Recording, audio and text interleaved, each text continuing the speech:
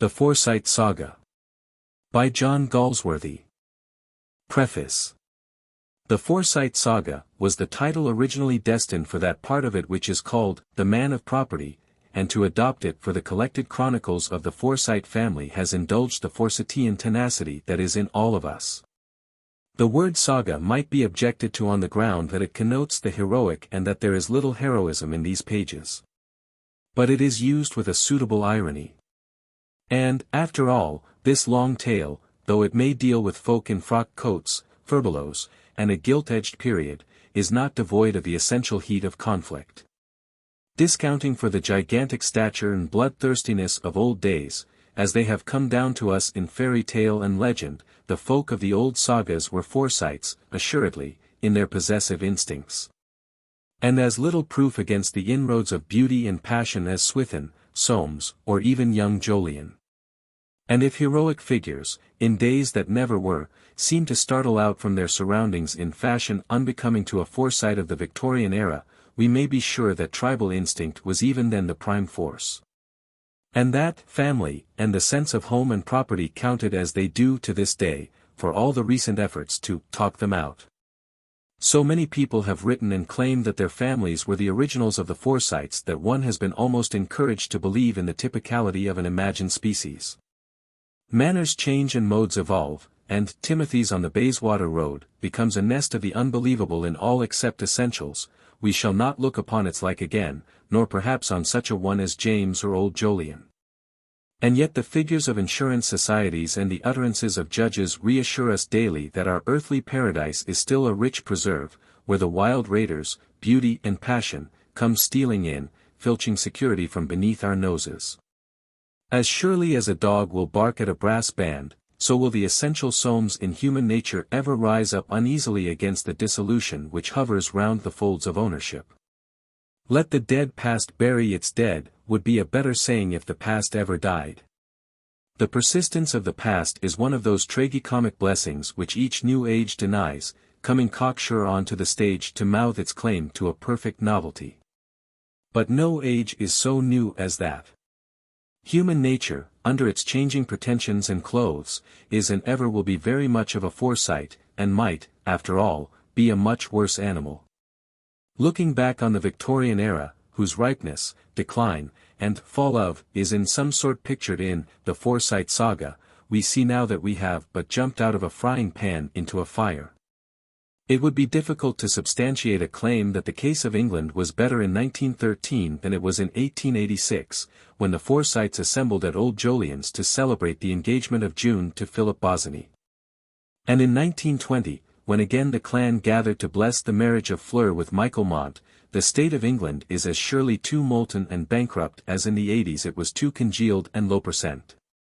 If these chronicles had been a really scientific study of transition, one would have dwelt probably on such factors as the invention of bicycle, motor car, and flying machine, the arrival of a cheap press, the decline of country life and increase of the towns, the birth of the cinema. Men are, in fact, quite unable to control their own inventions, they at best develop adaptability to the new conditions those inventions create. But this long tale is no scientific study of a period, it is rather an intimate incarnation of the disturbance that beauty effects in the lives of men. The figure of Irene, never, as the reader may possibly have observed, present, except through the senses of other characters, is a concretion of disturbing beauty impinging on a possessive world. One has noticed that readers, as they wade on through the salt waters of the saga, are inclined more and more to pity Soames, and to think that in doing so they are in revolt against the mood of his creator. Far from it. He, too, pities Soames, the tragedy of whose life is the very simple, uncontrollable tragedy of being unlovable, without quite a thick enough skin to be thoroughly unconscious of the fact. Not even Fleur loves Soames as he feels he ought to be loved. But in pitying Soames, readers incline, perhaps, to animus against Irene. After all, they think, he wasn't a bad fellow, it wasn't his fault, she ought to have forgiven him, and so on. And, taking sides, they lose perception of the simple truth, which underlies the whole story, that where sex attraction is utterly and definitely lacking in one partner to a union, no amount of pity, or reason, or duty, or what not, can overcome a repulsion implicit in nature. Whether it ought to, or no, is beside the point, because in fact it never does. And where Irene seems hard and cruel, as in the Bois de Boulogne, or the Guppener Gallery, she is but wisely realistic, knowing that the least concession is the inch which precedes the impossible, the repulsive L. A criticism one might pass on the last phase of the saga is the complaint that Irene and Jolyon, those rebels against property, claim spiritual property in their son John. But it would be hypercriticism, as the tale is told. No father and mother could have let the boy marry Fleur without knowledge of the facts, and the facts determine John, not the persuasion of his parents. Moreover, Jolyon's persuasion is not on his own account, but on Irene's, and Irene's persuasion becomes a reiterated, "Don't think of me, think of yourself." That John, knowing the facts, can realize his mother's feelings, will hardly with justice be held proof that she is, after all, a Forsyte. But though the impingement of beauty and the claims of freedom on a possessive world are the main prepossessions of the Forsyte Saga, it cannot be absolved from the charge of embalming the upper middle class. As the old Egyptians placed around their mummies the necessaries of a future existence, so I have endeavored to lay beside the figures of aunts Anne and Julie and Hester, of Timothy and Swithin, of old Jolyon and James, and of their sons, that which shall guarantee them a little life hereafter, a little balm in the hurried Gilead of a dissolving progress. If the upper middle class, with other classes, is destined to move on into amorphism, here, pickled in these pages, it lies under glass for strollers in the wide and ill-arranged museum of letters. Here it rests, preserved in its own juice, the sense of property. 1922. How do you find this book? Any thoughts about the book or the author? Any suggestion for improvement? Please take a moment to share your thoughts in a comment. If you like it, share it with your friends who might enjoy it as well. Subscribe to keep in touch. Visit CompleteAudiobooks.com for more quality content. The Man of Property. At home, at old Jolyon's. Those privileged to be present at a family festival of the Forsytes have seen that charming and instructive sight, an upper-middle-class family in full plumage.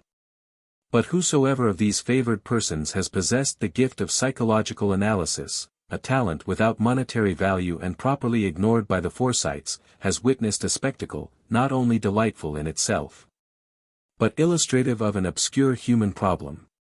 In plainer words, he has gleaned from a gathering of this family, no branch of which had a liking for the other. Between no three members of whom existed anything worthy of the name of sympathy, evidence of that mysterious concrete tenacity which renders a family so formidable a unit of society, so clear a reproduction of society in miniature. He has been admitted to a vision of the dim roads of social progress, has understood something of patriarchal life, of the swarmings of savage hordes, of the rise and fall of nations. He is like one who, having watched a tree grow from its planting, a paragon of tenacity, insulation, and success, amidst the deaths of 100 other plants less fibrous, sappy, and persistent, one day will see it flourishing with bland, full foliage, in an almost repugnant prosperity, at the summit of its efflorescence. On June 15, 1886, about 4 of the afternoon, the observer who chanced to be present at the house of old Jolyon Forsyte in Stanhope Gate, might have seen the highest efflorescence of the Forsytes. This was the occasion of an "at home" to celebrate the engagement of Miss June Forsyte, old Jolyon's granddaughter, to Mr. Philip Bosinney. In the bravery of light gloves, buff waistcoats, feathers and frocks, the family were present, even Aunt Anne, who now but seldom left the corner of her brother Timothy's green drawing-room, where, under the aegis of a plume of dyed pampas grass in a light blue vase, she sat all day reading and knitting, surrounded by the effigies of 3 generations of Forsytes. Even Aunt Anne was there, her inflexible back, and the dignity of her calm old face personifying the rigid possessiveness of the family idea. When a Forsyte was engaged, married, or born, the Forsytes were present. When a Forsyte died, but no Forsyte had as yet died, they did not die, death being contrary to their principles, they took precautions against it, the instinctive precautions of highly vitalized persons who resent encroachments on their property. About the Forsytes mingling that day with the crowd of other guests, there was a more than ordinarily groomed look, an alert, inquisitive assurance, a brilliant respectability, as though they were attired in defiance of something. The habitual sniff on the face of Soames Forsyte had spread through their ranks, they were on their guard. The subconscious offensiveness of their attitude has constituted old Jolyon's home, the psychological moment of the family history, made it the prelude of their drama. The Forsytes were resentful of something, not individually, but as a family. This resentment expressed itself in an added perfection of raiment, an exuberance of family cordiality, an exaggeration of family importance, and the sniff. Danger, so indispensable in bringing out the fundamental quality of any society, group, or individual, was what the Forsytes scented. The premonition of danger put a burnish on their armor. For the first time, as a family, they appeared to have an instinct of being in contact with some strange and unsafe thing. Over against the piano a man of bulk and stature was wearing 2 waistcoats on his wide chest, 2 waistcoats and a ruby pin, instead of the single satin waistcoat and diamond pin of more usual occasions, and his shaven, square, old face. The color of pale leather, with pale eyes, had its most dignified look, above his satin stock. This was Swithin Forsyte. Close to the window, where he could get more than his fair share of fresh air, the other twin, James, the fat and the lean of it, old Jolyon called these brothers, like the bulky Swithin, over 6 feet in height, but very lean. As though destined from his birth to strike a balance and maintain an average, brooded over the scene with his permanent stoop.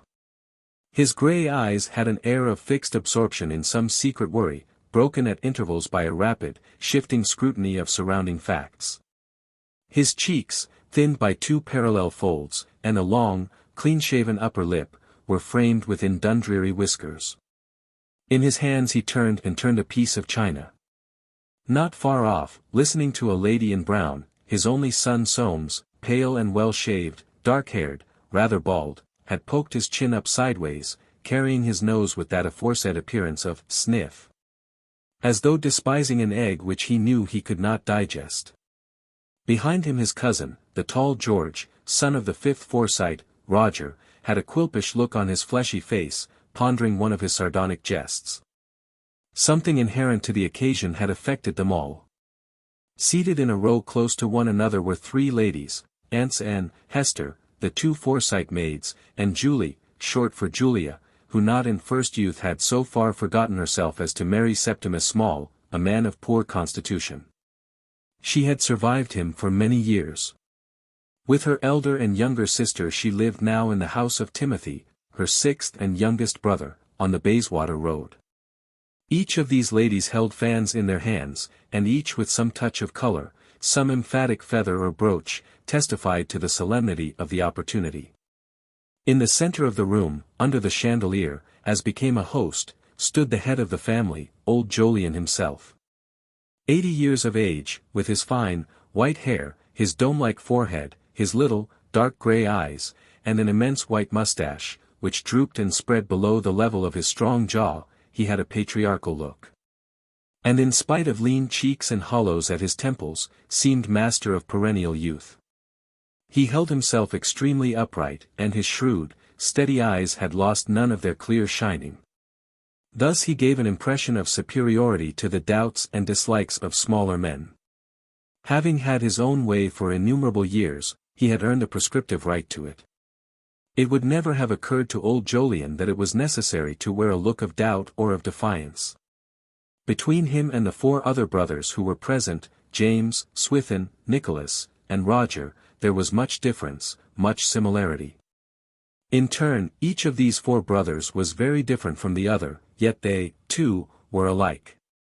Through the varying features and expression of those 5 faces could be marked a certain steadfastness of chin, underlying surface distinctions, marking a racial stamp, too prehistoric to trace, too remote and permanent to discuss, the very hallmark and guarantee of the family fortunes. Among the younger generation, in the tall, bull-like George, in pallid strenuous Archibald, in young Nicholas with his sweet and tentative obstinacy, in the grave and foppishly determined Eustace, there was this same stamp, less meaningful perhaps, but unmistakable, a sign of something ineradicable in the family soul. At one time or another during the afternoon, all these faces, so dissimilar and so alike, had worn an expression of distrust, the object of which was undoubtedly the man whose acquaintance they were thus assembled to make. Philip Bosinney was known to be a young man without fortune, but Forsyte girls had become engaged to such before, and had actually married them. It was not altogether for this reason, therefore, that the minds of the Forsytes misgave them. They could not have explained the origin of a misgiving obscured by the mist of family gossip.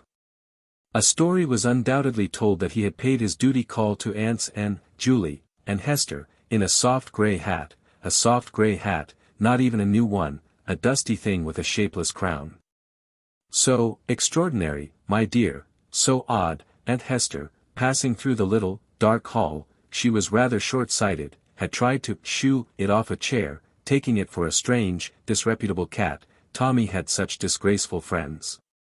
She was disturbed when it did not move.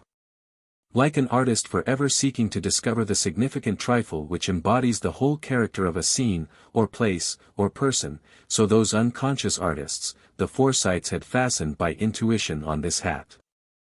It was their significant trifle, the detail in which was embedded the meaning of the whole matter, for each had asked himself, "Come, now, should I have paid that visit in that hat?" and each had answered, "No." And some, with more imagination than others, had added, "It would never have come into my head." George, on hearing the story, grinned. The hat had obviously been worn as a practical joke. He himself was a connoisseur of such. Very haughty. He said, "The wild buccaneer." And this mot, the buccaneer, was bandied from mouth to mouth, till it became the favorite mode of alluding to Bosinney. Her aunts reproached June afterwards about the hat. "We don't think you ought to let him, dear," they had said. June had answered in her imperious brisk way, like the little embodiment of will she was, "Oh, what does it matter? Phil never knows what he's got on." No one had credited an answer so outrageous. A man not to know what he had on. No, no. What indeed was this young man, who, in becoming engaged to June, old Jolyon's acknowledged heiress, had done so well for himself? He was an architect, not in itself a sufficient reason for wearing such a hat. None of the Forsytes happened to be architects, but one of them knew two architects who would never have worn such a hat upon a call of ceremony in the London season. Dangerous, ah, dangerous. June, of course, had not seen this, but, though not yet 19, she was notorious. Had she not said to Mrs. Soames, who was always so beautifully dressed, that feathers were vulgar? Mrs. Soames had actually given up wearing feathers, so dreadfully downright was dear June. These misgivings, this disapproval, and perfectly genuine distrust, did not prevent the Forsytes from gathering to old Jolyon's invitation. An "at home" at Stanhope Gate was a great rarity. None had been held for 12 years, not indeed, since old Mrs. Jolyon had died. Never had there been so full an assembly, for, mysteriously united in spite of all their differences, they had taken arms against a common peril. Like cattle when a dog comes into the field, they stood head to head and shoulder to shoulder, prepared to run upon and trample the invader to death. They had come, too, no doubt, to get some notion of what sort of presents they would ultimately be expected to give, for though the question of wedding gifts was usually graduated in this way, "What are you given?" Nicholas is given spoons. So very much depended on the bridegroom. If he were sleek, well-brushed, prosperous-looking, it was more necessary to give him nice things, he would expect them. In the end each gave exactly what was right and proper, by a species of family adjustment arrived at as prices are arrived at on the stock exchange, the exact niceties being regulated at Timothy's commodious, red-brick residence in Bayswater, overlooking the park, where dwelt Aunts Anne, Julie, and Hester. The uneasiness of the Forsyte family has been justified by the simple mention of the hat. How impossible and wrong would it have been for any family, with the regard for appearances which should ever characterize the great upper middle class, to feel otherwise than uneasy. The author of the uneasiness stood talking to June by the further door. His curly hair had a rumpled appearance, as though he found what was going on around him unusual. He had an air, too, of having a joke all to himself. George, speaking aside to his brother, Eustace, said, "Looks as if he might make a bolt of it, the dashing buccaneer." This very singular-looking man, as Mrs. Small afterwards called him, was of medium height and strong build, with a pale, brown face, a dust-colored mustache, very prominent cheekbones, and hollow checks. His forehead sloped back towards the crown of his head, and bulged out in bumps over the eyes, like foreheads seen in the lion house at the zoo. He had sherry-colored eyes, disconcertingly inattentive at times. Old Jolyon's coachman, after driving June and Bosinney to the theatre, had remarked to the butler, "I dunno what to make of 'im. Looks to me for all the world like an half-tame leopard." And every now and then a Forsyte would come up, sidle round, and take a look at him. June stood in front, fending off this idle curiosity, a little bit of a thing, as somebody once said, all hair and spirit, with fearless blue eyes, a firm jaw, and a bright color, whose face and body seemed too slender for her crown of red gold hair. A tall woman, with a beautiful figure, which some member of the family had once compared to a heathen goddess, stood looking at these two with a shadowy smile. Her hands, gloved in French grey, were crossed one over the other, her grave, charming face held to one side, and the eyes of all men near were fastened on it. Her figure swayed, so balanced that the very air seemed to set it moving. There was warmth, but little color, in her cheeks, her large, dark eyes were soft. But it was at her lips, asking a question, giving an answer, with that shadowy smile, that men looked. They were sensitive lips, sensuous and sweet, and through them seemed to come warmth and perfume like the warmth and perfume of a flower. The engaged couple thus scrutinized were unconscious of this passive goddess. It was Bosinney who first noticed her, and asked her name. June took her lover up to the woman with the beautiful figure. "Irene is my greatest chum," she said, "please be good friends, you two." At the little lady's command they all three smiled, and while they were smiling, Soames Forsyte, silently appearing from behind the woman with the beautiful figure, who was his wife, said, "Ah!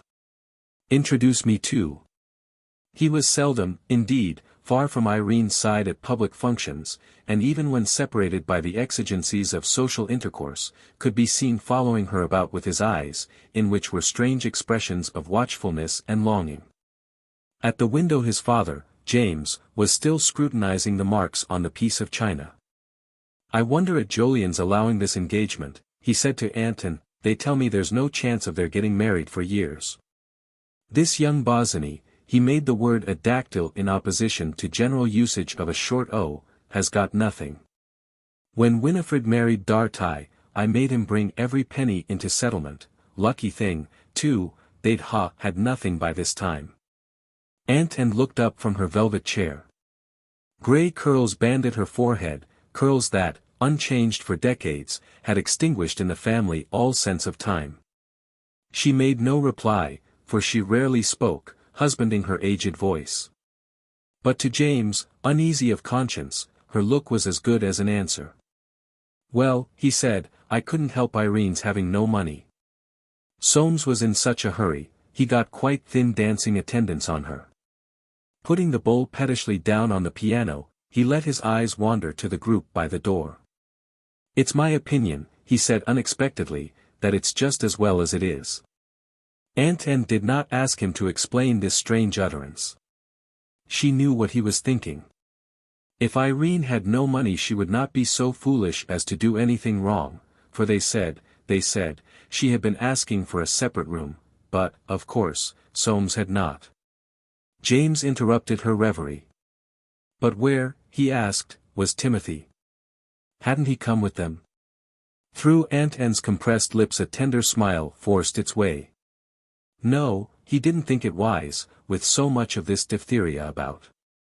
And he's so liable to take things. James answered. Well, he takes good care of himself. I can't afford to take the care of myself that he does. Nor was it easy to say which, of admiration, envy, or contempt, was dominant in that remark. Timothy, indeed, was seldom seen. The baby of the family, a publisher by profession, he had some years before, when business was at full tide, scented out the stagnation which, indeed, had not yet come, but which ultimately, as all agreed, was bound to set in, and, selling his share in a firm engaged mainly in the production of religious books, had invested the quite conspicuous proceeds in 3%. Consols.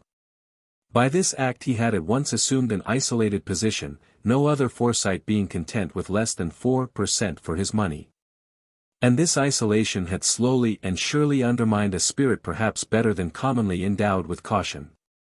He had become almost a myth, a kind of incarnation of security haunting the background of the Forsyte universe. He had never committed the imprudence of marrying, or encumbering himself in any way with children. James resumed, tapping the piece of china. This isn't real old Worcester. I suppose Jolyon's told you something about the young man. From all I can learn, he's got no business, no income, and no connection worth speaking of, but then, I know nothing, nobody tells me anything. Aunt Anne shook her head. Over her square-chinned, aquiline old face a trembling passed. The spidery fingers of her hands pressed against each other and interlaced, as though she were subtly recharging her will. The eldest by some years of all the Forsytes, she held a peculiar position amongst them. Opportunists and egotists one and all, though not, indeed, more so than their neighbors, they quailed before her incorruptible figure, and, when opportunities were too strong, what could they do but avoid her? Twisting his long, thin legs, James went on. Jolyon, he will have his own way. He's got no children, and stopped, recollecting the continued existence of old Jolyon's son, young Jolyon, June's father, who had made such a mess of it. And done for himself by deserting his wife and child and running away with that foreign governess. Well, he resumed hastily, if he likes to do these things, I suppose he can afford to. Now, what's he going to give her? I suppose he'll give her 1,000 a year, he's got nobody else to leave his money to.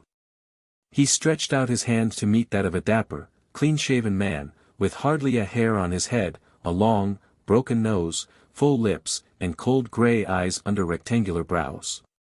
Well, Nick, he muttered, how are you? Nicholas Forsyte, with his bird-like rapidity in the look of a preternaturally sage schoolboy, he had made a large fortune, quite legitimately, out of the companies of which he was a director. Placed within that cold palm the tips of his still colder fingers and hastily withdrew them. I'm bad, he said, pouting, been bad all the week, don't sleep at night. The doctor can't tell why. He's a clever fellow, or I shouldn't have him, but I get nothing out of him but bills. Doctors, said James, coming down sharp on his words, I've had all the doctors in London for one or another of us. There's no satisfaction to be got out of them, they'll tell you anything. There's Swithin, now. What good have they done him? There he is. He's bigger than ever, he's enormous, they can't get his weight down. Look at him. Swithin Forsyte, tall, square, and broad, with a chest like a pouter pigeon's in its plumage of bright waistcoats, came strutting towards them. How are you? He said in his dandified way, aspirating the H strongly, this difficult letter was almost absolutely safe in his keeping, how are you? Each brother wore an air of aggravation as he looked at the other two, knowing by experience that they would try to eclipse his ailments. We were just saying, said James, that you don't get any thinner. Swithin protruded his pale round eyes with the effort of hearing. Thinner? I'm in good case, he said, leaning a little forward, not one of your threadpapers like you. But, afraid of losing the expansion of his chest, he leaned back again into a state of immobility, for he prized nothing so highly as a distinguished appearance. Aunt Anne turned her old eyes from one to the other. Indulgent and severe was her look. In turn the three brothers looked at Anne. She was getting shaky. Wonderful woman. 86 if a day, might live another 10 years, and had never been strong. Swithin and James, the twins, were only 75, Nicholas a mere baby of 70 or so. All were strong, and the inference was comforting. Of all forms of property their respective healths naturally concerned them most. "I'm very well in myself," proceeded James, "but my nerves are out of order. The least thing worries me to death. I shall have to go to Bath." "Bath," said Nicholas. "I've tried Harrogate. That's no good. What I want is sea air. There's nothing like Yarmouth. Now, when I go there I sleep." "My liver's very bad," interrupted Swithin slowly. "Dreadful pain here," and he placed his hand on his right side. "Want of exercise," muttered James, his eyes on the china. He quickly added, "I get a pain there, too." Swithin reddened, a resemblance to a turkey cock coming upon his old face. "Exercise," he said. "I take plenty, I never use the lift at the club." "I didn't know," James hurried out. "I know nothing about anybody, nobody tells me anything." Swithin fixed him with a stare. "What do you do for a pain there?" James brightened. "I take a compound." "How are you, uncle?" June stood before him, her resolute small face raised from her little height to his great height, and her hand outheld. The brightness faded from James's visage. "How are you?" he said, brooding over her. "So you're going to Wales tomorrow to visit your young man's aunts? You'll have a lot of rain there. This isn't real old Worcester." He tapped the bowl. "Now, that set I gave your mother when she married was the genuine thing." June shook hands one by one with her three great-uncles, and turned to Aunt Anne. A very sweet look had come into the old lady's face, she kissed the girl's cheek with trembling fervor. "Well, my dear," she said, "and so you're going for a whole month." The girl passed on, and Aunt Anne looked after her slim little figure. The old lady's round, steel-grey eyes, over which a film like a bird's was beginning to come, followed her wistfully amongst the bustling crowd, for people were beginning to say goodbye. And her fingertips, pressing and pressing against each other, were busy again with the recharging of her will against that inevitable ultimate departure of her own. "Yes," she thought, "everybody's been most kind. Quite a lot of people come to congratulate her. She ought to be very happy." Amongst the throng of people by the door, the well-dressed throng drawn from the families of lawyers and doctors, from the stock exchange, and all the innumerable avocations of the upper middle class, there were only some 20% of Forsytes. But to Aunt Anne they seemed all Forsytes, and certainly there was not much difference, she saw only her own flesh and blood. It was her world, this family, and she knew no other, had never perhaps known any other. All their little secrets, illnesses, engagements, and marriages, how they were getting on, and whether they were making money, all this was her property, her delight, her life. Beyond this only a vague, shadowy mist of facts and persons of no real significance. This it was that she would have to lay down when it came to her turn to die. This which gave to her that importance, that secret self-importance, without which none of us can bear to live, and to this she clung wistfully, with a greed that grew each day. If life were slipping away from her, this she would retain to the end. She thought of June's father, young Jolyon, who had run away with that foreign girl. And what a sad blow to his father and to them all. Such a promising young fellow. A sad blow, though there had been no public scandal, most fortunately, Joe's wife seeking for no divorce. A long time ago. And when June's mother died, 6 years ago, Joe had married that woman, and they had 2 children now, so she had heard. Still, he had forfeited his right to be there, had cheated her of the complete fulfillment of her family pride, deprived her of the rightful pleasure of seeing and kissing him of whom she had been so proud, such a promising young fellow. The thought rankled with the bitterness of a long-inflicted injury in her tenacious old heart. A little water stood in her eyes. With a handkerchief of the finest lawn she wiped them stealthily. "Well, Aunt Anne," said a voice behind. Soames Forsyte, flat-shouldered, clean-shaven, flat-cheeked, flat-waisted, yet with something round and secret about his whole appearance, looked downwards in a slant at Aunt Anne, as though trying to see through the side of his own nose. "And what do you think of the engagement?" he asked. Aunt Anne's eyes rested on him proudly. Of all the nephews since young Jolyon's departure from the family nest, he was now her favorite, for she recognized in him a sure trustee of the family soul that must so soon slip beyond her keeping. "Very nice for the young man," she said. "And he's a good-looking young fellow, but I doubt if he's quite the right lover for dear June." Soames touched the edge of a gold-lacquered luster. "She'll tame him," he said, stealthily wetting his finger and rubbing it on the knobby bulbs. "That's genuine old lacquer, you can't get it nowadays. It'd do well in a sale at Jobson's." He spoke with relish, as though he felt that he was cheering up his old aunt. It was seldom he was so confidential. "I wouldn't mind having it myself," he added, "you can always get your price for old lacquer." "You're so clever with all those things," said Aunt Anne, "and how is dear Irene?" Soames's smile died. "Pretty well," he said. "Complains she can't sleep. She sleeps a great deal better than I do," and he looked at his wife, who was talking to Bosinney by the door. Aunt Anne sighed.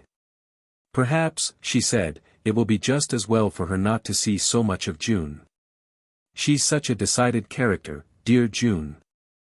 Soames flushed, his flushes passed rapidly over his flat cheeks and centered between his eyes, where they remained, the stamp of disturbing thoughts.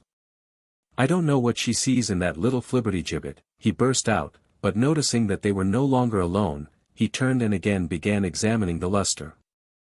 "They tell me Jolyon's bought another house," said his father's voice close by. "He must have a lot of money, he must have more money than he knows what to do with. Montpellier Square, they say, close to Soames. They never told me, Irene never tells me anything.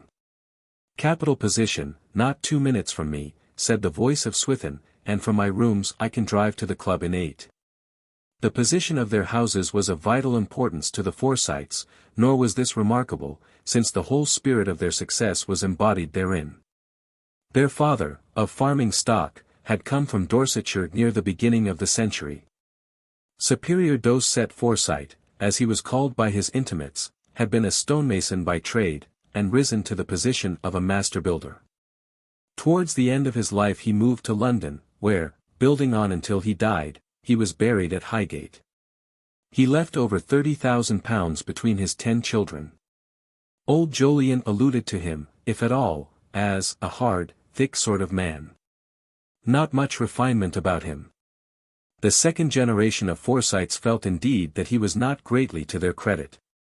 The only aristocratic trait they could find in his character was a habit of drinking Madeira.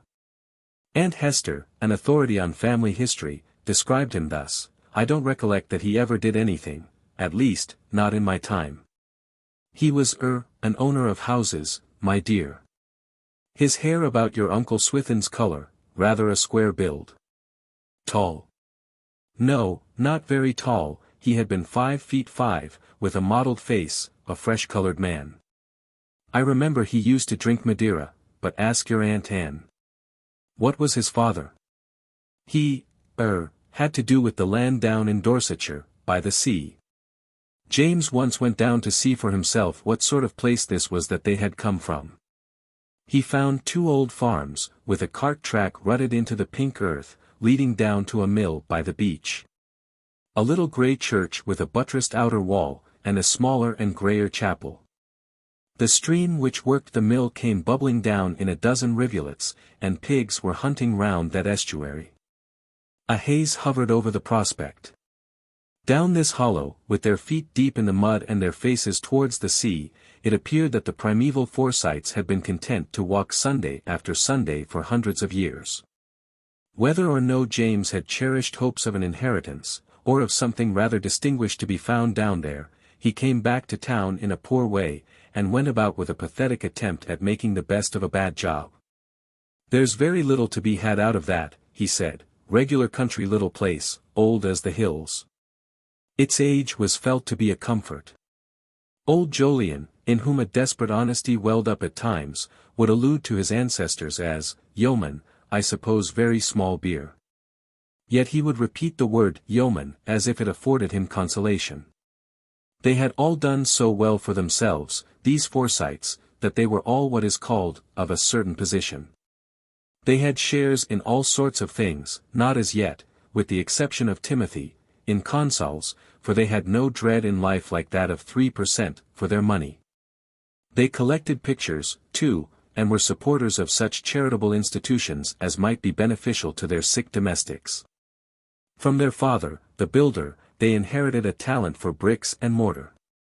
Originally, perhaps, members of some primitive sect, they were now in the natural course of things members of the Church of England, and caused their wives and children to attend with some regularity the more fashionable churches of the metropolis.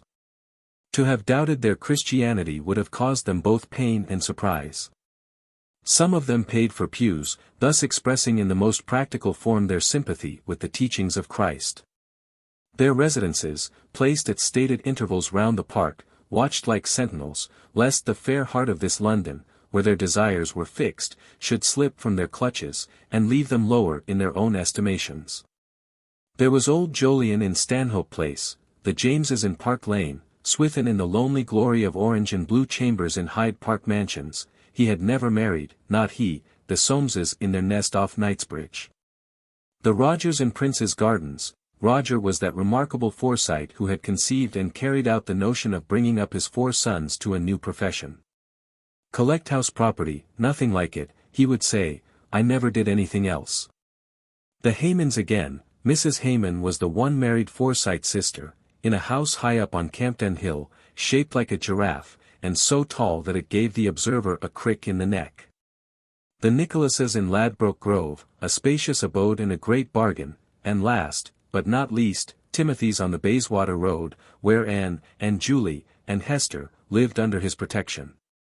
But all this time James was musing, and now he inquired of his host and brother what he had given for that house in Montpellier Square. He himself had had his eye on a house there for the last 2 years, but they wanted such a price. Old Jolyon recounted the details of his purchase. 22 years to run, repeated James, the very house I was after. You've given too much for it. Old Jolyon frowned. It's not that I want it, said James hastily. It wouldn't suit my purpose at that price. Soames knows the house, well, he'll tell you it's too dear, his opinion's worth having. I don't, said old Jolyon, care a fig for his opinion. Well, murmured James, you will have your own way, it's a good opinion. Goodbye. We're going to drive down to Hullingham. They tell me June's going to Wales. You'll be lonely tomorrow. What'll you do with yourself? You'd better come and dine with us. Old Jolyon refused. He went down to the front door and saw them into their barouche, and twinkled at them, having already forgotten his spleen, Mrs. James facing the horses, tall and majestic with auburn hair. On her left, Irene, the 2 husbands, father and son, sitting forward, as though they expected something, opposite their wives. Bobbing and bounding upon the spring cushions, silent, swaying to each motion of their chariot, old Jolyon watched them drive away under the sunlight. During the drive the silence was broken by Mrs. James. Did you ever see such a collection of rumty-too people? Soames, glancing at her beneath his eyelids, nodded, and he saw Irene steal at him one of her unfathomable looks. It is likely enough that each branch of the Forsyte family made that remark as they drove away from old Jolyon's, at home. Amongst the last of the departing guests the 4th and 5th brothers, Nicholas and Roger, walked away together, directing their steps alongside Hyde Park towards the Praed Street station of the Underground. Like all other Forsytes of a certain age they kept carriages of their own, and never took cabs if by any means they could avoid it. The day was bright, the trees of the park in the full beauty of mid-June foliage. The brothers did not seem to notice phenomena, which contributed, nevertheless, to the jauntiness of promenade and conversation. Yes, said Roger, she's a good-looking woman, that wife of Soames. I'm told they don't get on. This brother had a high forehead, and the freshest color of any of the Forsytes. His light grey eyes measured the street frontage of the houses by the way, and now and then he would level his umbrella and take a lunar, as he expressed it, of the varying heights. She'd no money, replied Nicholas. He himself had married a good deal of money, of which, it being then the golden age before the Married Women's Property Act, he had mercifully been enabled to make a successful use. What was her father? Heron was his name, a professor, so they tell me. Roger shook his head. There's no money in that, he said. They say her mother's father was cement. Roger's face brightened. But he went bankrupt, went on Nicholas. Ah! Exclaimed Roger, Soames will have trouble with her, you mark my words, he'll have trouble, she's got a foreign look. Nicholas licked his lips. She's a pretty woman, and he waved aside a crossing sweeper. How did he get hold of her? Asked Roger presently. She must cost him a pretty penny in dress. And tells me, replied Nicholas, he was half-cracked about her. She refused him 5 times. James, he's nervous about it, I can see. Ah, said Roger again. I'm sorry for James, he had trouble with Dartie. His pleasant color was heightened by exercise, he swung his umbrella to the level of his eye more frequently than ever. Nicholas's face also wore a pleasant look. Too pale for me, he said, but her figure's capital. Roger made no reply. I call her distinguished looking, he said at last, it was the highest praise in the Forsyte vocabulary. That young Bosinney will never do any good for himself. They say at Burkitt's he's one of these artistic chaps, got an idea of improving English architecture, there's no money in that. I should like to hear what Timothy would say to it. They entered the station. What class are you going? I go second. No second for me, said Nicholas, you never know what you may catch. He took a first-class ticket to Notting Hill Gate, Roger a second to South Kensington.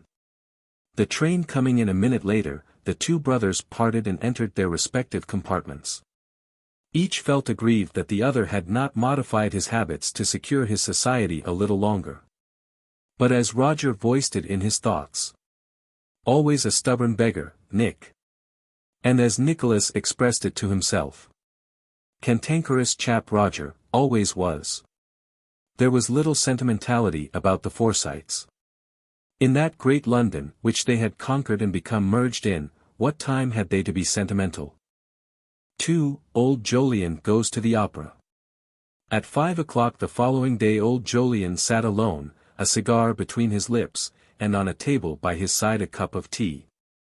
He was tired, and before he had finished his cigar he fell asleep. A fly settled on his hair, his breathing sounded heavy in the drowsy silence, his upper lip under the white mustache puffed in and out. From between the fingers of his veined and wrinkled hand the cigar, dropping on the empty hearth, burned itself out.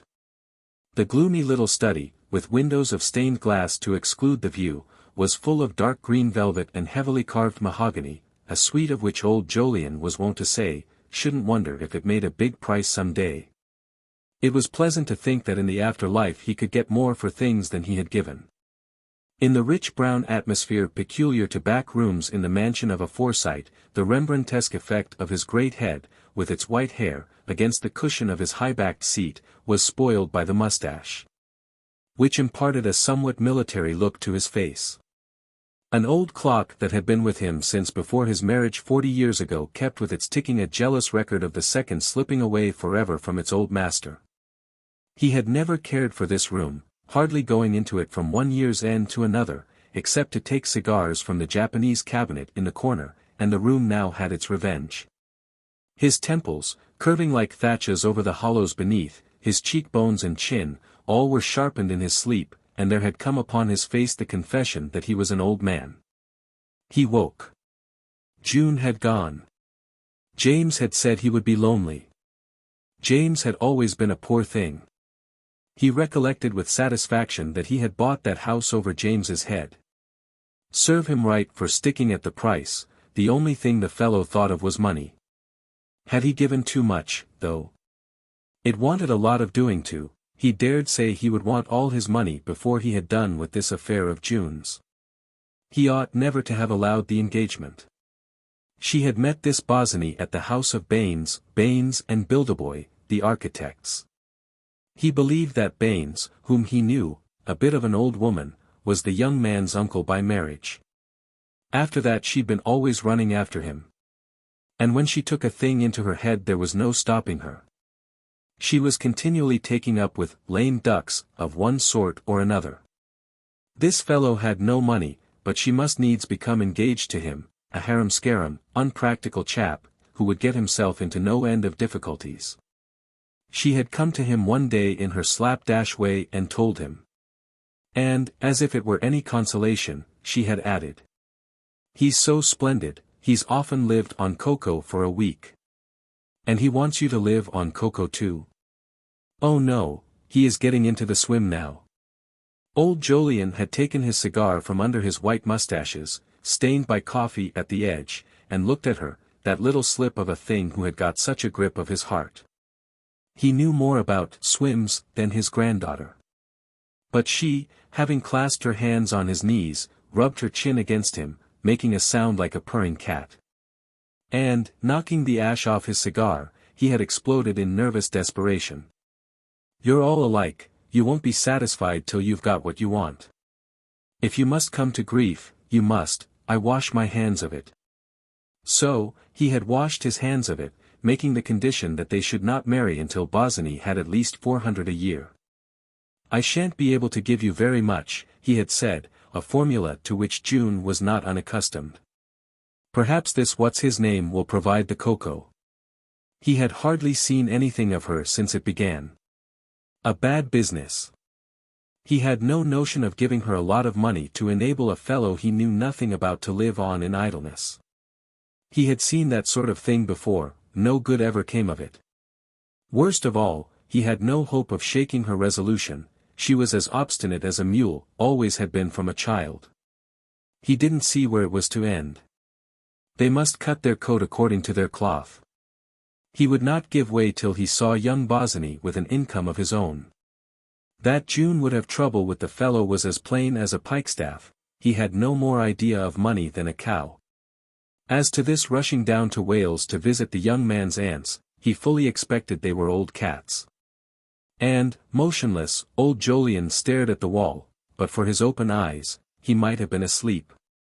The idea of supposing that young cub Soames could give him advice. He had always been a cub, with his nose in the air. He would be setting up as a man of property next, with a place in the country. A man of property. Humph. Like his father, he was always nosing out bargains, a cold-blooded young beggar. He rose, and, going to the cabinet, began methodically stocking his cigar case from a bundle fresh in. They were not bad at the price, but you couldn't get a good cigar, nowadays, nothing to hold a candle to those old superfinos of Hanson and Bridger's. That was a cigar. The thought, like some stealing perfume, carried him back to those wonderful nights at Richmond when after dinner he sat smoking on the terrace of the Crown and Sceptre with Nicholas Treffry and Traquair and Jack Herring and Anthony Thornworthy. How good his cigars were then. Poor old Nick, dead, and Jack Herring, dead, and Traquair, dead of that wife of his, and Thornworthy, awfully shaky, no wonder, with his appetite. Of all the company of those days he himself alone seemed left, except Swithin, of course, and he so outrageously big there was no doing anything with him. Difficult to believe it was so long ago, he felt young still. Of all his thoughts, as he stood there counting his cigars, this was the most poignant, the most bitter. With his white head and his loneliness he had remained young and green at heart. And those Sunday afternoons on Hampstead Heath, when young Jolyon and he went for a stretch along the Spaniards' Road to Highgate, to Child's Hill, and back over the heath again to dine at Jack Straw's castle, how delicious his cigars were then. And such weather. There was no weather now. When June was a toddler of 5, and every other Sunday he took her to the zoo, away from the society of those two good women, her mother and her grandmother, and at the top of the bear den baited his umbrella with buns for her favorite bears. How sweet his cigars were then! Cigars! He had not even succeeded in outliving his palate, the famous palate that in the 50s men swore by, and speaking of him, said, "Forsyte's the best palate in London."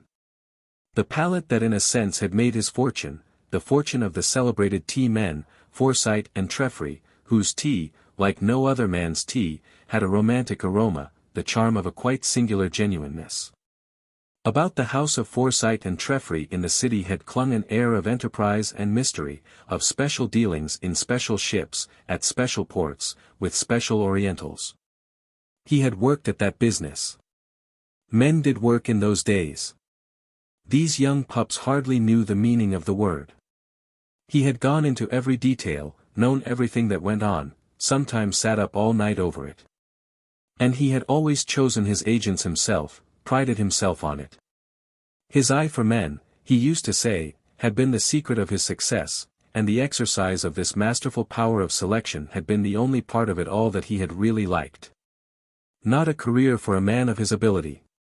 Even now, when the business had been turned into a limited liability company, and was declining, he had got out of his shares long ago, he felt a sharp chagrin in thinking of that time. How much better he might have done. He would have succeeded splendidly at the bar. He had even thought of standing for Parliament. How often had not Nicholas Treffry said to him, "You could do anything, Joe, if you weren't so d-damned careful of yourself." Dear old Nick. Such a good fellow, but a rackety chap. The notorious Treffry. He had never taken any care of himself. So he was dead. Old Jolyon counted his cigars with a steady hand, and it came into his mind to wonder if perhaps he had been too careful of himself. He put the cigar case in the breast of his coat, buttoned it in, and walked up the long flights to his bedroom, leaning on one foot and the other, and helping himself by the banister. The house was too big. After June was married, if she ever did marry this fellow, as he supposed she would, he would let it and go into rooms. What was the use of keeping half a dozen servants eating their heads off? The butler came to the ring of his bell, a large man with a beard, a soft tread, and a peculiar capacity for silence. Old Jolyon told him to put his dress clothes out, he was going to dine at the club. How long had the carriage been back from taking Miss June to the station? Since 2. Then let him come round at 6:30. The club which old Jolyon entered on the stroke of 7 was one of those political institutions of the upper middle class which have seen better days. In spite of being talked about, perhaps in consequence of being talked about, it betrayed a disappointing vitality. People had grown tired of saying that the disunion was on its last legs. Old Jolyon would say it, too, yet disregarded the fact in a manner truly irritating to well-constituted clubmen. "Why do you keep your name on?" Swithin often asked him with profound vexation. "Why don't you join the Polyglot? You can't get a wine like our Heidsieck under 20 shillin' a bottle anywhere in London," and, dropping his voice, he added, "There's only 500 dozen left. I drink it every night of my life." "I'll think of it," old Jolyon would answer. But when he did think of it there was always the question of 50 guineas entrance fee, and it would take him 4 or 5 years to get in. He continued to think of it. He was too old to be a liberal, had long ceased to believe in the political doctrines of his club, had even been known to allude to them as wretched stuff. And it afforded him pleasure to continue a member in the teeth of principles so opposed to his own. He had always had a contempt for the place, having joined it many years ago when they refused to have him at the hotch-potch owing to his being in trade. As if he were not as good as any of them. He naturally despised the club that did take him. The members were a poor lot, many of them in the city, stockbrokers, solicitors, auctioneers, what not. Like most men of strong character but not too much originality, old Jolyon set small store by the class to which he belonged. Faithfully he followed their customs, social and otherwise, and secretly he thought them a common lot. Years and philosophy, of which he had his share, had dimmed the recollection of his defeat at the hotch-potch. And now in his thoughts it was enshrined as the Queen of Clubs. He would have been a member all these years himself, but, owing to the slipshod way his proposer, Jack Herring, had gone to work, they had not known what they were doing in keeping him out. Why? They had taken his son Joe at once, and he believed the boy was still a member. He had received a letter dated from there 8 years ago. He had not been near the disunion 4 months, and the house had undergone the piebald decoration which people bestow on old houses and old ships when anxious to sell them. Beastly color, the smoking room, he thought. The dining room is good. Its gloomy chocolate, picked out with light green, took his fancy. He ordered dinner, and sat down in the very corner, at the very table perhaps. Things did not progress much at the disunion, a club of almost radical principles, at which he and young Jolyon used to sit 25 years ago, when he was taking the ladder to Drury Lane, during his holidays. The boy had loved the theatre, and old Jolyon recalled how he used to sit opposite, concealing his excitement under a careful but transparent nonchalance.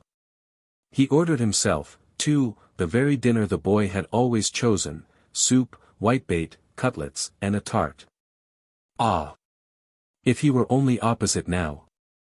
The two had not met for 14 years.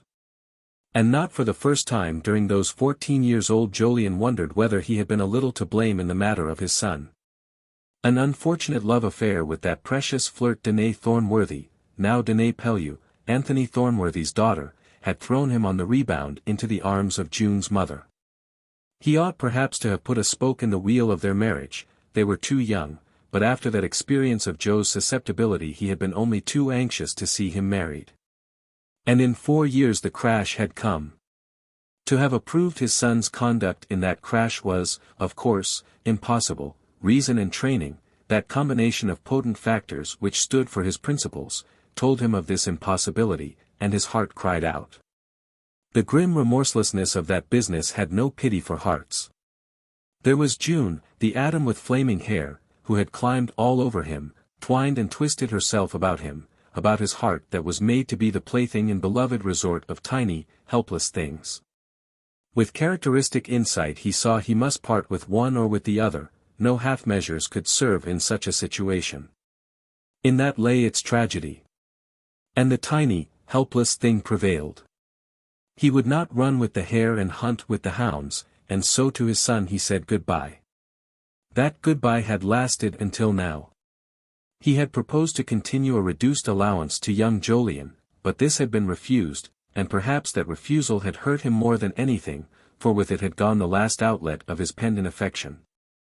And there had come such tangible and solid proof of rupture as only a transaction in property, a bestowal or refusal of such, could supply.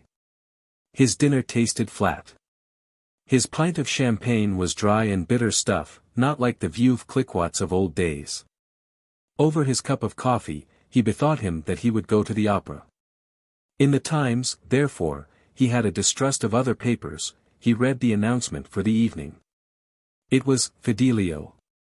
Mercifully not one of those newfangled German pantomimes by that fellow Wagner. Putting on his ancient opera hat, which, with its brim flattened by use, and huge capacity, looked like an emblem of greater days, and, pulling out an old pair of very thin lavender kid gloves smelling strongly of Russia leather. From habitual proximity to the cigar case in the pocket of his overcoat, he stepped into a hansom. The cab rattled gaily along the streets, and old Jolyon was struck by their unwonted animation. The hotels must be doing a tremendous business, he thought. A few years ago there had been none of these big hotels. He made a satisfactory reflection on some property he had in the neighborhood. It must be going up in value by leaps and bounds. What traffic! But from that he began indulging in one of those strange impersonal speculations, so uncharacteristic of a Forsyte, wherein lay, in part, the secret of his supremacy amongst them.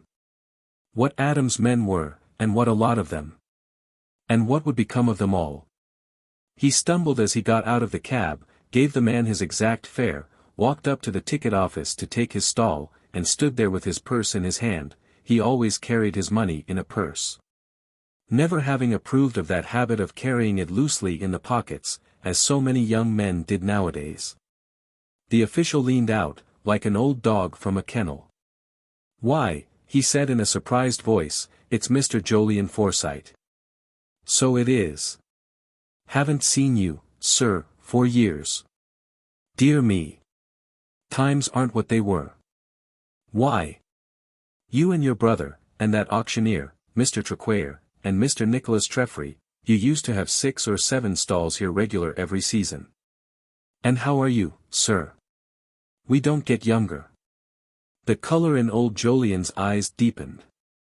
He paid his guinea. They had not forgotten him.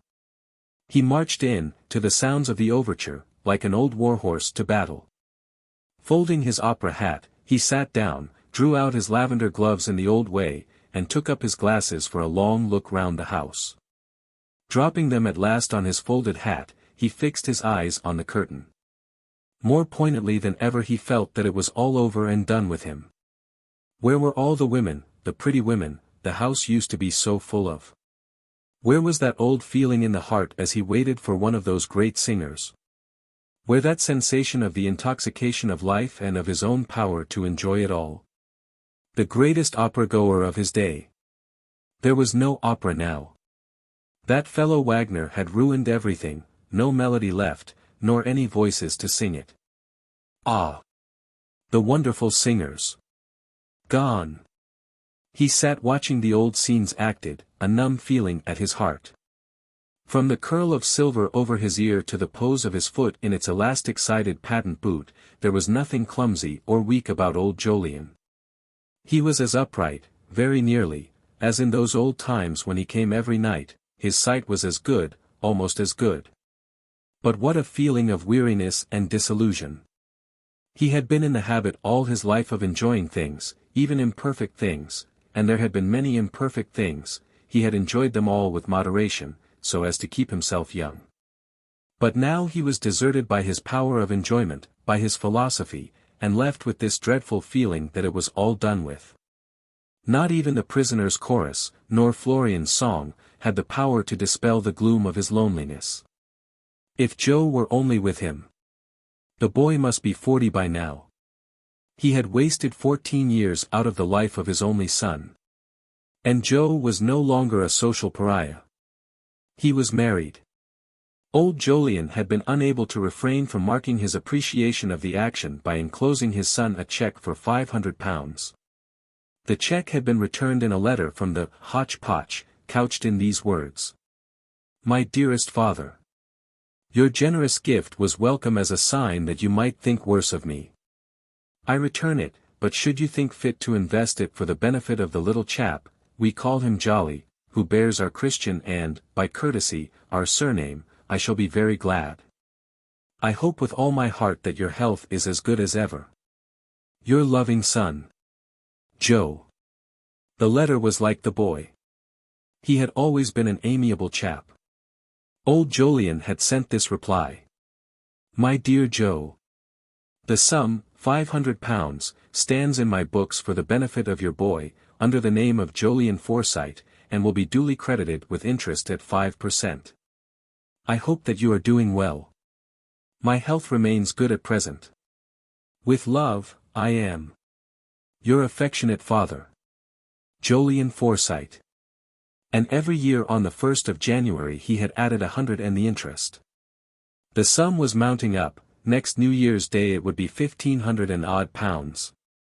And it is difficult to say how much satisfaction he had got out of that yearly transaction. But the correspondence had ended. In spite of his love for his son, in spite of an instinct, partly constitutional, partly the result, as in thousands of his class, of the continual handling and watching of affairs, prompting him to judge conduct by results rather than by principle, there was at the bottom of his heart a sort of uneasiness. His son ought, under the circumstances, to have gone to the dogs. That law was laid down in all the novels, sermons, and plays he had ever read, heard, or witnessed. After receiving the cheque back there seemed to him to be something wrong somewhere. Why had his son not gone to the dogs? But, then, who could tell? He had heard, of course, in fact, he had made it his business to find out, that Joe lived in St. John's would, that he had a little house in Wisteria Avenue with a garden, and took his wife about with him into society, a queer sort of society. No doubt, and that they had 2 children, the little chap they called Jolly, considering the circumstances the name struck him as cynical, and old Jolyon both feared and disliked cynicism, and a girl called Holly, born since the marriage. Who could tell what his son's circumstances really were? He had capitalized the income he had inherited from his mother's father and joined Lloyd's as an underwriter. He painted pictures, too, watercolors. Old Jolyon knew this, for he had surreptitiously bought them from time to time, after chancing to see his son's name signed at the bottom of a representation of the River Thames in a dealer's window. He thought them bad, and did not hang them because of the signature. He kept them locked up in a drawer. In the great opera house a terrible yearning came on him to see his son. He remembered the days when he had been wont to slide him, in a brown holland suit, to and fro under the arch of his legs, the times when he ran beside the boy's pony, teaching him to ride, the day he first took him to school. He had been a loving, lovable little chap.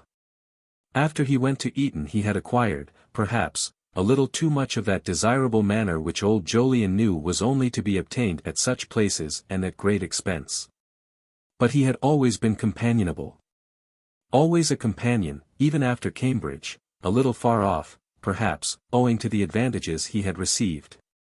Old Jolyon's feeling towards our public schools and varsities never wavered, and he retained touchingly his attitude of admiration and mistrust towards a system appropriate to the highest in the land, of which he had not himself been privileged to partake.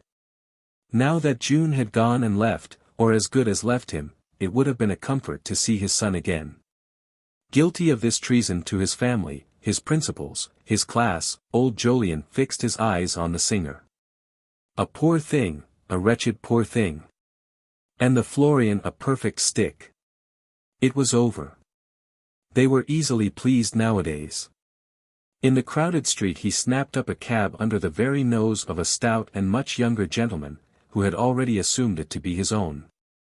His route lay through Pall Mall, and at the corner, instead of going through the Green Park, the cabman turned to drive up St. James's Street.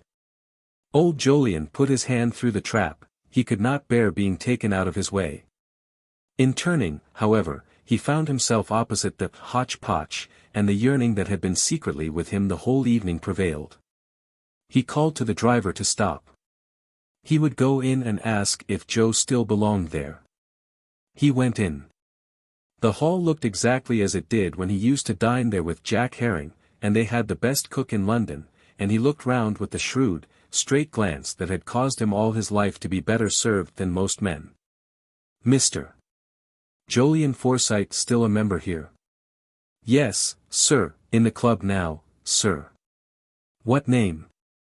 Old Jolyon was taken aback. His father, he said. And having spoken, he took his stand, back to the fireplace. Young Jolyon, on the point of leaving the club, had put on his hat, and was in the act of crossing the hall, as the porter met him. He was no longer young, with hair going grey, and face, a narrower replica of his father's, with the same large drooping moustache, decidedly worn. He turned pale. This meeting was terrible after all those years, for nothing in the world was so terrible as a scene. They met and crossed hands without a word. Then, with a quaver in his voice, the father said, "How are you, my boy?" The son answered, "How are you, Dad?" Old Jolyon's hand trembled in its thin lavender glove. "If you're going my way," he said, "I can give you a lift." And as though in the habit of taking each other home every night they went out and stepped into the cab. To old Jolyon it seemed that his son had grown. "More of a man altogether," was his comment. Over the natural amiability of that son's face had come a rather sardonic mask, as though he had found in the circumstances of his life the necessity for armor. The features were certainly those of a Forsyte, but the expression was more the introspective look of a student or philosopher. He had no doubt been obliged to look into himself a good deal in the course of those 15 years. To young Jolyon the first sight of his father was undoubtedly a shock, he looked so worn and old. But in the cab he seemed hardly to have changed, still having the calm look so well remembered, still being upright and keen-eyed. "You look well, Dad." "Middling," old Jolyon answered. He was the prey of an anxiety that he found he must put into words. Having got his son back like this, he felt he must know what was his financial position. "Joe," he said, "I should like to hear what sort of water you're in. I suppose you're in debt." He put it this way that his son might find it easier to confess. Young Jolyon answered in his ironical voice. "No. I'm not in debt." Old Jolyon saw that he was angry, and touched his hand. He had run a risk. It was worth it, however, and Joe had never been sulky with him. They drove on, without speaking again, to Stanhope Gate. Old Jolyon invited him in, but young Jolyon shook his head. "June's not here," said his father hastily, "went off today on a visit. I suppose you know that she's engaged to be married?" "Already?" murmured young Jolyon. Old Jolyon stepped out, and, in paying the cab fare, for the first time in his life gave the driver a sovereign in mistake for a shilling. Placing the coin in his mouth, the cabman whipped his horse secretly on the underneath and hurried away. Old Jolyon turned the key softly in the lock, pushed open the door, and beckoned. His son saw him gravely hanging up his coat, with an expression on his face like that of a boy who intends to steal cherries. The door of the dining room was open, the gas turned low, a spirit urn hissed on a tea tray, and close to it a cynical-looking cat had fallen asleep on the dining table. Old Jolyon shooed her off at once. The incident was a relief to his feelings. He rattled his opera hat behind the animal. "She's got fleas," he said, following her out of the room. Through the door in the hall leading to the basement he called HSSST. Several times, as though assisting the cat's departure, till by some strange coincidence the butler appeared below. "You can go to bed, Parfit," said old Jolyon. "I will lock up and put out." When he again entered the dining room the cat unfortunately preceded him, with her tail in the air, proclaiming that she had seen through this manoeuvre for suppressing the butler from the first. A fatality had dogged old Jolyon's domestic stratagems all his life. Young Jolyon could not help smiling. He was very well versed in irony, and everything that evening seemed to him ironical. The episode of the cat. The announcement of his own daughter's engagement. So he had no more part or parcel in her than he had in the puss. And the poetical justice of this appealed to him. "What is June like now?" he asked. "She's a little thing," returned old Jolyon. "They say she's like me, but that's their folly. She's more like your mother, the same eyes and hair." "Ah! And she is pretty?" Old Jolyon was too much of a Forsyte to praise anything freely. Especially anything for which he had a genuine admiration. "Not bad looking, a regular Forsyte chin. It'll be lonely here when she's gone, Joe." The look on his face again gave young Jolyon the shock he had felt on first seeing his father. "What will you do with yourself, Dad? I suppose she's wrapped up in him." "Do with myself?" repeated old Jolyon with an angry break in his voice. "It'll be miserable work living here alone. I don't know how it's to end. I wish to goodness." He checked himself, and added, "The question is, what had I better do with this house?" Young Jolyon looked round the room. It was peculiarly vast and dreary, decorated with the enormous pictures of still life that he remembered as a boy, sleeping dogs with their noses resting on bunches of carrots, together with onions and grapes lying side by side in mild surprise. The house was a white elephant, but he could not conceive of his father living in a smaller place, and all the more did it all seem ironical. In his great chair with the bookrest sat old Jolyon, the figurehead of his family and class and creed, with his white head and dome-like forehead, the representative of moderation, and order, and love of property. As lonely an old man as there was in London. There he sat in the gloomy comfort of the room, a puppet in the power of great forces that cared nothing for family or class or creed, but moved, machine-like, with dread processes to inscrutable ends. This was how it struck young Jolyon, who had the impersonal eye. The poor old dad. So this was the end, the purpose to which he had lived with such magnificent moderation. To be lonely, and grow older and older, yearning for a soul to speak to. In his turn old Jolyon looked back at his son. He wanted to talk about many things that he had been unable to talk about all these years. It had been impossible to seriously confide in June his conviction that property in the Soho quarter would go up in value. His uneasiness about that tremendous silence of Pippin, the superintendent of the new colliery company, of which he had so long been chairman. His disgust at the steady fall in American Golgothas, or even to discuss how, by some sort of settlement, he could best avoid the payment of those death duties which would follow his decease. Under the influence, however, of a cup of tea, which he seemed to stir indefinitely, he began to speak at last. A new vista of life was thus opened up, a promised land of talk, where he could find a harbor against the waves of anticipation and regret.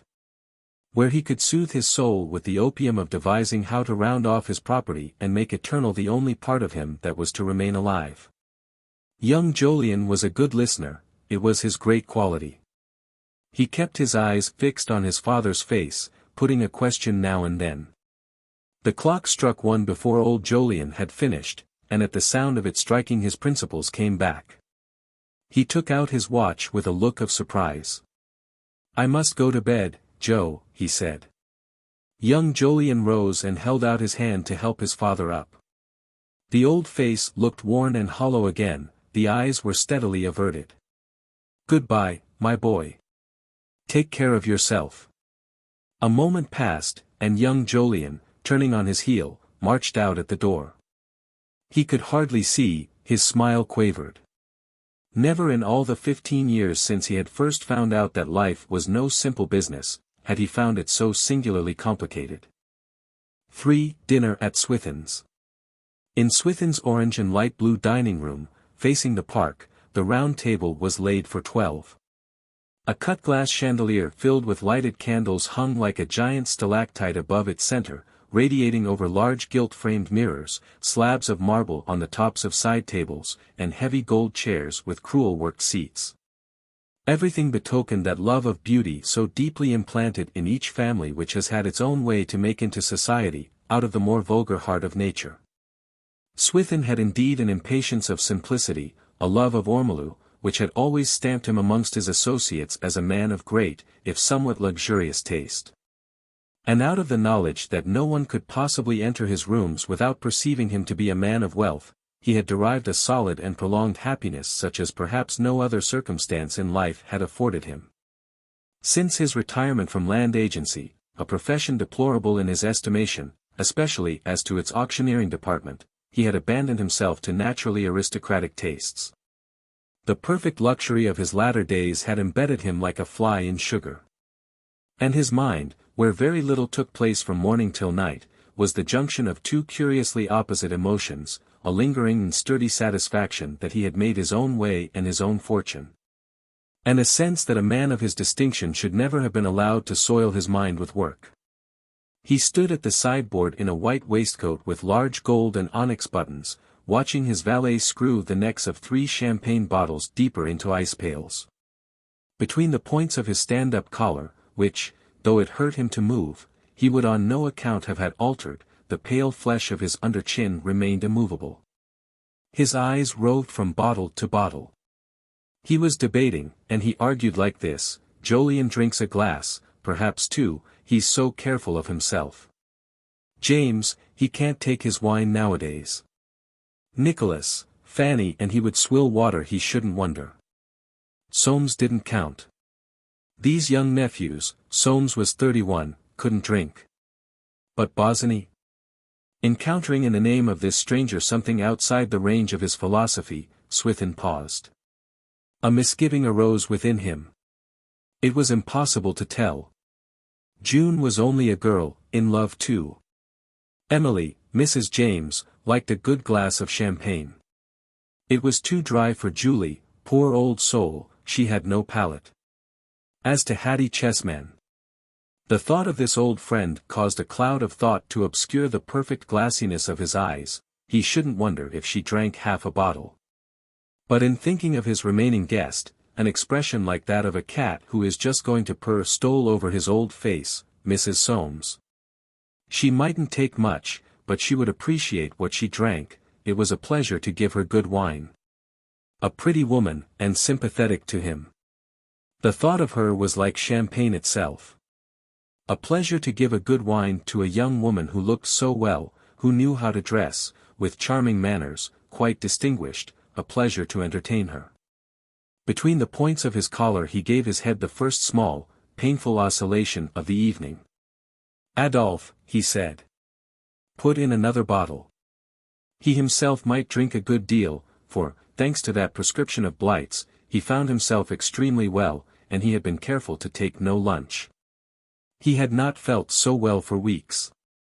Puffing out his lower lip, he gave his last instructions. "Adolphe, the least touch of the West India when you come to the ham."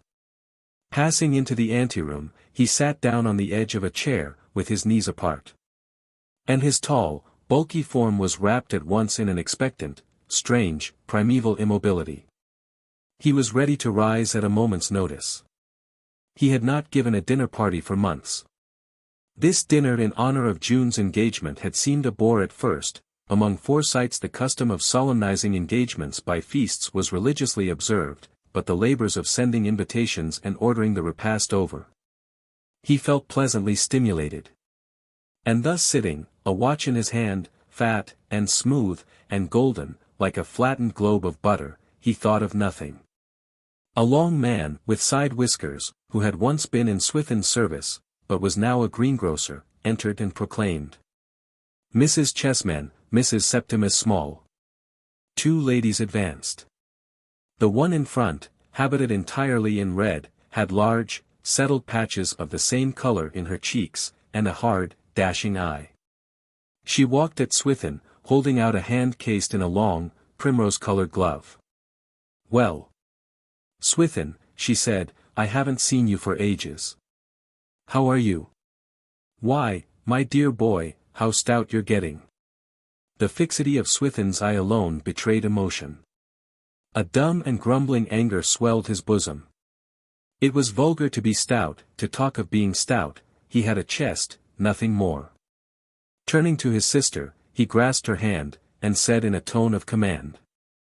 "Well, Julie." Mrs. Septimus Small was the tallest of the four sisters. Her good, round old face had gone a little sour, an innumerable pout clung all over it, as if it had been encased in an iron wire mask up to that evening, which, being suddenly removed, left little rolls of mutinous flesh all over her countenance.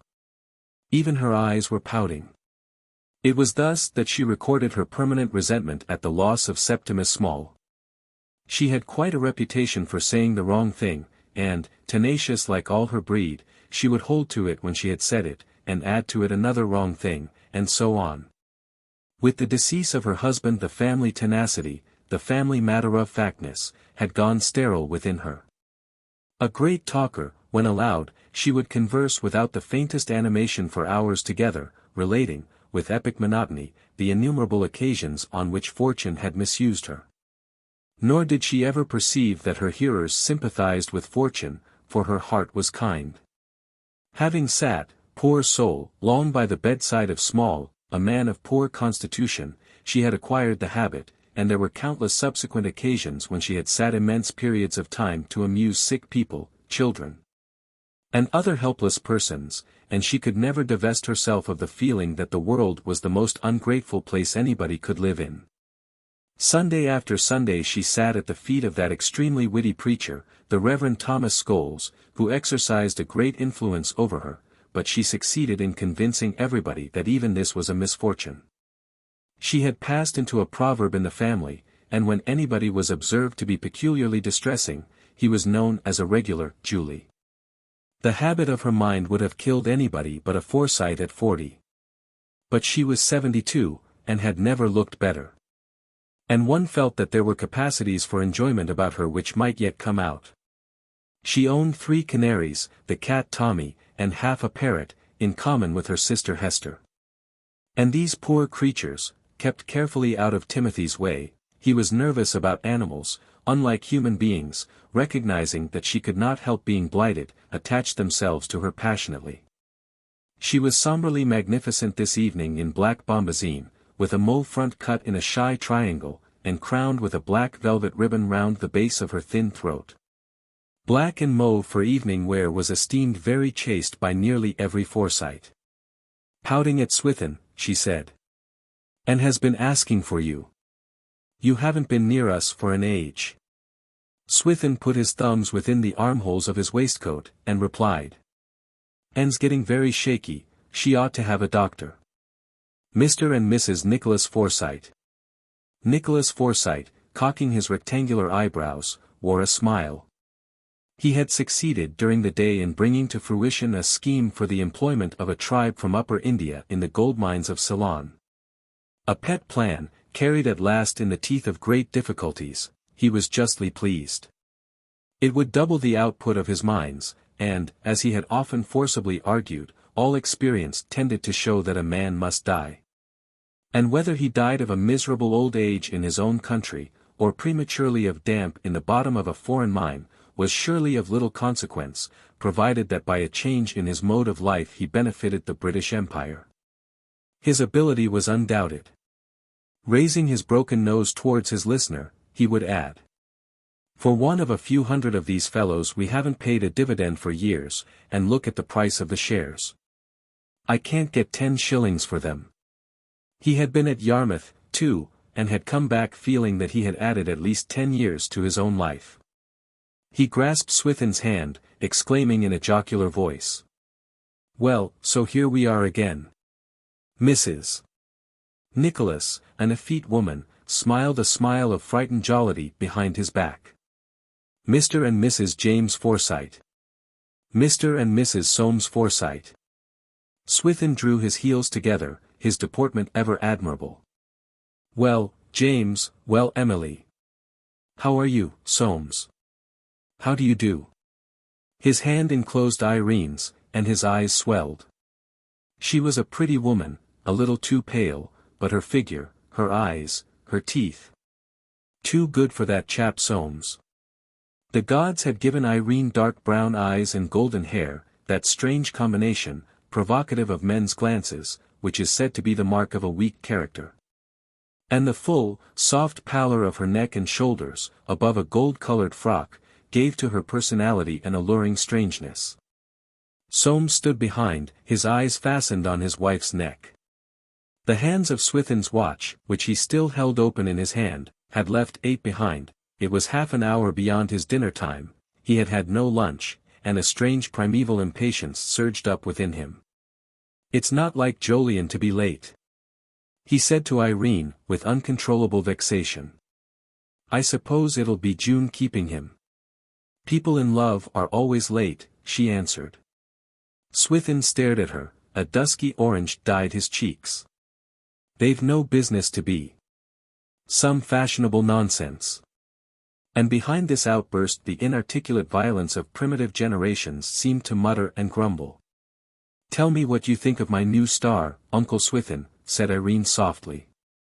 Among the lace in the bosom of her dress was shining a 5-pointed star, made of 11 diamonds. Swithin looked at the star. He had a pretty taste in stones, no question could have been more sympathetically devised to distract his attention. "Who gave you that?" he asked. "Soames." There was no change in her face, but Swithin's pale eyes bulged as though he might suddenly have been afflicted with insight. "I dare say you're dull at home," he said. "Any day you like to come and dine with me, I'll give you as good a bottle of wine as you'll get in London. Miss June Forsyte, Mr. Jolyon Forsyte. Mr. Boswani." Swithin moved his arm, and said in a rumbling voice. "Dinner, now, dinner."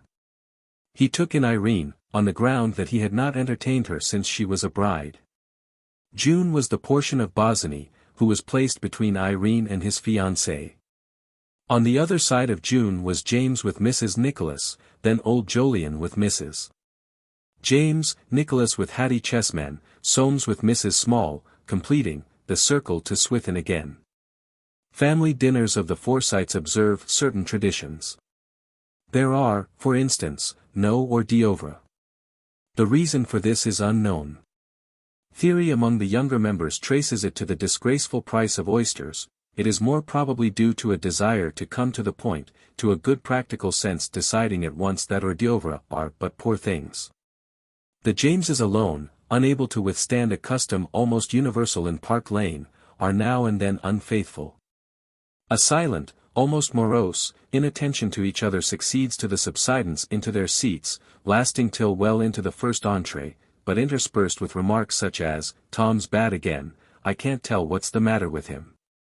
I suppose and doesn't come down in the mornings. What's the name of your doctor, Fanny? Stubbs. He's a quack. Winifred. She's got too many children. 4, isn't it? She's as thin as a lath. What'd you give for this sherry, Swithin? Too dry for me." With the second glass of champagne, a kind of hum makes itself heard, which, when divested of casual accessories and resolved into its primal element, is found to be James telling a story, and this goes on for a long time. Encroaching sometimes even upon what must universally be recognized as the crowning point of a Forsyte feast, the saddle of mutton. No Forsyte has given a dinner without providing a saddle of mutton. There is something in its succulent solidity which makes it suitable to people of a certain position. It is nourishing and tasty, the sort of thing a man remembers eating. It has a past and a future, like a deposit paid into a bank, and it is something that can be argued about. Each branch of the family tenaciously held to a particular locality, old Jolyon swearing by Dartmoor, James by Welsh, Swithin by Southdown, Nicholas maintaining that people might sneer, but there was nothing like New Zealand. As for Roger, the original of the brothers, he had been obliged to invent a locality of his own, and with an ingenuity worthy of a man who had devised a new profession for his sons, he had discovered a shop where they sold German. On being remonstrated with, he had proved his point by producing a butcher's bill, which showed that he paid more than any of the others. It was on this occasion that old Jolyon, turning to June, had said in one of his bursts of philosophy, "You may depend upon it, they're a cranky lot, the Forsytes, and you'll find it out, as you grow older." Timothy alone held apart, for though he ate saddle of mutton heartily, he was, he said, afraid of it.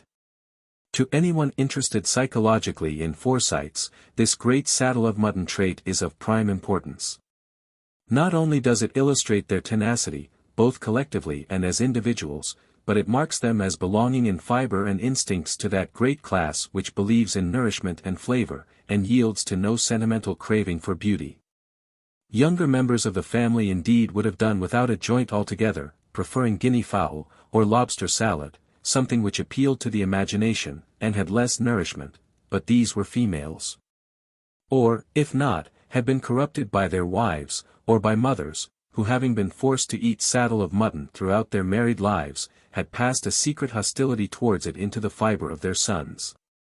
The great saddle of mutton controversy at an end, a Tewkesbury ham commenced, together with the least touch of West Indian. Swithin was so long over this course that he caused a block in the progress of the dinner.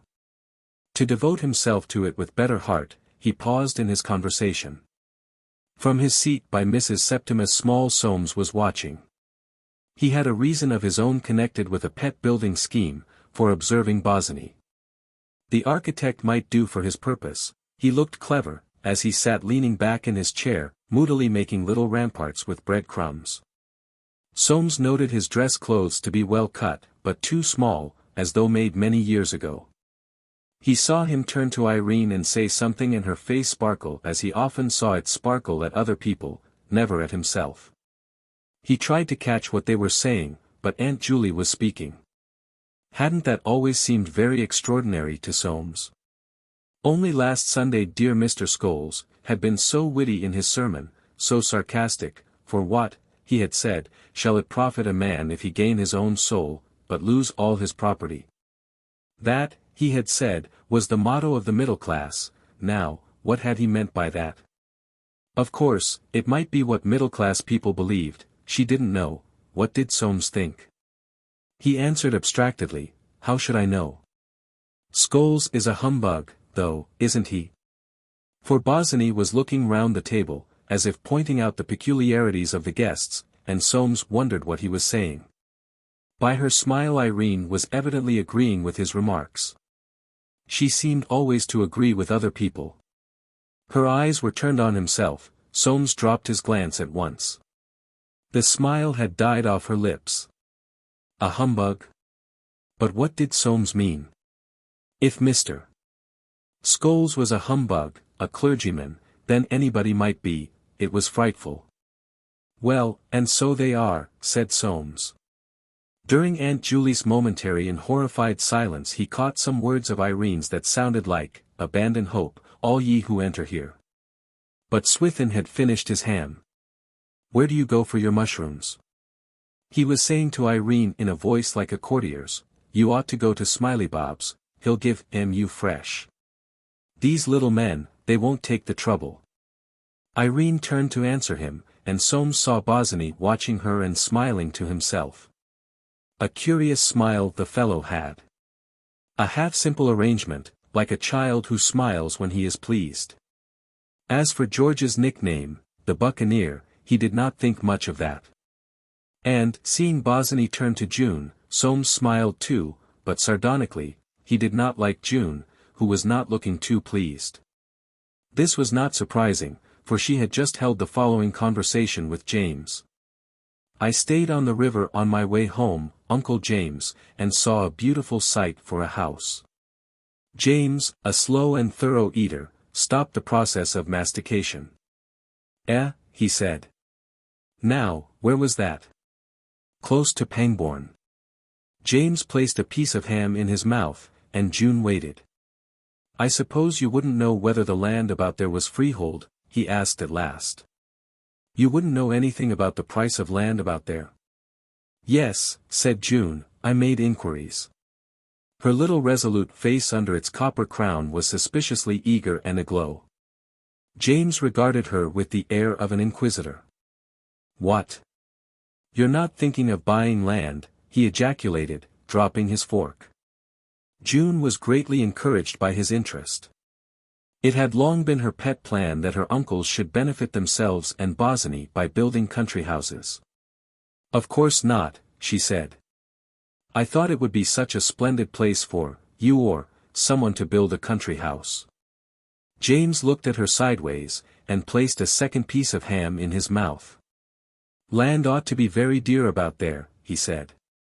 What June had taken for personal interest was only the impersonal excitement of every Forsyte who hears of something eligible in danger of passing into other hands. But she refused to see the disappearance of her chance, and continued to press her point. "You ought to go into the country, Uncle James. I wish I had a lot of money, I wouldn't live another day in London."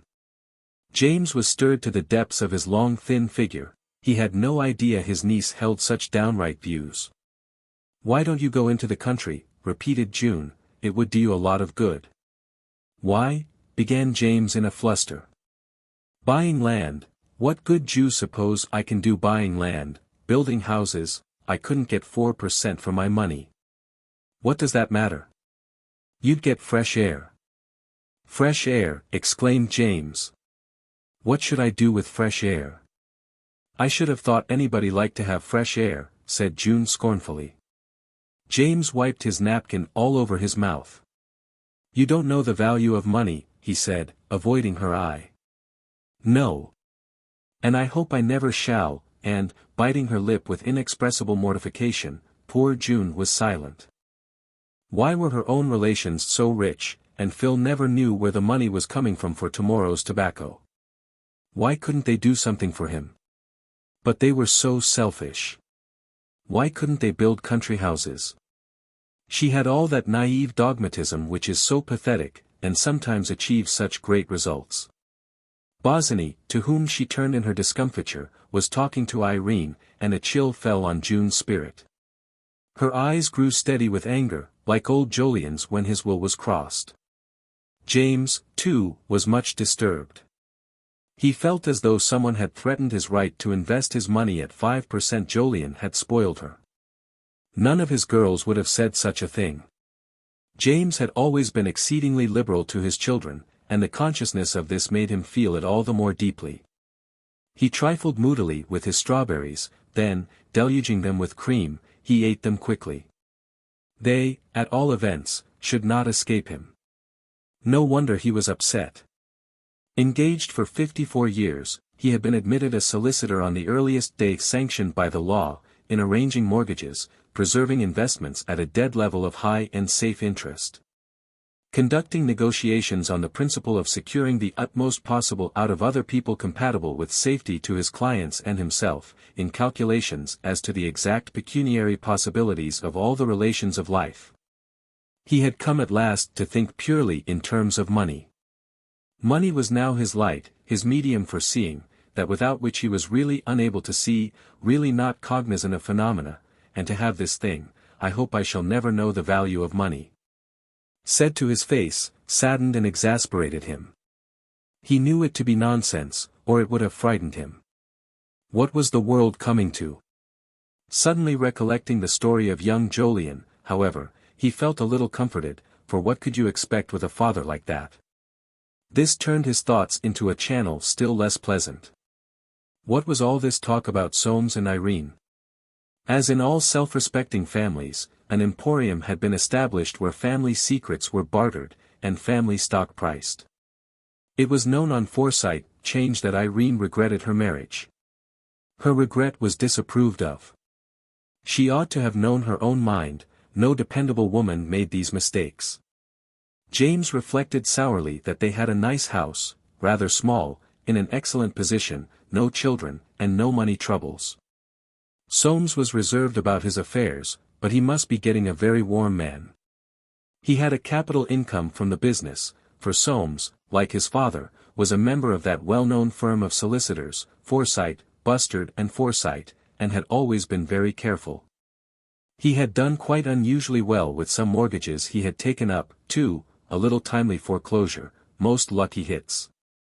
There was no reason why Irene should not be happy, yet they said she'd been asking for a separate room. He knew where that ended. It wasn't as if Soames drank. James looked at his daughter-in-law. That unseen glance of his was cold and dubious. Appeal and fear were in it, and a sense of personal grievance. Why should he be worried like this? It was very likely all nonsense. Women were funny things. They exaggerated so, you didn't know what to believe, and then, nobody told him anything, he had to find out everything for himself. Again he looked furtively at Irene, and across from her to Soames. The latter, listening to Aunt Julie, was looking up, under his brows in the direction of Bosinney. He's fond of her, I know, thought James. Look at the way he's always giving her things. And the extraordinary unreasonableness of her disaffection struck him with increased force. It was a pity, too, she was a taking little thing, and he, James, would be really quite fond of her if she'd only let him. She had taken up lately with June, that was doing her no good, that was certainly doing her no good. She was getting to have opinions of her own. He didn't know what she wanted with anything of the sort. She'd a good home, and everything she could wish for. He felt that her friends ought to be chosen for her. To go on like this was dangerous. June, indeed, with her habit of championing the unfortunate, had dragged from Irene a confession, and, in return, had preached the necessity of facing the evil, by separation, if need be. But in the face of these exhortations, Irene had kept a brooding silence, as though she found terrible the thought of this struggle carried through in cold blood. He would never give her up, she had said to June. Who cares? June cried. Let him do what he likes, you've only to stick to it. And she had not scrupled to say something of this sort at Timothy's. James, when he heard of it, had felt a natural indignation and horror. What if Irene were to take it into her head to, he could hardly frame the thought, to leave Soames. But he felt this thought so unbearable that he at once put it away. The shady visions it conjured up, the sound of family tongues buzzing in his ears, the horror of the conspicuous happening so close to him, to one of his own children. Luckily, she had no money, a beggarly £50 a year. And he thought of the deceased Heron, who had had nothing to leave her, with contempt. Brooding over his glass, his long legs twisted under the table, he quite omitted to rise when the ladies left the room. He would have to speak to Soames, would have to put him on his guard. They could not go on like this, now that such a contingency had occurred to him. And he noticed with sour disfavor that June had left her wineglasses full of wine. That little, thing's at the bottom of it all, he mused. Irene'd never have thought of it herself. James was a man of imagination. The voice of Swithin roused him from his reverie. I gave £400 for it, he was saying. Of course it's a regular work of art. 400. That's a lot of money, chimed in Nicholas. The object alluded to was an elaborate group of statuary in Italian marble, which, placed upon a lofty stand, also of marble, diffused an atmosphere of culture throughout the room. The subsidiary figures, of which there were 6, female, nude, and of highly ornate workmanship, were all pointing towards the central figure, also nude, and female, who was pointing at herself. And all this gave the observer a very pleasant sense of her extreme value. Aunt Julie, nearly opposite, had had the greatest difficulty in not looking at it all the evening. Old Jolyon spoke. It was he who had started the discussion. 400 fiddlesticks. Don't tell me you gave 400 for that. Between the points of his collar Swithin's chin made the second painful oscillatory movement of the evening. £400, of English money, not a farthing less. I don't regret it. It's not common English, it's genuine modern Italian. Soames raised the corner of his lip in a smile, and looked across at Bosinney. The architect was grinning behind the fumes of his cigarette. Now, indeed, he looked more like a buccaneer. There's a lot of work about it, remarked James hastily, who was really moved by the size of the group. It'd sell well at Jobson's. The poor foreign Daville that made it, went on Swithin, asked me 500, I gave him 4. It's worth 8. Looked half-starved, poor Daville. Ah, chimed in Nicholas suddenly, poor, seedy-looking chaps, these artists. It's a wonder to me how they live. Now, there's young Flageoletti, that Fanny and the girls are always having in, to play the fiddle. If he makes 100 a year it's as much as ever he does. James shook his head. Ah! He said, I don't know how they live. Old Jolyon had risen, and, cigar in mouth, went to inspect the group at close quarters. Wouldn't have given 2 for it, he pronounced at last. Soames saw his father and Nicholas glance at each other anxiously, and, on the other side of Swithin, Bosinney, still shrouded in smoke. I wonder what he thinks of it. Thought Soames, who knew well enough that this group was hopelessly vieux, hopelessly of the last generation. There was no longer any sale at Jobson's for such works of art. Swithin's answer came at last. You never knew anything about a statue. You've got your pictures, and that's all. Old Jolyon walked back to his seat, puffing his cigar. It was not likely that he was going to be drawn into an argument with an obstinate beggar like Swithin, pig-headed as a mule, who had never known a statue from a straw hat. Stucco, was all he said. It had long been physically impossible for Swithin to start. His fist came down on the table. Stucco. I should like to see anything you've got in your house half as good. And behind his speech seemed to sound again that rumbling violence of primitive generations. It was James who saved the situation. Now, what do you say, Mr. Bosinney? You're an architect, you ought to know all about statues and things. Every eye was turned upon Bosinney, all waited with a strange, suspicious look for his answer. And Soames, speaking for the first time, asked. Yes, Bosinney, what do you say? Bosinney replied coolly. The work is a remarkable one. His words were addressed to Swithin, his eyes smiled slyly at old Jolyon, only Soames remained unsatisfied. Remarkable for what? For its naivete. The answer was followed by an impressive silence. Swithin alone was not sure whether a compliment was intended. 4. Projection of the house. Soames Forsyte walked out of his green-painted front door 3 days after the dinner at Swithin's, and looking back from across the square, confirmed his impression that the house wanted painting. He had left his wife sitting on the sofa in the drawing-room, her hands crossed in her lap, manifestly waiting for him to go out. This was not unusual. It happened, in fact, every day. He could not understand what she found wrong with him. It was not as if he drank. Did he run into debt, or gamble, or swear? Was he violent? Were his friends rackety? Did he stay out at night? On the contrary. The profound, subdued aversion which he felt in his wife was a mystery to him, and a source of the most terrible irritation. That she had made a mistake, and did not love him, had tried to love him and could not love him, was obviously no reason. He that could imagine so outlandish a cause for his wife's not getting on with him was certainly no Forsyte. Soames was forced, therefore, to set the blame entirely down to his wife. He had never met a woman so capable of inspiring affection. They could not go anywhere without his seeing how all the men were attracted by her. Their looks, manners, voices, betrayed it. Her behavior under this attention had been beyond reproach. That she was one of those women, not too common in the Anglo-Saxon race, born to be loved and to love, who when not loving are not living, had certainly never even occurred to him. Her power of attraction, he regarded as part of her value as his property, but it made him, indeed, suspect that she could give as well as receive, and she gave him nothing. Then why did she marry me, was his continual thought. He had forgotten his courtship.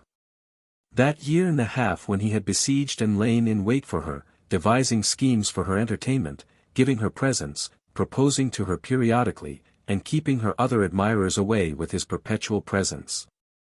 He had forgotten the day when, adroitly taking advantage of an acute phase of her dislike to her home surroundings, he crowned his labors with success. If he remembered anything, it was the dainty capriciousness with which the gold-haired, dark-eyed girl had treated him. He certainly did not remember the look on her face, strange, passive, appealing, when suddenly one day she had yielded, and said that she would marry him. It had been one of those real devoted wooings which books and people praise, when the lover is at length rewarded for hammering the iron till it is malleable, and all must be happy ever after as the wedding bells. Soames walked eastwards, mousing doggedly along on the shady side. The house wanted doing up, unless he decided to move into the country, and build. For the 100th time that month he turned over this problem. There was no use in rushing into things. He was very comfortably off, with an increasing income getting on for £3,000 a year. But his invested capital was not perhaps so large as his father believed. James had a tendency to expect that his children should be better off than they were. I can manage 8,000 easily enough, he thought, without calling in either Robertson's or Nichols. He had stopped to look in at a picture shop, for Soames was an amateur of pictures, and had a little room in No. 62, Montpellier Square, full of canvases, stacked against the wall, which he had no room to hang. He brought them home with him on his way back from the city, generally after dark, and would enter this room on Sunday afternoons, to spend hours turning the pictures to the light, examining the marks on their backs, and occasionally making notes. They were nearly all landscapes with figures in the foreground, a sign of some mysterious revolt against London, its tall houses, its interminable streets, where his life and the lives of his breed and class were passed. Every now and then he would take 1 or 2 pictures away with him in a cab, and stop at Jobson's on his way into the city. He rarely showed them to anyone. Irene, whose opinion he secretly respected and perhaps for that reason never solicited, had only been into the room on rare occasions, in discharge of some wifely duty. She was not asked to look at the pictures, and she never did. To Soames this was another grievance. He hated that pride of hers, and secretly dreaded it. In the plate-glass window of the picture shop his image stood and looked at him. His sleek hair under the brim of the tall hat had a sheen like the hat itself. His cheeks, pale and flat, the line of his clean-shaven lips, his firm chin with its grayish-shaven tinge, and the buttoned strictness of his black cutaway coat, conveyed an appearance of reserve and secrecy, of imperturbable, enforced composure. But his eyes, cold, grey, strained, looking, with a line in the brow between them, examined him wistfully, as if they knew of a secret weakness. He noted the subjects of the pictures, the names of the painters, made a calculation of their values, but without the satisfaction he usually derived from this inward appraisement, and walked on. No. 62 would do well enough for another year, if he decided to build. The times were good for building, money had not been so dear for years. And the site he had seen at Robin Hill, when he had gone down there in the spring to inspect the nickel mortgage, what could be better? Within 12 miles of Hyde Park Corner, the value of the land certain to go up, would always fetch more than he gave for it, so that a house, if built in really good style, was a first-class investment. The notion of being the one member of his family with a country house weighed but little with him. For to a true Forsyte, sentiment, even the sentiment of social position, was a luxury only to be indulged in after his appetite for more material pleasure had been satisfied. To get Irene out of London, away from opportunities of going about and seeing people, away from her friends and those who put ideas into her head. That was the thing. She was too thick with June. June disliked him. He returned the sentiment. They were of the same blood. It would be everything to get Irene out of town. The house would please her, she would enjoy messing about with the decoration, she was very artistic. The house must be in good style, something that would always be certain to command a price, something unique, like that last house of Parkes, which had a tower, but Parkes had himself said that his architect was ruinous. You never knew where you were with those fellows, if they had a name they ran you into no end of expense and were conceited into the bargain. And a common architect was no good, the memory of Parkes' tower precluded the employment of a common architect. This was why he had thought of Bosinney. Since the dinner at Swithin's he had made inquiries, the result of which had been meagre, but encouraging, one of the new school. Clever. As clever as you like, a bit up in the air. He had not been able to discover what houses Bosinney had built, nor what his charges were. The impression he gathered was that he would be able to make his own terms. The more he reflected on the idea, the more he liked it. It would be keeping the thing in the family, with Forsytes almost an instinct. And he would be able to get favoured nation, if not nominal terms, only fair, considering the chance to Bosinney of displaying his talents, for this house must be no common edifice. Soames reflected complacently on the work it would be sure to bring the young man, for, like every Forsyte, he could be a thorough optimist when there was anything to be had out of it. Bosinney's office was in Sloane Street, close at hand, so that he would be able to keep his eye continually on the plans. Again, Irene would not be too likely to object to leave London if her greatest friend's lover were given the job. June's marriage might depend on it. Irene could not decently stand in the way of June's marriage, she would never do that, he knew her too well. And June would be pleased, of this he saw the advantage. Bosinney looked clever, but he had also, and it was one of his great attractions, an air as if he did not quite know on which side his bread were buttered, he should be easy to deal with in money matters. Soames made this reflection in no defrauding spirit, it was the natural attitude of his mind, of the mind of any good business man, of all those thousands of good business men through whom he was threading his way up Ludgate Hill. Thus he fulfilled the inscrutable laws of his great class, of human nature itself, when he reflected, with a sense of comfort, that Bosinney would be easy to deal with in money matters. While he elbowed his way on, his eyes, which he usually kept fixed on the ground before his feet, were attracted upwards by the dome of St. Paul's.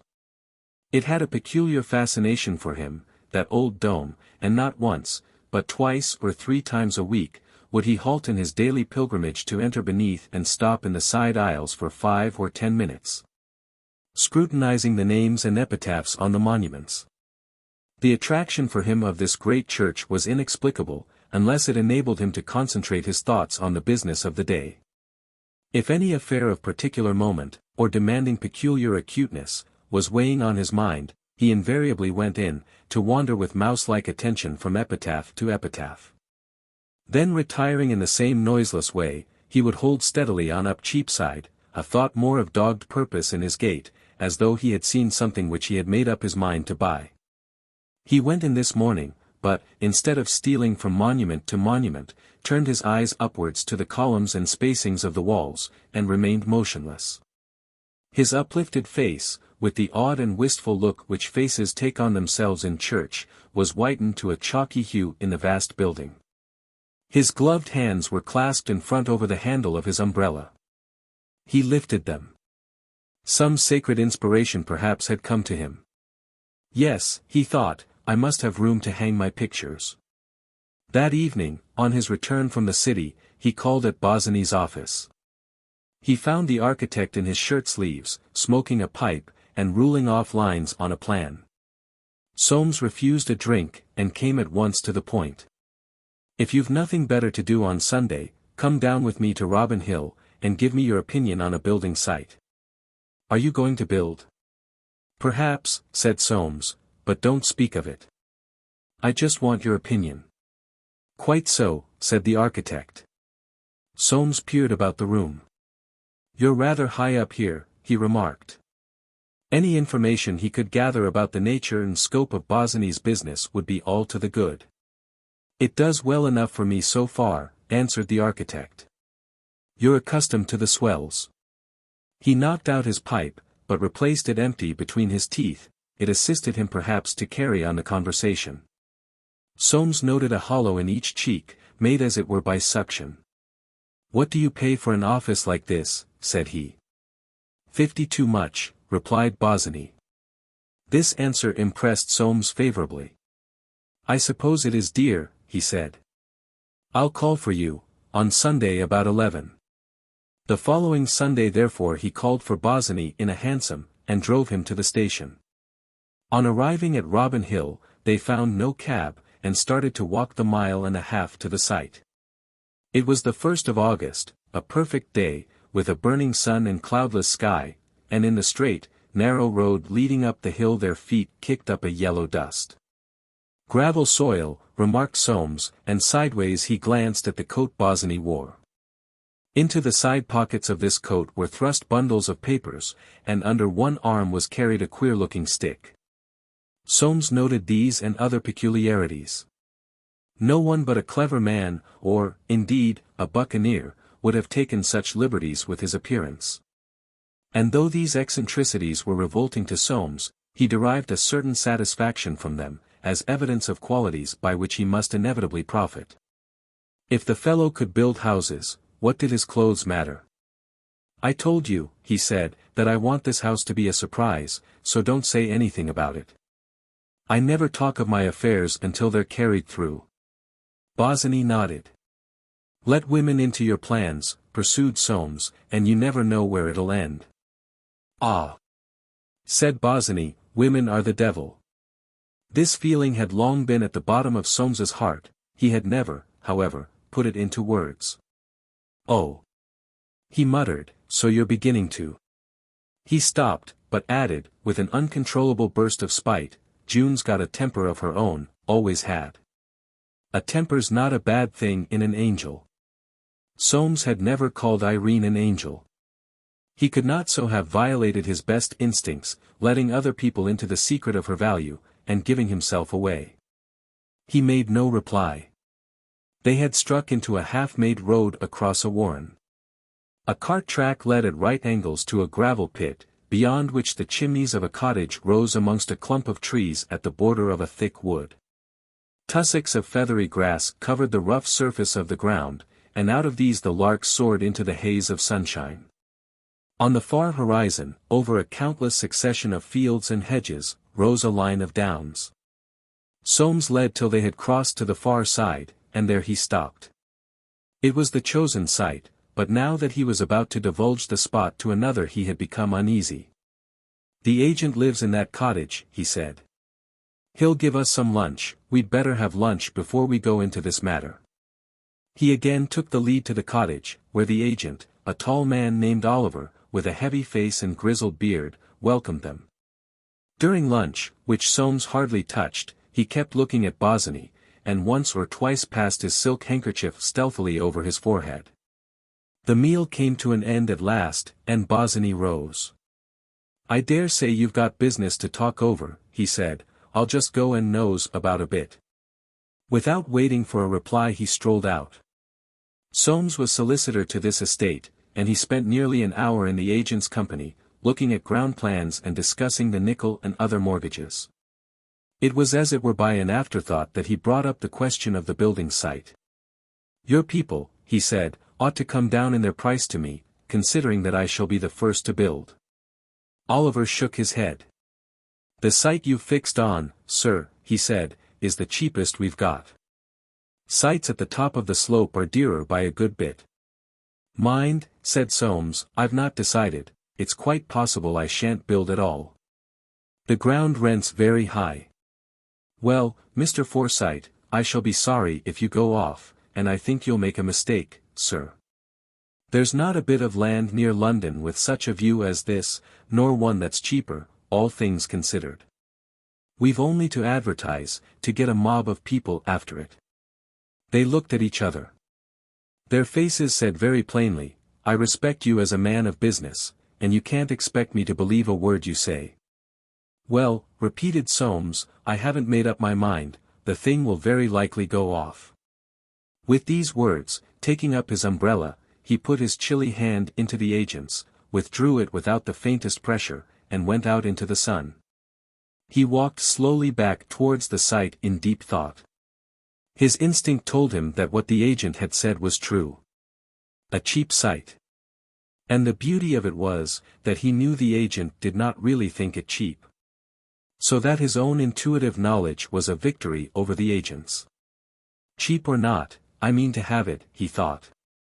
The lark sprang up in front of his feet, the air was full of butterflies, a sweet fragrance rose from the wild grasses.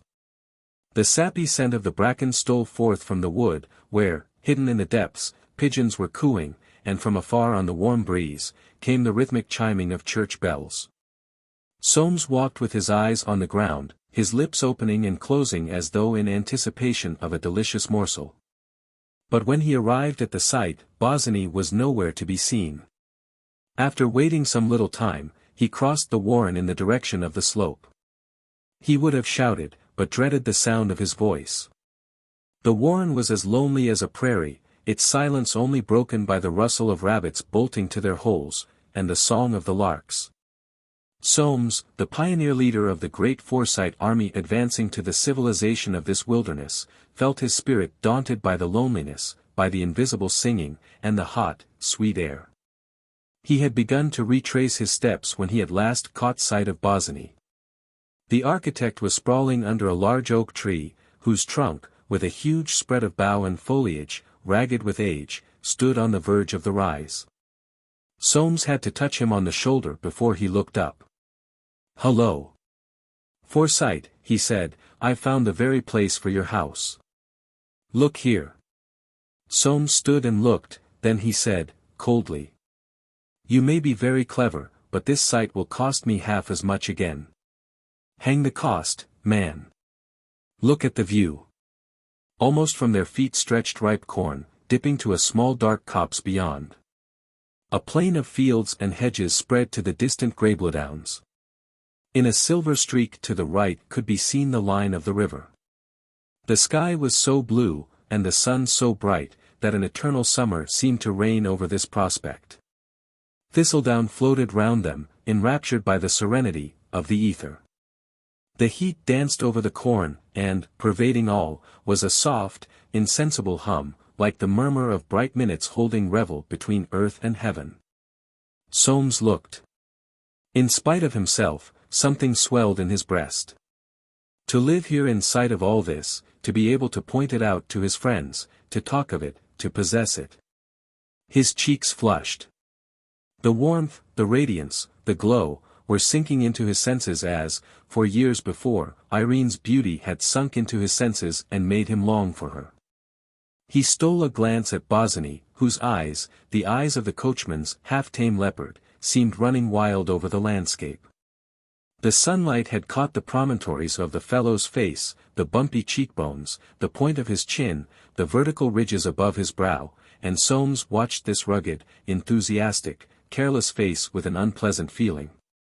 A long, soft ripple of wind flowed over the corn, and brought a puff of warm air into their faces.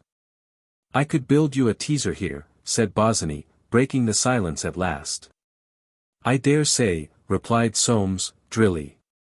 "You haven't got to pay for it. For about 8,000 I could build you a palace." Soames had become very pale, a struggle was going on within him. He dropped his eyes, and said stubbornly, "I can't afford it." And slowly, with his mousing walk, he led the way back to the Forsyte. They spent some time there going into particulars of the projected house, and then Soames returned to the agent's cottage. He came out in about half an hour, and, joining Bosinney, started for the station. "Well," he said, hardly opening his lips, "I've taken that site of yours, after all."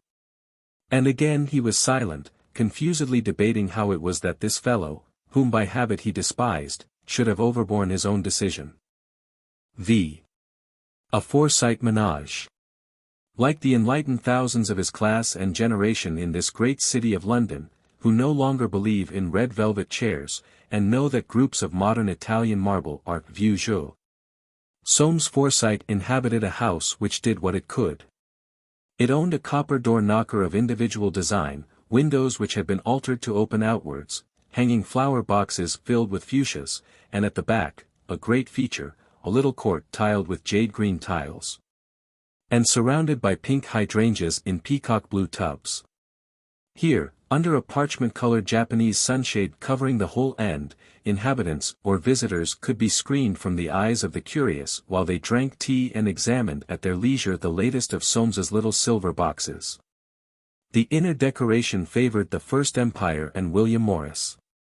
For its size, the house was commodious, there were countless nooks resembling birds' nests, and little things made of silver were deposited like eggs. In this general perfection two kinds of fastidiousness were at war. There lived here a mistress who would have dwelt daintily on a desert island.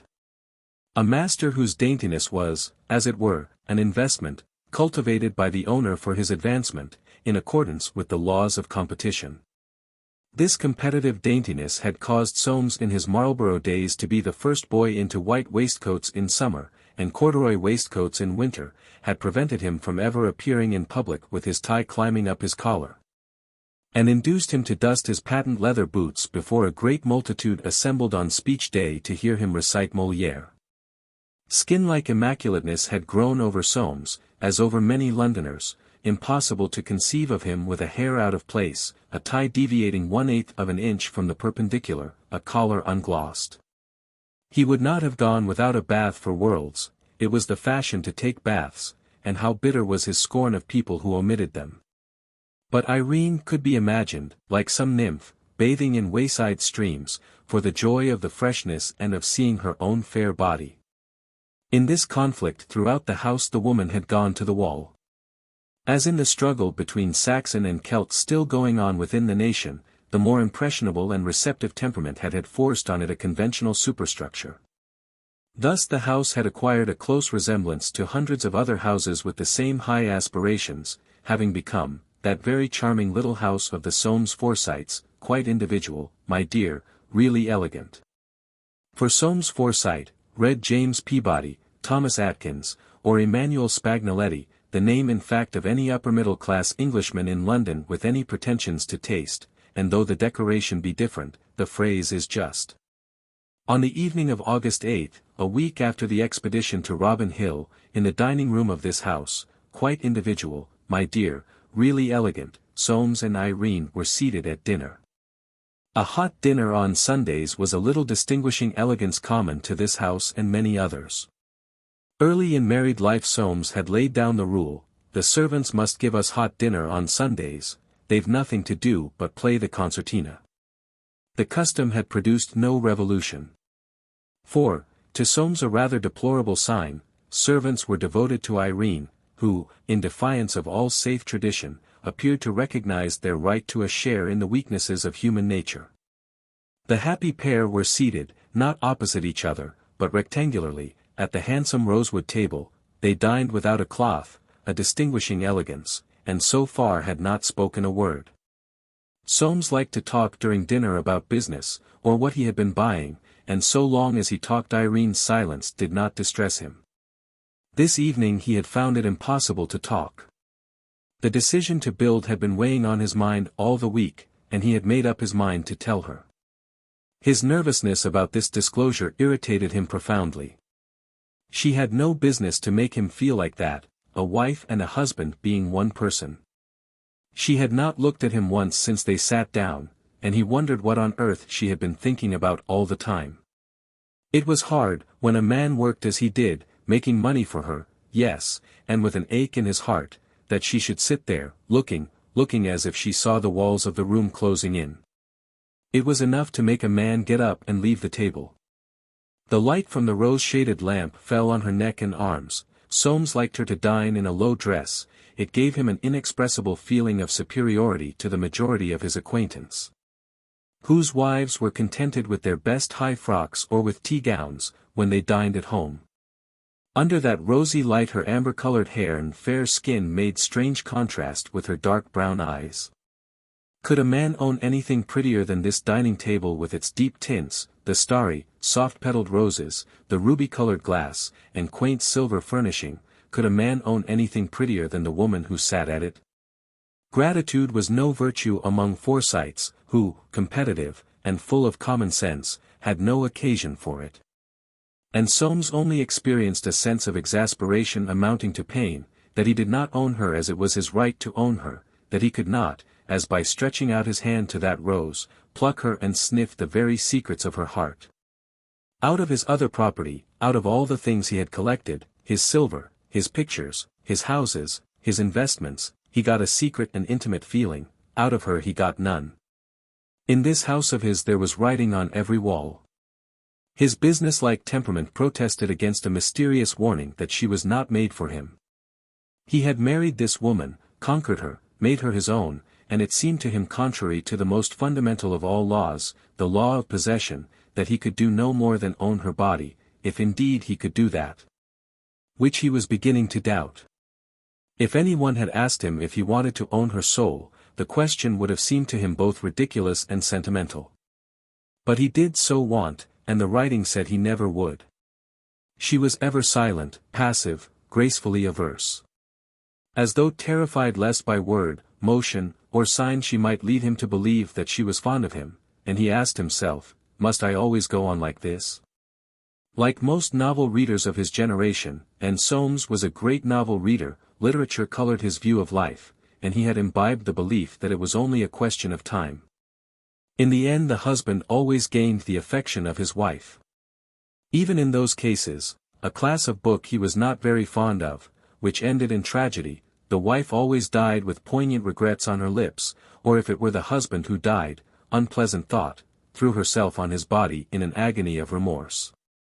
He often took Irene to the theatre, instinctively choosing the modern society plays with the modern society conjugal problem, so fortunately different from any conjugal problem in real life. He found that they too always ended in the same way, even when there was a lover in the case. While he was watching the play Soames often sympathized with the lover. But before he reached home again, driving with Irene in a hansom, he saw that this would not do, and he was glad the play had ended as it had. There was one class of husband that had just then come into fashion, the strong, rather rough, but extremely sound man, who was peculiarly successful at the end of the play. With this person Soames was really not in sympathy, and had it not been for his own position, would have expressed his disgust with the fellow. But he was so conscious of how vital to himself was the necessity for being a successful, even a strong, husband, that he never spoke of a distaste born perhaps by the perverse processes of nature out of a secret fund of brutality in himself. But Irene's silence this evening was exceptional. He had never before seen such an expression on her face. And since it is always the unusual which alarms, Soames was alarmed. He ate his savory, and hurried the maid as she swept off the crumbs with the silver sweeper. When she had left the room, he filled his glass with wine and said, "Anybody been here this afternoon?" "June." "What did she want?" It was an axiom with the Forsytes that people did not go anywhere unless they wanted something. Came to talk about her lover, I suppose. Irene made no reply. It looks to me, continued Soames, as if she were sweeter on him than he is on her.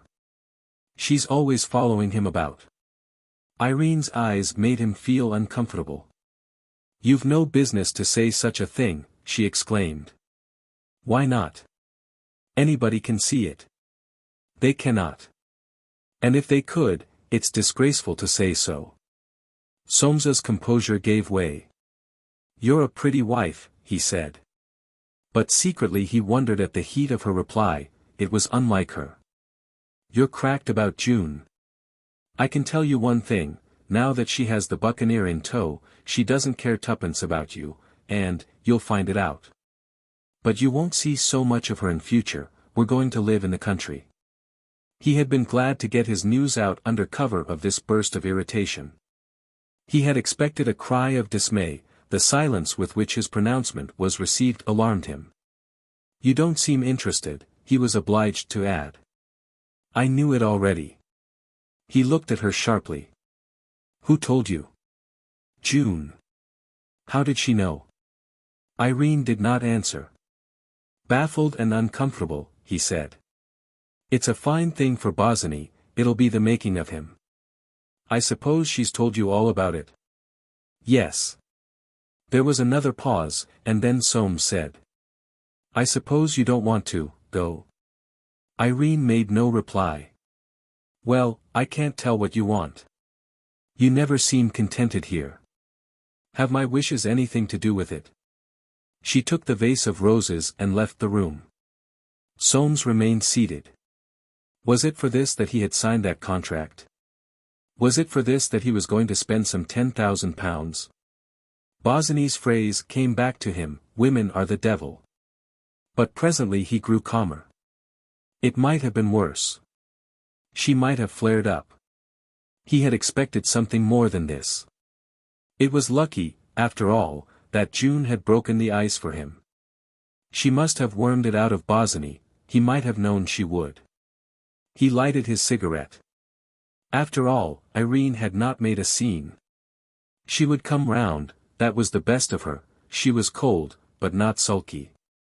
And, puffing the cigarette smoke at a ladybird on the shining table, he plunged into a reverie about the house. It was no good worrying, he would go and make it up presently. She would be sitting out there in the dark, under the Japanese sunshade, knitting. A beautiful, warm night. In truth, June had come in that afternoon with shining eyes, and the words, Soames is a brick.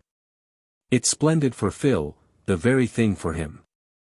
Irene's face remaining dark and puzzled, she went on. Your new house at Robin Hill, of course. What? Don't you know? Irene did not know. Oh. Then, I suppose I oughtn't to have told you. Looking impatiently at her friend, she cried, you look as if you didn't care. Don't you see, it's what I've been praying for, the very chance he's been wanting all this time. Now you'll see what he can do. And thereupon she poured out the whole story. Since her own engagement she had not seemed much interested in her friend's position, the hours she spent with Irene were given to confidences of her own.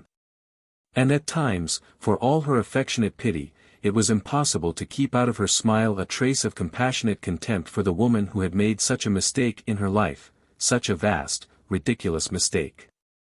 He's to have all the decorations as well, a free hand. It's perfect. June broke into laughter, her little figure quivered gleefully, she raised her hand, and struck a blow at a muslin curtain. Do you know I even asked Uncle James? But, with a sudden dislike to mentioning that incident, she stopped, and presently, finding her friend so unresponsive, went away. She looked back from the pavement, and Irene was still standing in the doorway. In response to her farewell wave, Irene put her hand to her brow, and, turning slowly, shut the door. Soames went to the drawing-room presently, and peered at her through the window. Out in the shadow of the Japanese sunshade she was sitting very still, the lace on her white shoulders stirring with the soft rise and fall of her bosom.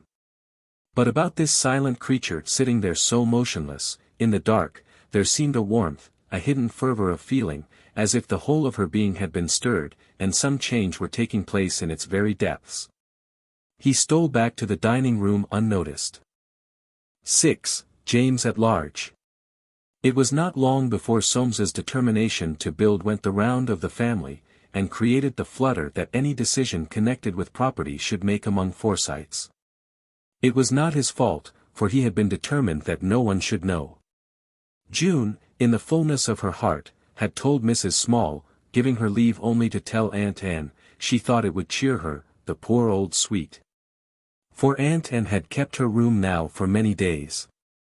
Mrs. Small told Aunt Anne at once, smiling as she lay back on her pillows, said in her distinct, trembling old voice. "It's very nice for dear June.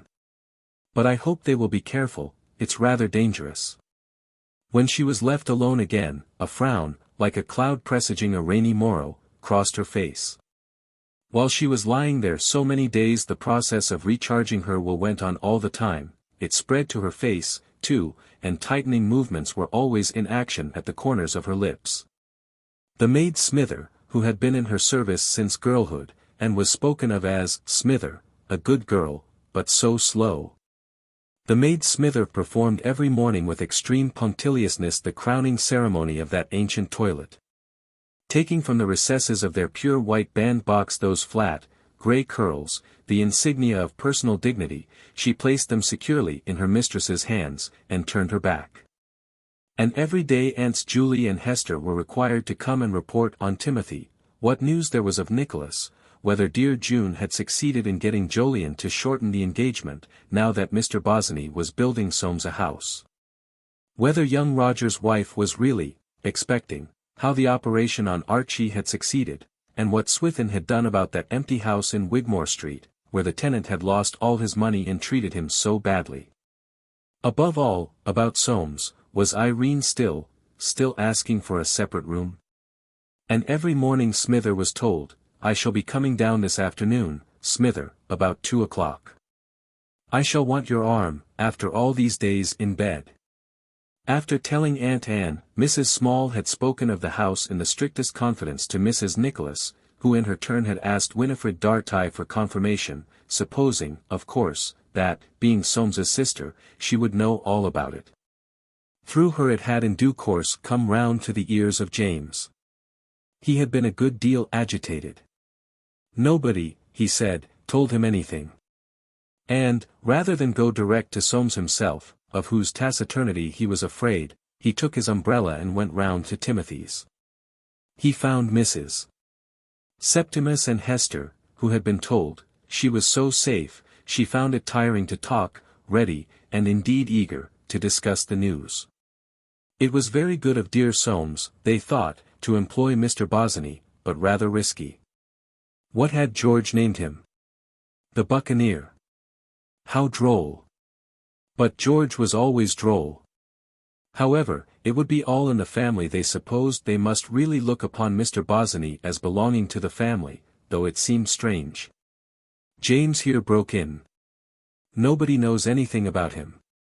I don't see what Soames wants with a young man like that. I shouldn't be surprised if Irene had put her or in. I shall speak to Soames, interposed Aunt Julie, told Mr. Bosinney that he didn't wish it mentioned.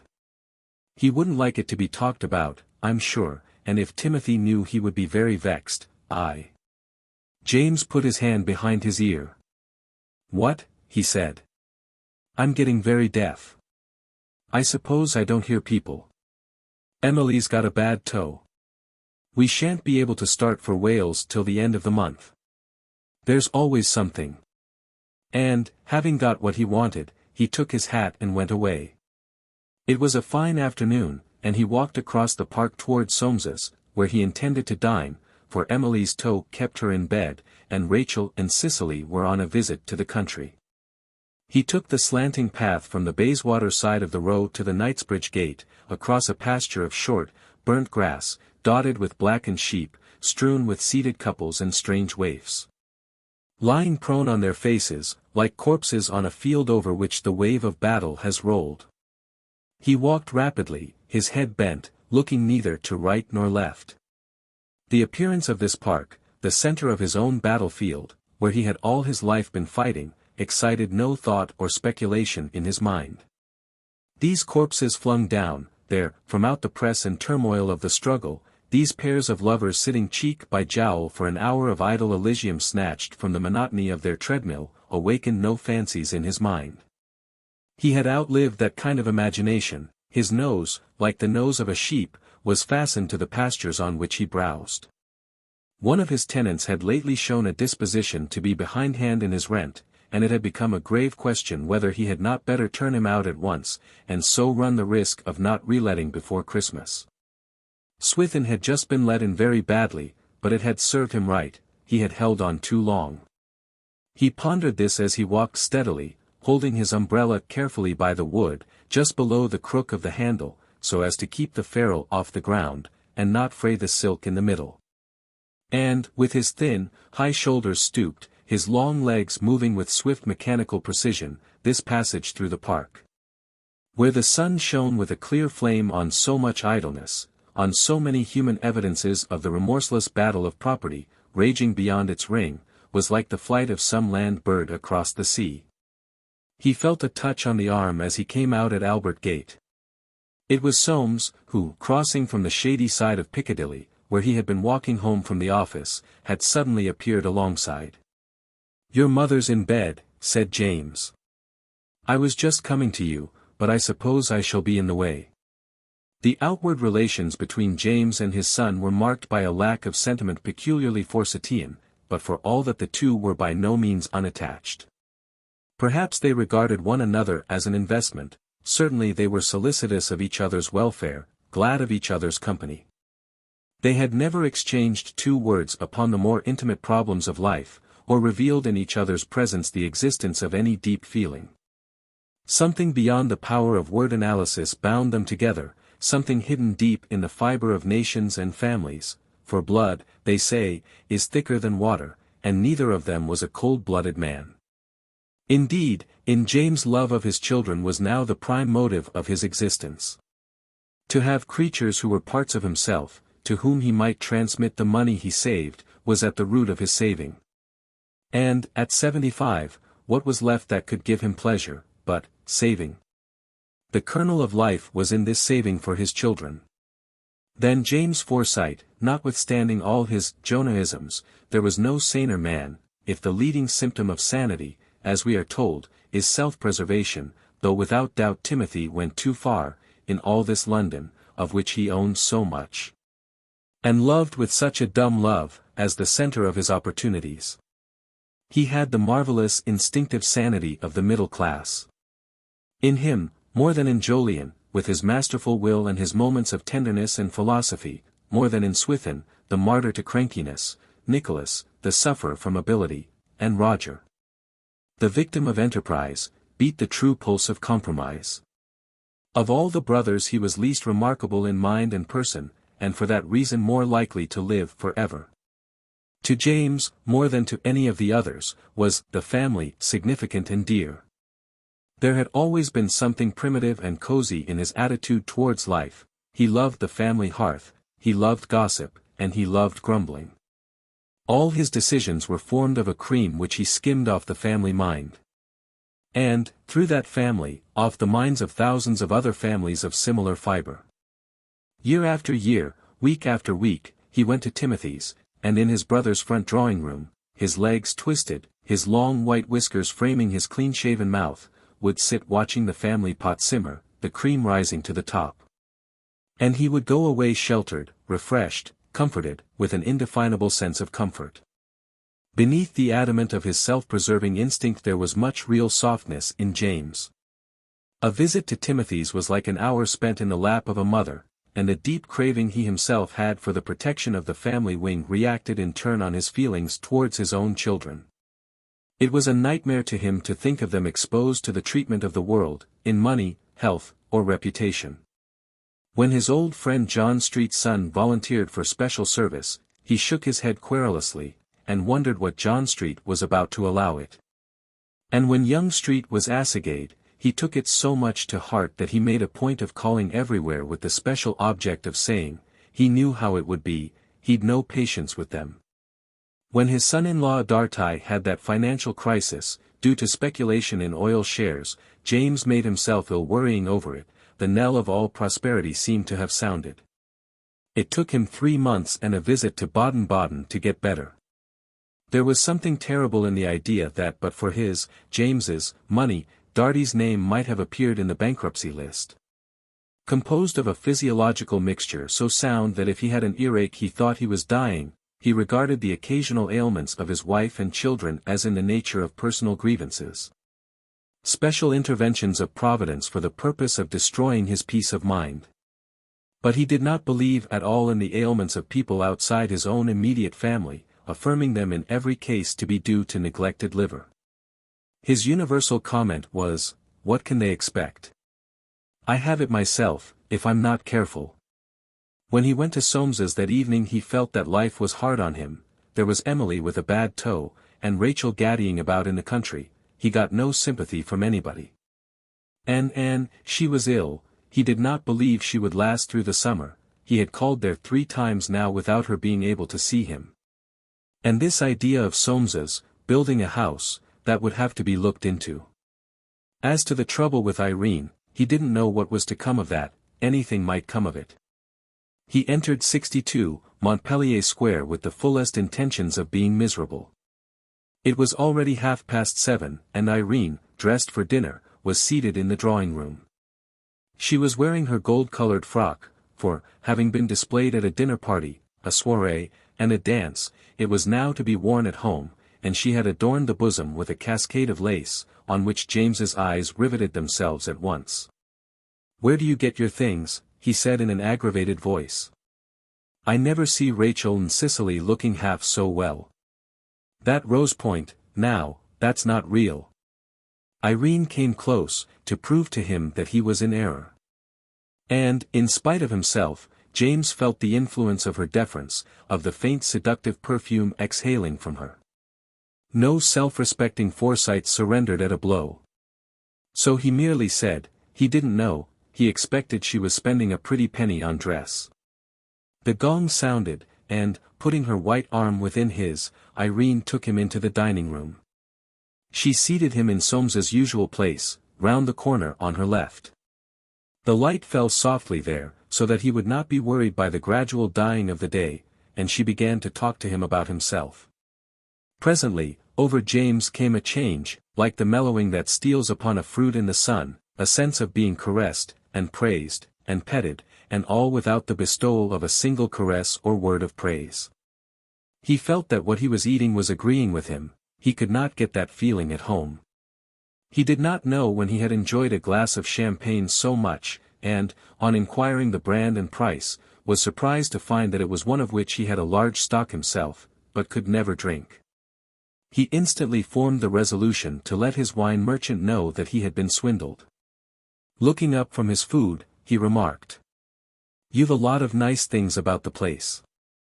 Now, what did you give for that sugar sifter? Shouldn't wonder if it was worth money." He was particularly pleased with the appearance of a picture, on the wall opposite, which he himself had given them. "I'd no idea it was so good," he said. They rose to go into the drawing-room, and James followed Irene closely. "That's what I call a capital little dinner," he murmured, breathing pleasantly down on her shoulder, "nothing heavy, and not too Frenchified. But I can't get it at home. I pay my cook £60 a year, but she can't give me a dinner like that." He had as yet made no allusion to the building of the house, nor did he when Soames, pleading the excuse of business, betook himself to the room at the top, where he kept his pictures. James was left alone with his daughter-in-law. The glow of the wine, and of an excellent liqueur, was still within him. He felt quite warm towards her. She was really a taking little thing. She listened to you, and seemed to understand what you were saying. And, while talking, he kept examining her figure, from her bronze-colored shoes to the waved gold of her hair. She was leaning back in an empire chair, her shoulders poised against the top, her body, flexibly straight and unsupported from the hips, swaying when she moved, as though giving to the arms of a lover. Her lips were smiling, her eyes half-closed. It may have been a recognition of danger in the very charm of her attitude, or a twang of digestion, that caused a sudden dumbness to fall on James. He did not remember ever having been quite alone with Irene before. And, as he looked at her, an odd feeling crept over him, as though he had come across something strange and foreign. Now what was she thinking about, sitting back like that? Thus when he spoke it was in a sharper voice, as if he had been awakened from a pleasant dream. "What d'you do with yourself all day?" he said. "You never come round to Park Lane." She seemed to be making very lame excuses, and James did not look at her. He did not want to believe that she was really avoiding them, it would mean too much. "I expect the fact is, you haven't time," he said, "you're always about with June. I expect you're useful to her with her young man, chaperoning, and one thing and another. They tell me she's never at home now, your Uncle Jolyon he doesn't like it, I fancy, being left so much alone as he is. They tell me she's always hanging about for this young Bosinney, I suppose he comes here every day. Now, what do you think of him? D'you think he knows his own mind? He seems to me a poor thing. I should say the grey mare was the better horse." The color deepened in Irene's face, and James watched her suspiciously. "Perhaps you don't quite understand Mr. Bosinney," she said. "Don't understand him?" James hummed out, "Why not, you can see he's one of these artistic chaps. They say he's clever, they all think they're clever. You know more about him than I do," he added, and again his suspicious glance rested on her. "He is designing a house for Soames," she said softly, evidently trying to smooth things over. "That brings me to what I was going to say," continued James. "I don't know what Soames wants with a young man like that. Why doesn't he go to a first-rate man? Perhaps Mr. Bosinney is first-rate." James rose, and took a turn with bent head. "That's it," he said, "you young people, you all stick together, you all think you know best." Halting his tall, lank figure before her, he raised a finger, and leveled it at her bosom, as though bringing an indictment against her beauty. "All I can say is, these artistic people, or whatever they call themselves, they're as unreliable as they can be. And my advice to you is, don't you have too much to do with him." Irene smiled, and in the curve of her lips was a strange provocation. She seemed to have lost her deference. Her breast rose and fell as though with secret anger.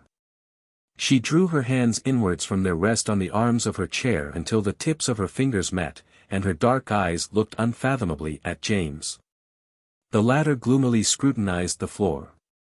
"I tell you my opinion," he said, "it's a pity you haven't got a child to think about and occupy you." A brooding look came instantly on Irene's face, and even James became conscious of the rigidity that took possession of her whole figure beneath the softness of its silk and lace clothing. He was frightened by the effect he had produced, and like most men with but little courage, he sought at once to justify himself by bullying. "You don't seem to care about going about. Why don't you drive down to Hullingham with us? And go to the theatre now and then? At your time of life you ought to take an interest in things. You're a young woman." The brooding look darkened on her face, he grew nervous. "Well, I know nothing about it," he said, "nobody tells me anything. Soames ought to be able to take care of himself. If he can't take care of himself he mustn't look to me, that's all." Biting the corner of his forefinger he stole a cold, sharp look at his daughter-in-law. He encountered her eyes fixed on his own, so dark and deep, that he stopped, and broke into a gentle perspiration. "Well, I must be going," he said after a short pause, and a minute later rose, with a slight appearance of surprise, as though he had expected to be asked to stop. Giving his hand to Irene, he allowed himself to be conducted to the door, and led out into the street. He would not have a cab, he would walk. Irene was to say good night to Soames for him, and if she wanted a little gaiety, well, he would drive her down to Richmond any day. He walked home, and going upstairs, woke Emily out of the first sleep she had had for 24 hours, to tell her that it was his impression things were in a bad way at Soames's. On this theme he descanted for half an hour, until at last, saying that he would not sleep a wink, he turned on his side and instantly began to snore. In Montpellier Square Soames, who had come from the picture room, stood invisible at the top of the stairs, watching Irene sort the letters brought by the last post. She turned back into the drawing room. But in a minute came out, and stood as if listening. Then she came stealing up the stairs, with a kitten in her arms. He could see her face bent over the little beast, which was purring against her neck. Why couldn't she look at him like that? Suddenly she saw him, and her face changed. "Any letters for me?" he said. "3." He stood aside, and without another word she passed on into the bedroom. 7. Old Jolyon's Peccadillo. Old Jolyon came out of Lord's cricket ground that same afternoon with the intention of going home. He had not reached Hamilton Terrace before he changed his mind, and hailing a cab, gave the driver an address in Wisteria Avenue. He had taken a resolution. June had hardly been at home at all that week. She had given him nothing of her company for a long time past, not, in fact, since she had become engaged to Bosinney. He never asked her for her company. It was not his habit to ask people for things. She had just that one idea now, Bosinney and his affairs, and she left him stranded in his great house, with a parcel of servants, and not a soul to speak to from morning to night. His club was closed for cleaning, his boards in recess. There was nothing, therefore, to take him into the city. June had wanted him to go away, she would not go herself, because Bosinney was in London. But where was he to go by himself? He could not go abroad alone, the sea upset his liver. He hated hotels. Roger went to a hydropathic, he was not going to begin that at his time of life, those newfangled places were all humbug. With such formulas he clothed to himself the desolation of his spirit. The lines down his face deepening, his eyes day by day looking forth with the melancholy which sat so strangely on a face wont to be strong and serene. And so that afternoon he took this journey through St. John's Wood, in the golden light that sprinkled the rounded green bushes of the acacias before the little houses, in the summer sunshine that seemed holding a revel over the little gardens, and he looked about him with interest. For this was a district which no Forsyte entered without open disapproval and secret curiosity. His cab stopped in front of a small house of that peculiar buff color which implies a long immunity from paint. It had an outer gate, and a rustic approach. He stepped out, his bearing extremely composed, his massive head, with its drooping mustache and wings of white hair, very upright, under an excessively large top hat, his glance firm, a little angry. He had been driven into this. "Mrs. Jolyon Forsyte at home?" "Oh, yes sir, what name shall I say, if you please, sir?" Old Jolyon could not help twinkling at the little maid as he gave his name. She seemed to him such a funny little toad. And he followed her through the dark hall, into a small double, drawing room, where the furniture was covered in chintz, and the little maid placed him in a chair. "They're all in the garden, sir, if you'll kindly take a seat, I'll tell them." Old Jolyon sat down in the chintz-covered chair, and looked around him. The whole place seemed to him, as he would have expressed it, poky. There was a certain, he could not tell exactly what, air of shabbiness, or rather of making two ends meet, about everything. As far as he could see, not a single piece of furniture was worth a £5 note. The walls, distempered rather a long time ago, were decorated with watercolor sketches, across the ceiling meandered a long crack. These little houses were all old, second-rate concerns, he should hope the rent was under 100 a year. It hurt him more than he could have said, to think of a Forsyte, his own son living in such a place. The little maid came back. Would he please to go down into the garden? Old Jolyon marched out through the French windows. In descending the steps he noticed that they wanted painting. Young Jolyon, his wife, his 2 children, and his dog Balthasar, were all out there under a pear tree. This walk towards them was the most courageous act of old Jolyon's life. But no muscle of his face moved, no nervous gesture betrayed him. He kept his deep-set eyes steadily on the enemy.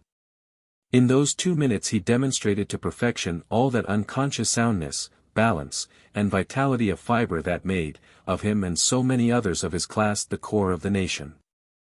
In the unostentatious conduct of their own affairs, to the neglect of everything else, they typified the essential individualism, born in the Briton from the natural isolation of his country's life. The dog Balthasar sniffed round the edges of his trousers, this friendly and cynical mongrel, offspring of a liaison between a Russian poodle and a fox terrier, had a nose for the unusual.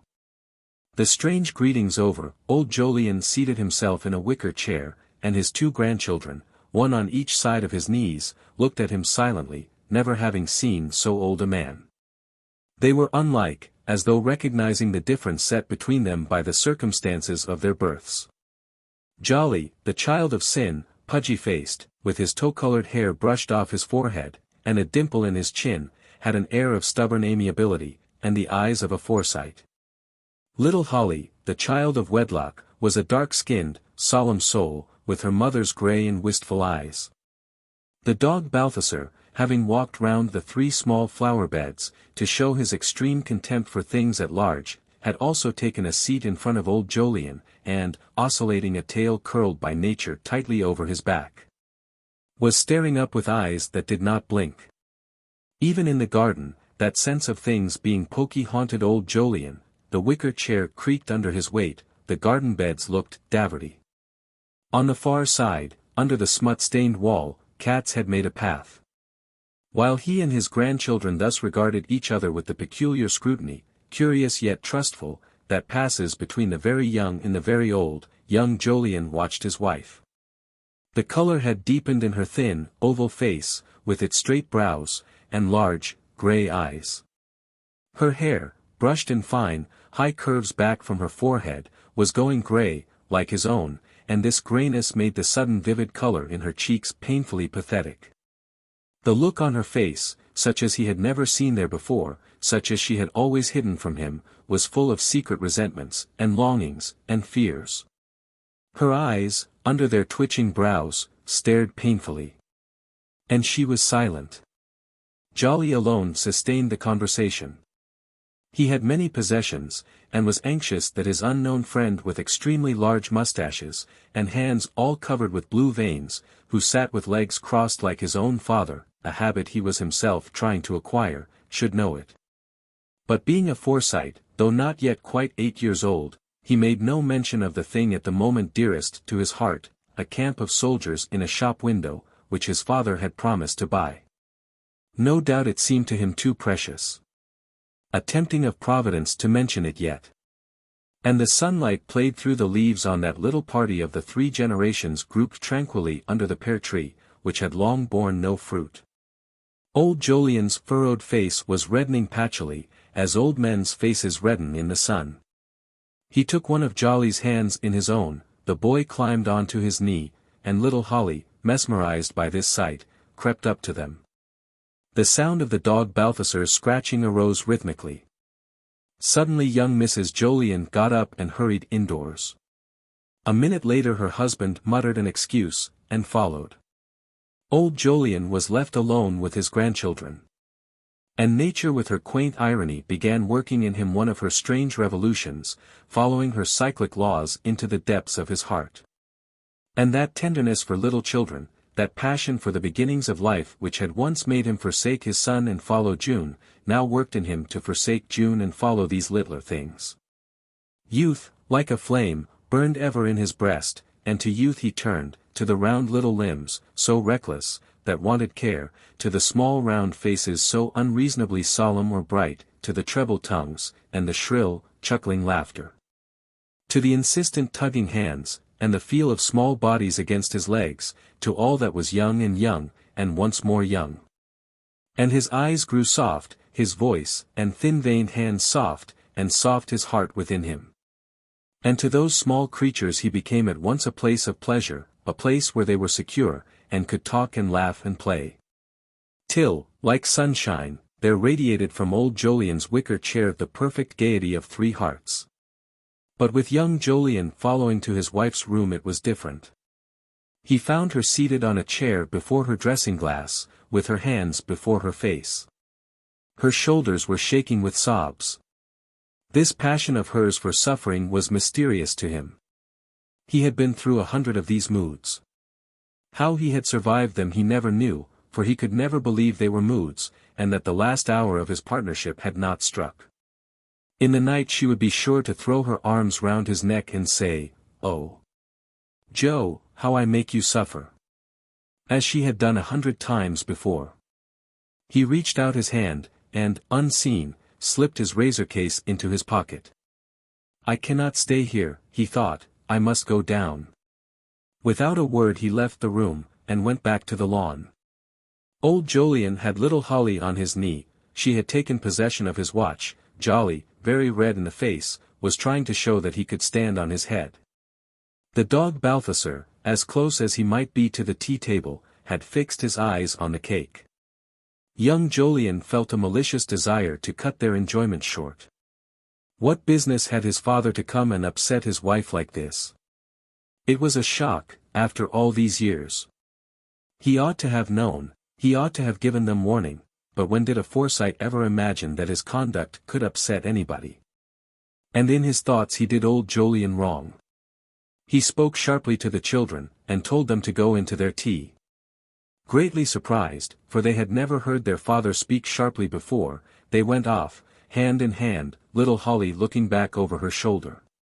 Young Jolyon poured out the tea.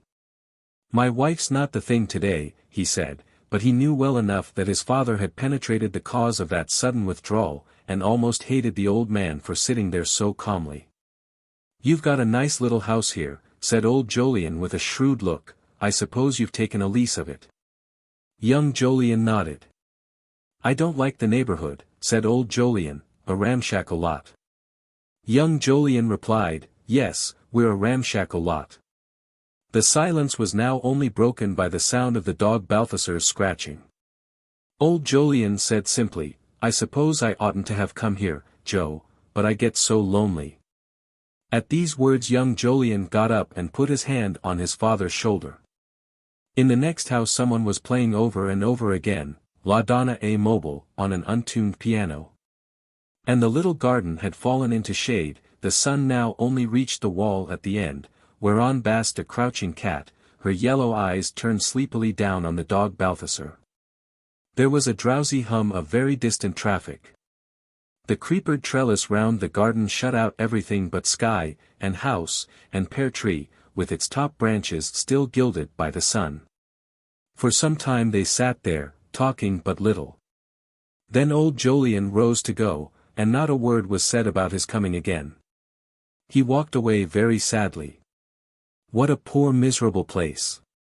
And he thought of the great, empty house in Stanhope Gate, fit residence for a Forsyte, with its huge billiard room and drawing room that no one entered from one week's end to another. That woman, whose face he had rather liked, was too thin-skinned by half. She gave Joe a bad time he knew. And those sweet children. Ah! What a piece of awful folly! He walked towards the Edgware Road, between rows of little houses, all suggesting to him, erroneously no doubt, but the prejudices of a Forsyte are sacred, shady histories of some sort or kind. Society, forsooth, the chattering hags and jackanapes, had set themselves up to pass judgment on his flesh and blood. A parcel of old women.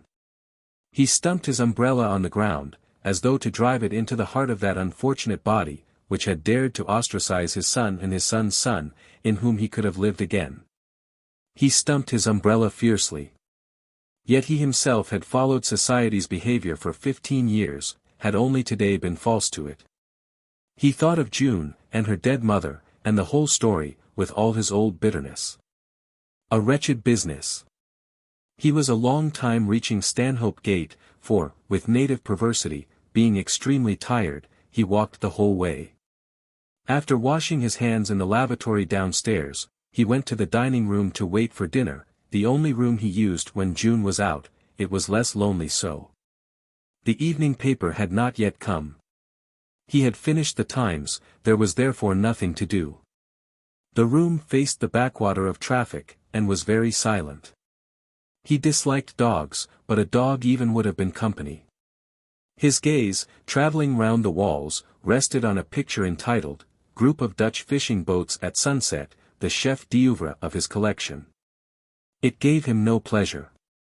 He closed his eyes. He was lonely. He oughtn't to complain, he knew, but he couldn't help it. He was a poor thing, had always been a poor thing, no pluck. Such was his thought. The butler came to lay the table for dinner, and seeing his master apparently asleep, exercised extreme caution in his movements. This bearded man also wore a mustache, which had given rise to grave doubts in the minds of many members of the family, especially those who, like Soames, had been to public schools, and were accustomed to niceness in such matters. Could he really be considered a butler? Playful spirits alluded to him as Uncle Jolyon's nonconformist. George, the acknowledged wag, had named him Sankey. He moved to and fro between the great polished sideboard and the great polished table inimitably sleek and soft. Old Jolyon watched him, feigning sleep. The fellow was a sneak, he had always thought so, who cared about nothing but rattling through his work, and getting out to his betting or his woman or goodness knew what. A slug. Fat too. And didn't care a pin about his master. But then against his will, came one of those moments of philosophy which made old Jolyon different from other Forsytes. After all, why should the man care? He wasn't paid to care, and why expect it? In this world people couldn't look for affection unless they paid for it. It might be different in the next, he didn't know, couldn't tell. And again he shut his eyes. Relentless and stealthy, the butler pursued his labors, taking things from the various compartments of the sideboard. His back seemed always turned to old Jolyon. Thus, he robbed his operations of the unseemliness of being carried on in his master's presence. Now and then he furtively breathed on the silver, and wiped it with a piece of chamois leather. He appeared to pore over the quantities of wine in the decanters, which he carried carefully and rather high, letting his head droop over them protectingly. When he had finished, he stood for over a minute watching his master, and in his greenish eyes there was a look of contempt. After all, this master of his was an old buffer, who hadn't much left in him. Soft as a tomcat, he crossed the room to press the bell. His orders were, dinner at 7. What if his master were asleep? He would soon have him out of that, there was the night to sleep in. He had himself to think of, for he was due at his club at 8:30. In answer to the ring, appeared a page boy with a silver soup tureen. The butler took it from his hands and placed it on the table, then, standing by the open door, as though about to usher company into the room, he said in a solemn voice. "Dinner is on the table, sir." Slowly old Jolyon got up out of his chair, and sat down at the table to eat his dinner. 8. Plans of the house. Forsytes, as is generally admitted, have shells, like that extremely useful little animal which is made into Turkish delight. In other words, they are never seen, or if seen would not be recognized, without habitats. Composed of circumstance, property, acquaintances, and wives, which seem to move along with them in their passage through a world composed of thousands of other Forsytes with their habitats. Without a habitat a Forsyte is inconceivable, he would be like a novel without a plot, which is well known to be an anomaly. To Forsyte eyes Bosinney appeared to have no habitat, he seemed one of those rare and unfortunate men who go through life surrounded by circumstance, property, acquaintances, and wives that do not belong to them. His rooms in Sloane Street, on the top floor, outside which, on a plate, was his name, Philip Baines Bosinney, architect, were not those of a Forsyte. He had no sitting room apart from his office, but a large recess had been screened off to conceal the necessaries of life, a couch, an easy chair, his pipes, spirit case, novels and slippers. The business part of the room had the usual furniture. An open cupboard with pigeonholes, a round oak table, a folding wash-stand, some hard chairs, a standing desk of large dimensions covered with drawings and designs. June had twice been to tea there under the chaperonage of his aunt. He was believed to have a bedroom at the back. As far as the family had been able to ascertain his income, it consisted of 2 consulting appointments at £20 a year, together with an odd fee once in a way. An more worthy item, a private annuity under his father's will of £150 a year. What had transpired concerning that father was not so reassuring. It appeared that he had been a Lincolnshire country doctor of Cornish extraction, striking appearance, and Byronic tendencies, a well-known figure, in fact, in his county. Bosinney's uncle by marriage, Baines, of Baines and Bilderboy, a Forsyte in instincts if not in name, had but little that was worthy to relate of his brother-in-law. An odd fellow, he would say, always spoke of his 3 eldest boys as good creatures, but so dull, they're all doing capitally in the Indian Civil. Philip was the only one he liked. I've heard him talk in the queerest way. He once said to me, "My dear fellow, never let your poor wife know what you're thinking of." But I didn't follow his advice, not I. An eccentric man. He would say to Phil, "Whether you live like a gentleman or not, my boy, be sure you die like one." And he had himself embalmed in a frock coat suit, with a satin cravat and a diamond pin. Oh, quite an original, I can assure you. Of Bosinney himself Baines would speak warmly, with a certain compassion. He's got a streak of his father's Byronism. Why, look at the way he threw up his chances when he left my office.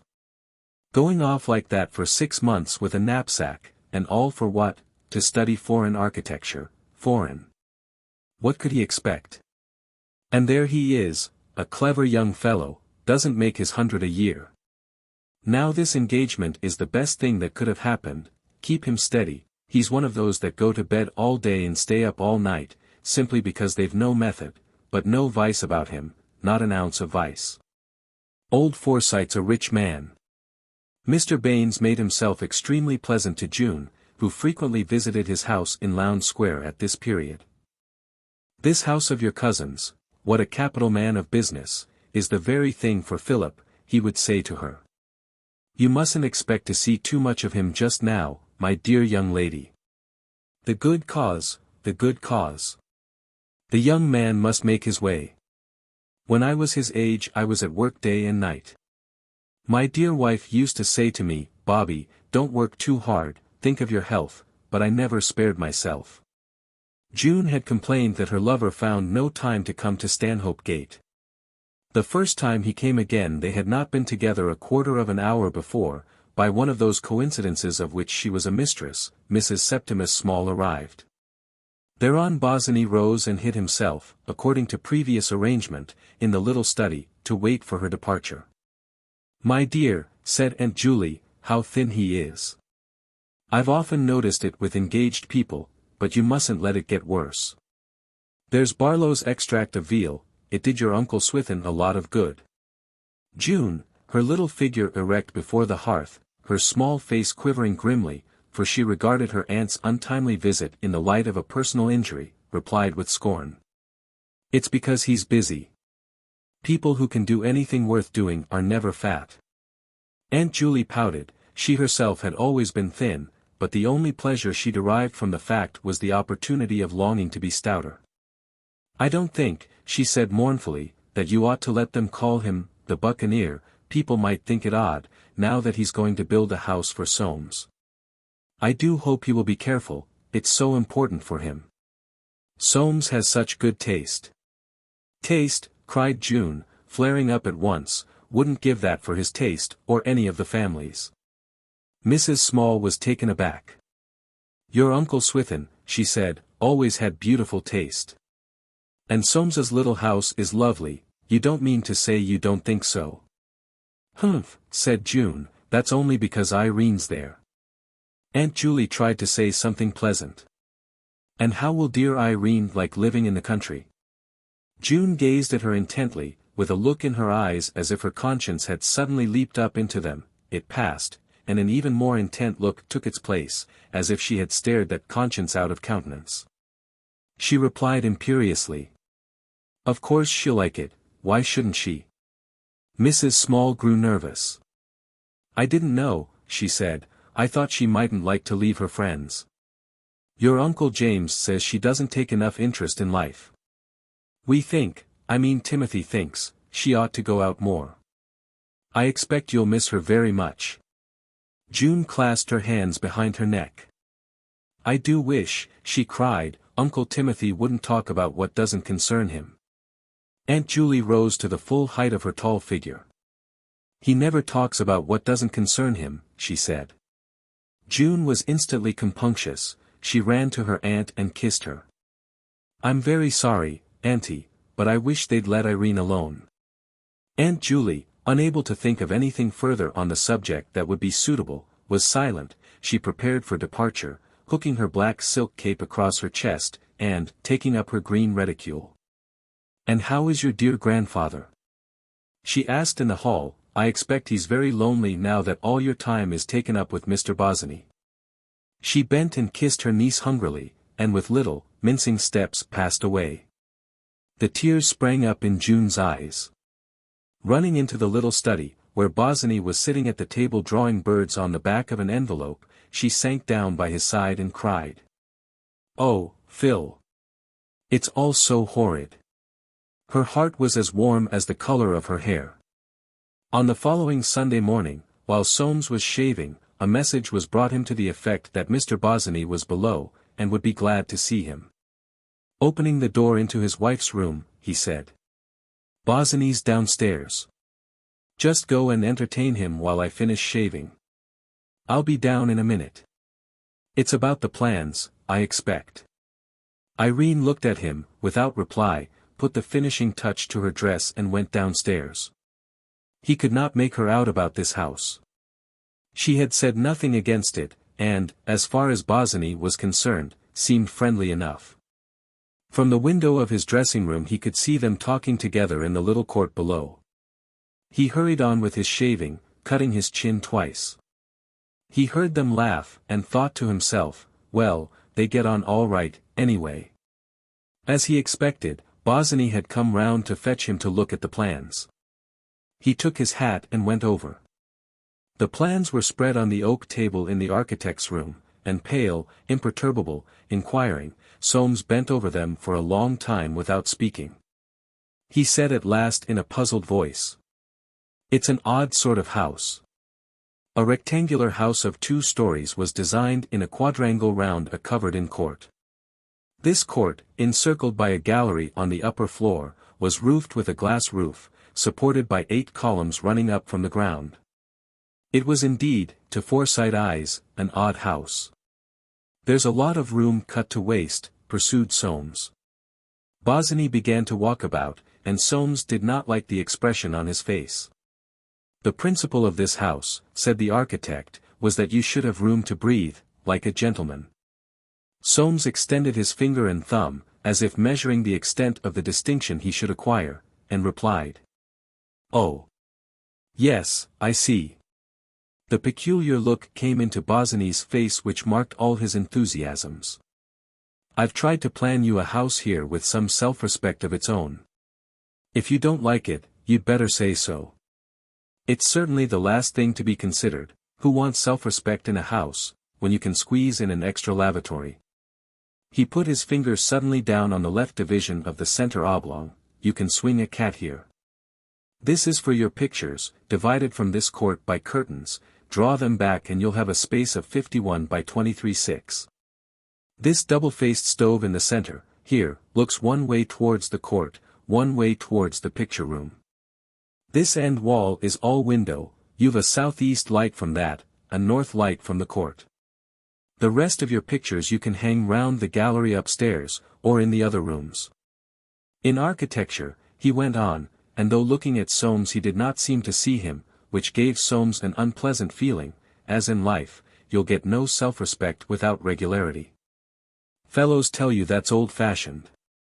It appears to be peculiar anyway. It never occurs to us to embody the main principle of life in our buildings. We load our houses with decoration, gimcracks, corners, anything to distract the eye. On the contrary, the eye should rest. Get your effects with a few strong lines. The whole thing is regularity, there's no self-respect without it. Soames, the unconscious ironist, fixed his gaze on Bosinney's tie, which was far from being in the perpendicular. He was unshaven too, and his dress not remarkable for order. Architecture appeared to have exhausted his regularity. "Won't it look like a barrack?" he inquired. He did not at once receive a reply. "I can see what it is," said Bosinney. "You want one of Little Master's houses, one of the pretty and commodious sort, where the servants will live in garrets, and the front door be sunk so that you may come up again. By all means try Little Master, you'll find him a capital fellow, I've known him all my life." Soames was alarmed.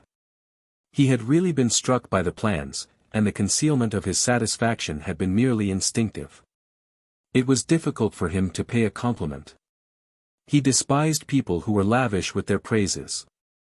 He found himself now in the embarrassing position of one who must pay a compliment or run the risk of losing a good thing. Bosinney was just the fellow who might tear up the plans and refuse to act for him, a kind of grown-up child. This grown-up childishness, to which he felt so superior, exercised a peculiar and almost mesmeric effect on Soames, for he had never felt anything like it in himself. "Well," he stammered at last, it's certainly original." He had such a private distrust and even dislike of the word original, that he felt he had not really given himself away by this remark. Bosinney seemed pleased. It was the sort of thing that would please a fellow like that. And his success encouraged Soames. "It's a big place," he said. "Space, air, light," he heard Bosinney murmur. "You can't live like a gentleman in one of Little Master's, he builds for manufacturers." Soames made a deprecating movement. He had been identified with a gentleman, not for a good deal of money now would he be classed with manufacturers. But his innate distrust of general principles revived. What the deuce was the good of talking about regularity and self-respect?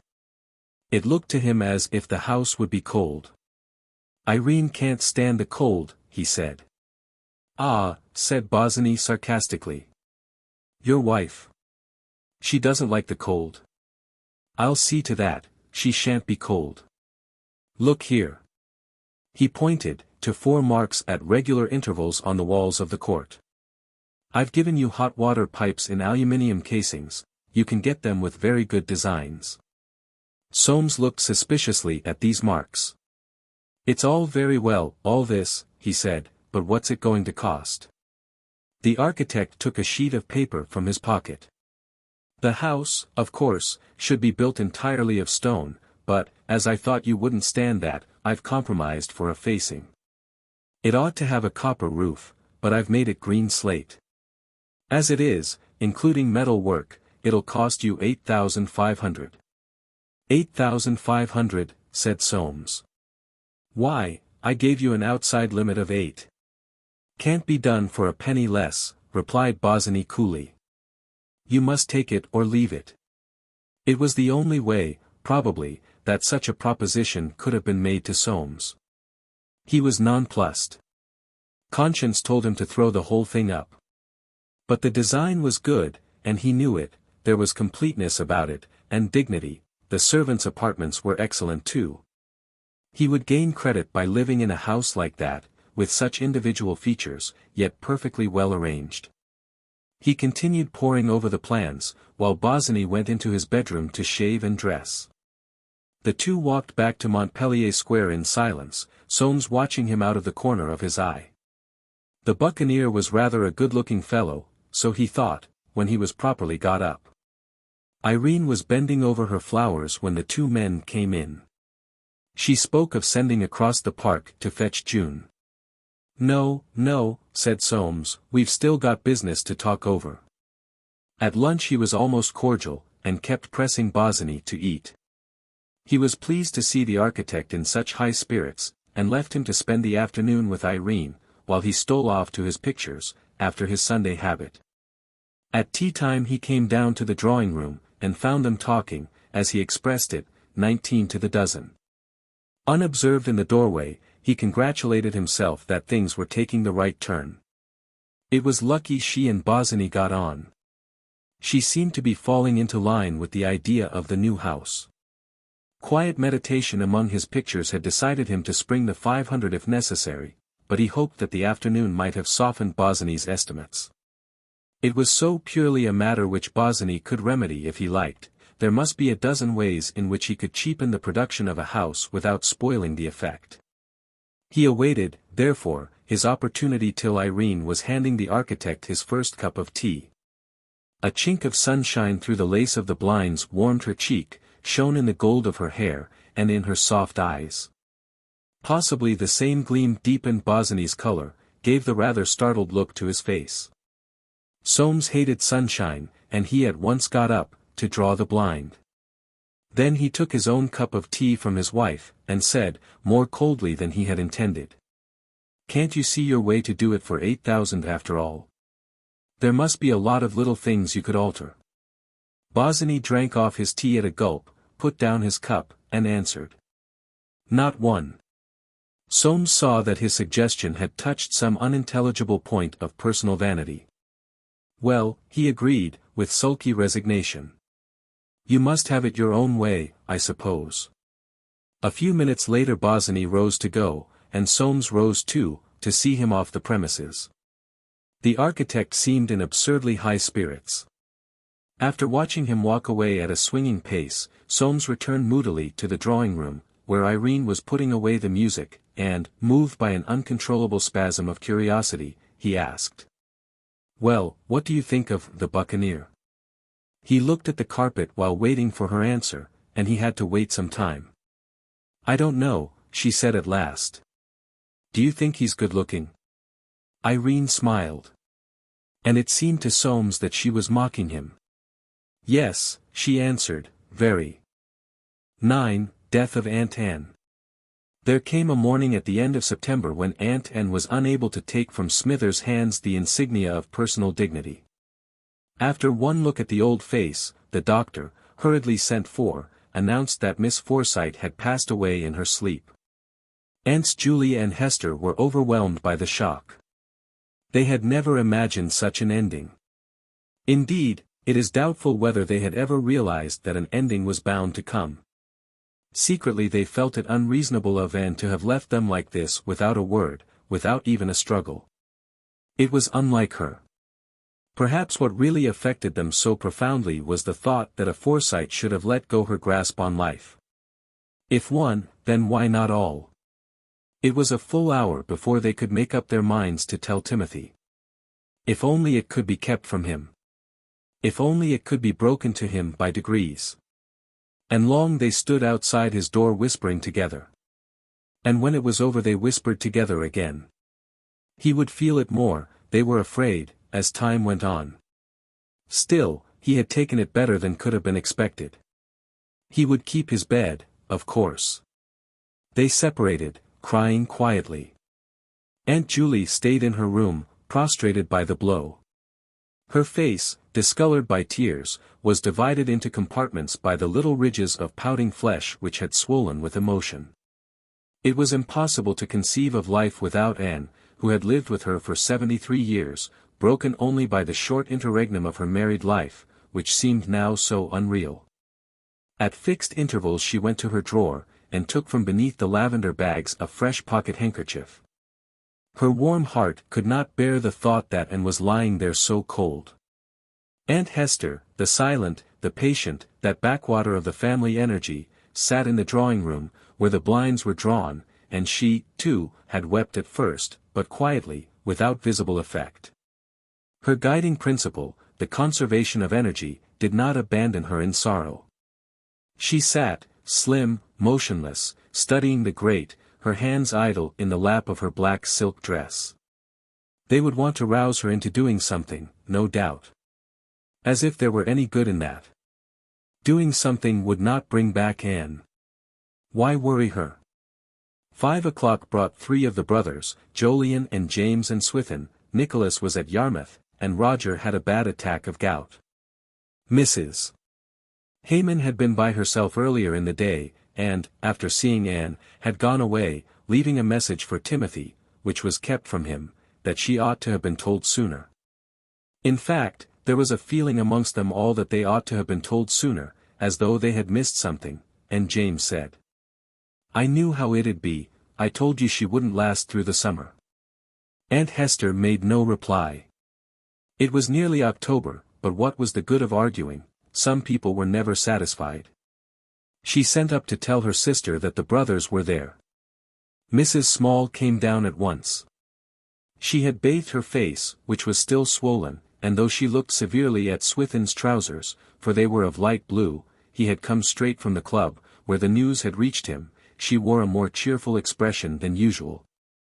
The instinct for doing the wrong thing being even now too strong for her. Presently all five went up to look at the body. Under the pure white sheet a quilted counterpane had been placed, for now, more than ever, Aunt Anne had need of warmth. And, the pillows removed, her spine and head rested flat, with the semblance of their lifelong inflexibility. The coif banding the top of her brow was drawn on either side to the level of the ears, and between it and the sheet her face, almost as white, was turned with closed eyes to the faces of her brothers and sisters. In its extraordinary peace the face was stronger than ever, nearly all bone now under the scarce wrinkled parchment of skin, square jaw and chin, cheekbones, forehead with hollow temples. Chiseled nose, the fortress of an unconquerable spirit that had yielded to death, and in its upward sightlessness seemed trying to regain that spirit, to regain the guardianship it had just laid down. Swithin took but one look at the face, and left the room. The sight, he said afterwards, made him very queer. He went downstairs shaking the whole house, and, seizing his hat, clambered into his brougham, without giving any directions to the coachman. He was driven home, and all the evening sat in his chair without moving. He could take nothing for dinner but a partridge, with an imperial pint of champagne. Old Jolyon stood at the bottom of the bed, his hands folded in front of him. He alone of those in the room remembered the death of his mother, and though he looked at Anne, it was of that he was thinking. Anne was an old woman, but death had come to her at last, death came to all. His face did not move, his gaze seemed travelling from very far. Aunt Hester stood beside him. She did not cry now, tears were exhausted, her nature refused to permit a further escape of force. She twisted her hands, looking not at Anne, but from side to side, seeking some way of escaping the effort of realization. Of all the brothers and sisters James manifested the most emotion. Tears rolled down the parallel furrows of his thin face. Where he should go now to tell his troubles he did not know. Julie was no good, Hester worse than useless. He felt Anne's death more than he had ever thought he should, this would upset him for weeks.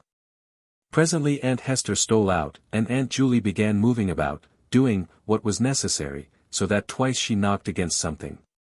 Old Jolyon, roused from his reverie, that reverie of the long, long past, looked sternly at her, and went away.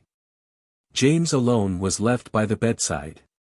Glancing stealthily round, to see that he was not observed, he twisted his long body down, placed a kiss on the dead forehead, then he, too, hastily left the room. Encountering Smither in the hall, he began to ask her about the funeral, and, finding that she knew nothing, complained bitterly that, if they didn't take care, everything would go wrong. She had better send for Mr. Soames. He knew all about that sort of thing. Her master was very much upset, he supposed, he would want looking after. As for her mistresses, they were no good, they had no gumption. They would be ill too, he shouldn't wonder. She had better send for the doctor, it was best to take things in time. He didn't think his sister Anne had had the best opinion. If she'd had blanked she would have been alive now. Smither might send to Park Lane any time she wanted advice. Of course, his carriage was at their service for the funeral. He supposed she hadn't such a thing as a glass of claret and a biscuit. He had had no lunch. The days before the funeral passed quietly. It had long been known, of course, that Aunt Anne had left her little property to Timothy. There was, therefore, no reason for the slightest agitation.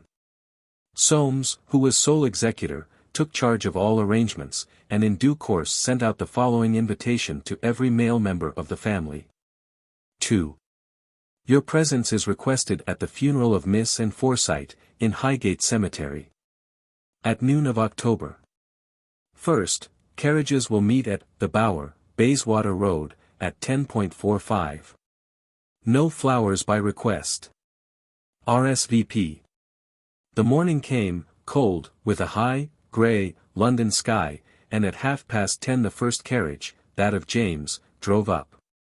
It contained James and his son-in-law Darty, a fine man, with a square chest, buttoned very tightly into a frock coat, and a sallow, fattish face adorned with dark, well-curled moustaches, and that incorrigible commencement of whisker which, eluding the strictest attempts at shaving, seems the mark of something deeply ingrained in the personality of the shaver, being especially noticeable in men who speculate. Soames, in his capacity of executor, received the guests, for Timothy still kept his bed, he would get up after the funeral. And Aunts Julie and Hester would not be coming down till all was over, when it was understood there would be lunch for anyone who cared to come back. The next to arrive was Roger, still limping from the gout, and encircled by 3 of his sons, young Roger, Eustace, and Thomas. George, the remaining son, arrived almost immediately afterwards in a hansom, and paused in the hall to ask Soames how he found undertaking pay. They disliked each other. Then came 2 Haymans, Giles and Jessie, perfectly silent, and very well dressed, with special creases down their evening trousers. Then old Jolyon alone.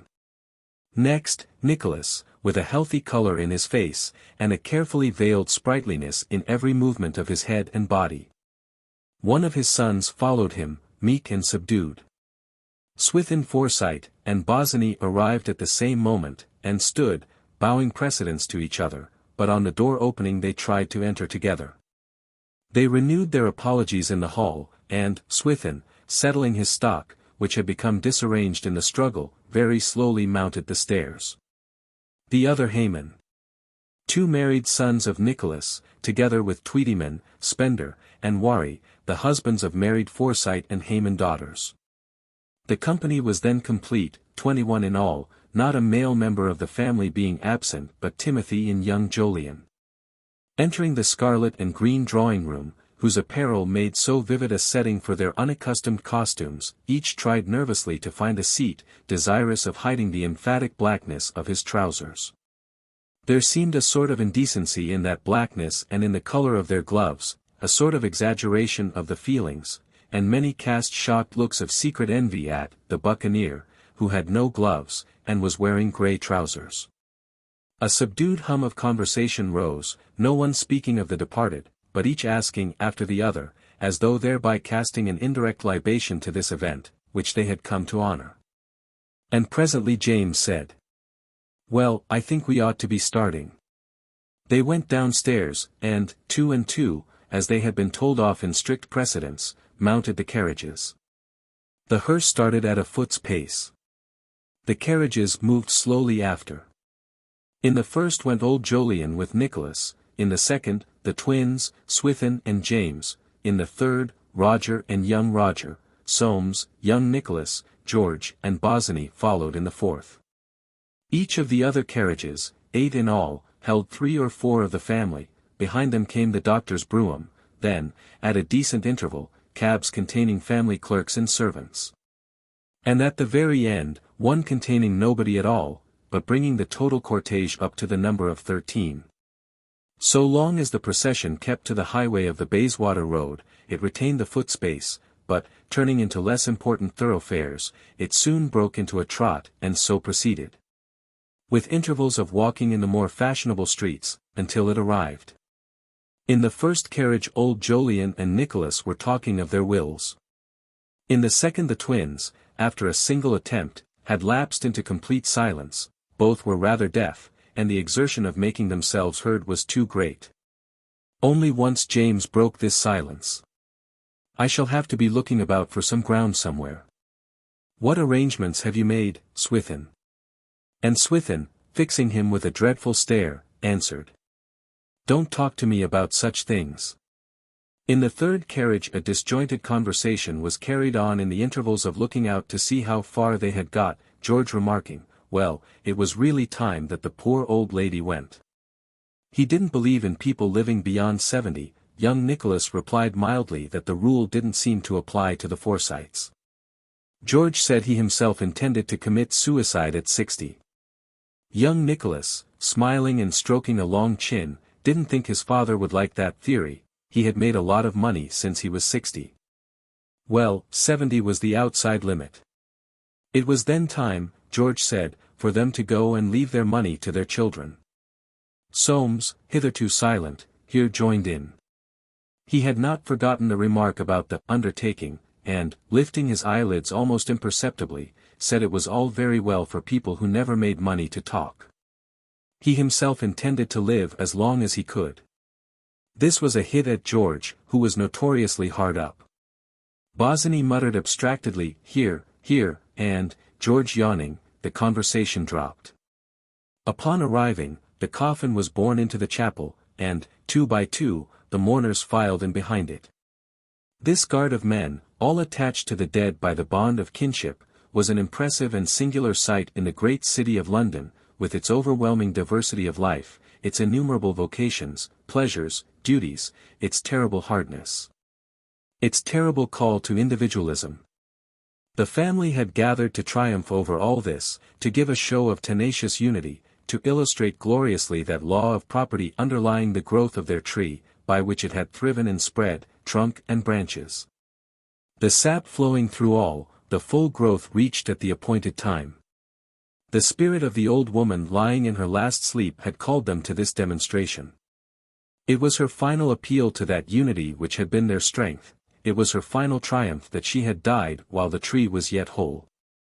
She was spared the watching of the branches jut out beyond the point of balance. She could not look into the hearts of her followers. The same law that had worked in her, bringing her up from a tall, straight-backed slip of a girl to a woman strong and grown, from a woman grown to a woman old, angular, feeble, almost witch-like, with individuality all sharpened and sharpened. As all rounding from the world's contact fell off from her, that same law would work, was working, in the family she had watched like a mother. She had seen it young, and growing, she had seen it strong and grown, and before her old eyes had time or strength to see any more, she died. She would have tried, and who knows but she might have kept it young and strong, with her old fingers, her trembling kisses, a little longer, alas. Not even Aunt Anne could fight with nature. Pride comes before a fall. In accordance with this, the greatest of nature's ironies, the Forsyte family had gathered for a last proud pageant before they fell. Their faces to right and left, in single lines, were turned for the most part impassively toward the ground, guardians of their thoughts. But here and there, one looking upward, with a line between his brows, searched to see some sight on the chapel walls too much for him, to be listening to something that appalled. And the responses, low muttered, in voices through which rose the same tone, the same unseizable family ring, sounded weird, as though murmured in hurried duplication by a single person. The service in the chapel over, the mourners filed up again to guard the body to the tomb. The vault stood open, and, round it, men in black were waiting. From that high and sacred field, where thousands of the upper middle class lay in their last sleep, the eyes of the Forsytes travelled down across the flocks of graves. There, spreading to the distance, lay London, with no sun over it, mourning the loss of its daughter, mourning with this family, so dear, the loss of her who was mother and guardian. 100,000 spires and houses, blurred in the great grey web of property, lay there like prostrate worshippers before the grave of this, the oldest Forsyte of them all. A few words, a sprinkle of earth, the thrusting of the coffin home, and Aunt Anne had passed to her last rest. Round the vault, trustees of that passing, the 5 brothers stood, with white heads bowed. They would see that and was comfortable where she was going.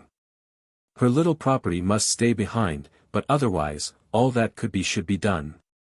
Then severally, each stood aside, and putting on his hat, turned back to inspect the new inscription on the marble of the family vault. Sacred to the memory of Anne Forsyte, the daughter of the above. Jolyon Ann Forsyte, who departed this life the 27th day of September, 1886. Aged 87 years and 4 days. Soon perhaps, someone else would be wanting an inscription. It was strange and intolerable, for they had not thought somehow, that Forsytes could die. And one and all they had a longing to get away from this painfulness, this ceremony which had reminded them of things they could not bear to think about, to get away quickly and go about their business and forget. It was cold, too. The wind, like some slow, disintegrating force, blowing up the hill over the graves, struck them with its chilly breath. They began to split into groups, and as quickly as possible to fill the waiting carriages. Swithin said he should go back to lunch at Timothy's, and he offered to take anybody with him in his brougham. It was considered a doubtful privilege to drive with Swithin in his brougham, which was not a large one. Nobody accepted, and he went off alone. James and Roger followed immediately after. They also would drop in to lunch. The others gradually melted away, old Jolyon taking 3 nephews to fill up his carriage. He had a want of those young faces. Soames, who had to arrange some details in the cemetery office, walked away with Bosinney. He had much to talk over with him, and, having finished his business, they strolled to Hampstead, lunched together at the Spaniards Inn, and spent a long time in going into practical details connected with the building of the house. They then proceeded to the tramline, and came as far as the Marble Arch, where Bosinney went off to Stanhope Gate to see June. Soames felt in excellent spirits when he arrived home, and confided to Irene at dinner that he had had a good talk with Bosinney, who really seemed a sensible fellow. They had had a capital walk too, which had done his liver good. He had been short of exercise for a long time, and altogether a very satisfactory day. If only it hadn't been for poor Aunt Anne, he would have taken her to the theatre. As it was, they must make the best of an evening at home. "The Buccaneer asked after you more than once," he said suddenly. And moved by some inexplicable desire to assert his proprietorship, he rose from his chair and planted a kiss on his wife's shoulder. End of Part 1. Progress of the house. The winter had been an open one. Things in the trade were slack, and as Soames had reflected before making up his mind, it had been a good time for building. The shell of the house at Robin Hill was thus completed by the end of April. Now that there was something to be seen for his money, he had been coming down once, twice, even 3 times a week, and would mouse about among the debris for hours, careful never to soil his clothes. Moving silently through the unfinished brickwork of doorways, or circling round the columns in the central court. And he would stand before them for minutes together, as though peering into the real quality of their substance. On April 30th he had an appointment with Bosinney to go over the accounts, and 5 minutes before the proper time he entered the tent which the architect had pitched for himself close to the old oak tree. The accounts were already prepared on a folding table, and with a nod Soames sat down to study them. It was some time before he raised his head. "I can't make them out," he said at last. "They come to nearly 700 more than they ought." After a glance at Bosinney's face he went on quickly. "If you only make a firm stand against these builder chaps you'll get them down. They stick you with everything if you don't look sharp. Take 10% off all round. I shan't mind it's coming out 100 or so over the mark." Bosinney shook his head. "I've taken off every farthing I can." Soames pushed back the table with a movement of anger, which sent the account sheets fluttering to the ground. "Then all I can say is," he flustered out, "you've made a pretty mess of it." "I've told you a dozen times," Bosinney answered sharply, "that there'd be extras. I've pointed them out to you over and over again." "I know that," growled Soames. "I shouldn't have objected to a £10 note here and there. How was I to know that by extras you meant £700? The qualities of both men had contributed to this not inconsiderable discrepancy. On the one hand, the architect's devotion to his idea, to the image of a house which he had created and believed in, had made him nervous of being stopped, or forced to the use of makeshifts. On the other, Soames's not less true and wholehearted devotion to the very best article that could be obtained for the money, had rendered him averse to believing that things worth 13 shillings could not be bought with 12. "I wish I'd never undertaken your house," said Bosinney suddenly. "You come down here worrying me out of my life. You want double the value for your money anybody else would, and now that you've got a house that for its size is not to be beaten in the county, you don't want to pay for it. If you're anxious to be off your bargain, I dare say I can find the balance above the estimates myself, but I'm d if I do another stroke of work for you." Soames regained his composure. Knowing that Bosinney had no capital, he regarded this as a wild suggestion. He saw, too, that he would be kept indefinitely out of this house on which he had set his heart, and just at the crucial point when the architect's personal care made all the difference. In the meantime there was Irene to be thought of. She had been very queer lately. He really believed it was only because she had taken to Bosinney that she tolerated the idea of the house at all. It would not do to make an open breach with her. "You needn't get into a rage," he said. "If I'm willing to put up with it, I suppose you needn't cry out. All I meant was that when you tell me a thing is going to cost so much, I like to, well, in fact, I like to know where I am." "Look here," said Bosinney, and Soames was both annoyed and surprised by the shrewdness of his glance. "You've got my services dirt cheap. For the kind of work I've put into this house, and the amount of time I've given to it, you'd have had to pay Little Master or some other fool 4 times as much. What you want, in fact, is a first-rate man for a fourth-rate fee, and that's exactly what you've got." Soames saw that he really meant what he said, and, angry though he was, the consequences of a row rose before him too vividly. He saw his house unfinished, his wife rebellious, himself a laughingstock. "Let's go over it," he said sulkily, "and see how the money's gone." "Very well," assented Bosinney. "But we'll hurry up, if you don't mind. I have to get back in time to take June to the theatre." Soames cast a stealthy look at him, and said, "Coming to our place, I suppose to meet her?" He was always coming to their place. There had been rain the night before, a spring rain, and the earth smelt of sap and wild grasses. The warm, soft breeze swung the leaves and the golden buds of the old oak tree, and in the sunshine the blackbirds were whistling their hearts out. It was such a spring day as breathes into a man an ineffable yearning, a painful sweetness, a longing that makes him stand motionless, looking at the leaves or grass, and fling out his arms to embrace he knows not what. The earth gave forth a fainting warmth, stealing up through the chilly garment in which winter had wrapped her. It was her long caress of invitation, to draw men down to lie within her arms, to roll their bodies on her, and put their lips to her breast. On just such a day as this Soames had got from Irene the promise he had asked her for so often. Seated on the fallen trunk of a tree, he had promised for the 20th time that if their marriage were not a success, she should be as free as if she had never married him. "Do you swear it?" she had said. A few days back she had reminded him of that oath. He had answered, "Nonsense. I couldn't have sworn any such thing." By some awkward fatality he remembered it now. What queer things men would swear for the sake of women. He would have sworn it at any time to gain her. He would swear it now, if thereby he could touch her, but nobody could touch her, she was cold-hearted. And memories crowded on him with the fresh, sweet savor of the spring wind, memories of his courtship. In the spring of the year 1881 he was visiting his old schoolfellow and client, George Liversedge, of Branksome, who, with the view of developing his pine woods in the neighborhood of Bournemouth, had placed the formation of the company necessary to the scheme in Soames's hands. Mrs. Liversedge, with a sense of the fitness of things, had given a musical tea in his honor. Later in the course of this function, which Soames, no musician, had regarded as an unmitigated bore, his eye had been caught by the face of a girl dressed in mourning, standing by herself.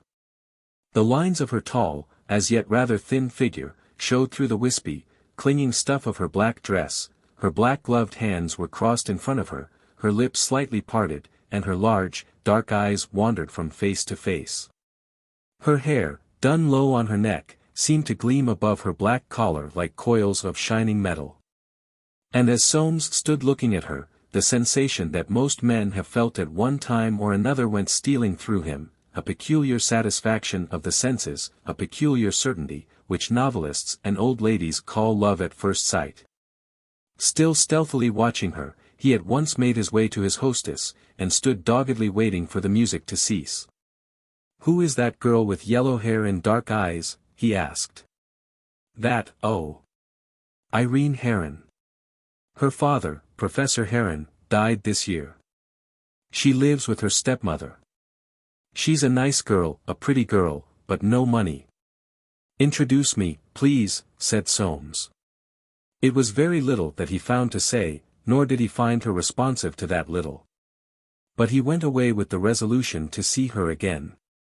He effected his object by chance, meeting her on the pier with her stepmother, who had the habit of walking there from 12 to 1 of a forenoon. Soames made this lady's acquaintance with alacrity, nor was it long before he perceived in her the ally he was looking for. His keen scent for the commercial side of family life soon told him that Irene cost her stepmother more than the £50 a year she brought her. It also told him that Mrs. Heron, a woman yet in the prime of life, desired to be married again. The strange ripening beauty of her stepdaughter stood in the way of this desirable consummation. And Soames, in his stealthy tenacity, laid his plans. He left Bournemouth without having given himself away, but in a month's time came back, and this time he spoke, not to the girl, but to her stepmother. He had made up his mind, he said, he would wait any time. And he had longed to wait, watching Irene bloom, the lines of her young figure softening, the stronger blood deepening the gleam of her eyes, and warming her face to a creamy glow. And at each visit he proposed to her, and when that visit was at an end, took her refusal away with him, back to London, sore at heart, but steadfast and silent as the grave. He tried to come at the secret springs of her resistance. Only once had he a gleam of light. It was at one of those assembly dances, which afford the only outlet to the passions of the population of seaside watering places. He was sitting with her in an embrasure, his senses tingling with the contact of the waltz. She had looked at him over her slowly waving fan, and he had lost his head. Seizing that moving wrist, he pressed his lips to the flesh of her arm. And she had shuddered. To this day he had not forgotten that shudder, nor the look so passionately averse she had given him. A year after that she had yielded. What had made her yield he could never make out, and from Mrs. Heron, a woman of some diplomatic talent, he learnt nothing. Once after they were married he asked her, "What made you refuse me so often?" She had answered by a strange silence. An enigma to him from the day that he first saw her, she was an enigma to him still. Bosinney was waiting for him at the door. And on his rugged, good-looking face was a queer, yearning, yet happy look, as though he too saw a promise of bliss in the spring sky, sniffed a coming happiness in the spring air. Soames looked at him waiting there.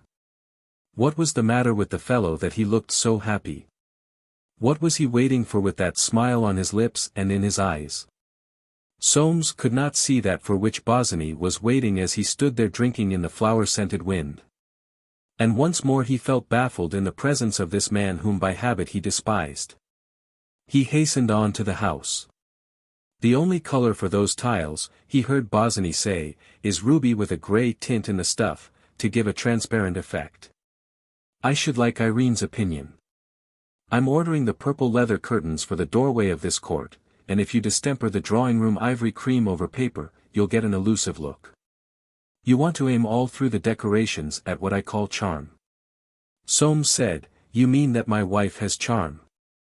Bosinney evaded the question. You should have a clump of iris plants in the center of that court. Soames smiled superciliously. I'll look into beeches some time, he said, and see what's appropriate. They found little else to say to each other, but on the way to the station Soames asked. I suppose you find Irene very artistic? Yes. The abrupt answer was as distinct a snub as saying, if you want to discuss her you can do it with someone else. And the slow, sulky anger Soames had felt all the afternoon burned the brighter within him. Neither spoke again till they were close to the station, then Soames asked. When do you expect to have finished? By the end of June, if you really wish me to decorate as well. Soames nodded. But you quite understand, he said, that the house is costing me a lot beyond what I contemplated. I may as well tell you that I should have thrown it up, only I'm not in the habit of giving up what I've set my mind on. Bosinney made no reply. And Soames gave him askance a look of dogged dislike, for in spite of his fastidious air and that supercilious, dandified taciturnity, Soames, with his set lips and squared chin, was not unlike a bulldog. When, at 7 o'clock that evening, June arrived at 62, Montpellier Square, the maid Bilson told her that Mr. Bosinney was in the drawing-room. The mistress, she said, was dressing, and would be down in a minute. She would tell her that Miss June was here. June stopped her at once. "All right, Bilson," she said, "I'll just go in. You needn't hurry Mrs. Soames." She took off her cloak, and Bilson, with an understanding look, did not even open the drawing-room door for her, but ran downstairs. June paused for a moment to look at herself in the little old-fashioned silver mirror above the oaken rug chest, a slim, imperious young figure, with a small resolute face, in a white frock. Cut moon-shaped at the base of a neck too slender for her crown of twisted red-gold hair. She opened the drawing-room door softly, meaning to take him by surprise. The room was filled with a sweet hot scent of flowering azaleas. She took a long breath of the perfume, and heard Bosinney's voice, not in the room, but quite close, saying, "Ah! There were such heaps of things I wanted to talk about, and now we shan't have time." Irene's voice answered, "Why not at dinner? How can one talk?" June's first thought was to go away, but instead she crossed to the long window opening on the little court. It was from there that the scent of the azaleas came, and, standing with their backs to her, their faces buried in the golden-pink blossoms, stood her lover and Irene. Silent but unashamed, with flaming cheeks and angry eyes, the girl watched. "Come on Sunday by yourself, we can go over the house together." June saw Irene look up at him through her screen of blossoms. It was not the look of a coquette, but, far worse to the watching girl, of a woman fearful lest that look should say too much. "I've promised to go for a drive with Uncle. The big one. Make him bring you. It's only 10 miles, the very thing for his horses." Poor old Uncle Swithin. A wave of the azalea scent drifted into June's face, she felt sick and dizzy. "Do. Ah. Do. But why? I must see you there, I thought you'd like to help me." The answer seemed to the girl to come softly with a tremble from amongst the blossoms, "So I do." And she stepped into the open space of the window. "How stuffy it is here," she said, "I can't bear this scent." Her eyes, so angry and direct, swept both their faces. "Were you talking about the house? I haven't seen it yet, you know. Shall we all go on Sunday?" From Irene's face the color had flown. "I am going for a drive that day with Uncle Swithin," she answered. "Uncle Swithin? What does he matter? You can throw him over." "I am not in the habit of throwing people over." There was a sound of footsteps and June saw Soames standing just behind her. "Well. If you are all ready," said Irene, looking from one to the other with a strange smile, "dinner is too." 11. June's treat. Dinner began in silence, the women facing one another, and the men. In silence the soup was finished, excellent, if a little thick, and fish was brought. In silence it was handed. Bosinney ventured, "It's the first spring day." Irene echoed softly, "Yes, the first spring day." "Spring," said June, "there isn't a breath of air." No one replied. The fish was taken away, a fine fresh sole from Dover. And Bilson brought champagne, a bottle swathed around the neck with white. Soames said, "You'll find it dry." Cutlets were handed, each pink frilled about the legs. They were refused by June, and silence fell. Soames said, "You'd better take a cutlet, June, there's nothing coming." But June again refused, so they were borne away. And then Irene asked, "Phil, have you heard my blackbird?" Bosinney answered, "Rather, he's got a hunting song. As I came round I heard him in the square. He's such a darling." "Salad, sir." Spring chicken was removed. But Soames was speaking, "The asparagus is very poor." Bosinney, "Glass of sherry with your sweet." "June, you're drinking nothing." June said, "You know I never do. Wine's such horrid stuff." An apple charlotte came upon a silver dish, and smilingly Irene said, "The azaleas are so wonderful this year." To this Bosinney murmured, "Wonderful." The scent's extraordinary. June said, how can you like the scent? Sugar, please, Bilson. Sugar was handed her, and Soames remarked, this Charlotte's good. The Charlotte was removed. Long silence followed. Irene, beckoning, said, take out the azalea, Bilson. Miss June can't bear the scent. No, let it stay, said June. Olives from France, with Russian caviar, were placed on little plates. And Soames remarked, why can't we have the Spanish? But no one answered. The olives were removed. Lifting her tumbler, June demanded, give me some water, please. Water was given her. A silver tray was brought, with German plums. There was a lengthy pause.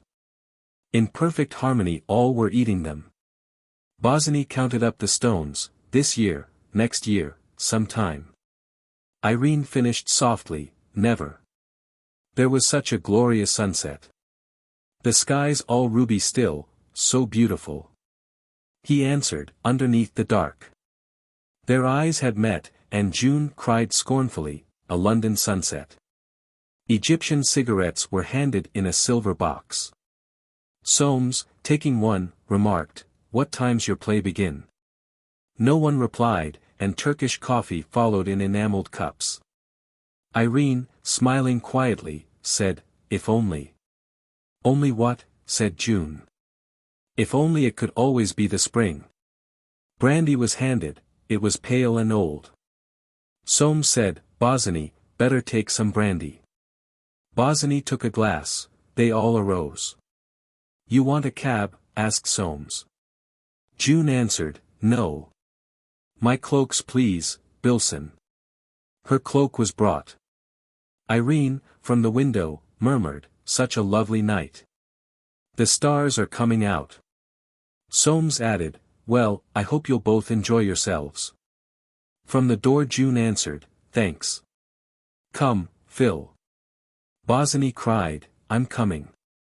Soames smiled a sneering smile, and said, I wish you luck. And at the door Irene watched them go. Bosinney called, good night. Good night. She answered softly. June made her lover take her on the top of a bus, saying she wanted air, and there sat silent, with her face to the breeze. The driver turned once or twice, with the intention of venturing a remark, but thought better of it. They were a lively couple. The spring had got into his blood, too. He felt the need for letting steam escape, and clucked his tongue, flourishing his whip, wheeling his horses, and even they, poor things, had smelled the spring, and for a brief half-hour spurned the pavement with happy hoofs. The whole town was alive, the boughs, curled upward with their decking of young leaves, awaited some gift the breeze could bring. New lighted lamps were gaining mastery, and the faces of the crowd showed pale under that glare, while on high the great white clouds slid swiftly, softly, over the purple sky. Men in evening dress had thrown back overcoats, stepping jauntily up the steps of clubs, working folk loitered. And women, those women who at that time of night are solitary in moving eastward in a stream, swung slowly along, with expectation in their gait, dreaming of good wine and a good supper, or, for an unwanted minute, of kisses given for love. Those countless figures, going their ways under the lamps and the moving sky, had one and all received some restless blessing from the stir of spring. And one and all, like those clubmen with their open coats, had shed something of caste, and creed, and custom, and by the cock of their hats, the pace of their walk, their laughter, or their silence, revealed their common kinship under the passionate heavens. Bosinney and June entered the theatre in silence, and mounted to their seats in the upper boxes.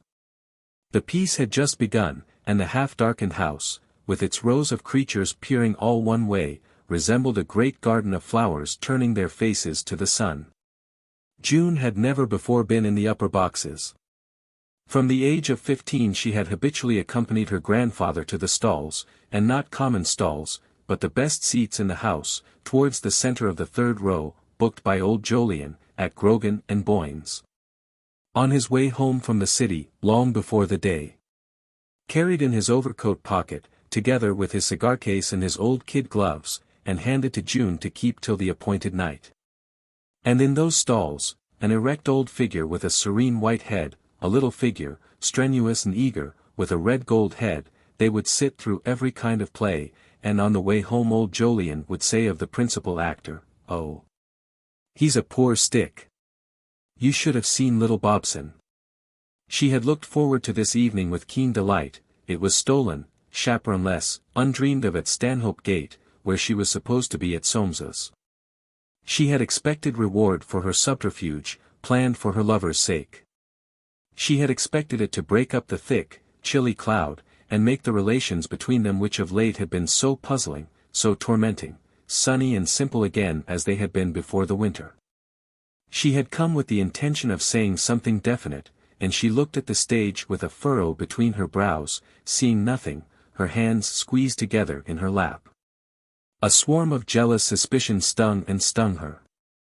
If Bosinney was conscious of her trouble he made no sign. The curtain dropped. The first act had come to an end. "It's awfully hot here," said the girl, "I should like to go out."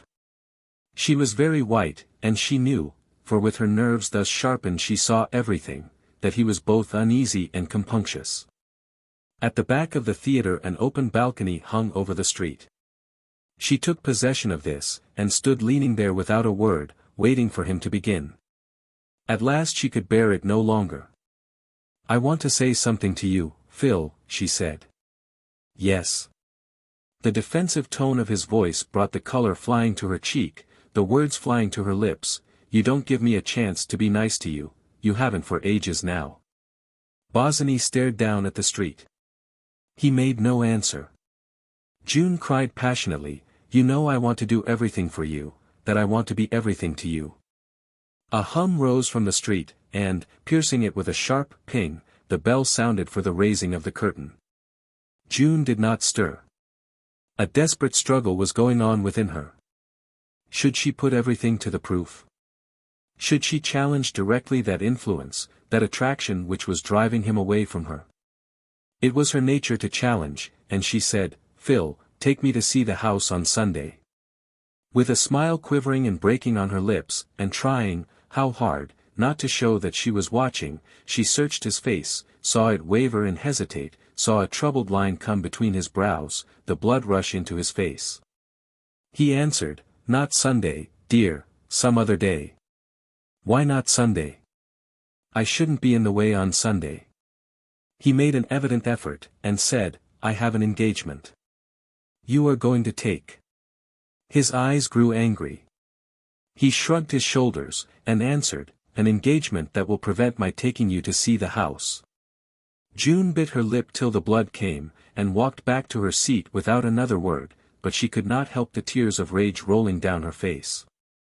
The house had been mercifully darkened for a crisis, and no one could see her trouble.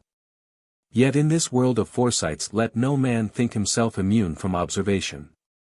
In the third row behind, Euphemia, Nicholas's youngest daughter, with her married sister, Mrs. Tweedyman, were watching. They reported at Timothy's, how they had seen June and her fiancé at the theatre. In the stalls? No, not in the... Oh. In the dress circle, of course. That seemed to be quite fashionable nowadays with young people. Well, not exactly. In the... Anyway, that engagement wouldn't last long. They had never seen anyone look so thunder and lightningy as that little June. With tears of enjoyment in their eyes, they related how she had kicked a man's hat as she returned to her seat in the middle of an act, and how the man had looked. Euphemia had a noted, silent laugh, terminating most disappointingly in squeaks. And when Mrs. Small, holding up her hands, said, "My dear," kicked a hat, she let out such a number of these that she had to be recovered with smelling salts. As she went away she said to Mrs. Tweedyman, "Kicked a hat. Oh.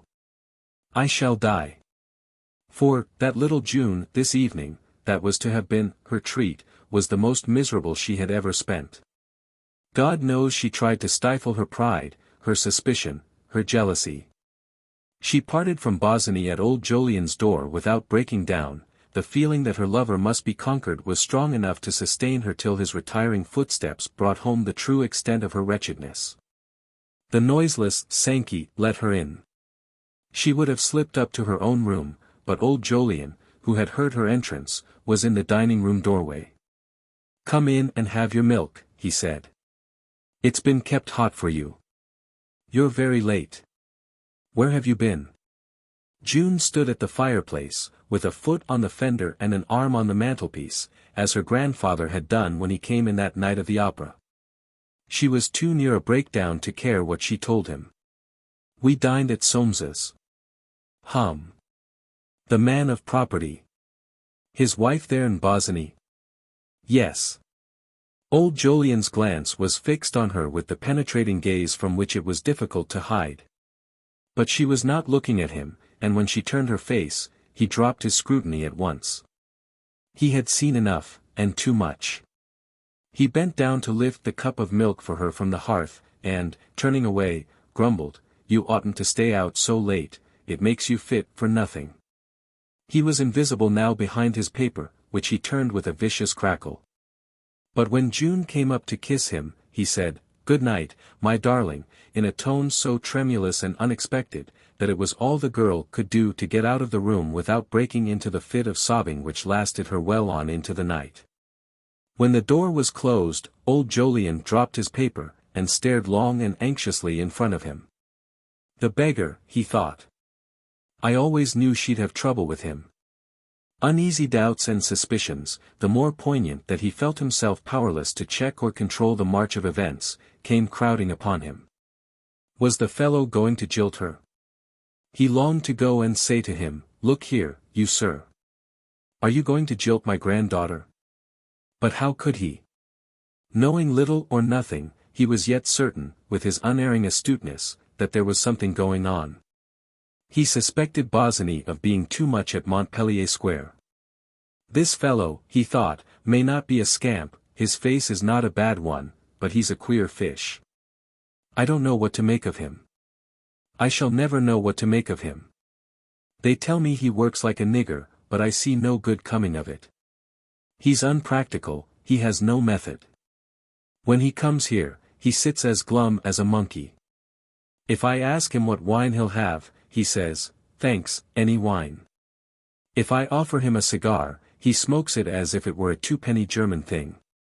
I never see him looking at June as he ought to look at her, and yet, he's not after her money. If she were to make a sign, he'd be off his bargain tomorrow. But she won't, not she. She'll stick to him. She's as obstinate as fate, she'll never let go." Sighing deeply, he turned the paper. In its columns, perchance he might find consolation. And upstairs in her room June sat at her open window, where the spring wind came, after its revel across the park, to cool her hot cheeks and burn her heart. 12. Drive with Swithin. 2 lines of a certain song in a certain famous old-school songbook run as follows. "How the buttons on his blue frock shone, tra-la-la. How he caroled and he sang, like a bird." Swithin did not exactly carol and sing like a bird, but he felt almost like endeavoring to hum a tune, as he stepped out of Hyde Park Mansions, and contemplated his horses drawn up before the door. The afternoon was as balmy as a day in June, and to complete the simile of the old song, he had put on a blue frock coat, dispensing with an overcoat. After sending Adolphe down 3 times to make sure that there was not the least suspicion of east in the wind. And the frock coat was buttoned so tightly around his personable form, that, if the buttons did not shine, they might pardonably have done so. Majestic on the pavement he fitted on a pair of dogskin gloves. With his large bell-shaped top hat, and his great stature and bulk he looked too primeval for a Forsyte. His thick white hair, on which Adolphe had bestowed a touch of pomatum, exhaled the fragrance of Opopanax and cigars, the celebrated Swithin brand, for which he paid 140 shillings the hundred. And of which old Jolyon had unkindly said, he wouldn't smoke them as a gift. They wanted the stomach of a horse. Adolphe. Serre. The new plaid rug. He would never teach that fellow to look smart, and Mrs. Soames he felt sure, had an eye. The phaeton hood down, I am going to drive a lady. A pretty woman would want to show off her frock, and well, he was going to drive a lady. It was like a new beginning to the good old days. Ages since he had driven a woman. The last time, if he remembered, it had been Julie. The poor old soul had been as nervous as a cat the whole time, and so put him out of patience that, as he dropped her in the Bayswater Road, he had said, "Well, I'm d if I ever drive you again." And he never had, not he. Going up to his horses' heads, he examined their bits, not that he knew anything about bits, he didn't pay his coachman £60 a year to do his work for him, that had never been his principle. Indeed, his reputation as a horsey man rested mainly on the fact that once, on Derby Day, he had been welshed by some thimble riggers. But someone at the club, after seeing him drive his greys up to the door, he always drove grey horses, you got more style for the money, some thought, had called him, four-in-hand Forsyte. The name having reached his ears through that fellow Nicholas Treffry, old Jolyon's dead partner, the great driving man notorious for more carriage accidents than any man in the kingdom, Swithin had ever after conceived it right to act up to it. The name had taken his fancy, not because he had ever driven four-in-hand, or was ever likely to, but because of something distinguished in the sound. Four-in-hand Forsyte. Not bad. Born too soon, Swithin had missed his vocation.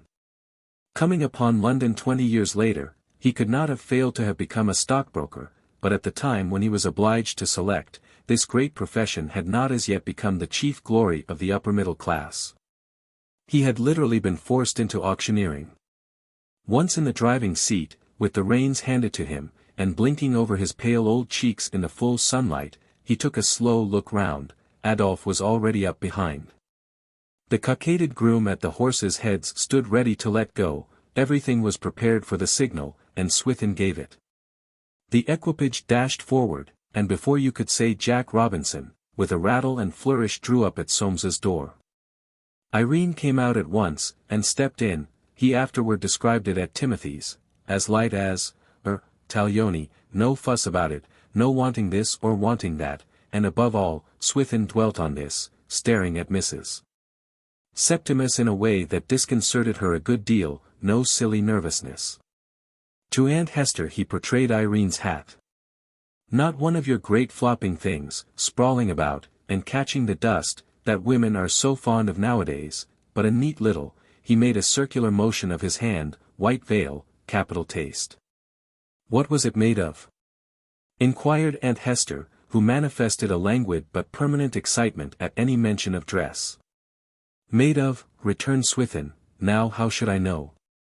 He sank into silence so profound that Aunt Hester began to be afraid he had fallen into a trance. She did not try to rouse him herself, it not being her custom. I wish somebody would come, she thought, I don't like the look of him. But suddenly Swithin returned to life.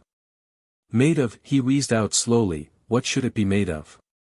They had not gone 4 miles before Swithin received the impression that Irene liked driving with him.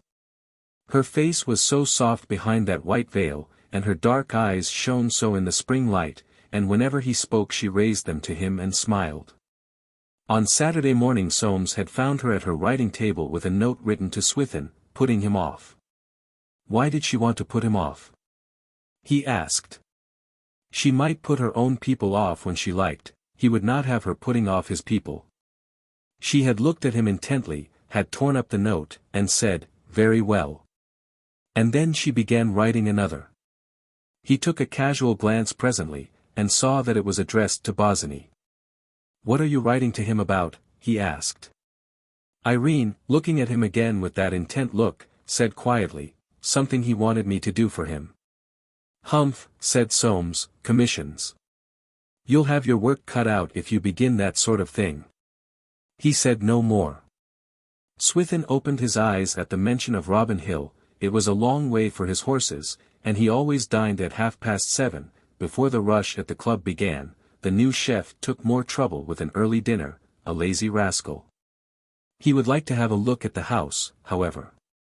A house appealed to any Forsyte, and especially to one who had been an auctioneer. After all, he said, the distance was nothing. When he was a younger man he had had rooms at Richmond for many years, kept his carriage and pair there, and drove them up and down to business every day of his life. Four-in-hand Forsyte they called him. His tea-cart, his horses had been known from Hyde Park Corner to the Star and Garter. The Duke of Z wanted to get hold of them, would have given him double the money, but he had kept them. Know a good thing when you have it, eh? A look of solemn pride came portentously on his shaven square old face, he rolled his head in his stand-up collar, like a turkey-cock preening himself. She was really a charming woman.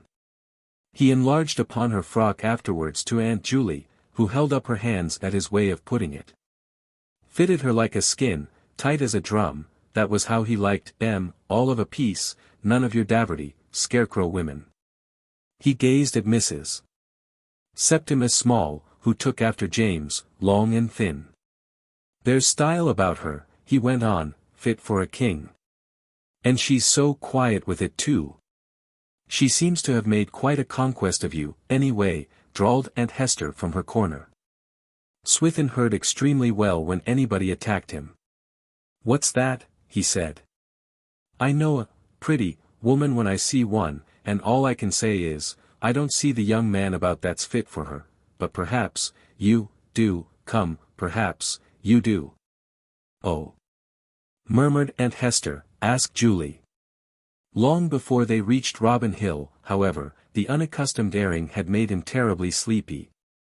He drove with his eyes closed, a lifetime of deportment alone keeping his tall and bulky form from falling askew. Bosinney, who was watching, came out to meet them, and all three entered the house together. Swithin in front making play with a stout gold-mounted Malacca cane, put into his hand by Adolphe, for his knees were feeling the effects of their long stay in the same position. He had assumed his fur coat, to guard against the draughts of the unfinished house. The staircase, he said, was handsome. The baronial style. They would want some statuary about. He came to a standstill between the columns of the doorway into the inner court, and held out his cane inquiringly. What was this to be, this vestibule, or whatever they called it? But gazing at the skylight, inspiration came to him. Ah! The billiard room. When told it was to be a tiled court with plants in the center, he turned to Irene. Waste this on plants. You take my advice and have a billiard table here. Irene smiled. She had lifted her veil, banding it like a nun's coif across her forehead, and the smile of her dark eyes below this seemed to Swithin more charming than ever. He nodded. She would take his advice, he saw. He had little to say of the drawing or dining rooms, which he described as spacious, but fell into such raptures as he permitted to a man of his dignity, in the wine cellar, to which he descended by stone steps, Bosinney going first with a light. You'll have room here, he said, for 600 or 700 dozen, a very pooty little cellar. Bosinney having expressed the wish to show them the house from the copse below, Swithin came to a stop. There's a fine view from here, he remarked. You haven't such a thing as a chair. A chair was brought him from Bosinney's tent. You go down, he said blandly, you too. I'll sit here and look at the view. He sat down by the oak tree, in the sun. Square and upright, with one hand stretched out, resting on the knob of his cane, the other planted on his knee, his fur coat thrown open, his hat, roofing with its flat top the pale square of his face, his stare, very blank, fixed on the landscape. He nodded to them as they went off down through the fields.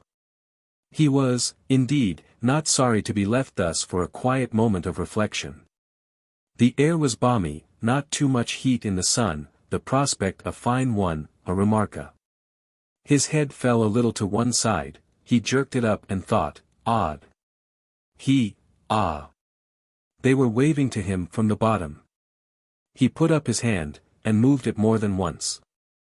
They were active, the prospect was remar.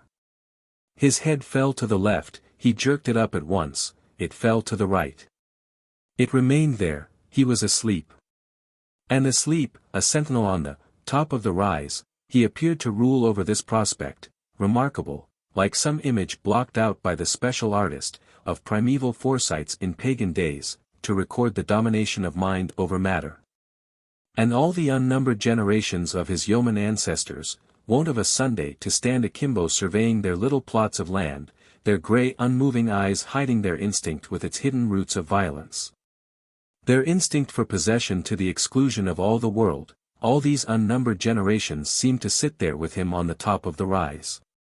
But from him, thus slumbering, his jealous Forsyte spirit travelled far, into God knows what jungle of fancies. With those two young people, to see what they were doing down there in the copse where the spring was running riot with the scent of sap and bursting buds, the song of birds innumerable, a carpet of bluebells and sweet growing things. And the sun caught like gold in the tops of the trees. To see what they were doing, walking along there so close together on the path that was too narrow, walking along there so close that they were always touching, to watch Irene's eyes, like dark thieves, stealing the heart out of the spring. And a great unseen chaperone, his spirit was there, stopping with them to look at the little furry corpse of a mole, not dead an hour, with his mushroom and silver coat untouched by the rain or dew. Watching over Irene's bent head, and the soft look of her pitying eyes, and over that young man's head, gazing at her so hard, so strangely. Walking on with them, too, across the open space where a woodcutter had been at work, where the bluebells were trampled down, and a trunk had swayed and staggered down from its gashed stump.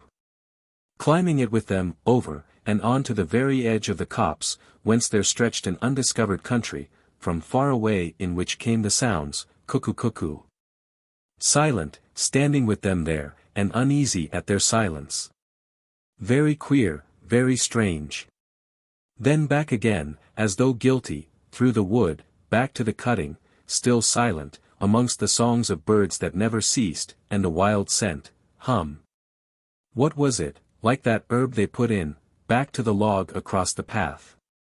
And then unseen, uneasy, flapping above them, trying to make noises, his Forsyte spirit watched her balanced on the log, her pretty figure swaying, smiling down at that young man gazing up with such strange, shining eyes, slipping now.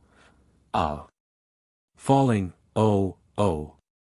Sliding, down his breast, her soft, warm body clutched, her head bent back from his lips, his kiss, her recoil, his cry, you must know, I love you. Must know, indeed, a pretty love. Swithin awoke, virtue had gone out of him. He had a taste in his mouth. Where was he? Damn! He had been asleep. He had dreamed something about a new soup, with a taste of mint in it. Those young people, where had they got to? His left leg had pins and needles. Adolphe. The rascal was not there, the rascal was asleep somewhere. He stood up, tall, square, bulky in his fur, looking anxiously down over the fields, and presently he saw them coming. Irene was in front. That young fellow, what had they nicknamed him, the buccaneer, looked precious hangdog there behind her, had got a flea in his ear, he shouldn't wonder. Serve him right, taking her down all that way to look at the house. The proper place to look at a house from was the lawn. They saw him. He extended his arm, and moved it spasmodically to encourage them. But they had stopped. What were they standing there for, talking? They came on again. She had been giving him a rub, he had not the least doubt of it, and no wonder, over a house like that, a great ugly thing, not the sort of house he was accustomed to. He looked intently at their faces, with his pale, immovable stare. That young man looked very queer. You'll never make anything of this, he said tartly, pointing at the mansion, too newfangled. Bosinney gazed at him as though he had not heard. And Swithin afterwards described him to Aunt Hester as, an extravagant sort of fellow, very odd way of looking at you, a bumpy beggar. What gave rise to this sudden piece of psychology he did not state. Possibly Bosinney's prominent forehead and cheekbones and chin, or something hungry in his face, which quarrelled with Swithin's conception of the calm satiety that should characterize the perfect gentleman. He brightened up at the mention of tea. He had a contempt for tea, his brother Jolyon had been in tea, made a lot of money by it, but he was so thirsty, and had such a taste in his mouth, that he was prepared to drink anything. He longed to inform Irene of the taste in his mouth, she was so sympathetic, but it would not be a distinguished thing to do. He rolled his tongue round, and faintly smacked it against his palate. In a far corner of the tent Adolphe was bending his cat-like mustaches over a kettle. He left it at once to draw the cork of a pint bottle of champagne. Swithin smiled, and, nodding at Bosinney, said, "Why, you're quite a Monte Cristo." This celebrated novel, one of the half-dozen he had read, had produced an extraordinary impression on his mind. Taking his glass from the table, he held it away from him to scrutinize the color. Thirsty as he was, it was not likely that he was going to drink trash. Then, placing it to his lips, he took a sip. "A very nice wine," he said at last, passing it before his nose, "not the equal of my Heidsieck." It was at this moment that the idea came to him which he afterwards imparted at Timothy's in this nutshell: "I shouldn't wonder a bit if that architect chap were sweet upon Mrs. Soames." And from this moment his pale, round eyes never ceased to bulge with the interest of his discovery. "The fellow," he said to Mrs. Septimus, "follows her about with his eyes like a dog, the bumpy beggar. I don't wonder at it, she's a very charming woman, and, I should say, the pink of discretion." A vague consciousness of perfume caging about Irene, like that from a flower with half-closed petals and a passionate heart, moved him to the creation of this image. "But I wasn't sure of it," he said, "till I saw him pick up her handkerchief." Mrs. Small's eyes boiled with excitement. "And did he give it her back?" she asked. "Give it back," said Swithin, "I saw him slobber on it when he thought I wasn't looking." Mrs. Small gasped, too interested to speak. "But she gave him no encouragement," went on Swithin. He stopped, and stared for a minute or two in the way that alarmed Aunt Hester so. He had suddenly recollected that, as they were starting back in the phaeton, she had given Bosinney her hand a second time, and let it stay there too. He had touched his horses smartly with the whip, anxious to get her all to himself. But she had looked back, and she had not answered his first question, neither had he been able to see her face, she had kept it hanging down. There is somewhere a picture, which Swithin has not seen, of a man sitting on a rock, and by him, immersed in the still, green water, a sea-nymph lying on her back, with her hand on her naked breast. She has a half-smile on her face, a smile of hopeless surrender and of secret joy. Seated by Swithin's side, Irene may have been smiling like that. When, warmed by champagne, he had her all to himself, he unbosomed himself of his wrongs. Of his smothered resentment against the new chef at the club, his worry over the house in Wigmore Street, where the rascally tenant had gone bankrupt through helping his brother-in-law, as if charity did not begin at home. Of his deafness, too, and that pain he sometimes got in his right side. She listened, her eyes swimming under their lids. He thought she was thinking deeply of his troubles, and pitied himself terribly. Yet in his fur coat, with frogs across the breast, his top hat aslant, driving this beautiful woman, he had never felt more distinguished. A coster, however, taking his girl for a Sunday airing, seemed to have the same impression about himself. This person had flogged his donkey into a gallop alongside, and sat, upright as a waxwork, in his shallopy chariot, his chin settled pompously on a red handkerchief, like Swithin's on his full cravat. While his girl, with the ends of a fly-blown boa floating out behind, aped a woman of fashion. Her swain moved a stick with a ragged bit of string dangling from the end, reproducing with strange fidelity the circular flourish of Swithin's whip, and rolled his head at his lady with a leer that had a weird likeness to Swithin's primeval stare. Though for a time unconscious of the lowly ruffian's presence, Swithin presently took it into his head that he was being guyed. He laid his whiplash across the mare's flank. The two chariots, however, by some unfortunate fatality continued abreast. Swithin's yellow, puffy face grew red, he raised his whip to lash the costermonger, but was saved from so far forgetting his dignity by a special intervention of Providence. A carriage driving out through a gate forced phaeton and donkey cart into proximity, the wheels grated, the lighter vehicle skidded, and was overturned. Swithin did not look round. On no account would he have pulled up to help the ruffian. Serve him right if he had broken his neck. But he could not if he would. The greys had taken alarm. The phaeton swung from side to side, and people raised frightened faces as they went dashing past. Swithin's great arms, stretched at full length, tugged at the reins. His cheeks were puffed, his lips compressed, his swollen face was of a dull, angry red. Irene had her hand on the rail, and at every lurch she gripped it tightly. Swithin heard her ask. "Are we going to have an accident, Uncle Swithin?" He gasped out between his pants, "It's nothing, little fresh. I've never been in an accident. Don't you move." He took a look at her. She was smiling, perfectly calm. "Sit still," he repeated. "Never fear, I'll get you home." And in the midst of all his terrible efforts, he was surprised to hear her answer in a voice not like her own. "I don't care if I never get home."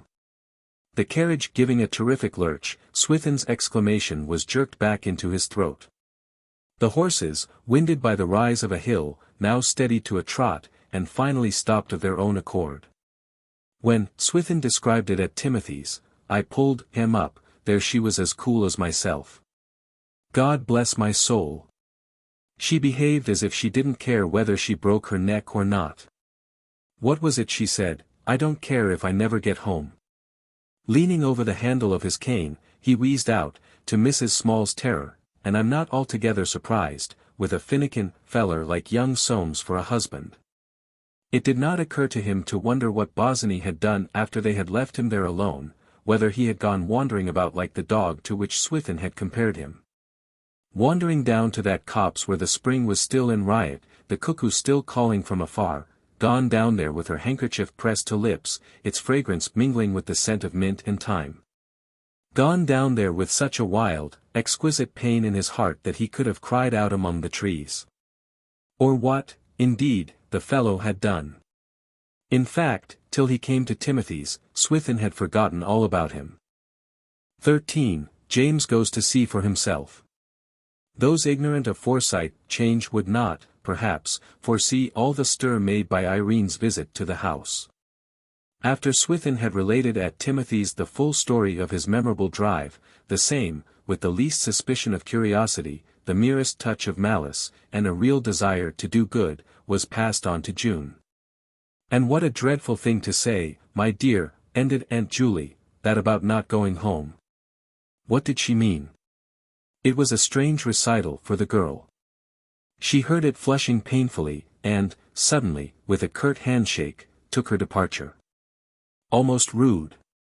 Mrs. Small said to Aunt Hester, when June was gone. The proper construction was put on her reception of the news. She was upset. Something was therefore very wrong. Odd. She and Irene had been such friends. It all tallied too well with whispers and hints that had been going about for some time past. Recollections of Euphemia's account of the visit to the theatre, Mr. Bosinney always at Soames's? Oh, indeed. Yes, of course, he would be, about the house. Nothing open. Only upon the greatest, the most important provocation was it necessary to say anything open on Forsyte change. This machine was too nicely adjusted. A hint, the merest trifling expression of regret or doubt, sufficed to set the family soul so sympathetic, vibrating. No one desired that harm should come of these vibrations, far from it. They were set in motion with the best intentions, with the feeling that each member of the family had a stake in the family soul. And much kindness lay at the bottom of the gossip. It would frequently result in visits of condolence being made, in accordance with the customs of society, thereby conferring a real benefit upon the sufferers, and affording consolation to the sound, who felt pleasantly that someone at all events was suffering from that from which they themselves were not suffering. In fact, it was simply a desire to keep things well aired, the desire which animates the public press, that brought James, for instance, into communication with Mrs. Septimus, Mrs. Septimus, with the little Nicholases with who knows whom, and so on. That great class to which they had risen, and now belonged, demanded a certain candor, a still more certain reticence. This combination guaranteed their membership. Many of the younger Forsytes felt, very naturally, and would openly declare, that they did not want their affairs pried into. But so powerful was the invisible, magnetic current of family gossip, that for the life of them they could not help knowing all about everything. It was felt to be hopeless. One of them, young Roger, had made an heroic attempt to free the rising generation, by speaking of Timothy as an old cat. The effort had justly recoiled upon himself. The words, coming round in the most delicate way to Aunt Julie's ears, were repeated by her in a shocked voice to Mrs. Roger, whence they returned again to young Roger. And, after all, it was only the wrongdoers who suffered. As, for instance, George, when he lost all that money playing billiards, or young Roger himself, when he was so dreadfully near to marrying the girl to whom, it was whispered, he was already married by the laws of nature.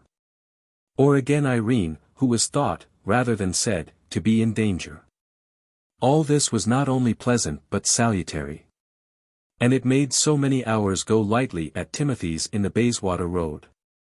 So many hours that must otherwise have been sterile and heavy to those three who lived there. And Timothy's was but one of hundreds of such homes in this city of London, the homes of neutral persons of the secure classes, who are out of the battle themselves, and must find their reason for existing, in the battles of others. But for the sweetness of family gossip, it must indeed have been lonely there. Rumors and tales, reports, surmises, were they not the children of the house, as dear and precious as the prattling babes the brother and sisters had missed in their own journey? To talk about them was as near as they could get to the possession of all those children and grandchildren, after whom their soft hearts yearned. For though it is doubtful whether Timothy's heart yearned, it is indubitable that at the arrival of each fresh Forsyte child he was quite upset. Useless for young Roger to say, "Old cat," for Euphemia to hold up her hands and cry, "Oh!" Those three, and break into her silent laugh with the squeak at the end. Useless, and not too kind. The situation which at this stage might seem, and especially to Forsyte eyes, strange, not to say impossible, was, in view of certain facts, not so strange after all. Some things had been lost sight of. And first, in the security bred of many harmless marriages, it had been forgotten that love is no hothouse flower, but a wild plant, born of a wet night, born of an hour of sunshine, sprung from wild seed, blown along the road by a wild wind. A wild plant that, when it blooms by chance within the hedge of our gardens, we call a flower, and when it blooms outside we call a weed, but, flower or weed, whose scent and color are always, wild. And further, the facts and figures of their own lives being against the perception of this truth, it was not generally recognized by Forsytes that, where this wild plant springs, men and women are but moths around the pale, flame-like blossom. It was long since young Jolyon's escapade, there was danger of a tradition again arising that people in their position never crossed the hedge to pluck that flower.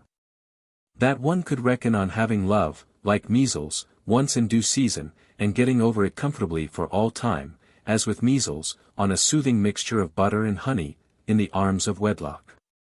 Of all those whom this strange rumor about Bosinney and Mrs. Soames reached, James was the most affected. He had long forgotten how he had hovered, lanky and pale, inside whiskers of chestnut hue, round Emily, in the days of his own courtship. He had long forgotten the small house in the purlieus of Mayfair, where he had spent the early days of his married life, or rather, he had long forgotten the early days, not the small house. A Forsyte never forgot a house. He had afterward sold it at a clear profit of £400. He had long forgotten those days, with their hopes and fears and doubts about the prudence of the match, for Emily, though pretty, had nothing, and he himself at that time was making a bare £1,000 a year, and that strange, irresistible attraction which had drawn him on, till he felt he must die if he could not marry the girl with the fair hair, looped so neatly back, the fair arms emerging from a skin-tight bodice. The fair form decorously shielded by a cage of really stupendous circumference. James had passed through the fire, but he had passed also through the river of years which washes out the fire. He had experienced the saddest experience of all, forgetfulness of what it was like to be in love. Forgotten. Forgotten so long, that he had forgotten even that he had forgotten. And now this rumor had come upon him, this rumor about his son's wife. Very vague, a shadow dodging among the palpable, straightforward appearances of things, unreal, unintelligible as a ghost, but carrying with it, like a ghost, inexplicable terror. He tried to bring it home to his mind, but it was no more use than trying to apply to himself one of those tragedies he read of daily in his evening paper. He simply could not. There could be nothing in it. It was all their nonsense. She didn't get on with Soames as well as she might, but she was a good little thing, a good little thing. Like the not inconsiderable majority of men, James relished a nice little bit of scandal, and would say, in a matter-of-fact tone, licking his lips, yes, yes, she and young Dyson, they tell me they're living at Monte Carlo. But the significance of an affair of this sort, of its past, its present, or its future, had never struck him. What it meant, what torture and raptures had gone to its construction, what slow, overmastering fate had lurked within the facts, very naked, sometimes sordid, but generally spicy, presented to his gaze. He was not in the habit of blaming, praising, drawing deductions, or generalizing at all about such things. He simply listened rather greedily, and repeated what he was told, finding considerable benefit from the practice, as from the consumption of a sherry and bitters before a meal.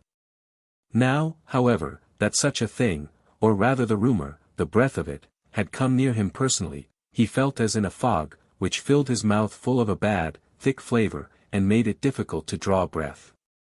A scandal. A possible scandal. To repeat this word to himself thus was the only way in which he could focus or make it thinkable. He had forgotten the sensations necessary for understanding the progress, fate, or meaning of any such business. He simply could no longer grasp the possibilities of people running any risk for the sake of passion. Amongst all those persons of his acquaintance, who went into the city day after day and did their business there, whatever it was, and in their leisure moments bought shares, and houses, and ate dinners, and played games, as he was told. It would have seemed to him ridiculous to suppose that there were any who would run risks for the sake of anything so recondite, so figurative, as passion. Passion. He seemed, indeed, to have heard of it, and rules such as, a young man and a young woman ought never to be trusted together, were fixed in his mind as the parallels of latitude are fixed on a map, for all Forsytes. When it comes to bedrock matters of fact, have quite a fine taste in realism. But as to anything else, well, he could only appreciate it at all through the catchword, scandal. Ah! But there was no truth in it, could not be. He was not afraid, she was really a good little thing. But there it was when you got a thing like that into your mind. And James was of a nervous temperament, one of those men whom things will not leave alone, who suffer tortures from anticipation and indecision. For fear of letting something slip that he might otherwise secure, he was physically unable to make up his mind until absolutely certain that, by not making it up, he would suffer loss. In life, however, there were many occasions when the business of making up his mind did not even rest with himself, and this was one of them. What could he do? Talk it over with Soames? That would only make matters worse. And, after all, there was nothing in it, he felt sure. It was all that house. He had mistrusted the idea from the first. What did Soames want to go into the country for? And, if he must go spending a lot of money building himself a house, why not have a first-rate man, instead of this young Bosinney, whom nobody knew anything about? He had told them how it would be. And he had heard that the house was costing Soames a pretty penny beyond what he had reckoned on spending. This fact, more than any other, brought home to James the real danger of the situation.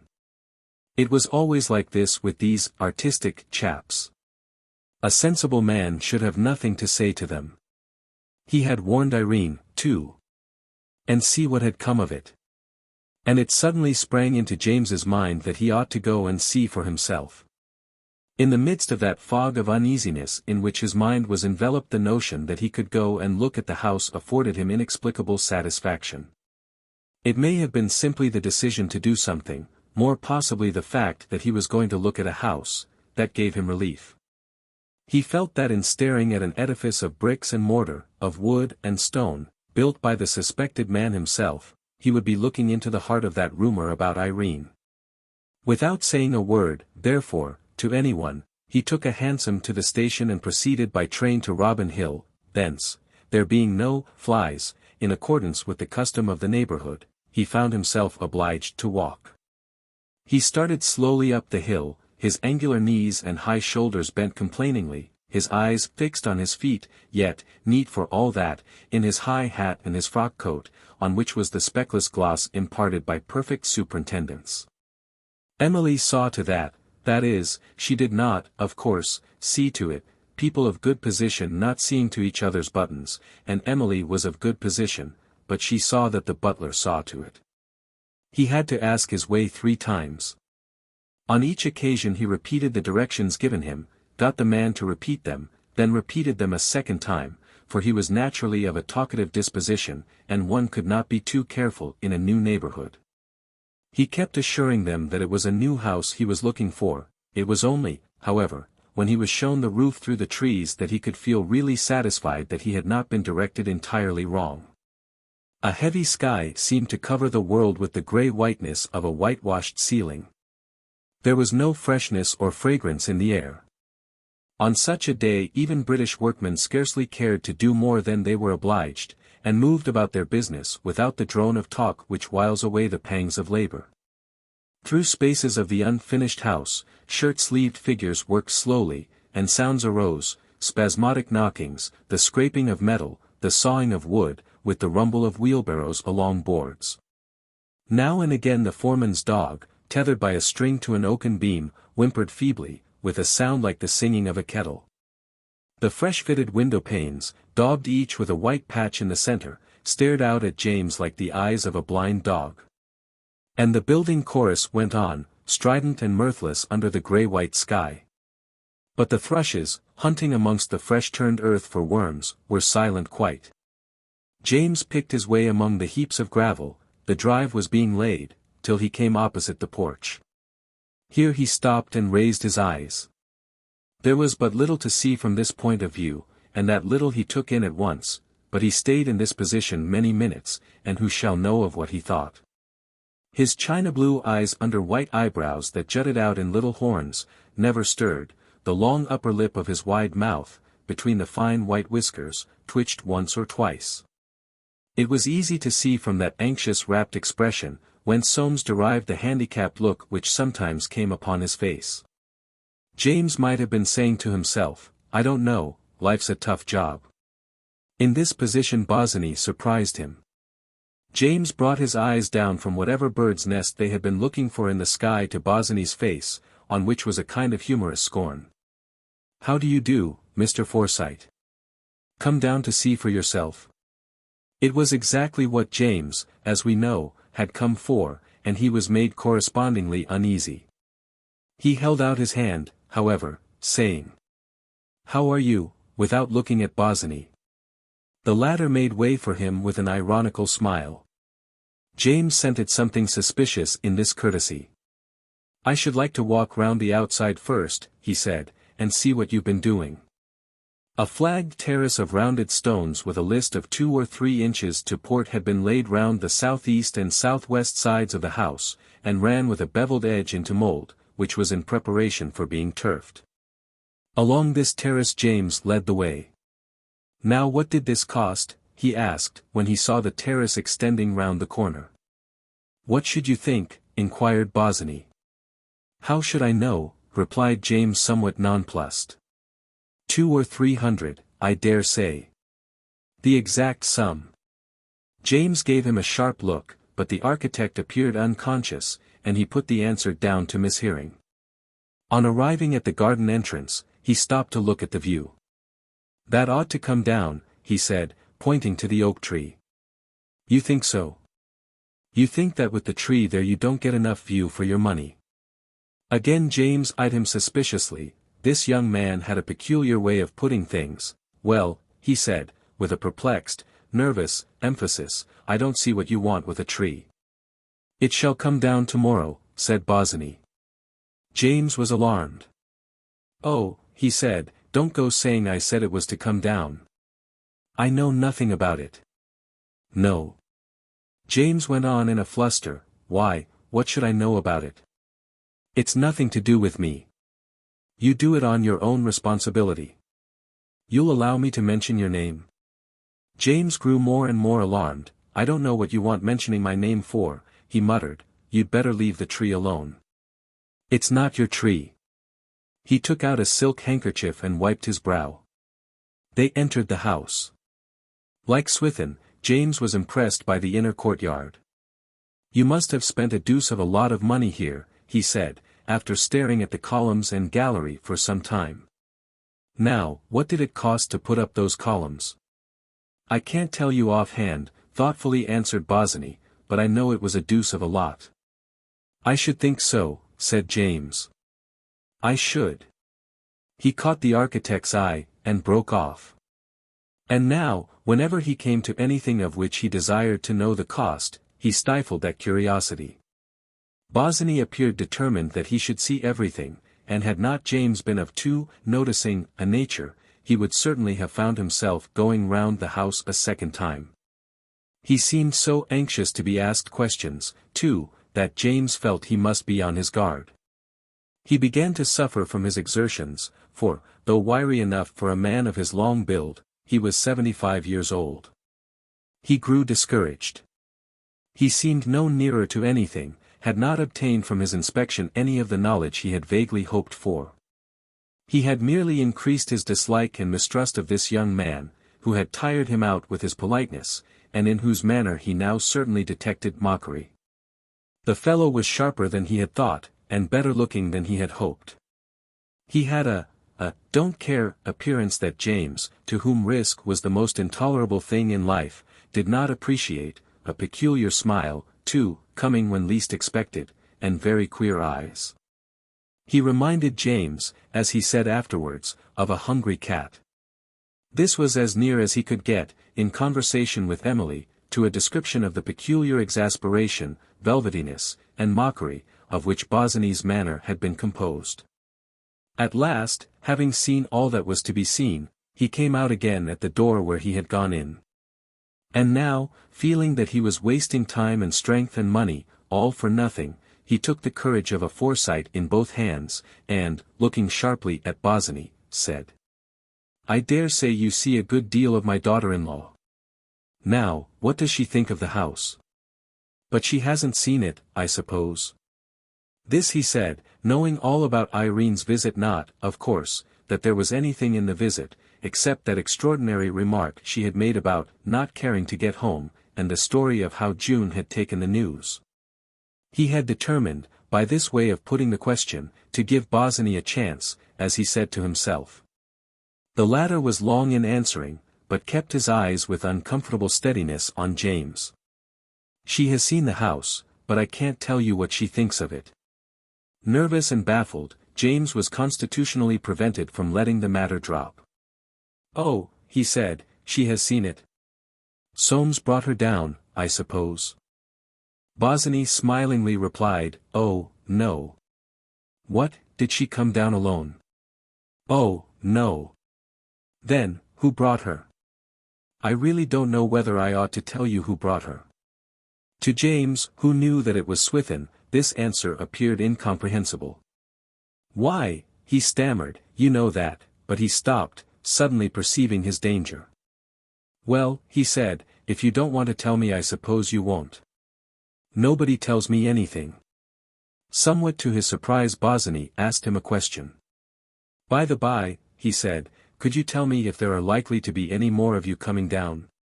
I should like to be on the spot." "Any more?" said James, bewildered. "Who should there be more?" "I don't know of any more. Goodbye." Looking at the ground he held out his hand, crossed the palm of it with Bosinney's, and taking his umbrella just above the silk, walked away along the terrace. Before he turned the corner he glanced back, and saw Bosinney following him slowly, slinking along the wall, as he put it to himself, like a great cat. He paid no attention when the young fellow raised his hat.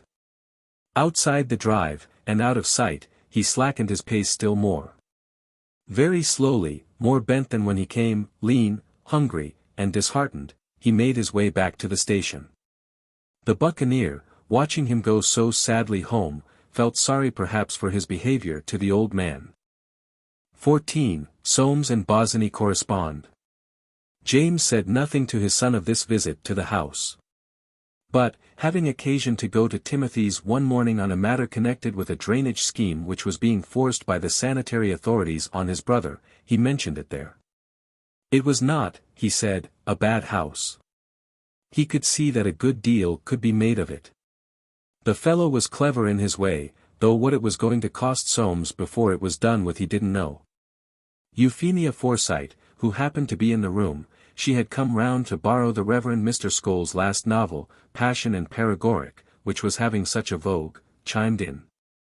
I saw Irene yesterday at the stores, she and Mr. Bosinney were having a nice little chat in the groceries. It was thus, simply, that she recorded a scene which had really made a deep and complicated impression on her. She had been hurrying to the silk department of the church and commercial stores, that institution than which, with its admirable system, admitting only guaranteed persons on a basis of payment before delivery. No emporium can be more highly recommended to Forsytes, to match a piece of prunella silk for her mother, who was waiting in the carriage outside. Passing through the groceries her eye was unpleasantly attracted by the back view of a very beautiful figure. It was so charmingly proportioned, so balanced, and so well clothed, that Euphemia's instinctive propriety was at once alarmed. Such figures, she knew, by intuition rather than experience, were rarely connected with virtue, certainly never in her mind, for her own back was somewhat difficult to fit. Her suspicions were fortunately confirmed. A young man coming from the drugs had snatched off his hat, and was accosting the lady with the unknown back. It was then that she saw with whom she had to deal. The lady was undoubtedly Mrs. Soames, the young man Mr. Bosinney. Concealing herself rapidly over the purchase of a box of Tunisian dates, for she was impatient of awkwardly meeting people with parcels in her hands, and at the busy time of the morning. She was quite unintentionally an interested observer of their little interview. Mrs. Soames, usually somewhat pale, had a delightful color in her cheeks, and Mr. Bosinney's manner was strange, though attractive. She thought him rather a distinguished-looking man, and George's name for him, the buccaneer, about which there was something romantic, quite charming. He seemed to be pleading. Indeed, they talked so earnestly, or, rather, he talked so earnestly, for Mrs. Soames did not say much, that they caused, inconsiderately, an eddy in the traffic. One nice old general, going toward cigars, was obliged to step quite out of the way, and chancing to look up and see Mrs. Soames's face, he actually took off his hat, the old fool. So like a man. But it was Mrs. Soames's eyes that worried Euphemia. She never once looked at Mr. Bosinney until he moved on, and then she looked after him. And, oh, that look! On that look Euphemia had spent much anxious thought. It is not too much to say that it had hurt her with its dark, lingering softness, for all the world as though the woman wanted to drag him back, and unsay something she had been saying. Ah, well, she had had no time to go deeply into the matter just then, with that prunella silk on her hands, but she was very intriguey, very. She had just nodded to Mrs. Soames, to show her that she had seen.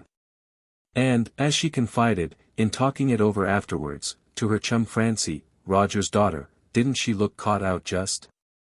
James, most averse at the first blush to accepting any news confirmatory of his own poignant suspicions, took her up at once. Oh, he said, they'd be after wallpapers no doubt. Euphemia smiled.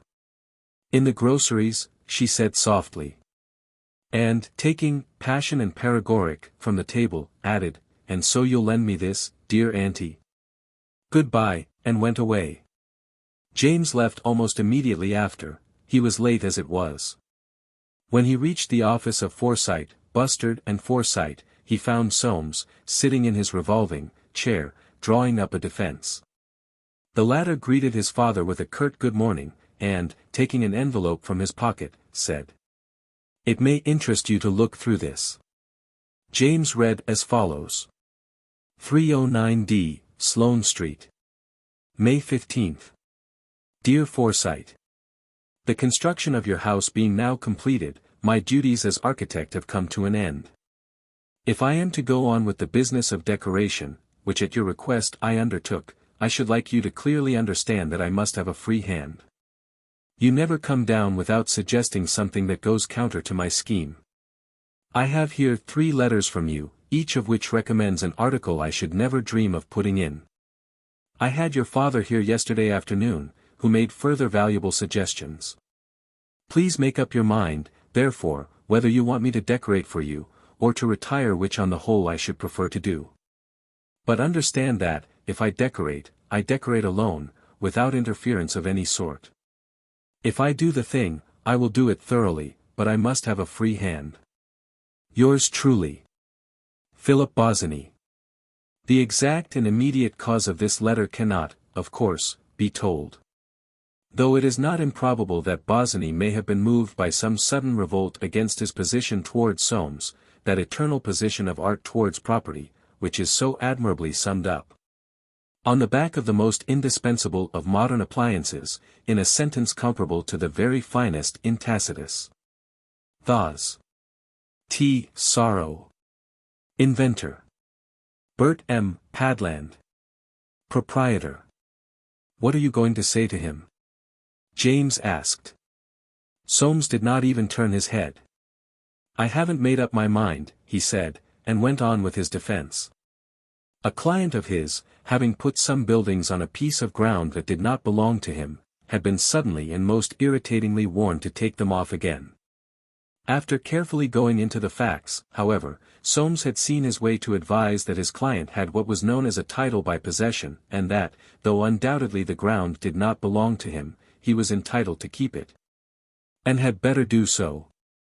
And he was now following up this advice by taking steps to, as the sailors say, make it so.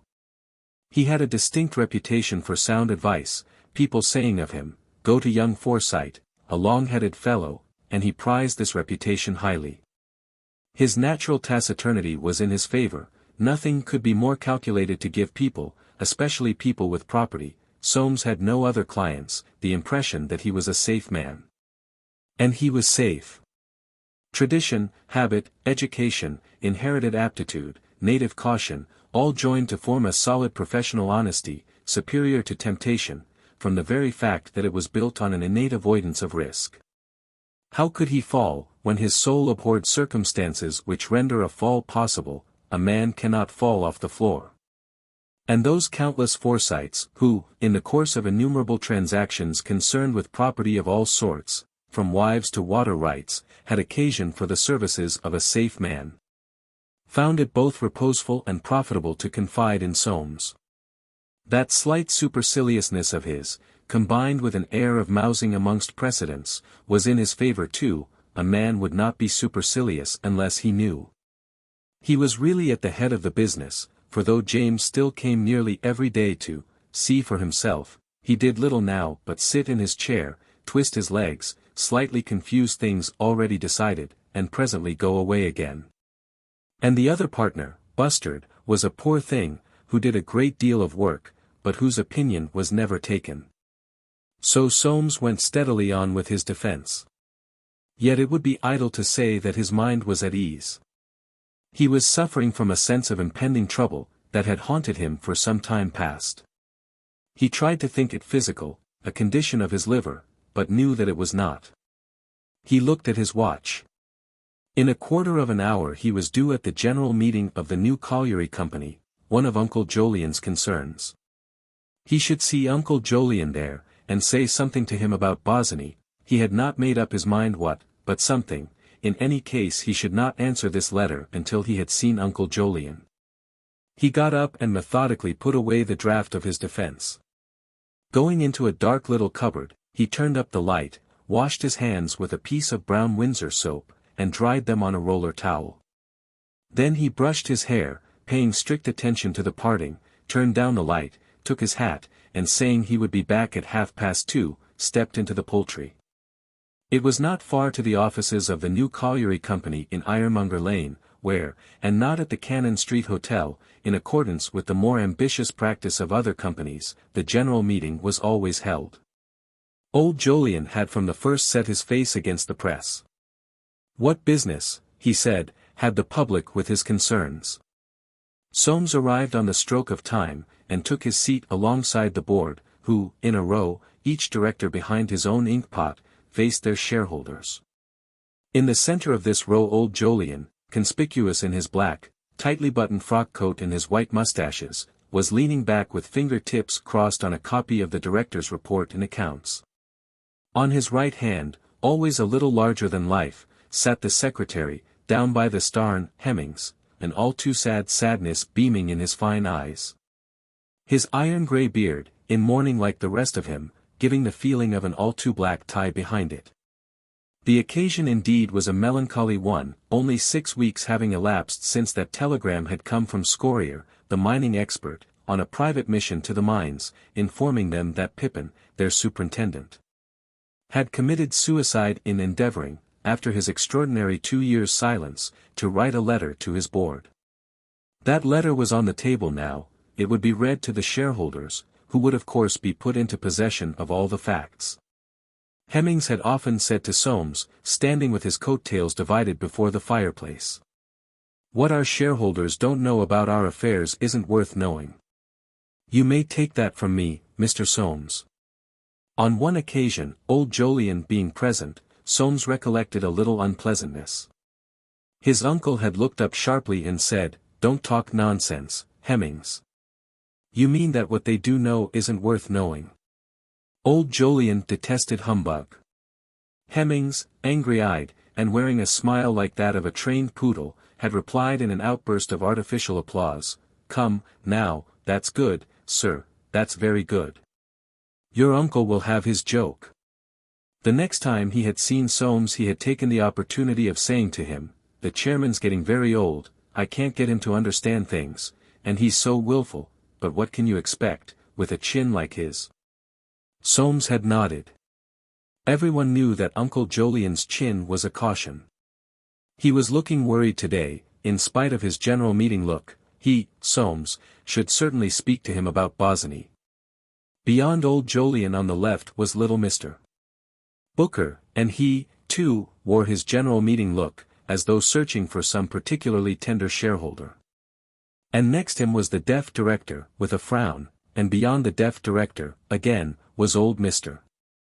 Bleedham, very bland, and having an air of conscious virtue, as well he might, knowing that the brown paper parcel he always brought to the boardroom was concealed behind his hat, one of that old-fashioned class of flat-brimmed top hats which go with very large bow ties, clean-shaven lips, fresh cheeks, and neat little, white whiskers.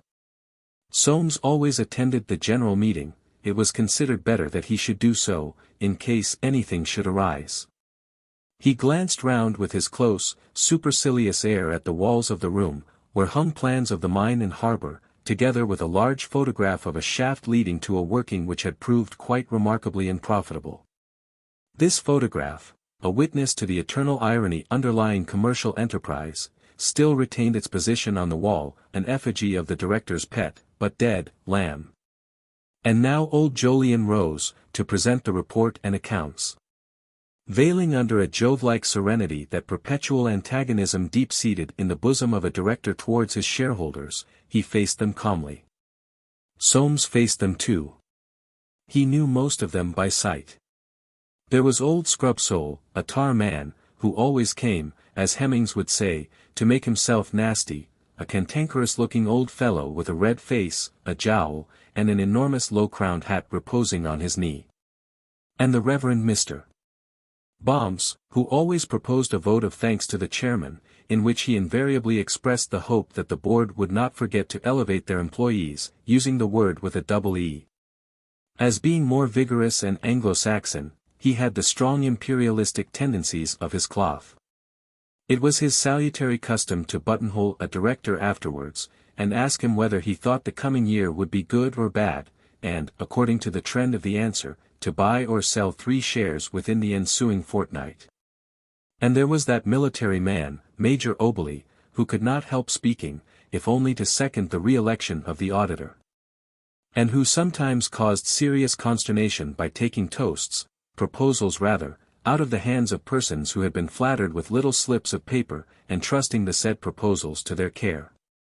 These made up the lot, together with 4 or 5 strong, silent shareholders, with whom Soames could sympathize, men of business, who liked to keep an eye on their affairs for themselves, without being fussy, good, solid men. Who came to the city every day and went back in the evening to good, solid wives. Good, solid wives. There was something in that thought which roused the nameless uneasiness in Soames again. What should he say to his uncle? What answer should he make to this letter? If any shareholder has any question to put, I shall be glad to answer it. A soft thump. Old Jolyon had let the report and accounts fall, and stood twisting his tortoise-shell glasses between thumb and forefinger. The ghost of a smile appeared on Soames's face. They had better hurry up with their questions. He well knew his uncle's method, the ideal one, of at once saying, I propose, then, that the report and accounts be adopted. Never let them get their wind, shareholders were notoriously wasteful of time.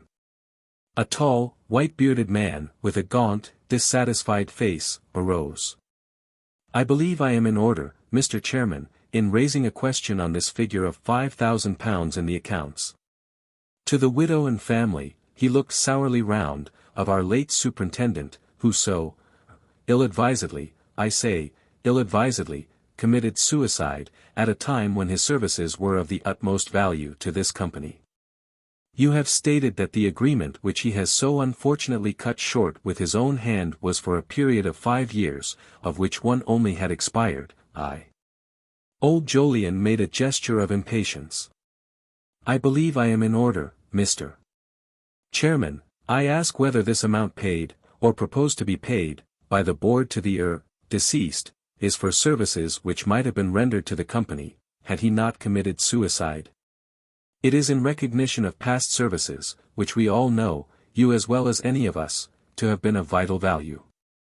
Then, sir, all I have to say is that the services being past, the amount is too much. The shareholder sat down. Old Jolyon waited a second and said, I now propose that the report N. The shareholder rose again. May I ask if the board realizes that it is not their money which, I don't hesitate to say that if it were their money. A second shareholder, with a round, dogged face, whom Soames recognized as the late superintendent's brother-in-law, got up and said warmly, in my opinion, sir, the sum is not enough. The Reverend Mr. Bombs now rose to his feet. If I may venture to express myself, he said, I should say that the fact of the deceased having committed suicide should weigh very heavily with our worthy chairman. I have no doubt it has weighed with him, for, I say this for myself and I think for everyone present, here, he enjoys our confidence in a high degree. We all desire, I should hope, to be charitable. But I feel sure, he looked severely at the late superintendent's brother-in-law, that he will in some way, by some written expression, or better perhaps by reducing the amount, record our grave disapproval that so promising and valuable a life should have been thus impiously removed from a sphere where both its own interests and, if I may say so, our interests so imperatively demanded its continuance. We should not, nay, we may not, countenance so grave a dereliction of all duty, both human and divine. The reverend gentleman resumed his seat. The late superintendent's brother-in-law again rose. What I have said I stick to, he said. The amount is not enough. The first shareholder struck in, I challenge the legality of the payment. In my opinion this payment is not legal. The company's solicitor is present, I believe I am in order in asking him the question. All eyes were now turned upon Soames. Something had arisen. He stood up, close-lipped and cold, his nerves inwardly fluttered, his attention tweaked away at last from contemplation of that cloud looming on the horizon of his mind. The point, he said in a low, thin voice, is by no means clear. As there is no possibility of future consideration being received, it is doubtful whether the payment is strictly legal. If it is desired, the opinion of the court could be taken.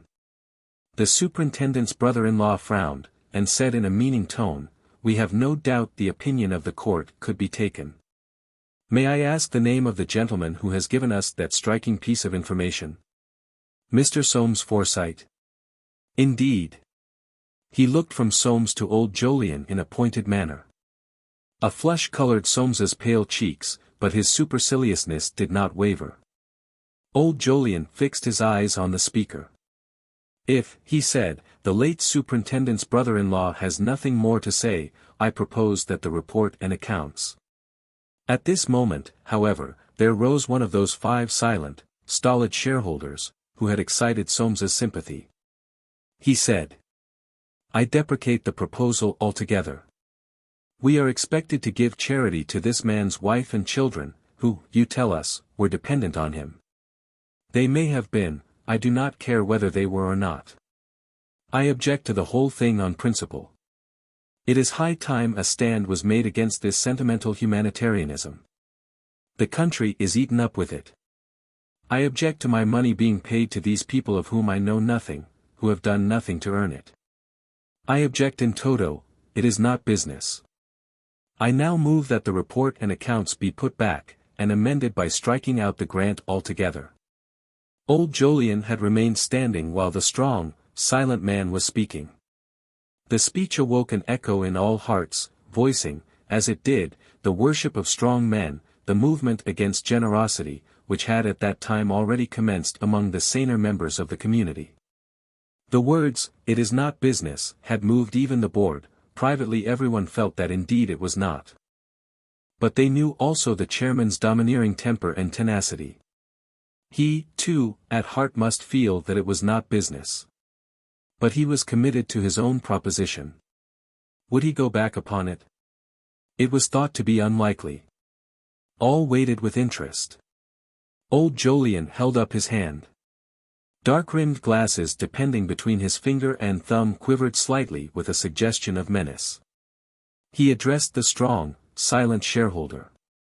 "Knowing, as you do, the efforts of our late superintendent upon the occasion of the explosion at the mines, do you seriously wish me to put that amendment, sir?" "I do." Old Jolyon put the amendment. "Does anyone second this?" he asked, looking calmly round. And it was then that Soames, looking at his uncle, felt the power of will that was in that old man. No one stirred. Looking straight into the eyes of the strong, silent shareholder, old Jolyon said, "I now move, that the report and accounts for the year 1886 be received and adopted. You second that?" Those in favor signify the same in the usual way. Contrary, no. Carried. The next business, gentlemen. Soames smiled. Certainly Uncle Jolyon had a way with him. But now his attention relapsed upon Bosinney. Odd how that fellow haunted his thoughts, even in business hours. Irene's visit to the house, but there was nothing in that, except that she might have told him, but then, again, she never did tell him anything. She was more silent, more touchy, every day. He wished to God the house were finished, and they were in it, away from London. Town did not suit her, her nerves were not strong enough. That nonsense of the separate room had cropped up again. The meeting was breaking up now. Underneath the photograph of the lost Shaft Hemmings was buttonholed by the Reverend Mr. Bombs. Little Mr. Booker, his bristling eyebrows wreathed in angry smiles, was having a parting turn-up with old Scrubsole. The two hated each other like poison. There was some matter of a tar contract between them, little Mr. Booker having secured it from the board for a nephew of his, over old Scrubsole's head. Soames had heard that from Hemmings, who liked to gossip, more especially about his directors, except, indeed, old Jolyon, of whom he was afraid. Soames awaited his opportunity. The last shareholder was vanishing through the door, when he approached his uncle, who was putting on his hat. "Can I speak to you for a minute, Uncle Jolyon?" It is uncertain what Soames expected to get out of this interview. Apart from that somewhat mysterious awe in which Forsytes in general held old Jolyon, due to his philosophic twist, or perhaps, as Hemmings would doubtless have said, to his chin, there was, and always had been, a subtle antagonism between the younger man and the old. It had lurked under their dry manner of greeting, under their noncommittal allusions to each other, and arose perhaps from old Jolyon's perception of the quiet tenacity, obstinacy, he rather naturally called it, of the young man. Of a secret doubt whether he could get his own way with him.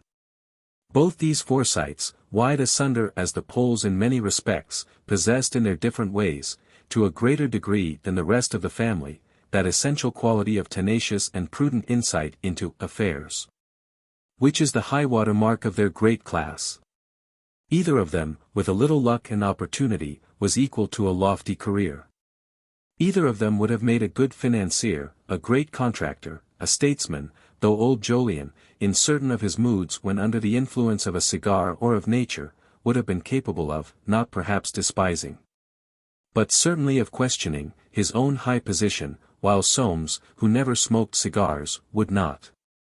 Then, too, in old Jolyon's mind there was always the secret ache, that the son of James, whom he had always thought such a poor thing, should be pursuing the paths of success, while his own son.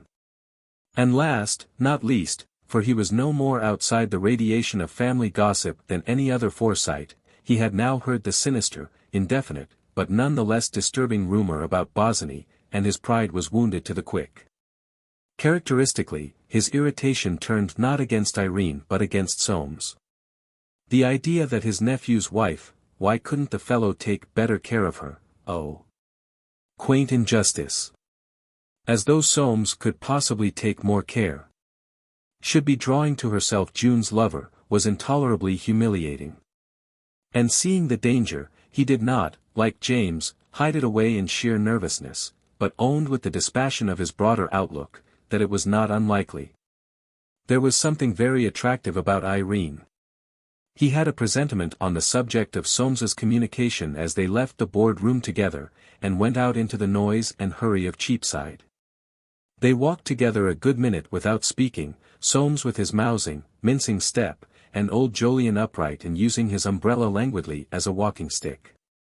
They turned presently into comparative quiet, for old Jolyon's way to a second board led him in the direction of Moorage Street.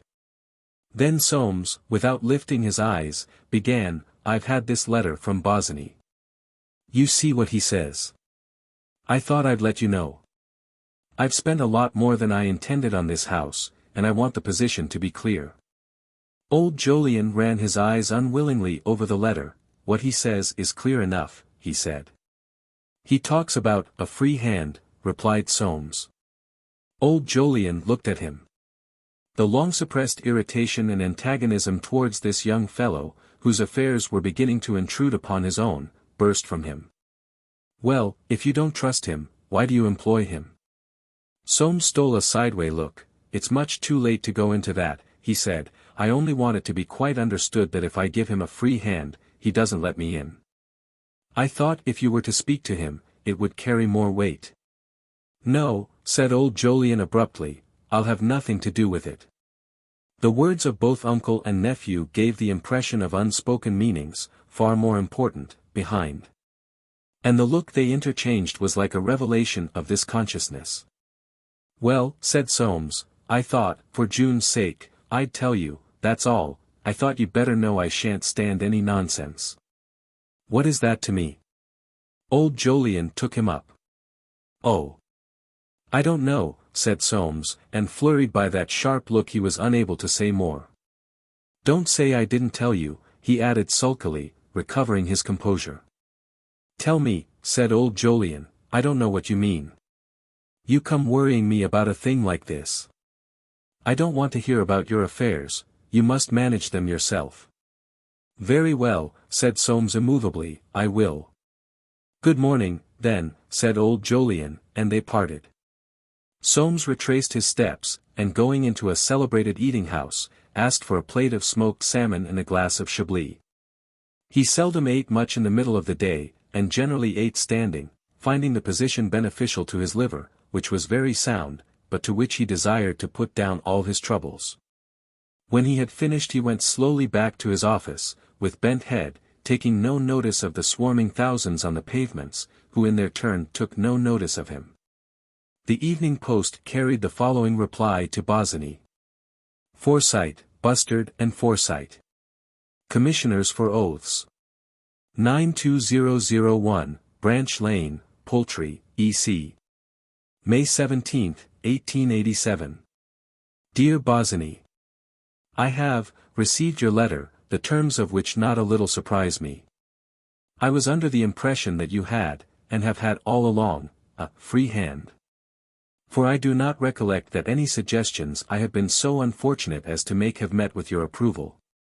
In giving you, in accordance with your request, this free hand, I wish you to clearly understand that the total cost of the house as handed over to me completely decorated, inclusive of your fee, as arranged between us, must not exceed £12,000, £12,000. This gives you an ample margin, and, as you know, is far more than I originally contemplated.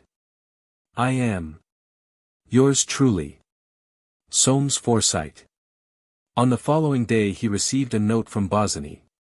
Philip Baines Bosinney, Architect, 309D, Sloane Street, S.W. May 18. Dear Forsyte, if you think that in such a delicate matter as decoration I can bind myself to the exact pound, I am afraid you are mistaken. I can see that you are tired of the arrangement, and of me, and I had better, therefore, resign. Yours faithfully, Philip Baines Bosinney. Soames pondered long and painfully over his answer, and late at night in the dining-room, when Irene had gone to bed, he composed the following. 62, Montpellier Square, S.W. May 19, 1887.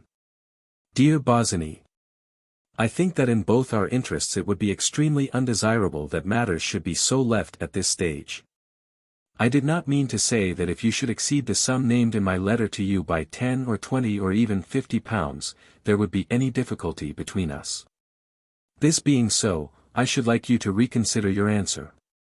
You have a free hand in the terms of this correspondence, and I hope you will see your way to completing the decorations, in the matter of which I know it is difficult to be absolutely exact. Yours truly, Soames Forsyte. Bosinney's answer, which came in the course of the next day, was May 20th. Dear Forsyte. Very well. P.H. Bosinney. 15, Old Jolyon at the Zoo. Old Jolyon disposed of his second meeting, an ordinary board, summarily. He was so dictatorial that his fellow directors were left in cabal over the increasing domineeringness of old Forsyte, which they were far from intending to stand much longer, they said. He went out by underground to Portland Road Station, whence he took a cab and drove to the Zoo. He had an assignation there, one of those assignations that had lately been growing more frequent, to which his increasing uneasiness about June and the change in her, as he expressed it, was driving him. She buried herself away, and was growing thin. If he spoke to her he got no answer, or had his head snapped off, or she looked as if she would burst into tears. She was as changed as she could be, all through this Bosinney. As for telling him about anything, not a bit of it. And he would sit for long spells brooding, his paper unread before him, a cigar extinct between his lips. She had been such a companion to him ever since she was 3 years old. And he loved her so. Forces regardless of family or class or custom were beating down his guard, impending events over which he had no control threw their shadows on his head. The irritation of one accustomed to have his way was roused against he knew not what. Chafing at the slowness of his cab, he reached the Zoo door. But, with his sunny instinct for seizing the good of each moment, he forgot his vexation as he walked towards the tryst. From the stone terrace above the bear pit his son and his 2 grandchildren came hastening down when they saw old Jolyon coming, and led him away towards the lion house. They supported him on either side, holding one to each of his hands, whilst Jolly, perverse like his father, carried his grandfather's umbrella in such a way as to catch people's legs with the crutch of the handle. Young Jolyon followed. It was as good as a play to see his father with the children, but such a play as brings smiles with tears behind. An old man and two small children walking together can be seen at any hour of the day. But the sight of old Jolyon, with Jolly and Holly, seemed to young Jolyon a special peep show of the things that lie at the bottom of our hearts. The complete surrender of that erect old figure to those little figures on either hand was too poignantly tender, and, being a man of an habitual reflex action, young Jolyon swore softly under his breath. The show affected him in a way unbecoming to a Forsyte, who is nothing if not undemonstrative. Thus they reached the Lion House. There had been a morning fete at the Botanical Gardens, and a large number of Forsyte, that is, of well-dressed people who kept carriages, had brought them on to the zoo, so as to have more, if possible, for their money, before going back to Rutland Gate or Bryanston Square. "Let's go on to the zoo," they had said to each other, "it'll be great fun." It was a shilling day, and there would not be all those horrid common people. In front of the long line of cages they were collected in rows, watching the tawny, ravenous beasts behind the bars await their only pleasure of the 24 hours. The hungrier the beast, the greater the fascination. But whether because the spectators envied his appetite, or, more humanely, because it was so soon to be satisfied, young Jolyon could not tell. Remarks kept falling on his ears: "That's a nasty-looking brute, that tiger. Oh, what a love! Look at his little mouth. Yes, he's rather nice. Don't go too near, mother." And frequently, with little pats, one or another would clap their hands to their pockets behind and look round, as though expecting young Jolyon or some disinterested-looking person to relieve them of the contents. A well-fed man in a white waistcoat said slowly through his teeth, "It's all greed, they can't be hungry. Why, they take no exercise." At these words a tiger snatched a piece of bleeding liver, and the fat man laughed.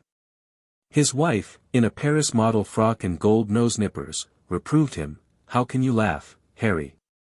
Such a horrid sight." Young Jolyon frowned. The circumstances of his life, though he had ceased to take a too personal view of them, had left him subject to an intermittent contempt, and the class to which he had belonged, the carriage class, especially excited his sarcasm. To shut up a lion or tiger in confinement was surely a horrible barbarity. But no cultivated person would admit this. The idea of its being barbarous to confine wild animals had probably never even occurred to his father, for instance. He belonged to the old school, who considered it at once humanizing and educational to confine baboons and panthers, holding the view, no doubt, that in course of time they might induce these creatures not so unreasonably to die of misery and heart-sickness against the bars of their cages, and put the society to the expense of getting others. In his eyes, as in the eyes of all Forsytes, the pleasure of seeing these beautiful creatures in a state of captivity far outweighed the inconvenience of imprisonment to beasts whom God had so improvidently placed in a state of freedom. It was for the animals' good, removing them at once from the countless dangers of open air and exercise, and enabling them to exercise their functions in the guaranteed seclusion of a private compartment. Indeed, it was doubtful what wild animals were made for but to be shut up in cages. But as young Jolyon had in his constitution the elements of impartiality, he reflected that to stigmatize as barbarity that which was merely lack of imagination must be wrong. For none who held these views had been placed in a similar position to the animals they caged, and could not, therefore, be expected to enter into their sensations. It was not until they were leaving the gardens, Jolly and Holly in a state of blissful delirium, that old Jolyon found an opportunity of speaking to his son on the matter next his heart. "I don't know what to make of it," he said. "If she's to go on as she's going on now, I can't tell what's to come. I wanted her to see the doctor, but she won't. She's not a bit like me. She's your mother all over. Obstinate as a mule. If she doesn't want to do a thing, she won't, and there's an end of it." Young Jolyon smiled, his eyes had wandered to his father's chin. "A pair of you," he thought, but he said nothing. "And then," went on old Jolyon, "there's this Bosinney. I should like to punch the fellow's head, but I can't, I suppose, though, I don't see why you shouldn't," he added doubtfully. "What has he done?" "Far better that it should come to an end, if they don't hit it off. Old Jolyon looked at his son. Now they had actually come to discuss a subject connected with the relations between the sexes. He felt distrustful. Joe would be sure to hold some loose view or other. "Well, I don't know what you think," he said. "I dare say your sympathies with him, shouldn't be surprised, but I think he's behaving precious badly, and if he comes my way I shall tell him so." He dropped the subject. It was impossible to discuss with his son the true nature and meaning of Bosinney's defection. Had not his son done the very same thing, worse, if possible, 15 years ago? There seemed no end to the consequences of that piece of folly. Young Jolyon also was silent. He had quickly penetrated his father's thought, for, dethroned from the high seat of an obvious and uncomplicated view of things, he had become both perceptive and subtle. The attitude he had adopted toward sexual matters 15 years before, however, was too different from his father's. There was no bridging the gulf. He said coolly, "I suppose he's fallen in love with some other woman." Old Jolyon gave him a dubious look. "I can't tell," he said, "they say so." "Then, it's probably true," remarked young Jolyon unexpectedly, "and I suppose they've told you who she is?" "Yes," said old Jolyon, "Soames's wife." Young Jolyon did not whistle. The circumstances of his own life had rendered him incapable of whistling on such a subject, but he looked at his father, while the ghost of a smile hovered over his face. If old Jolyon saw, he took no notice. "She and June were bosom friends," he muttered. "Poor little June," said young Jolyon softly. He thought of his daughter still as a babe of 3. Old Jolyon came to a sudden halt. "I don't believe a word of it," he said, "it's some old woman's tale. Get me a cab, Joe, I'm tired to death." They stood at a corner to see if an empty cab would come along, while carriage after carriage drove past, bearing Forsytes of all descriptions from the zoo. The harness, the liveries, the gloss on the horses' coats, shone and glittered in the May sunlight, and each equipage, landau, sociable, barouche, Victoria, or brougham, seemed to roll out proudly from its wheels. "I and my horses and my men, you know. Indeed, the whole turnout have cost a pot. But we were worth it every penny. Look.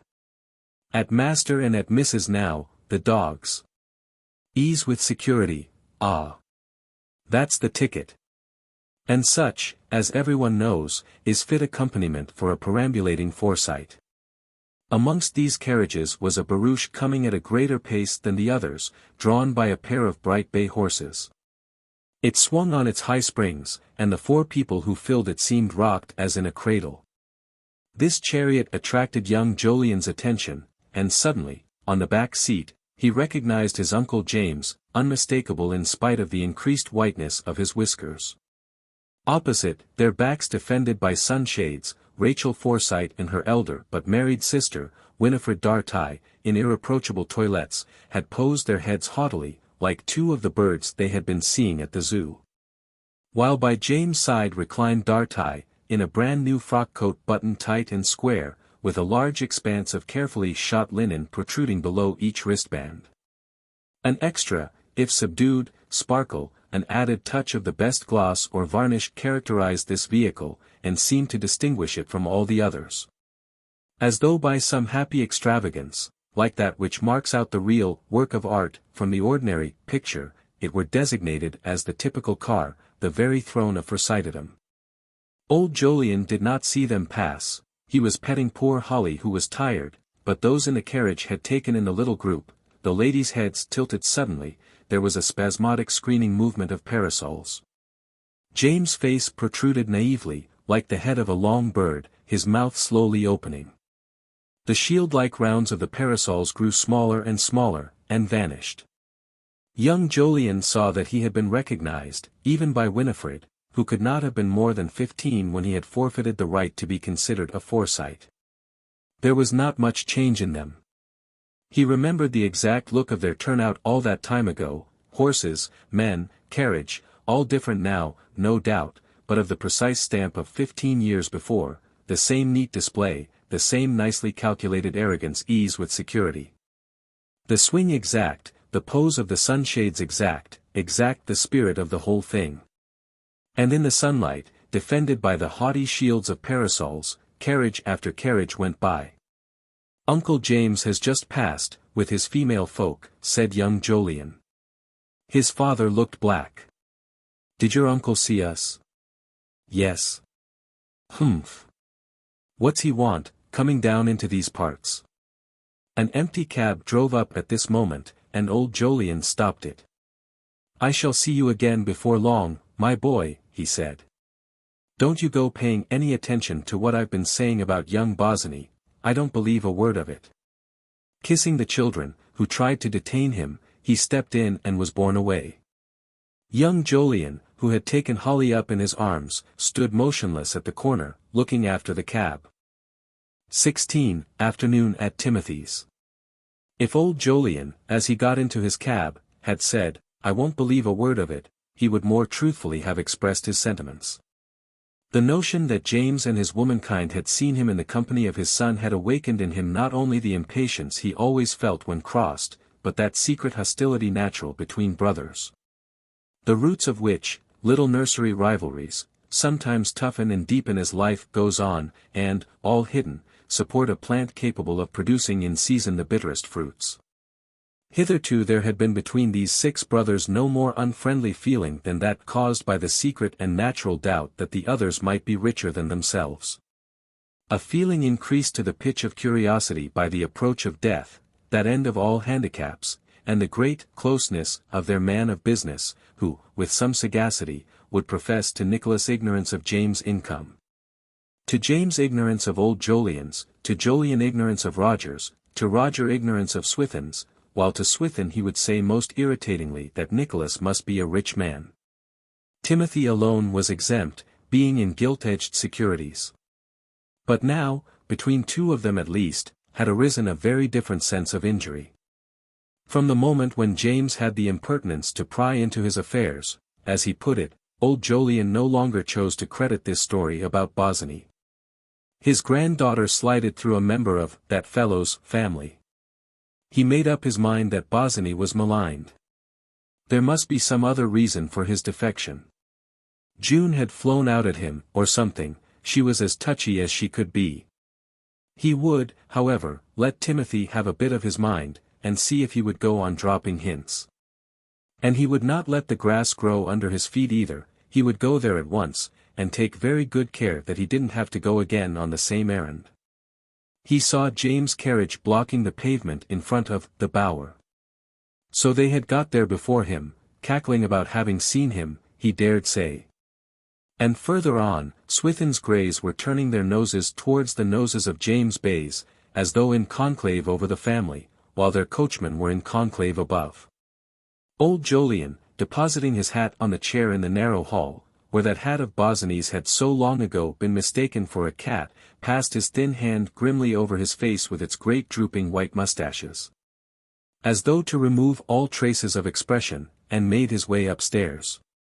He found the front drawing-room full. It was full enough at the best of times, without visitors, without anyone in it, for Timothy and his sisters, following the tradition of their generation, considered that a room was not quite nice unless it was properly furnished. It held, therefore, 11 chairs, a sofa, 3 tables, 2 cabinets, innumerable knickknacks, and part of a large grand piano. And now, occupied by Mrs. Small, Aunt Hester, by Swithin, James, Rachel, Winifred, Euphemia, who had come in again to return Passion and Paregoric, which she had read at lunch, and her chum Frances, Roger's daughter, the musical Forsyte, the one who composed songs. There was only 1 chair left unoccupied, except, of course, the 2 that nobody ever sat on, and the only standing room was occupied by the cat, on whom old Jolyon promptly stepped. In these days it was by no means unusual for Timothy to have so many visitors.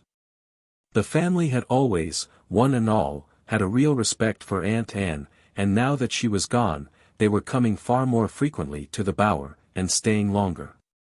Swithin had been the first to arrive, and seated torpid in a red satin chair with a gilt back, he gave every appearance of lasting the others out. and symbolizing Bosinney's name, the big one, with his great stature and bulk, his thick white hair, his puffy immovable shaven face, he looked more primeval than ever in the highly upholstered room. His conversation, as usual of late, had turned at once upon Irene, and he had lost no time in giving Aunts Julie and Hester his opinion with regard to this rumor he heard was going about. No, as he said, she might want a bit of flirtation, a pretty woman must have her fling, but more than that he did not believe. Nothing open, she had too much good sense, too much proper appreciation of what was due to her position, and to the family. No SC, he was going to say, scandal, but the very idea was so preposterous that he waved his hand as though to say, but let that pass. Granted that Swithin took a bachelor's view of the situation, still what indeed was not due to that family in which so many had done so well for themselves, had attained a certain position. If he had heard in dark, pessimistic moments the words yeoman and very small beer used in connection with his origin, did he believe them? No. He cherished, hugging it pathetically to his bosom, the secret theory that there was something distinguished somewhere in his ancestry. Must be, he once said to young Jolyon, before the latter went to the bad. Look at us, we've got on. There must be good blood in us somewhere. He had been fond of young Jolyon, the boy had been in a good set at college, had known that old ruffian Sir Charles Fiste's sons, a pretty rascal one of them had turned out, too. And there was style about him, it was 1,000 pities he had run off with that half-foreign governess. If he must go off like that, why couldn't he have chosen someone who would have done them credit? And what was he now? An underwriter at Lloyd's. They said he even painted pictures. Damn!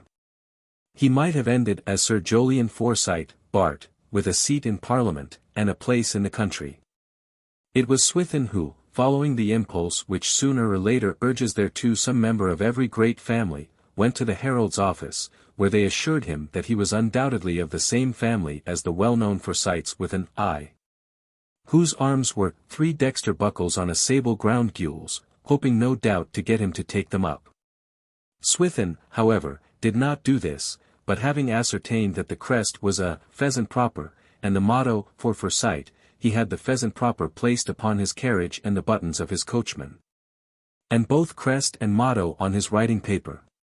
The arms he hugged to himself, partly because, not having paid for them, he thought it would look ostentatious to put them on his carriage, and he hated ostentation, and partly because he, like any practical man all over the country, had a secret dislike and contempt for things he could not understand. He found it hard, as anyone might, to swallow 3 dexter buckles on a sable ground gules. He never forgot, however, their having told him that if he paid for them he would be entitled to use them, and it strengthened his conviction that he was a gentleman. Imperceptibly the rest of the family absorbed the pheasant proper, and some, more serious than others, adopted the motto. Old Jolyon, however, refused to use the latter, saying that it was humbug, meaning nothing, so far as he could see.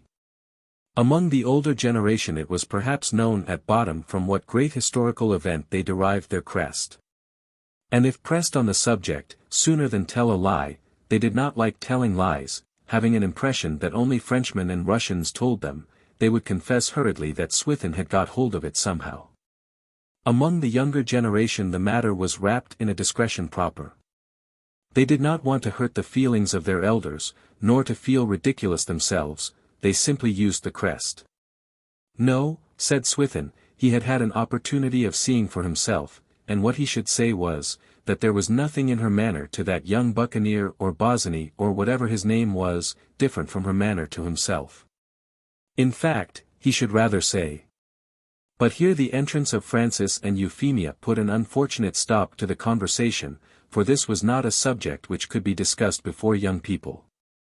And though Swithin was somewhat upset at being stopped like this on the point of saying something important, he soon recovered his affability. He was rather fond of Frances, Francie, as she was called in the family. She was so smart, and they told him she made a pretty little pot of pin money by her songs, he called it very clever of her. He rather prided himself indeed on a liberal attitude towards women, not seeing any reason why they shouldn't paint pictures, or write tunes, or books even, for the matter of that, especially if they could turn a useful penny by it. Not at all, kept them out of mischief. It was not as if they were men. Little Francie, as she was usually called with good-natured contempt, was an important personage, if only as a standing illustration of the attitude of Forsytes towards the arts. She was not really little, but rather tall, with dark hair for a Forsyte, which, together with a grey eye, gave her what was called a Celtic appearance. She wrote songs with titles like Breathing Sighs, or Kiss Me, Mother, Ere I Die, with a refrain like an anthem. Kiss me, mother, ere I die. Kiss me, mother, ah. Kiss, ah. Kiss me ere I. Kiss me, mother, ere I die. She wrote the words to them herself, and other poems. In lighter moments she wrote waltzes, one of which, the Kensington Coil, was almost national to Kensington, having a sweet dip in it. Thus. It was very original. Then there were her songs for little people, at once educational and witty, especially Grandma's Porgy, and that ditty, almost prophetically imbued with the coming imperial spirit, entitled Black Him in His Little Eye. Any publisher would take these, and reviews like High Living, and The Lady's Genteel Guide, went into raptures over, another of Miss Francie Forsyte's spirited ditties, sparkling and pathetic. We ourselves were moved to tears and laughter. Miss Forsyte should go far. With the true instinct of her breed, Francie had made a point of knowing the right people, people who would write about her, and talk about her, and people in society, too, keeping a mental register of just where to exert her fascinations. And an eye on that steady scale of rising prices, which in her mind's eye represented the future. In this way she caused herself to be universally respected. Once, at a time when her emotions were whipped by an attachment, for the tenor of Roger's life, with its wholehearted collection of house property, had induced in his only daughter a tendency towards passion, she turned to great and sincere work. Choosing the sonata form, for the violin. This was the only one of her productions that troubled the Forsytes. They felt at once that it would not sell. Roger, who liked having a clever daughter well enough, and often alluded to the amount of pocket money she made for herself, was upset by this violin sonata. Rubbish like that, he called it. Francie had borrowed young Flageoletti from Euphemia, to play it in the drawing-room at Prince's Gardens. As a matter of fact Roger was right. It was rubbish, but annoying. The sort of rubbish that wouldn't sell. As every Forsyte knows, rubbish that sells is not rubbish at all, far from it. And yet, in spite of the sound common sense which fixed the worth of art at what it would fetch, some of the Forsytes, Aunt Hester, for instance, who had always been musical, could not help regretting that Francie's music was not classical. The same with her poems. But then, as Aunt Hester said, they didn't see any poetry nowadays, all the poems were little light things. There was nobody who could write a poem like Paradise Lost, or Childe Harold. Either of which made you feel that you really had read something. Still, it was nice for Francie to have something to occupy her, while other girls were spending money shopping she was making it. And both Aunt Hester and Aunt Julie were always ready to listen to the latest story of how Francie had got her price increased. They listened now, together with Swithin, who sat pretending not to, for these young people talked so fast and mumbled so, he never could catch what they said. "And I can't think," said Mrs. Septimus, "how you do it. I should never have the audacity." Francie smiled lightly. "I'd much rather deal with a man than a woman. Women are so sharp." "My dear," cried Mrs. Small, "I'm sure we're not." Euphemia went off into her silent laugh, and, ending with the squeak, said, as though being strangled, "Oh, you'll kill me some day, Auntie." Swithin saw no necessity to laugh. He detested people laughing when he himself perceived no joke. Indeed, he detested Euphemia altogether, to whom he always alluded as Nick's daughter, what she called, the pale one. He had just missed being her godfather, indeed, would have been, had he not taken a firm stand against her outlandish name. He hated becoming a godfather. Swithin then said to Francie with dignity, "It's a fine day. for the time of year. But Euphemia, who knew perfectly well that he had refused to be her godfather, turned to Aunt Hester, and began telling her how she had seen Irene, Mrs. Soames, at the church and commercial stores. And Soames was with her? Said Aunt Hester, to whom Mrs. Small had as yet had no opportunity of relating the incident. Soames with her? Of course not. But was she all alone in London? Oh, no, there was Mr. Bosinney with her. She was perfectly dressed. But Swithin, hearing the name Irene, looked severely at Euphemia, who, it is true, never did look well in a dress, whatever she may have done on other occasions, and said, "Dressed like a lady, I've no doubt. It's a pleasure to see her." At this moment James and his daughters were announced. Dartie, feeling badly in want of a drink, had pleaded an appointment with his dentist, and, being put down at the Marble Arch, had got into a hansom, and was already seated in the window of his club in Piccadilly. His wife, he told his cronies, had wanted to take him to pay some calls. It was not in his line, not exactly. Haw! Hailing the waiter, he sent him out to the hall to see what had won the 4.30 race. He was dog-tired, he said, and that was a fact. Had been drivin' about with his wife to shows all the afternoon. Had put his foot down at last. A fellow must live his own life. At this moment, glancing out of the bay window, for he loved this seat whence he could see everybody pass, his eye unfortunately, or perhaps fortunately, chanced to light on the figure of Soames, who was mousing across the road from the Green Park side, with the evident intention of coming in, for he, too, belonged to the XVIII. Dartie sprang to his feet, grasping his glass, he muttered something about that 4.30 race, and swiftly withdrew to the card-room, where Soames never came. Here, in complete isolation and a dim light, he lived his own life till 7:30, by which hour he knew Soames must certainly have left the club. It would not do, as he kept repeating to himself whenever he felt the impulse to join the gossips in the bay window getting too strong for him, it absolutely would not do, with finances as low as his. And the old man, James, rusty ever since that business over the oil shares, which was no fault of his, to risk a row with Winifred. If Soames were to see him in the club it would be sure to come round to her that he wasn't at the dentist's at all. He never knew a family where things came round so.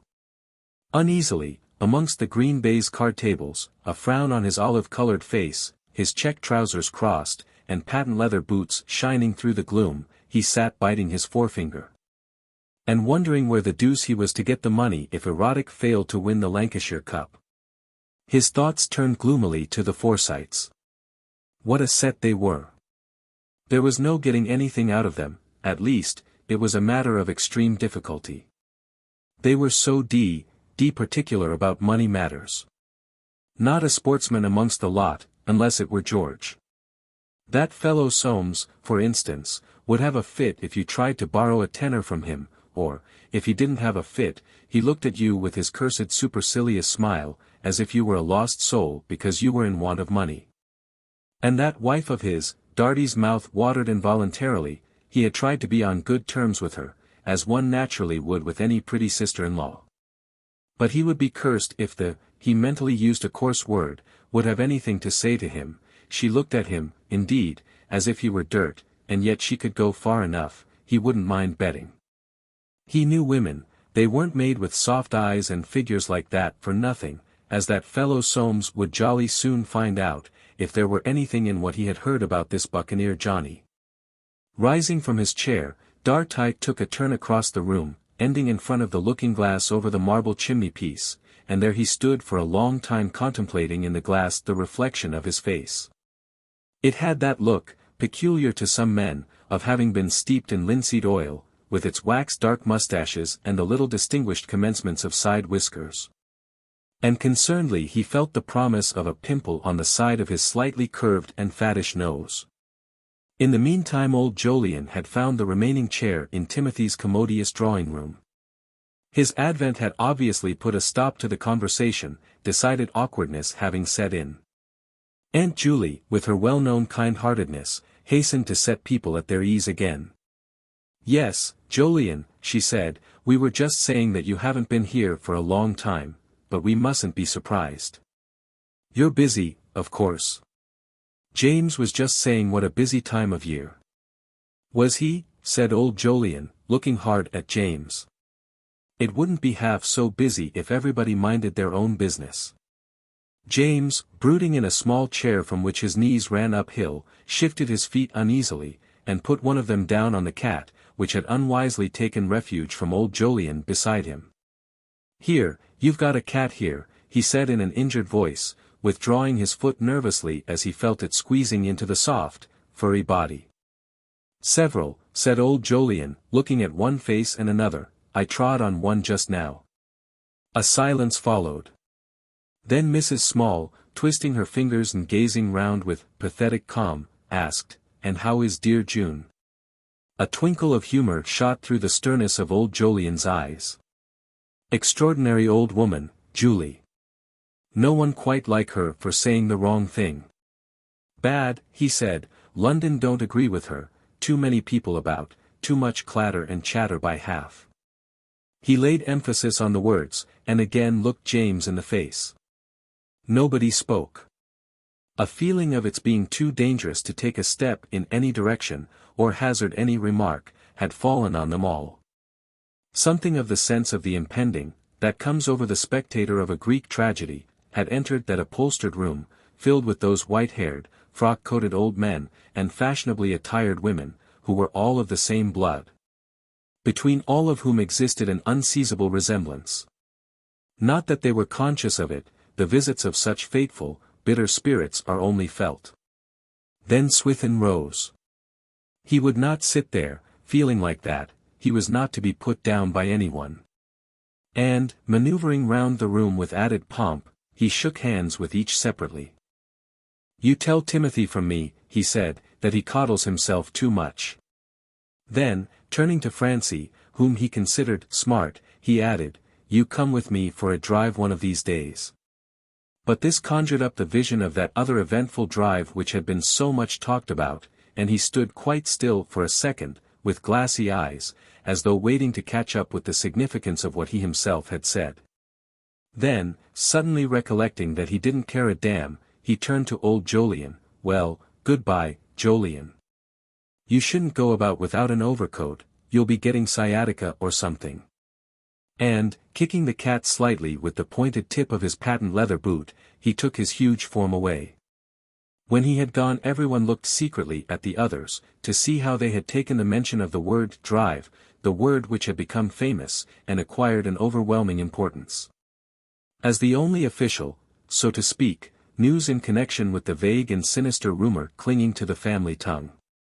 Euphemia, yielding to an impulse, said with a short laugh, "I'm glad Uncle Swithin doesn't ask me to go for drives." Mrs. Small, to reassure her and smooth over any little awkwardness the subject might have, replied, "My dear, he likes to take somebody well dressed, who will do him a little credit. I shall never forget the drive he took me. It was an experience." And her chubby round old face was spread for a moment with a strange contentment, then broke into pouts, and tears came into her eyes. She was thinking of that long-ago driving tour she had once taken with Septimus Small. James, who had relapsed into his nervous brooding in the little chair, suddenly roused himself. "He's a funny fellow, Swithin," he said, but in a half-hearted way. Old Jolyon's silence, his stern eyes, held them all in a kind of paralysis. He was disconcerted himself by the effect of his own words, an effect which seemed to deepen the importance of the very rumor he had come to scotch, but he was still angry. He had not done with them yet. No, he would give them another rub or two. He did not wish to rub his nieces, he had no quarrel with them, a young and presentable female always appealed to old Jolyon's clemency, but that fellow James, and, in a less degree perhaps, those others, deserved all they would get. And he, too, asked for Timothy. As though feeling that some danger threatened her younger brother, Aunt Julie suddenly offered him tea. "There it is," she said, "all cold and nasty, waiting for you in the back drawing-room, but Smither shall make you some fresh." Old Jolyon rose, "Thank you," he said, looking straight at James, "but I've no time for tea, and scandal, and the rest of it. It's time I was at home. Goodbye, Julia, goodbye, Hester, goodbye, Winifred." Without more ceremonious adieus, he marched out. Once again in his cab, his anger evaporated, for so it ever was with his wrath, when he had rapped out, it was gone. Sadness came over his spirit. He had stopped their mouths, maybe, but at what a cost? At the cost of certain knowledge that the rumor he had been resolved not to believe was true. June was abandoned, and for the wife of that fellow's son. He felt it was true, and hardened himself to treat it as if it were not, but the pain he hid beneath this resolution began slowly, surely, to vent itself in a blind resentment against James and his son. The 6 women and 1 man left behind in the little drawing-room began talking as easily as might be after such an occurrence, for though each one of them knew for a fact that he or she never talked scandal, each one of them also knew that the other 6 did. All were therefore angry and at a loss. James only was silent, disturbed, to the bottom of his soul. Presently Francie said, "Do you know, I think Uncle Jolyon is terribly changed this last year." "What do you think, Aunt Hester?" Aunt Hester made a little movement of recoil. "Oh, ask your Aunt Julia," she said, "I know nothing about it." No one else was afraid of assenting, and James muttered gloomily at the floor, "He's not half the man he was." "I've noticed it a long time," went on Francie, "he's aged tremendously."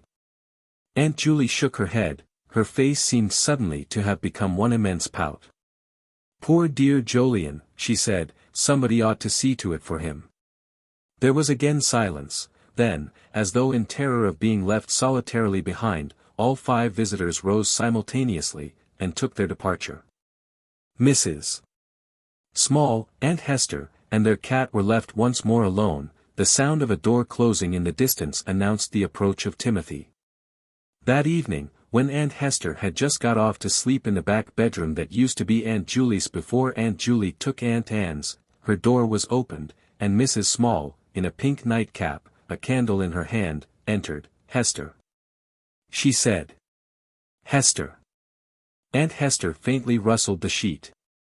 "Hester," repeated Aunt Julie, to make quite sure that she had awakened her, "I am quite troubled about poor dear Jolyon." "What," Aunt Julie dwelt on the word, "do you think ought to be done?" Aunt Hester again rustled the sheet, her voice was heard faintly pleading, "Done? How should I know?"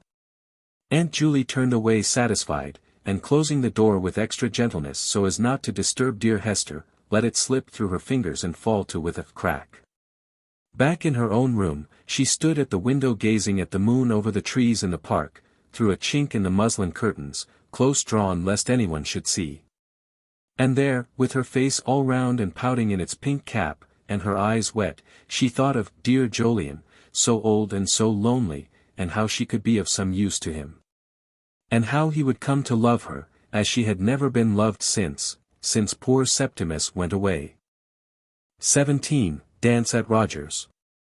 Roger's house in Prince's Gardens was brilliantly alight. Large numbers of wax candles had been collected and placed in cut-glass chandeliers, and the parquet floor of the long, double drawing-room reflected these constellations. An appearance of real spaciousness had been secured by moving out all the furniture on to the upper landings, and enclosing the room with those strange appendages of civilization known as rout seats. In a remote corner, embowered in palms, was a cottage piano, with a copy of the Kensington Coil open on the music stand. Roger had objected to a band. He didn't see in the least what they wanted with a band. He wouldn't go to the expense, and there was an end of it.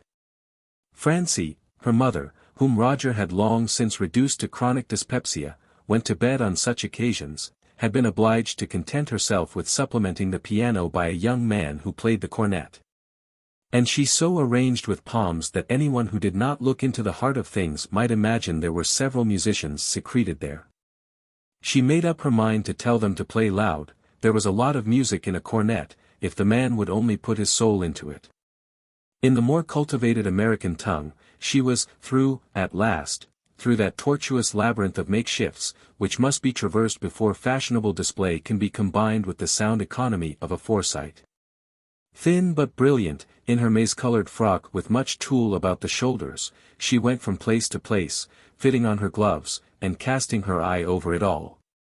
To the hired butler, for Roger only kept maids, she spoke about the wine. Did he quite understand that Mr. Forsyte wished a dozen bottles of the champagne from Whiteley's to be put out? But if that were finished, she did not suppose it would be. Most of the ladies would drink water, no doubt, but if it were, there was the champagne cup, and he must do the best he could with that. She hated having to say this sort of thing to a butler, it was so infra-dig, but what could you do with father?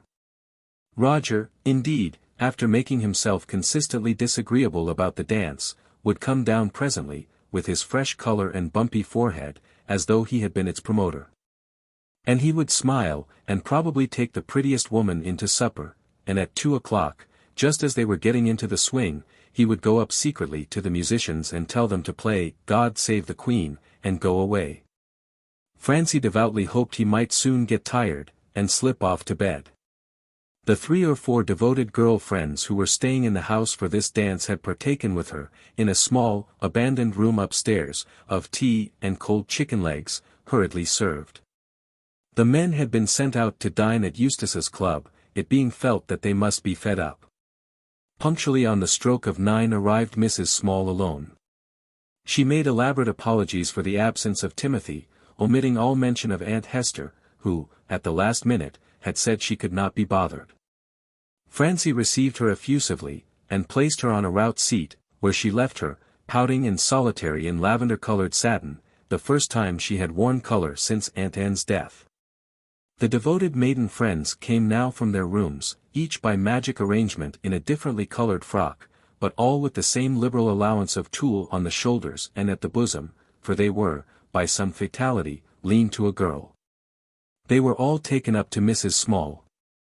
None stayed with her more than a few seconds, but clustering together talked and twisted their programs, looking secretly at the door for the first appearance of a man.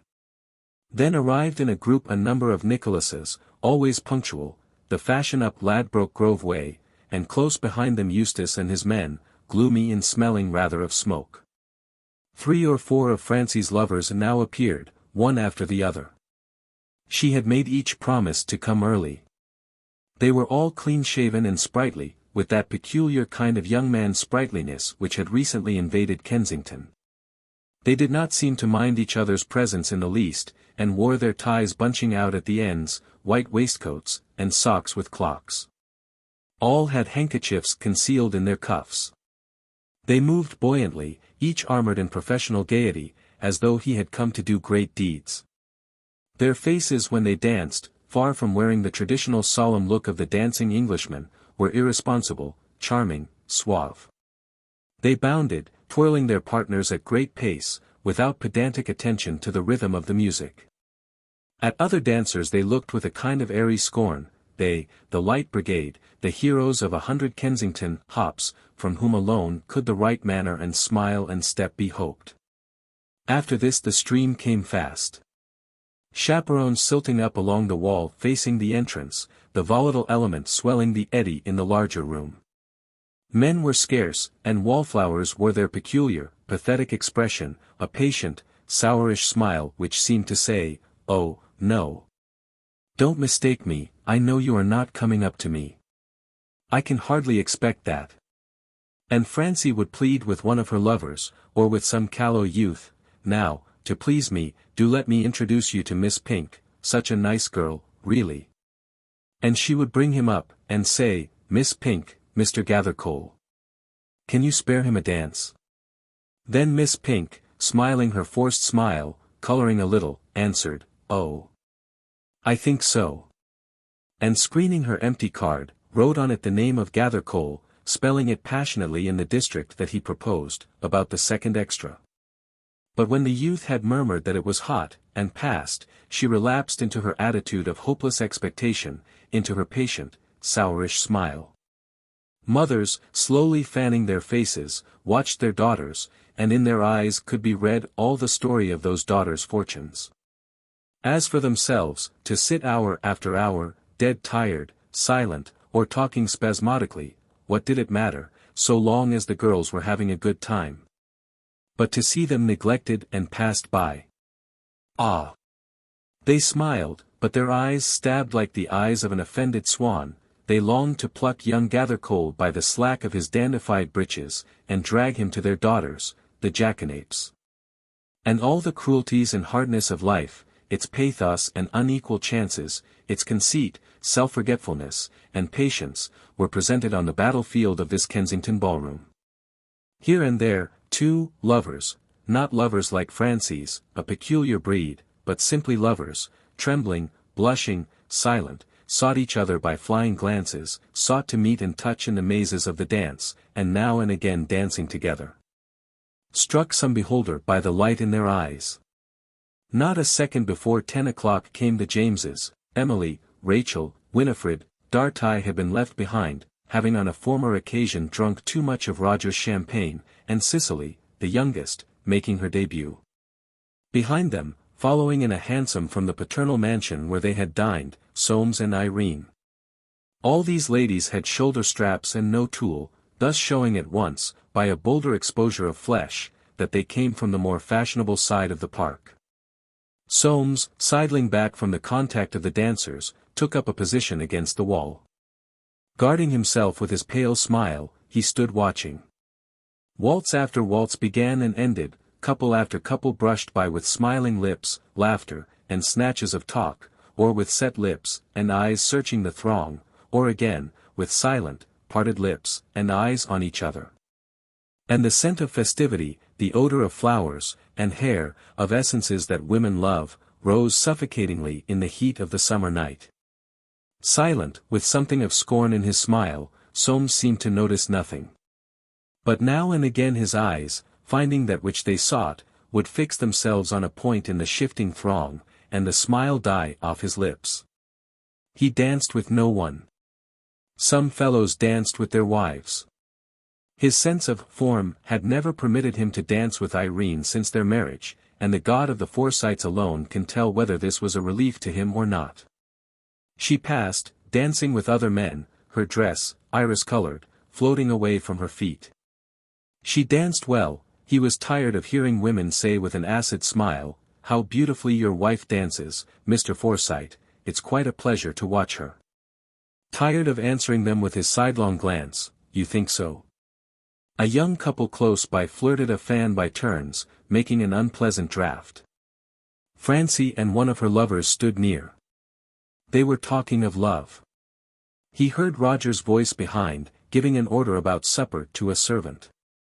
Everything was very second-class. He wished that he had not come. He had asked Irene whether she wanted him. She had answered with that maddening smile of hers, "Oh, no." Why had he come?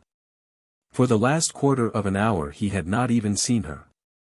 Here was George advancing with his quilpish face. It was too late to get out of his way. "Have you seen the Buccaneer?" said this licensed wag. "He's on the warpath, hair cut and everything." Soames said he had not, and crossing the room, half empty in an interval of the dance, he went out on the balcony, and looked down into the street. A carriage had driven up with late arrivals, and round the door hung some of those patient watchers of the London streets who spring up to the call of light or music. Their faces, pale and upturned above their black and rusty figures, had an air of stolid watching that annoyed Soames. Why were they allowed to hang about? Why didn't the bobby move them on? But the policeman took no notice of them. His feet were planted apart on the strip of crimson carpet stretched across the pavement. His face, under the helmet, wore the same stolid, watching look as theirs. Across the road, through the railings, Soames could see the branches of trees shining, faintly stirring in the breeze, by the gleam of the street lamps. Beyond, again, the upper lights of the houses on the other side, so many eyes looking down on the quiet blackness of the garden, and over all, the sky, that wonderful London sky, dusted with the innumerable reflection of countless lamps. A dome woven over between its stars with the refraction of human needs and human fancies, immense mirror of pomp and misery that night after night stretches its kindly mocking over miles of houses and gardens, mansions and squalor, over Forsytes. Policemen, and patient watchers in the streets. Soames turned away, and, hidden in the recess, gazed into the lighted room. It was cooler out there. He saw the new arrivals, June and her grandfather, enter. What had made them so late? They stood by the doorway. They looked fagged. Fancy Uncle Jolyon turning out at this time of night. Why hadn't June come to Irene, as she usually did, and it occurred to him suddenly that he had seen nothing of June for a long time now. Watching her face with idle malice, he saw it change, grow so pale that he thought she would drop, then flame out crimson. Turning to see at what she was looking, he saw his wife on Bosinney's arm, coming from the conservatory at the end of the room. Her eyes were raised to his, as though answering some question he had asked, and he was gazing at her intently. Soames looked again at June.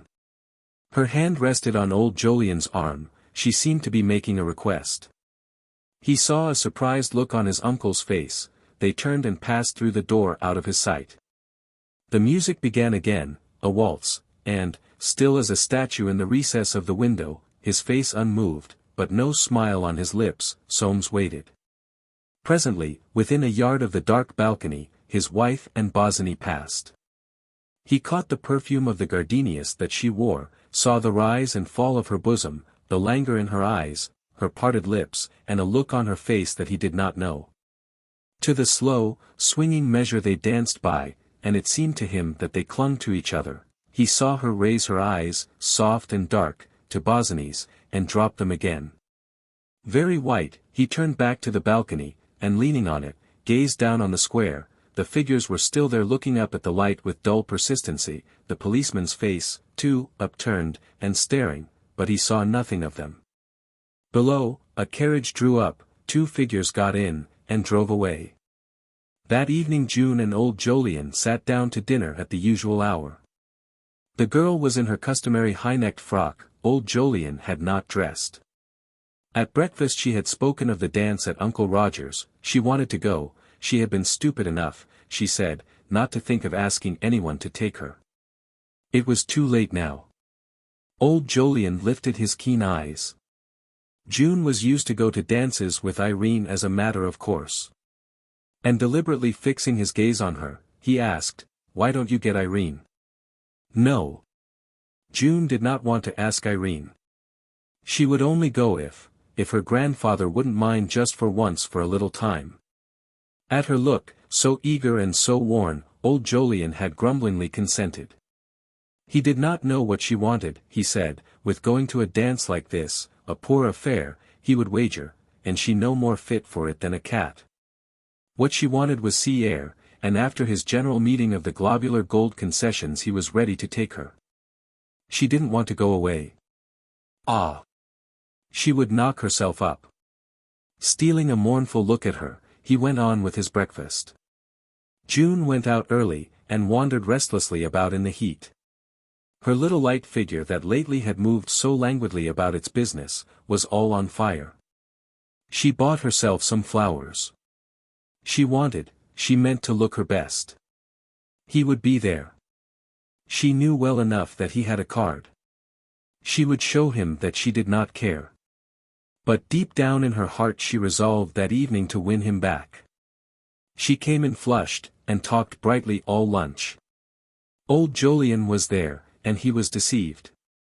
In the afternoon she was overtaken by a desperate fit of sobbing. She strangled the noise against the pillows of her bed, but when at last it ceased she saw in the glass a swollen face with reddened eyes, and violet circles round them.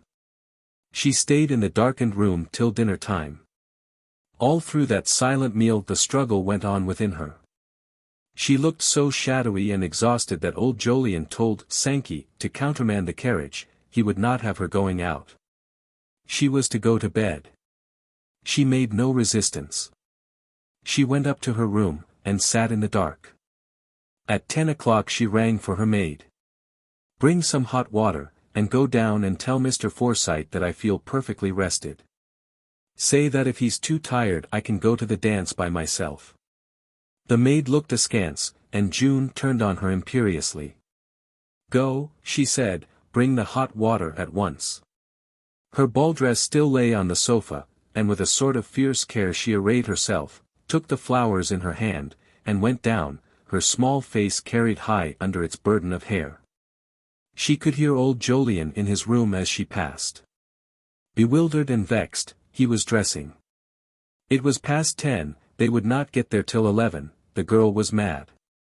But he dared not cross her, the expression of her face at dinner haunted him. With great ebony brushes he smoothed his hair till it shone like silver under the light, then he, too, came out on the gloomy staircase. June met him below, and, without a word, they went to the carriage. When, after that drive which seemed to last forever, she entered Roger's drawing-room, she disguised under a mask of resolution a very torment of nervousness and emotion. The feeling of shame at what might be called running after him was smothered by the dread that he might not be there, that she might not see him after all, and by that dogged resolve, somehow, she did not know how, to win him back. The sight of the ballroom, with its gleaming floor, gave her a feeling of joy, of triumph, for she loved dancing, and when dancing she floated, so light was she, like a strenuous, eager little spirit. He would surely ask her to dance, and if he danced with her it would all be as it was before. She looked about her eagerly. The sight of Bosinney coming with Irene from the conservatory, with that strange look of utter absorption on his face, struck her too suddenly. They had not seen, no one should see, her distress, not even her grandfather. She put her hand on Jolyon's arm, and said very low, "I must go home, Gran, I feel ill." He hurried her away, grumbling to himself that he had known how it would be. To her he said nothing. Only when they were once more in the carriage, which by some fortunate chance had lingered near the door, he asked her, "What is it, my darling?" Feeling her whole slender body shaken by sobs, he was terribly alarmed. She must have blank tomorrow. He would insist upon it. He could not have her like this. There. June mastered her sobs, and squeezing his hand feverishly, she lay back in her corner, her face muffled in a shawl. He could only see her eyes, fixed and staring in the dark, but he did not cease to stroke her hand with his thin fingers. 18. Evening at Richmond. Other eyes besides the eyes of June and of Soames had seen, those two, as Euphemia had already begun to call them, coming from the conservatory, other eyes had noticed the look on Bosinney's face. There are moments when nature reveals the passion hidden beneath the careless calm of her ordinary moods, violent spring flashing white on almond blossom through the purple clouds. A snowy, moonlit peak, with its single star, soaring up to the passionate blue, or against the flames of sunset, an old yew tree standing dark guardian of some fiery secret. There are moments, too, when in a picture gallery, a work, noted by the casual spectator as Titian, remarkably fine, breaks through the defences of some Forsyte better lunched perhaps than his fellows, and holds him spellbound in a kind of ecstasy. There are things, he feels, there are things here which are things. Something unreasoning, unreasonable, is upon him. When he tries to define it with the precision of a practical man, it eludes him, slips away, as the glow of the wine he has drunk is slipping away, leaving him cross, and conscious of his liver. He feels that he has been extravagant, prodigal of something, virtue has gone out of him. He did not desire this glimpse of what lay under the 3 stars of his catalogue. God forbid that he should know anything about the forces of nature. God forbid that he should admit for a moment that there are such things. Once admit that, and where was he? One paid a shilling for entrance, and another for the programme. The look which June had seen, which other Forsytes had seen, was like the sudden flashing of a candle through a hole in some imaginary canvas, behind which it was being moved, the sudden flaming out of a vague, erratic glow, shadowy and enticing. It brought home to onlookers the consciousness that dangerous forces were at work. For a moment they noticed it with pleasure, with interest, then felt they must not notice it at all. It supplied, however, the reason of June's coming so late and disappearing again without dancing, without even shaking hands with her lover. She was ill, it was said, and no wonder. But here they looked at each other guiltily. They had no desire to spread scandal, no desire to be ill-natured. Who would have? And to outsiders no word was breathed, unwritten law keeping them silent. Then came the news that June had gone to the seaside with old Jolyon. He had carried her off to Broadstairs, for which place there was just then a feeling, Yarmouth having lost caste, in spite of Nicholas. And no Forsyte going to the sea without intending to have an heir for his money such as would render him bilious in a week. That fatally aristocratic tendency of the first Forsyte to drink Madeira had left his descendants undoubtedly accessible. So June went to the sea. The family awaited developments, there was nothing else to do. But how far had those two gone? How far were they going to go? Could they really be going at all? Nothing could surely come of it, for neither of them had any money. At the most a flirtation, ending, as all such attachments should, at the proper time. Soames's sister, Winifred Dartie, who had imbibed with the breezes of Mayfair, she lived in Green Street, more fashionable principles in regard to matrimonial behavior than were current, for instance, in Ladbroke Grove. Laughed at the idea of there being anything in it. The little thing, Irene was taller than herself, and it was real testimony to the solid worth of a Forsyte that she should always thus be a little thing. The little thing was bored. Why shouldn't she amuse herself? Soames was rather tiring. And as to Mr. Bosinney, only that buffoon George would have called him the Buccaneer, she maintained that he was very chic. This dictum, that Bosinney was chic, caused quite a sensation. It failed to convince. That he was good-looking in a way, they were prepared to admit, but that anyone could call a man with his pronounced cheekbones, curious eyes, and soft felt hats chic was only another instance of Winifred's extravagant way of running after something new. It was that famous summer when extravagance was fashionable, when the very earth was extravagant, chestnut trees spread with blossom, and flowers drenched in perfume, as they had never been before, when roses blew in every garden. And for the swarming stars the nights had hardly space, when every day and all day long the sun, in full armor, swung his brazen shield above the park, and people did strange things, lunching and dining in the open air. Unprecedented was the tale of cabs and carriages that streamed across the bridges of the shining river, bearing the upper middle class in thousands to the green glories of Bushey, Richmond, Kew, and Hampton Court. Almost every family with any pretensions to be of the carriage class paid one visit that year to the horse chestnuts at Bushey, or took one drive amongst the Spanish chestnuts of Richmond Park. Bowling smoothly, if dustily, along, in a cloud of their own creation, they would stare fashionably at the antlered heads which the great slow deer raised out of a forest of bracken that promised to autumn lovers such cover as was never seen before. And now and again, as the amorous perfume of chestnut flowers and of fern was drifted too near, one would say to the other, "My dear, what a peculiar scent!" And the lime flowers that year were of rare prime, near honey-colored. At the corners of London squares they gave out, as the sun went down, a perfume sweeter than the honey bees had taken, a perfume that stirred a yearning unnameable in the hearts of Forsytes and their peers. Taking the cool after dinner in the precincts of those gardens to which they alone had keys. And that yearning made them linger amidst the dim shapes of flower beds in the failing daylight, made them turn, and turn, and turn again. As though lovers were waiting for them, waiting for the last light to die away under the shadow of the branches. Some vague sympathy evoked by the scent of the limes, some sisterly desire to see for herself, some idea of demonstrating the soundness of her dictum that there was nothing in it. Or merely the craving to drive down to Richmond, irresistible that summer, moved the mother of the little Darties, of little Publius, of Imogen, Maud, and Benedict, to write the following note to her sister-in-law. June 30th. Dear Irene, I hear that Soames is going to Henley tomorrow for the night. I thought it would be great fun if we made up a little party and drove down to Richmond. Will you ask Mr. Bosinney, and I will get young Flippard. Emily, They called their mother Emily, it was so chic, will lend us the carriage. I will call for you and your young man at 7 o'clock.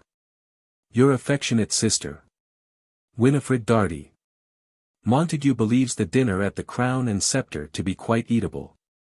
Montague was Darty's second and better known name, his first being Moses, for he was nothing if not a man of the world.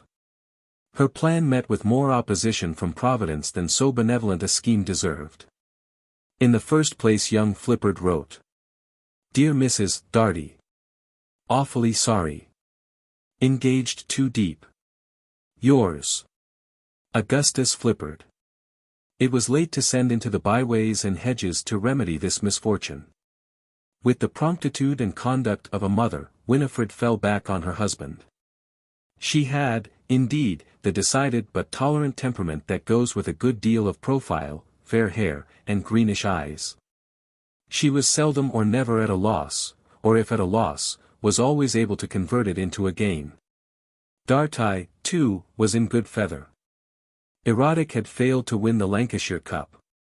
Indeed, that celebrated animal, owned as he was by a pillar of the turf, who had secretly laid many thousands against him, had not even started. The 48 hours that followed his scratching were among the darkest in Darty's life. Visions of James haunted him day and night. Black thoughts about Soames mingled with the faintest hopes. On the Friday night he got drunk, so greatly was he affected. But on Saturday morning the true stock exchange instinct triumphed within him. Owing some hundreds, which by no possibility could he pay, he went into town and put them all on concertina for the Saltown Borough Handicap. As he said to Major Scrotton, with whom he lunched at the XVIII, that little Jew boy, Nathans, had given him the tip. He didn't care a cursh. He wash in, a mucker. If it didn't come up, well then, damn, the old man would have to pay. A bottle of Pole Roger to his own cheek had given him a new contempt for James. It came up. Concertina was squeezed home by her neck, a terrible squeak. But, as Darty said, there was nothing like pluck. He was by no means averse to the expedition to Richmond. He would stand it himself. He cherished an admiration for Irene, and wished to be on more playful terms with her. At 5:30 the Park Lane footman came round to say, Mrs. Forsyte was very sorry, but one of the horses was coughing. Undaunted by this further blow, Winifred at once dispatched little Publius, now aged 7, with the nursery governess to Montpellier Square. They would go down in hansoms and meet at the Crown and Sceptre at 7:45. Darty, on being told, was pleased enough. It was better than going down with your back to the horses. He had no objection to driving down with Irene. He supposed they would pick up the others at Montpellier Square, and swap hansoms there. Informed that the meet was at the Crown and Sceptre, and that he would have to drive with his wife, he turned sulky, and said it was d slow. At 7 o'clock they started, Darty offering to bet the driver half a crown he didn't do it in the 3/4 of an hour. Twice only did husband and wife exchange remarks on the way. Darty said, it'll put Master Soames's nose out of joint to hear his wife's been drivin' in a hansom with Master Bosinney. Winifred replied, don't talk such nonsense, Monty. Nonsense, repeated Darty. You don't know women, my fine lady. On the other occasion he merely asked, how am I looking? A bit puffy about the gills. That fizz old George is so fond of is a windy wine. He had been lunching with George Forsyte at the Haversnake. Bosinney and Irene had arrived before them. They were standing in one of the long French windows overlooking the river. Windows that summer were open all day long, and all night too, and day and night the scents of flowers and trees came in, the hot scent of parching grass, and the cool scent of the heavy dews. To the eye of the observant Darty his two guests did not appear to be making much running, standing there close together, without a word. Bosinney was a hungry-looking creature, not much go about him. He left them to Winifred, however, and busied himself to order the dinner. A Forsyte will require good, if not delicate feeding, but a Darty will tax the resources of a Crown and Sceptre. Living as he does, from hand to mouth, nothing is too good for him to eat, and he will eat it. His drink, too, will need to be carefully provided. There is much drink in this country, not good enough, for a dartai, he will have the best. Paying for things vicariously, there is no reason why he should stint himself. To stint yourself is the mark of a fool, not of a dartai. The best of everything. No sounder principle on which a man can base his life, whose father-in-law has a very considerable income, and a partiality for his grandchildren. With his not unable eye, Dartai had spotted this weakness in James the very first year after little Publius's arrival, an error. He had profited by his perspicacity. For little darties were now a sort of perpetual insurance. The feature of the feast was unquestionably the red mullet. This delectable fish, brought from a considerable distance in a state of almost perfect preservation, was first fried, then boned, then served in ice, with Madeira punch in place of sauce, according to a recipe known to a few men of the world. Nothing else calls for remark except the payment of the bill by Dartai. He had made himself extremely agreeable throughout the meal, his bold, admiring stare seldom abandoning Irene's face and figure. As he was obliged to confess to himself, he got no change out of her. She was cool enough, as cool as her shoulders looked under their veil of creamy lace. He expected to have caught her out in some little game with Bosinney. But not a bit of it, she kept up her end remarkably well. As for that architect chap, he was as glum as a bear with a sore head. Winifred could barely get a word out of him. He ate nothing, but he certainly took his liquor, and his face kept getting whiter, and his eyes looked queer. It was all very amusing. For Dartai himself was in capital form, and talked freely, with a certain poignancy, being no fool. He told 2 or 3 stories verging on the improper, a concession to the company, for his stories were not used to verging. He proposed Irene's health in a mock speech. Nobody drank it, and Winifred said, "Don't be such a clown, Monty." At her suggestion they went after dinner to the public terrace overlooking the river. "I should like to see the common people making love," she said, "it's such fun." There were numbers of them walking in the cool, after the day's heat, and the air was alive with the sound of voices, coarse and loud, or soft as though murmuring secrets. It was not long before Winifred's better sense, she was the only Forsyte present, secured them an empty bench. They sat down in a row. A heavy tree spread a thick canopy above their heads, and the haze darkened slowly over the river. Dartai sat at the end, next to him Irene, then Bosinney, then Winifred. There was hardly room for 4, and the man of the world could feel Irene's arm crushed against his own. He knew that she could not withdraw it without seeming rude, and this amused him. He devised every now and again a movement that would bring her closer still. He thought, that buccaneer Johnny shan't have it all to himself. It's a pretty tight fit, certainly. From far down below on the dark river came drifting the tinkle of a mandolin, and voices singing the old round. A boat, unto the ferry. For we'll go over and be merry. And laugh, and quaff, and drink brown sherry. And suddenly the moon appeared, young and tender, floating up on her back from behind a tree. And as though she had breathed, the air was cooler, but down that cooler air came always the warm odor of the limes. Over his cigar Dartai peered round at Bosinney, who was sitting with his arms crossed, staring straight in front of him, and on his face the look of a man being tortured. And Dartai shot a glance at the face between, so veiled by the overhanging shadow that it was but like a darker piece of the darkness shaped and breathed on, soft, mysterious, enticing. A hush had fallen on the noisy terrace, as if all the strollers were thinking secrets too precious to be spoken. And Dartai thought, women. The glow died above the river, the singing ceased, the young moon hid behind a tree, and all was dark. He pressed himself against Irene. He was not alarmed at the shuddering that ran through the limbs he touched, or at the troubled, scornful look of her eyes. He felt her trying to draw herself away, and smiled. It must be confessed that the man of the world had drunk quite as much as was good for him. With thick lips parted under his well-curled mustaches, and his bold eyes aslant upon her, he had the malicious look of a satyr.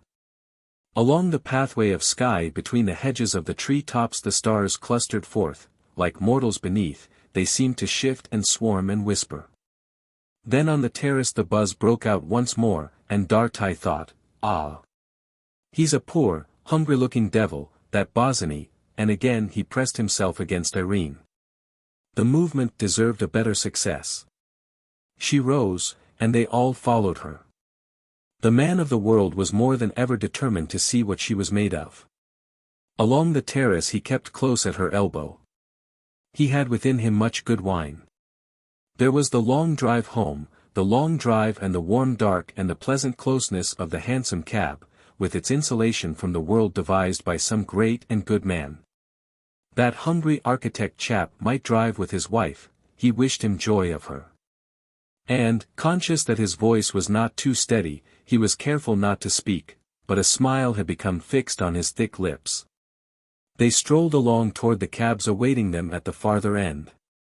His plan had the merit of all great plans, an almost brutal simplicity. He would merely keep at her elbow till she got in, and get in quickly after her. But when Irene reached the cab she did not get in, she slipped, instead, to the horse's head. Dartai was not at the moment sufficiently master of his legs to follow. She stood stroking the horse's nose, and, to his annoyance, Bosinney was at her side first. She turned and spoke to him rapidly, in a low voice. The words, "that man," reached Dartai. He stood stubbornly by the cab step, waiting for her to come back. He knew a trick worth two of that. Here, in the lamplight, his figure, no more than medium height, well squared in its white evening waistcoat, his light overcoat flung over his arm, a pink flower in his buttonhole, and on his dark face that look of confident, good-humored insolence, he was at his best, a thorough man of the world. Winifred was already in her cab. Dartai reflected that Bosinney would have a poorish time in that cab if he didn't look sharp. Suddenly he received a push which nearly overturned him in the road. Bosinney's voice hissed in his ear, "I am taking Irene back, do you understand?" He saw a face white with passion, and eyes that glared at him like a wild cat's. He stammered. "What? Not a bit. You take my wife. Get away," hissed Bosinney, "or I'll throw you into the road." Dartai recoiled. He saw as plainly as possible that the fellow meant it. In the space he made Irene had slipped by, her dress brushed his legs. Bosinney stepped in after her. "Go on." He heard the buccaneer cry. The cabman flicked his horse. It sprang forward. Dartai stood for a moment dumbfounded, then, dashing at the cab where his wife sat, he scrambled in. "Drive on," he shouted to the driver, "and don't you lose sight of that fellow in front." Seated by his wife's side, he burst into imprecations. Calming himself at last with a supreme effort, he added, "A pretty mess you've made of it, to let the buccaneer drive home with her. Why on earth couldn't you keep hold of him? He's mad with love, any fool can see that." He drowned Winifred's rejoinder with fresh calls to the Almighty. Nor was it until they reached Barnes that he ceased a jeremiad, in the course of which he had abused her, her father, her brother, Irene, Bosinney, the name of Forsyte, his own children, and cursed the day when he had ever married. Winifred, a woman of strong character, let him have his say, at the end of which he lapsed into sulky silence. His angry eyes never deserted the back of that cab, which, like a lost chance, haunted the darkness in front of him. Fortunately he could not hear Bosinney's passionate pleading, that pleading which the man of the world's conduct had let loose like a flood. He could not see Irene shivering, as though some garment had been torn from her, nor her eyes, black and mournful, like the eyes of a beaten child. He could not hear Bosinney entreating, always entreating. Could not hear her sudden, soft weeping, nor see that poor, hungry-looking devil, awed and trembling, humbly touching her hand. In Montpellier Square their cabman, following his instructions to the letter, faithfully drew up behind the cab in front. The Dartys saw Bosinney spring out, and Irene follow, and hasten up the steps with bent head. She evidently had her key in her hand, for she disappeared at once. It was impossible to tell whether she had turned to speak to Bosinney. The latter came walking past their cab. Both husband and wife had an admirable view of his face in the light of a street lamp. It was working with violent emotion. "Good night, Mr. Bosinney," called Winifred. Bosinney started, clawed off his hat, and hurried on. He had obviously forgotten their existence. "There," said Darty, "did you see the beast's face?" "What did I say?" "Fine games." He improved the occasion. There had so clearly been a crisis in the cab that Winifred was unable to defend her theory. She said, "I shall say nothing about it. I don't see any use in making a fuss." With that view Darty at once concurred, looking upon James as a private preserve. He disapproved of his being disturbed by the troubles of others. "Quite right," he said, "let Soames look after himself. He's jolly well able to." Thus speaking, the Dartys entered their habitat in Green Street, the rent of which was paid by James, and sought a well-earned rest.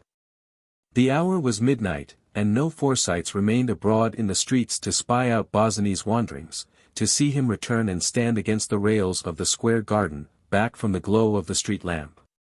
To see him stand there in the shadow of trees, watching the house where in the dark was hidden she whom he would have given the world to see for a single minute, she who was now to him the breath of the lime trees. The meaning of the light and the darkness, the very beating of his own heart. 19. Diagnosis of a Forsyte. It is in the nature of a Forsyte to be ignorant that he is a Forsyte, but young Jolyon was well aware of being one. He had not known it till after the decisive step which had made him an outcast. Since then the knowledge had been with him continually. He felt it throughout his alliance, throughout all his dealings with his second wife, who was emphatically not a Forsyte. He knew that if he had not possessed in great measure the eye for what he wanted, the tenacity to hold on to it, the sense of the folly of wasting that for which he had given so big a price, in other words, the sense of property, he could never have retained her, perhaps never would have desired to retain her, with him through all the financial troubles, slights, and misconstructions of those 15 years. Never have induced her to marry him on the death of his first wife, never have lived it all through, and come up, as it were, thin, but smiling. He was one of those men who, seated cross-legged like miniature Chinese idols in the cages of their own hearts, are ever smiling at themselves a doubting smile. Not that this smile, so intimate and eternal, interfered with his actions, which, like his chin and his temperament, were quite a peculiar blend of softness and determination. He was conscious, too, of being a Forsyte in his work, that painting of watercolors to which he devoted so much energy, always with an eye on himself, as though he could not take so unpractical a pursuit quite seriously. And always with a certain queer uneasiness that he did not make more money at it. It was, then, this consciousness of what it meant to be a Forsyte, that made him receive the following letter from old Jolyon, with a mixture of sympathy and disgust. Sheldrake House, Broadstairs, July 1st. My dear Joe. The dad's handwriting had altered very little in the 30-odd years that he remembered it. We have been here now a fortnight, and have had good weather on the whole. The air is bracing, but my liver is out of order, and I shall be glad enough to get back to town. I cannot say much for June, her health and spirits are very indifferent, and I don't see what is to come of it. She says nothing, but it is clear that she is harping on this engagement, which is an engagement and no engagement, and, goodness knows what. I have grave doubts whether she ought to be allowed to return to London in the present state of affairs, but she is so self-willed that she might take it into her head to come up at any moment. The fact is someone ought to speak to Bosinney and ascertain what he means. I'm afraid of this myself, for I should certainly rap him over the knuckles, but I thought that you, knowing him at the club, might put in a word, and get to ascertain what the fellow is about. You will of course in no way commit June. I shall be glad to hear from you in the course of a few days whether you have succeeded in gaining any information. The situation is very distressing to me, I worry about it at night. With my love to Jolly and Holly. I am your affect. Father. Jolyon Forsyte. Young Jolyon pondered this letter so long and seriously that his wife noticed his preoccupation, and asked him what was the matter. He replied, nothing. It was a fixed principle with him never to allude to June. She might take alarm, he did not know what she might think. He hastened, therefore, to banish from his manner all traces of absorption, but in this he was about as successful as his father would have been, for he had inherited all old Jolyon's transparency in matters of domestic finesse, and young Mrs. Jolyon, busying herself over the affairs of the house, went about with tightened lips, stealing at him unfathomable looks. He started for the club in the afternoon with the letter in his pocket, and without having made up his mind. To sound a man as to his intentions was peculiarly unpleasant to him, nor did his own anomalous position diminish this unpleasantness. It was so like his family, so like all the people they knew and mixed with, to enforce what they called their rights over a man, to bring him up to the mark, so like them to carry their business principles into their private relations. And how that phrase in the letter, "You will, of course, in no way commit June," gave the whole thing away. Yet the letter, with the personal grievance, the concern for June, the rap over the knuckles, was all so natural. No wonder his father wanted to know what Bosinney meant, no wonder he was angry. It was difficult to refuse.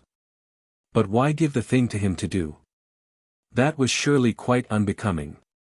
But so long as a Forsyte got what he was after, he was not too particular about the means, provided appearances were saved. How should he set about it, or how refuse? Both seemed impossible. So, young Jolyon. He arrived at the club at 3 o'clock, and the first person he saw was Bosinney himself, seated in a corner, staring out of the window. Young Jolyon sat down not far off, and began nervously to reconsider his position. He looked covertly at Bosinney sitting there unconscious. He did not know him very well, and studied him attentively for perhaps the first time. An unusual-looking man, unlike in dress, face, and manner to most of the other members of the club, young Jolyon himself, however different he had become in mood and temper, had always retained the neat reticence of Forsyte appearance. He alone among Forsytes was ignorant of Bosinney's nickname. The man was unusual, not eccentric, but unusual. He looked worn, too, haggard, hollow in the cheeks beneath those broad, high cheekbones, though without any appearance of ill health, for he was strongly built, with curly hair that seemed to show all the vitality of a fine constitution. Something in his face and attitude touched young Jolyon. He knew what suffering was like, and this man looked as if he were suffering. He got up and touched his arm. Bosinney started, but exhibited no sign of embarrassment on seeing who it was. Young Jolyon sat down. "I haven't seen you for a long time," he said. "How are you getting on with my cousin's house?" "It'll be finished in about a week." "I congratulate you." "Thanks, I don't know that it's much of a subject for congratulation." "No?" queried young Jolyon, "I should have thought you'd be glad to get a long job like that off your hands. But I suppose you feel it much as I do when I part with a picture, a sort of child." He looked kindly at Bosinney. "Yes," said the latter more cordially, "it goes out from you and there's an end of it." "I didn't know you painted." "Only watercolors. I can't say I believe in my work." "Don't believe in it? There, how can you do it? Work's no use unless you believe in it." "Good," said young Jolyon, "it's exactly what I've always said. By the by, have you noticed that whenever one says good, one always adds, it's exactly what I've always said. But if you ask me how I do it, I answer, because I'm a Forsyte." "A Forsyte? I never thought of you as one." "A Forsyte," replied young Jolyon, "is not an uncommon animal. There are hundreds among the members of this club. Hundreds out there in the streets, you meet them wherever you go." "And how do you tell them, may I ask?" said Bosinney. "By their sense of property. A Forsyte takes a practical, one might say a common sense, view of things, and a practical view of things is based fundamentally on a sense of property. A Forsyte, you will notice, never gives himself away." "Joking?" Young Jolyon's eye twinkled. "Not much. As a Forsyte myself, I have no business to talk. But I'm a kind of thoroughbred mongrel. Now, there's no mistaking you, you're as different from me as I am from my Uncle James, who is the perfect specimen of a Forsyte. His sense of property is extreme, while you have practically none. Without me in between, you would seem like a different species. I'm the missing link. We are, of course, all of us the slaves of property, and I admit that it's a question of degree, but what I call a Forsyte is a man who is decidedly more than less a slave of property. He knows a good thing, he knows a safe thing, and his grip on property, it doesn't matter whether it be wives, houses, money, or reputation, is his hallmark.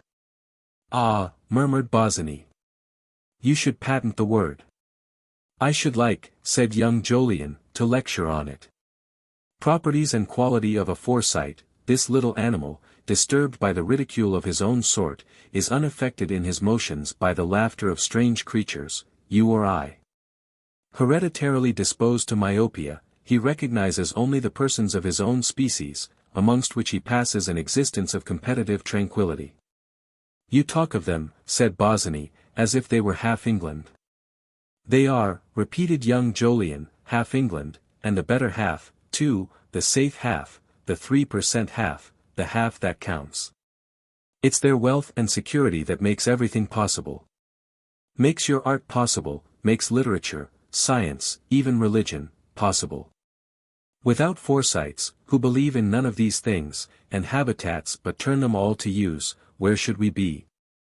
My dear sir, the Forsytes are the middlemen, the commercials, the pillars of society, the cornerstones of convention, everything that is admirable. I don't know whether I catch your drift, said Bosinney, but I fancy there are plenty of Forsytes, as you call them, in my profession. Certainly, replied young Jolyon. The great majority of architects, painters, or writers have no principles, like any other Forsytes. Art, literature, religion, survive by virtue of the few cranks who really believe in such things, and the many Forsytes who make a commercial use of them. At a low estimate, 3/4 of our Royal Academicians are Forsytes, 7/8 of our novelists, a large proportion of the press. Of science I can't speak, they are magnificently represented in religion. In the House of Commons perhaps more numerous than anywhere, the aristocracy speaks for itself. But I'm not laughing. It is dangerous to go against the majority, and what a majority. He fixed his eyes on Bosinney. It's dangerous to let anything carry you away, a house, a picture, woman. They looked at each other.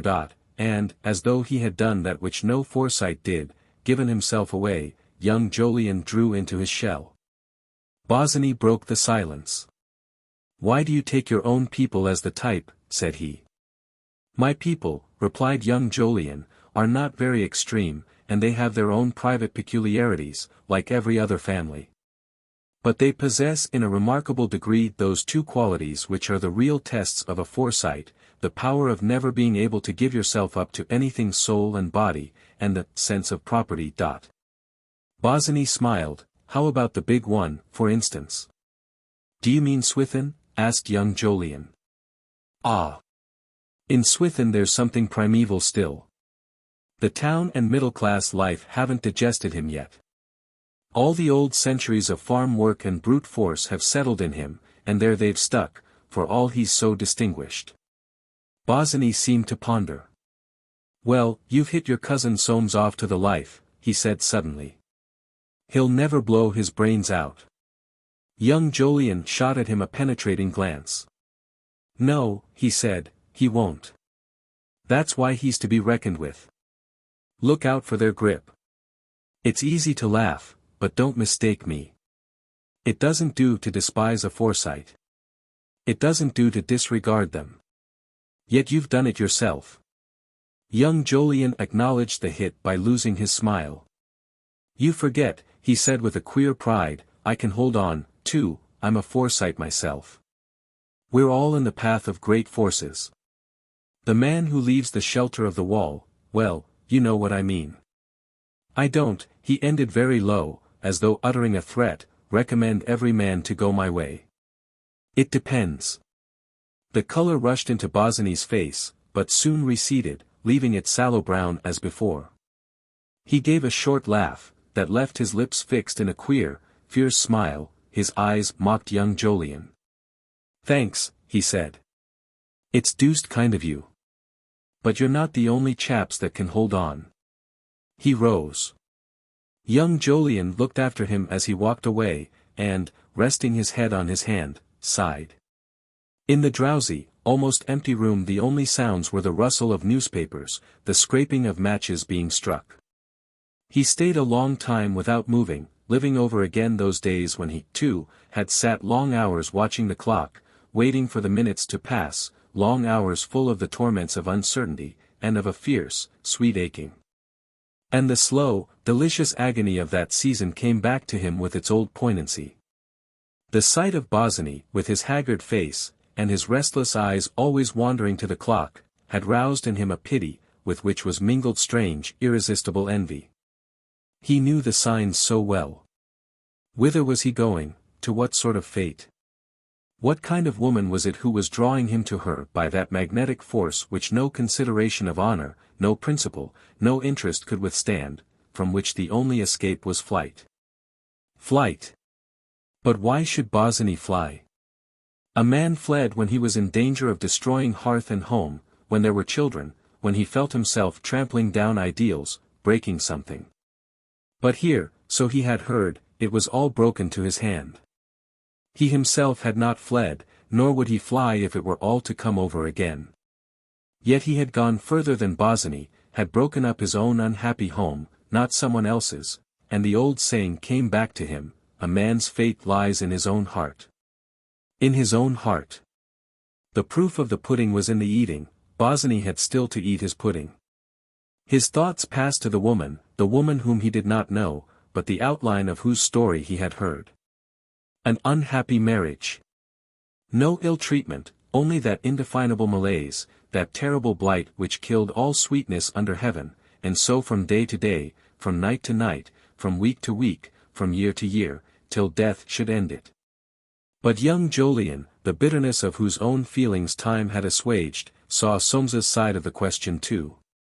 Whence should a man like his cousin, saturated with all the prejudices and beliefs of his class, draw the insight or inspiration necessary to break up this life?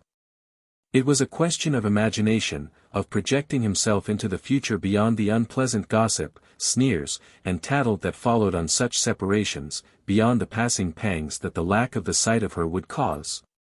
Beyond the grave disapproval of the worthy. But few men, and especially few men of Soames's class, had imagination enough for that. A deal of mortals in this world, and not enough imagination to go round. And sweet heaven, what a difference between theory and practice. Many a man, perhaps even Soames, held chivalrous views on such matters, who when the shoe pinched found a distinguishing factor that made of himself an exception. Then, too, he distrusted his judgment. He had been through the experience himself, had tasted to the dregs the bitterness of an unhappy marriage, and how could he take the wide and dispassionate view of those who had never been within sound of the battle? His evidence was too first-hand, like the evidence on military matters of a soldier who has been through much active service, against that of civilians who have not suffered the disadvantage of seeing things too close. Most people would consider such a marriage as that of Soames and Irene quite fairly successful. He had money, she had beauty, it was a case for compromise. There was no reason why they should not jog along, even if they hated each other. It would not matter if they went their own ways a little so long as the decencies were observed, the sanctity of the marriage tie, of the common home, respected. Half the marriages of the upper classes were conducted on these lines: do not offend the susceptibilities of society, do not offend the susceptibilities of the church. To avoid offending these is worth the sacrifice of any private feelings. The advantages of the stable home are visible, tangible, so many pieces of property, there is no risk in the statu quo. To break up a home is at the best a dangerous experiment, and selfish into the bargain. This was the case for the defense, and young Jolyon sighed. The core of it all, he thought, is property, but there are many people who would not like it put that way. To them it is the sanctity of the marriage tie. But the sanctity of the marriage tie is dependent on the sanctity of the family, and the sanctity of the family is dependent on the sanctity of property. And yet I imagine all these people are followers of one who never owned anything. It is curious. And again young Jolyon sighed. Am I going on my way home to ask any poor devils I meet to share my dinner, which will then be too little for myself, or, at all events, for my wife, who is necessary to my health and happiness? It may be that after all Soames does well to exercise his rights and support by his practice the sacred principle of property which benefits us all, with the exception of those who suffer by the process. And so he left his chair, threaded his way through the maze of seats, took his hat, and languidly up the hot streets crowded with carriages, reeking with dusty odors, wended his way home. Before reaching Wisteria Avenue he removed old Jolyon's letter from his pocket, and tearing it carefully into tiny pieces, scattered them in the dust of the road. He let himself in with his key, and called his wife's name. But she had gone out, taking Jolly and Holly, and the house was empty. Alone in the garden the dog Balthasar lay in the shade snapping at flies. Young Jolyon took his seat there, too, under the pear tree that bore no fruit. XX Bosinney on Parole. The day after the evening at Richmond Soames returned from Henley by a morning train. Not constitutionally interested in amphibious sports, his visit had been one of business rather than pleasure, a client of some importance having asked him down.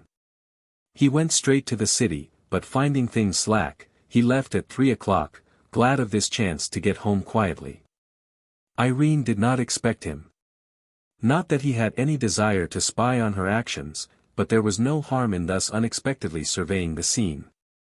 After changing to park clothes he went into the drawing-room. She was sitting idly in the corner of the sofa, her favorite seat. And there were circles under her eyes, as though she had not slept. He asked, "How is it you're in? Are you expecting somebody?" "Yes, that is, not particularly." "Who?" "Mr. Bosinney said he might come." "Bosinney? He ought to be at work." To this she made no answer. "Well," said Soames, "I want you to come out to the stores with me, and after that we'll go to the park." "I don't want to go out, I have a headache." Soames replied, "If ever I want you to do anything, you've always got a headache. It'll do you good to come and sit under the trees." She did not answer. Soames was silent for some minutes. At last he said, "I don't know what your idea of a wife's duty is." "I never have known." He had not expected her to reply, but she did. "I have tried to do what you want, it's not my fault that I haven't been able to put my heart into it." "Whose fault is it, then?" He watched her askance. "Before we were married you promised to let me go if our marriage was not a success. Is it a success?" Soames frowned. "Success," he stammered, "it would be a success if you behaved yourself properly." "I have tried," said Irene. "Will you let me go?" Soames turned away. Secretly alarmed, he took refuge in bluster. "Let you go?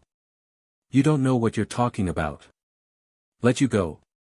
How can I let you go? We're married, aren't we?" "Then, what are you talking about? For God's sake, don't let's have any of this sort of nonsense. Get your hat on, and come and sit in the park." "Then, you won't let me go?" He felt her eyes resting on him with a strange, touching look. "Let you go," he said, "and what on earth would you do with yourself if I did? You've got no money." "I could manage somehow." He took a swift turn up and down the room, then came and stood before her. "Understand," he said, "once and for all, I won't have you say this sort of thing. Go and get your hat on." She did not move. "I suppose," said Soames, "you don't want to miss Bosinney if he comes." Irene got up slowly and left the room. She came down with her hat on. They went out. In the park, the motley hour of mid-afternoon, when foreigners and other pathetic folk drive, thinking themselves to be in fashion, had passed. The right, the proper, hour had come, was nearly gone, before Soames and Irene seated themselves under the Achilles statue. It was some time since he had enjoyed her company in the park. That was one of the past delights of the first 2 seasons of his married life, when to feel himself the possessor of this gracious creature before all London had been his greatest, though secret, pride. How many afternoons had he not sat beside her, extremely neat, with light grey gloves and faint, supercilious smile, nodding to acquaintances, and now and again removing his hat. His light grey gloves were still on his hands, and on his lips his smile sardonic, but where the feeling in his heart? The seats were emptying fast, but still he kept her there, silent and pale, as though to work out a secret punishment. Once or twice he made some comment, and she bent her head, or answered yes, with a tired smile. Along the rails a man was walking so fast that people stared after him when he passed. "Look at that ass," said Soames. "He must be mad to walk like that in this heat." He turned. Irene had made a rapid movement. "Hello," he said, "it's our friend the buccaneer." And he sat still, with his sneering smile, conscious that Irene was sitting still, and smiling too. Will she bow to him, he thought. But she made no sign. Bosinney reached the end of the rails, and came walking back amongst the chairs, quartering his ground like a pointer. When he saw them he stopped dead, and raised his hat. The smile never left Soames's face. He also took off his hat. Bosinney came up, looking exhausted, like a man after hard physical exercise. The sweat stood in drops on his brow, and Soames' smile seemed to say, "You've had a trying time, my friend." "What are you doing in the park?" he asked. "We thought you despised such frivolity." Bosinney did not seem to hear. He made his answer to Irene, "I've been round to your place, I hoped I should find you in." Somebody tapped Soames on the back, and spoke to him. And in the exchange of those platitudes over his shoulder, he missed her answer, and took a resolution. "We're just going in," he said to Bosinney, "you'd better come back to dinner with us." Into that invitation he put a strange bravado, a stranger pathos. "You can't deceive me," his look and voice seemed saying, "but see, I trust you, I'm not afraid of you." They started back to Montpellier Square together, Irene between them. In the crowded street Soames went on in front. He did not listen to their conversation. The strange resolution of trustfulness he had taken seemed to animate even his secret conduct. Like a gambler, he said to himself, "It's a card I dare not throw away, I must play it for what it's worth. I have not too many chances." He dressed slowly, heard her leave her room and go downstairs, and, for full 5 minutes after, dawdled about in his dressing room. Then he went down, purposely shutting the door loudly to show that he was coming. He found them standing by the hearth, perhaps talking, perhaps not, he could not say. He played his part out in the farce, the long evening through, his manner to his guest more friendly than it had ever been before. And when at last Bosinney went, he said, "You must come again soon, Irene likes to have you to talk about the house." Again his voice had the strange bravado and the stranger pathos, but his hand was cold as ice. Loyal to his resolution, he turned away from their parting, turned away from his wife as she stood under the hanging lamp to say good night, away from the sight of her golden head shining so under the light, of her smiling mournful lips. Away from the sight of Bosinney's eyes looking at her, so like a dog's looking at its master. And he went to bed with the certainty that Bosinney was in love with his wife. The summer night was hot, so hot and still that through every opened window came in but hotter air. For long hours he lay listening to her breathing. She could sleep, but he must lie awake. And, lying awake, he hardened himself to play the part of the serene and trusting husband. In the small hours he slipped out of bed, and passing into his dressing room, leaned by the open window. He could hardly breathe. A night 4 years ago came back to him, the night but one before his marriage, as hot and stifling as this. He remembered how he had lain in a long cane chair in the window of his sitting room off Victoria Street.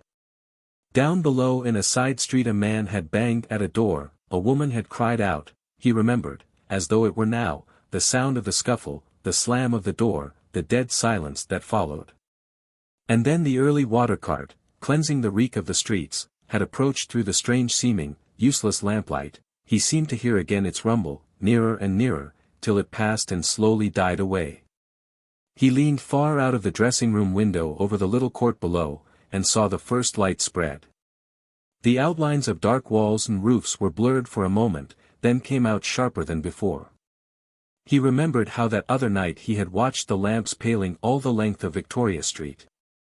How he had hurried on his clothes and gone down into the street, down past houses and squares, to the street where she was staying, and there had stood and looked at the front of the little house, as still and grey as the face of a dead man.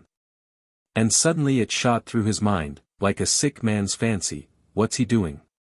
That fellow who haunts me, who was here this evening, who's in love with my wife, prowling out there, perhaps, looking for her as I know he was looking for her this afternoon, watching my house now, for all I can tell. He stole across the landing to the front of the house, stealthily drew aside a blind, and raised a window.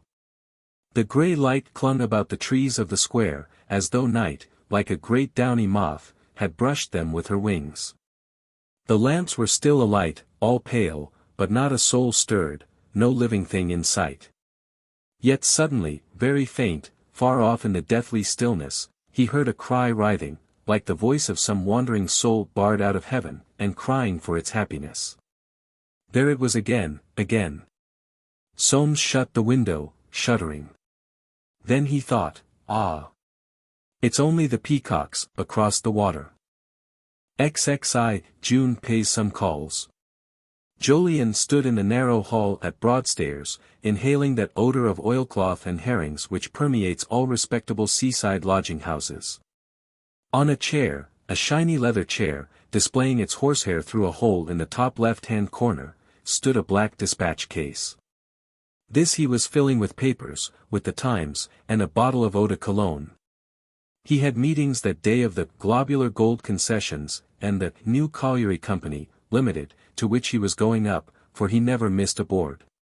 To miss a board would be one more piece of evidence that he was growing old, and this his jealous Forsyte spirit could not bear. His eyes, as he filled that black dispatch case, looked as if at any moment they might blaze up with anger.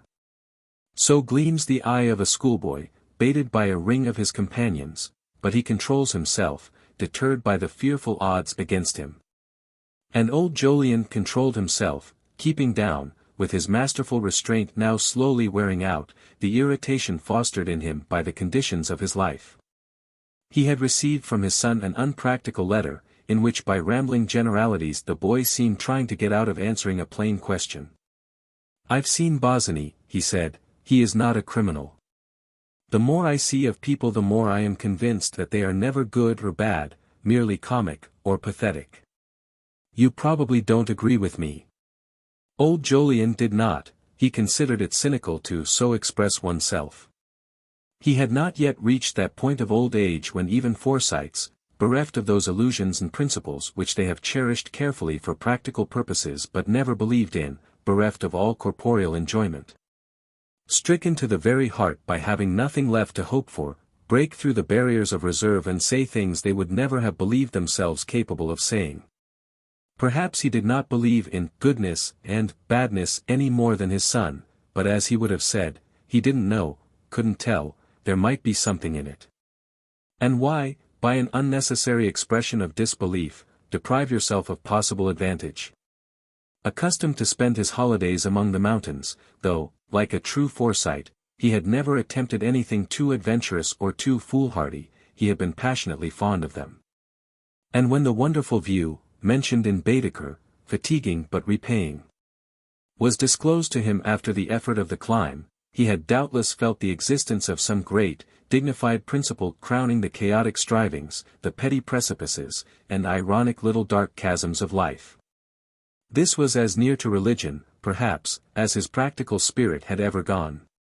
But it was many years since he had been to the mountains. He had taken June there 2 seasons running, after his wife died, and had realized bitterly that his walking days were over. To that old mountain, given confidence in a supreme order of things, he had long been a stranger. He knew himself to be old, yet he felt young, and this troubled him. It troubled and puzzled him, too, to think that he, who had always been so careful, should be father and grandfather to such as seemed born to disaster. He had nothing to say against Joe, who could say anything against the boy, an amiable chap, but his position was deplorable, and this business of June's nearly as bad. It seemed like a fatality, and a fatality was one of those things no man of his character could either understand or put up with. In writing to his son he did not really hope that anything would come of it. Since the ball at Rogers he had seen too clearly how the land lay, he could put two and two together quicker than most men, and, with the example of his own son before his eyes, knew better than any Forsyte of them all that the pale flame singes men's wings whether they will or no. In the days before June's engagement, when she and Mrs. Soames were always together, he had seen enough of Irene to feel the spell she cast over men. She was not a flirt, not even a coquette, words dear to the heart of his generation, which loved to define things by a good, broad, inadequate word, but she was dangerous. He could not say why. Tell him of a quality innate in some women, a seductive power beyond their own control. He would but answer, humbug. She was dangerous, and there was an end of it. He wanted to close his eyes to that affair. If it was, it was. He did not want to hear any more about it, he only wanted to save June's position and her peace of mind. He still hoped she might once more become a comfort to himself. And so he had written. He got little enough out of the answer. As to what young Jolyon had made of the interview, there was practically only the queer sentence, "I gather that he's in the stream." The stream? What stream? What was this newfangled way of talking? He sighed, and folded the last of the papers under the flap of the bag. He knew well enough what was meant. June came out of the dining room, and helped him on with his summer coat. From her costume, and the expression of her little resolute face, he saw at once what was coming. "I'm going with you," she said. "Nonsense, my dear, I go straight into the city. I can't have you racketing about. I must see old Mrs. Smeech." "Oh, your precious, lame ducks," grumbled out old Jolyon. He did not believe her excuse, but ceased his opposition. There was no doing anything with that pertinacity of hers. At Victoria he put her into the carriage which had been ordered for himself, a characteristic action, for he had no petty selfishnesses. "Now, don't you go tiring yourself, my darling," he said, and took a cab on into the city. June went first to a back street in Paddington, where Mrs. Smeech, her lame duck, lived, an aged person, connected with the charring interest. But after half an hour spent in hearing her habitually lamentable recital, and dragooning her into temporary comfort, she went on to Stanhope Gate. The great house was closed and dark. She had decided to learn something at all costs. It was better to face the worst, and have it over. And this was her plan, to go first to Phil's aunt, Mrs. Baines, and, failing information there, to Irene herself. She had no clear notion of what she would gain by these visits. At 3 o'clock she was in Lowndes Square. With a woman's instinct when trouble is to be faced, she had put on her best frock, and went to the battle with a glance as courageous as old Jolyon's itself. Her tremors had passed into eagerness. Mrs. Baines, Bosinney's aunt, Louisa was her name, was in her kitchen when June was announced, organizing the cook, for she was an excellent housewife, and, as Baines always said, there was a lot in a good dinner. He did his best work after dinner. It was Baines who built that remarkably fine row of tall crimson houses in Kensington which compete with so many others for the title of the ugliest in London. On hearing June's name, she went hurriedly to her bedroom, and, taking 2 large bracelets from a red morocco case in a locked drawer, put them on her white wrists, for she possessed in a remarkable degree that sense of property, which, as we know, is the touchstone of Forsytism, and the foundation of good morality. Her figure, of medium height and broad build, with a tendency to embonpoint, was reflected by the mirror of her whitewood wardrobe, in a gown made under her own organization, of one of those half-tints, reminiscent of the distempered walls of corridors in large hotels. She raised her hands to her hair, which she wore à la Princesse de Galles, and touched it here and there, settling it more firmly on her head, and her eyes were full of an unconscious realism. As though she were looking in the face one of life's sordid facts, and making the best of it. In youth her cheeks had been of cream and roses, but they were mottled now by middle age, and again that hard, ugly directness came into her eyes as she dabbed a powder puff across her forehead. Putting the puff down, she stood quite still before the glass, arranging a smile over her high, important nose, her chin, never large and now growing smaller with the increase of her neck, her thin-lipped, down-drooping mouth. Quickly, not to lose the effect, she grasped her skirt strongly in both hands, and went downstairs. She had been hoping for this visit for some time past. Whispers had reached her that things were not all right between her nephew and his fiancée. Neither of them had been near her for weeks. She had asked Phil to dinner many times, his invariable answer had been, "Too busy." Her instinct was alarmed, and the instinct in such matters of this excellent woman was keen. She ought to have been a Forsyte, in young Jolyon's sense of the word, she certainly had that privilege, and merits description as such.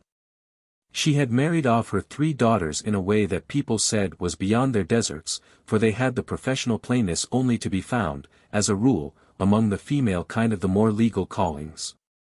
Her name was upon the committees of numberless charities connected with the church dances, theatricals, or bazaars, and she never lent her name unless sure beforehand that everything had been thoroughly organized.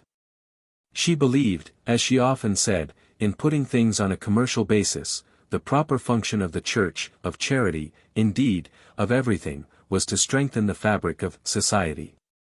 Individual action, therefore, she considered immoral. Organization was the only thing, for by organization alone could you feel sure that you were getting a return for your money. Organization, and again, organization. And there is no doubt that she was what old Jolyon called her. Dab at that, he went further. He called her a humbug. The enterprises to which she lent her name were organized so admirably that by the time the takings were handed over, they were indeed skim milk divested of all cream of human kindness. But as she often justly remarked, sentiment was to be deprecated. She was, in fact, a little academic.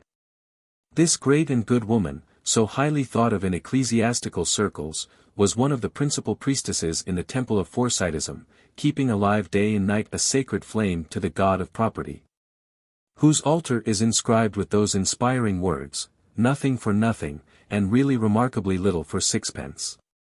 When she entered a room it was felt that something substantial had come in, which was probably the reason of her popularity as a patroness. People liked something substantial when they had paid money for it. And they would look at her, surrounded by her staff in charity ballrooms, with her high nose and her broad, square figure, attired in an uniform covered with sequins, as though she were a general. The only thing against her was that she had not a double name. She was a power in upper middle-class society, with its 100 sets and circles, all intersecting on the common battlefield of charity functions, and on that battlefield brushing skirts so pleasantly with the skirts of society with the capital S. She was a power in society with the smaller s, that larger, more significant, and more powerful body, where the commercially Christian institutions, maxims, and principle, which Mrs. Baines embodied, were real lifeblood, circulating freely, real business currency, not merely the sterilized imitation that flowed in the veins of smaller society with the larger s. People who knew her felt her to be sound, a sound woman, who never gave herself away, nor anything else, if she could possibly help it.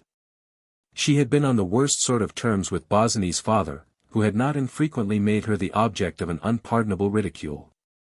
She alluded to him now that he was gone as her poor, dear, irreverent brother.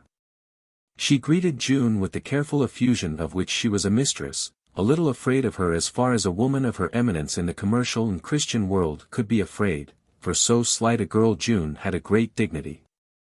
The fearlessness of her eyes gave her that.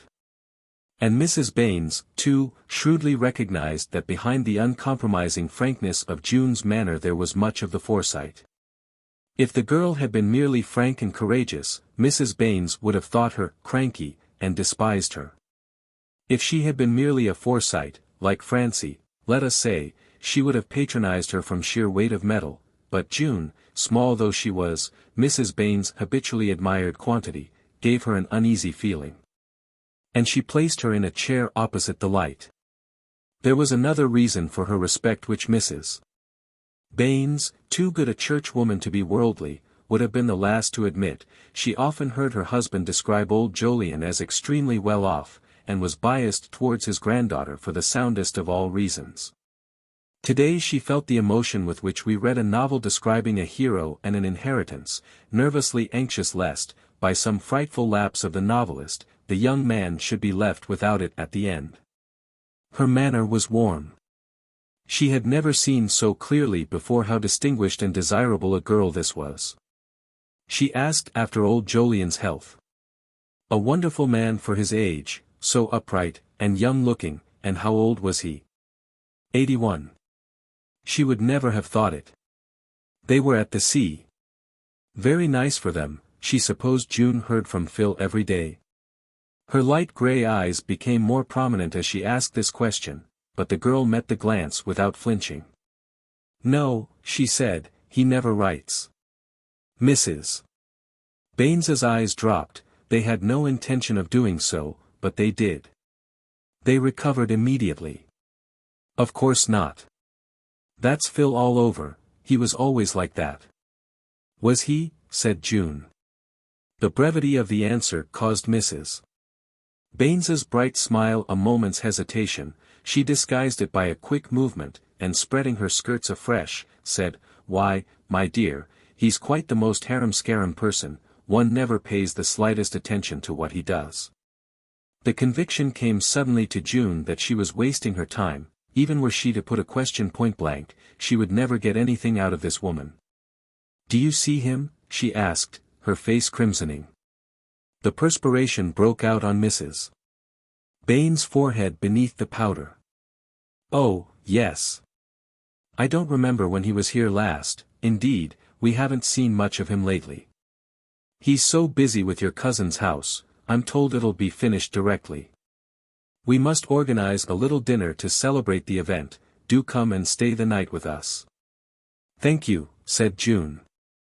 Again she thought, I'm only wasting my time. This woman will tell me nothing. She got up to go. A change came over Mrs. Baines. She rose too, her lips twitched, she fidgeted her hands. Something was evidently very wrong, and she did not dare to ask this girl, who stood there, a slim, straight little figure, with her decided face, her set jaw, and resentful eyes. She was not accustomed to be afraid of asking questions. All organization was based on the asking of questions. But the issue was so grave that her nerve, normally strong, was fairly shaken. Only that morning her husband had said, Old Mr. Forsyte must be worth well over £100,000.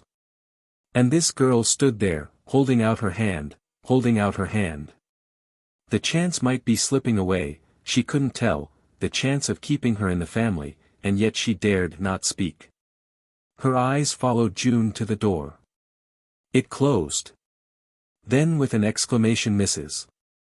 Baines ran forward, wobbling her bulky frame from side to side, and opened it again. Too late. She heard the front door click, and stood still, an expression of real anger and mortification on her face. June went along the square with her bird-like quickness.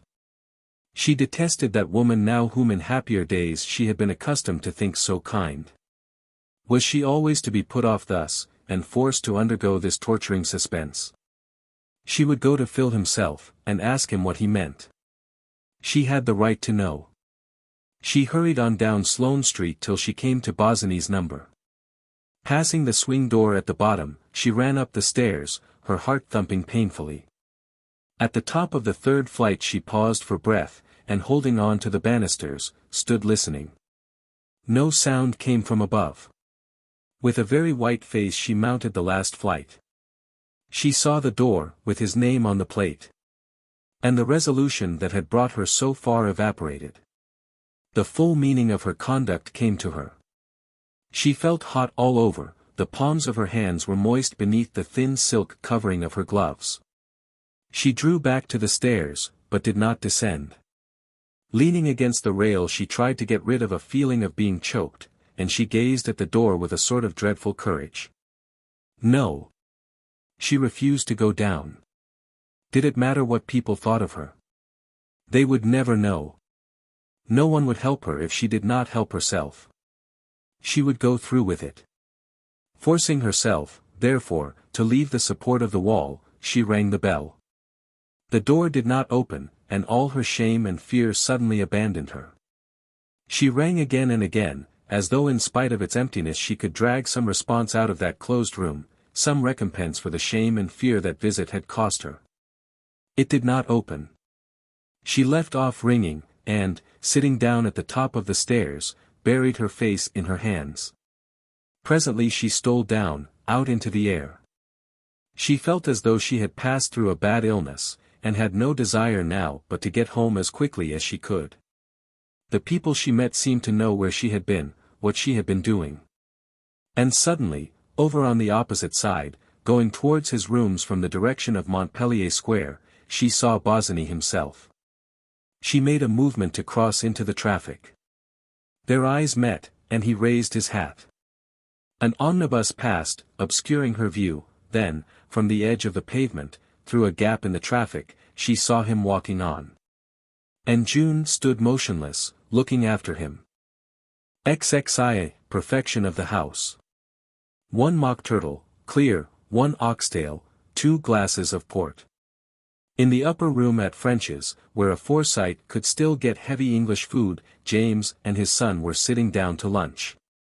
Of all eating places James liked best to come here. There was something unpretentious, well-flavored, and filling about it, and though he had been to a certain extent corrupted by the necessity for being fashionable, and the trend of habits keeping pace with an income that would increase, he still hankered in quiet city moments after the tasty fleshpots of his earlier days.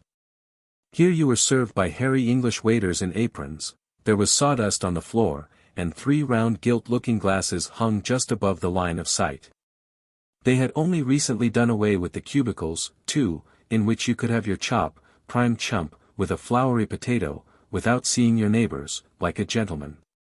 He tucked the top corner of his napkin behind the 3rd button of his waistcoat, a practice he had been obliged to abandon years ago in the West End. He felt that he should relish his soup, the entire morning had been given to winding up the estate of an old friend. After filling his mouth with household bread, stale, he at once began, "How are you going down to Robin Hill? You going to take Irene? You'd better take her. I should think there'll be a lot that'll want seeing to." Without looking up, Soames answered, "She won't go." "Won't go? What's the meaning of that? She's going to live in the house, isn't she?" Soames made no reply. "I don't know what's coming to women nowadays," mumbled James, "I never used to have any trouble with them. She's had too much liberty. She's spoiled." Soames lifted his eyes. "I won't have anything said against her," he said unexpectedly.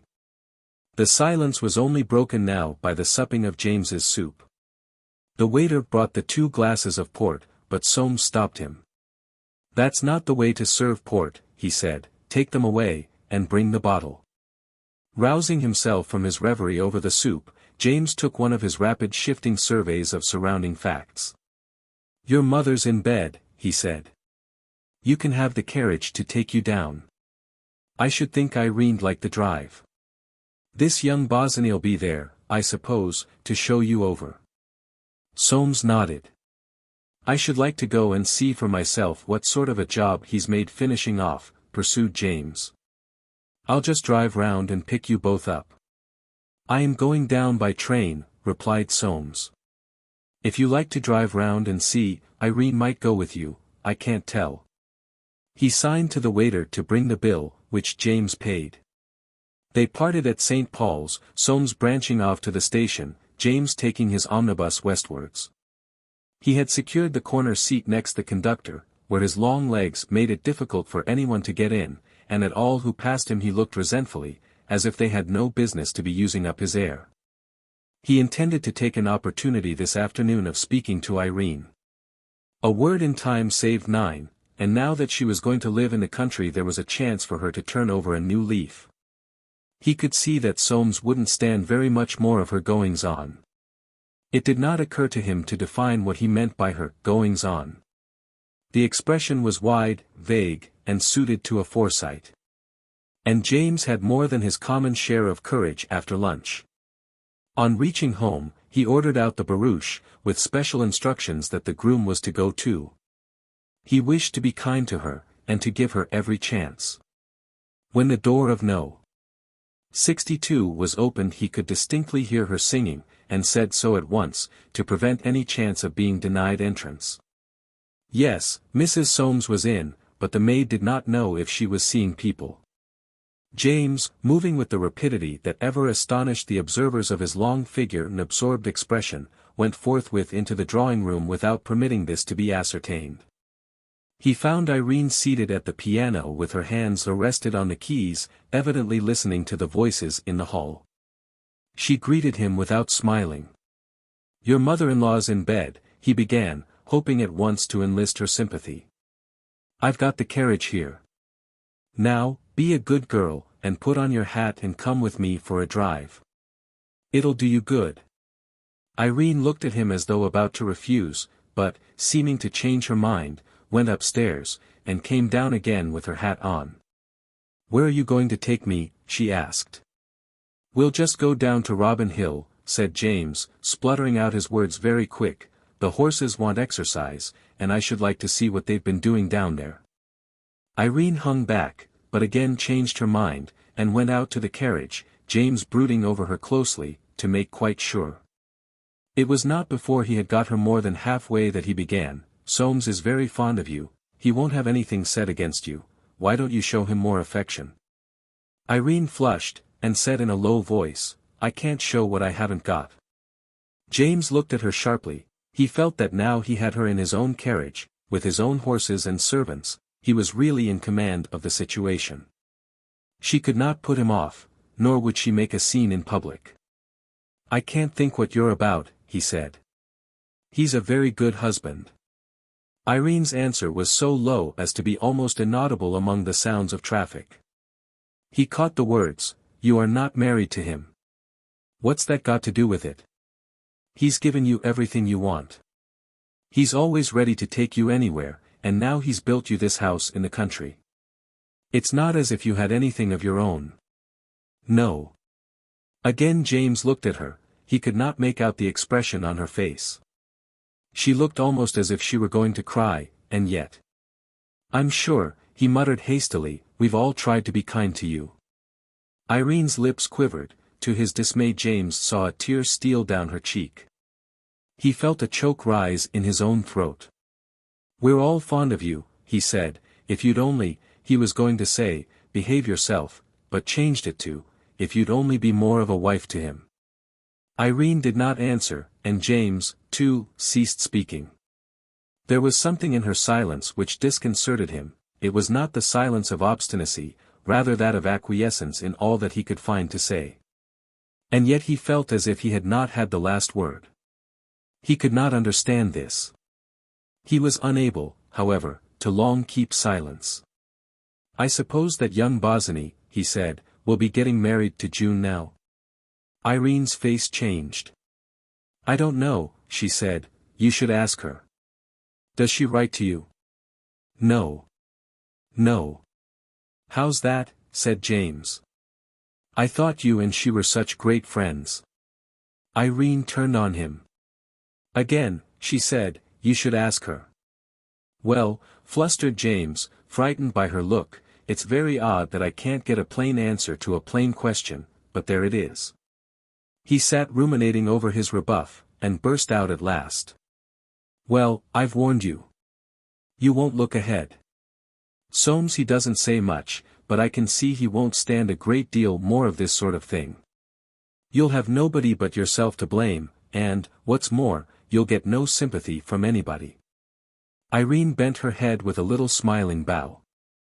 "I am very much obliged to you." James did not know what on earth to answer. The bright hot morning had changed slowly to a grey, oppressive afternoon. A heavy bank of clouds, with the yellow tinge of coming thunder, had risen in the south, and was creeping up. The branches of the trees dropped motionless across the road without the smallest stir of foliage. A faint odor of glue from the heated horses clung in the thick air. The coachman and groom, rigid and unbending, exchanged stealthy murmurs on the box, without ever turning their heads. To James' great relief they reached the house at last. The silence and impenetrability of this woman by his side, whom he had always thought so soft and mild, alarmed him. The carriage put them down at the door, and they entered. The hall was cool, and so still that it was like passing into a tomb. A shudder ran down James's spine. He quickly lifted the heavy leather curtains between the columns into the inner court. He could not restrain an exclamation of approval. The decoration was really in excellent taste. The dull ruby tiles that extended from the foot of the walls to the verge of a circular clump of tall iris plants, surrounding in turn a sunken basin of white marble filled with water, were obviously of the best quality. He admired extremely the purple leather curtains drawn along one entire side, framing a huge white-tiled stove. The central partitions of the skylight had been slid back, and the warm air from outside penetrated into the very heart of the house. He stood, his hands behind him, his head bent back on his high, narrow shoulders, spying the tracery on the columns and the pattern of the frieze which ran round the ivory-colored walls under the gallery. Evidently, no pains had been spared. It was quite the house of a gentleman. He went up to the curtains, and, having discovered how they were worked, drew them asunder and disclosed the picture gallery, ending in a great window taking up the whole end of the room. It had a black oak floor, and its walls, again, were of ivory white. He went on throwing open doors, and peeping in. Everything was in apple pie order, ready for immediate occupation. He turned round at last to speak to Irene, and saw her standing over in the garden entrance, with her husband and Bosinney. Though not remarkable for sensibility, James felt at once that something was wrong. He went up to them, and, vaguely alarmed, ignorant of the nature of the trouble, made an attempt to smooth things over. "How are you, Mr. Bosinney?" he said, holding out his hand. "You've been spending money pretty freely down here, I should say." Soames turned his back, and walked away. James looked from Bosinney's frowning face to Irene, and, in his agitation, spoke his thoughts aloud. "Well, I can't tell what's the matter. Nobody tells me anything." And, making off after his son, he heard Bosinney's short laugh, and his, "Well, thank God. You look so." Most unfortunately he lost the rest. What had happened? He glanced back. Irene was very close to the architect, and her face not like the face he knew of her. He hastened up to his son. Soames was pacing the picture gallery. "What's the matter?" said James. "What's all this?" Soames looked at him with his supercilious calm unbroken, but James knew well enough that he was violently angry. "Our friend," he said, "has exceeded his instructions again, that's all. So much the worse for him this time." He turned round and walked back towards the door. James followed hurriedly, edging himself in front. He saw Irene take her finger from before her lips, heard her say something in her ordinary voice, and began to speak before he reached them. "There's a storm coming on. We'd better get home. We can't take you, I suppose, Mr. Bosinney?" "No, I suppose not." "Then, good-bye." He held out his hand. Bosinney did not take it, but, turning with a laugh, said, "Good-bye, Mr. Forsyte. Don't get caught in the storm," and walked away. "Well," began James, "I don't know." But the sight of Irene's face stopped him.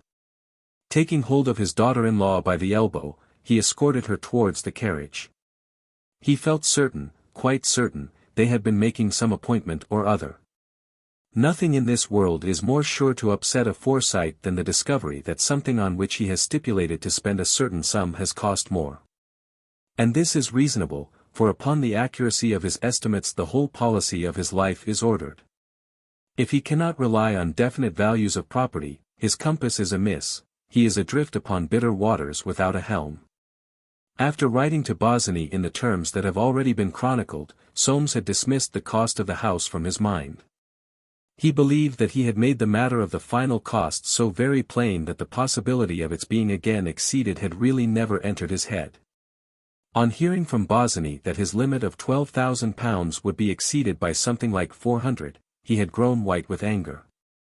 His original estimate of the cost of the house completed had been £10,000, and he had often blamed himself severely for allowing himself to be led into repeated excesses. Over this last expenditure, however, Bosinney had put himself completely in the wrong. How on earth a fellow could make such an ass of himself Soames could not conceive. But he had done so, and all the rancor and hidden jealousy that had been burning against him for so long was now focused in rage at this crowning piece of extravagance. The attitude of the confident and friendly husband was gone. To preserve property, his wife, he had assumed it; to preserve property of another kind he lost it now. "Ah," he had said to Bosinney when he could speak, "and I suppose you're perfectly contented with yourself.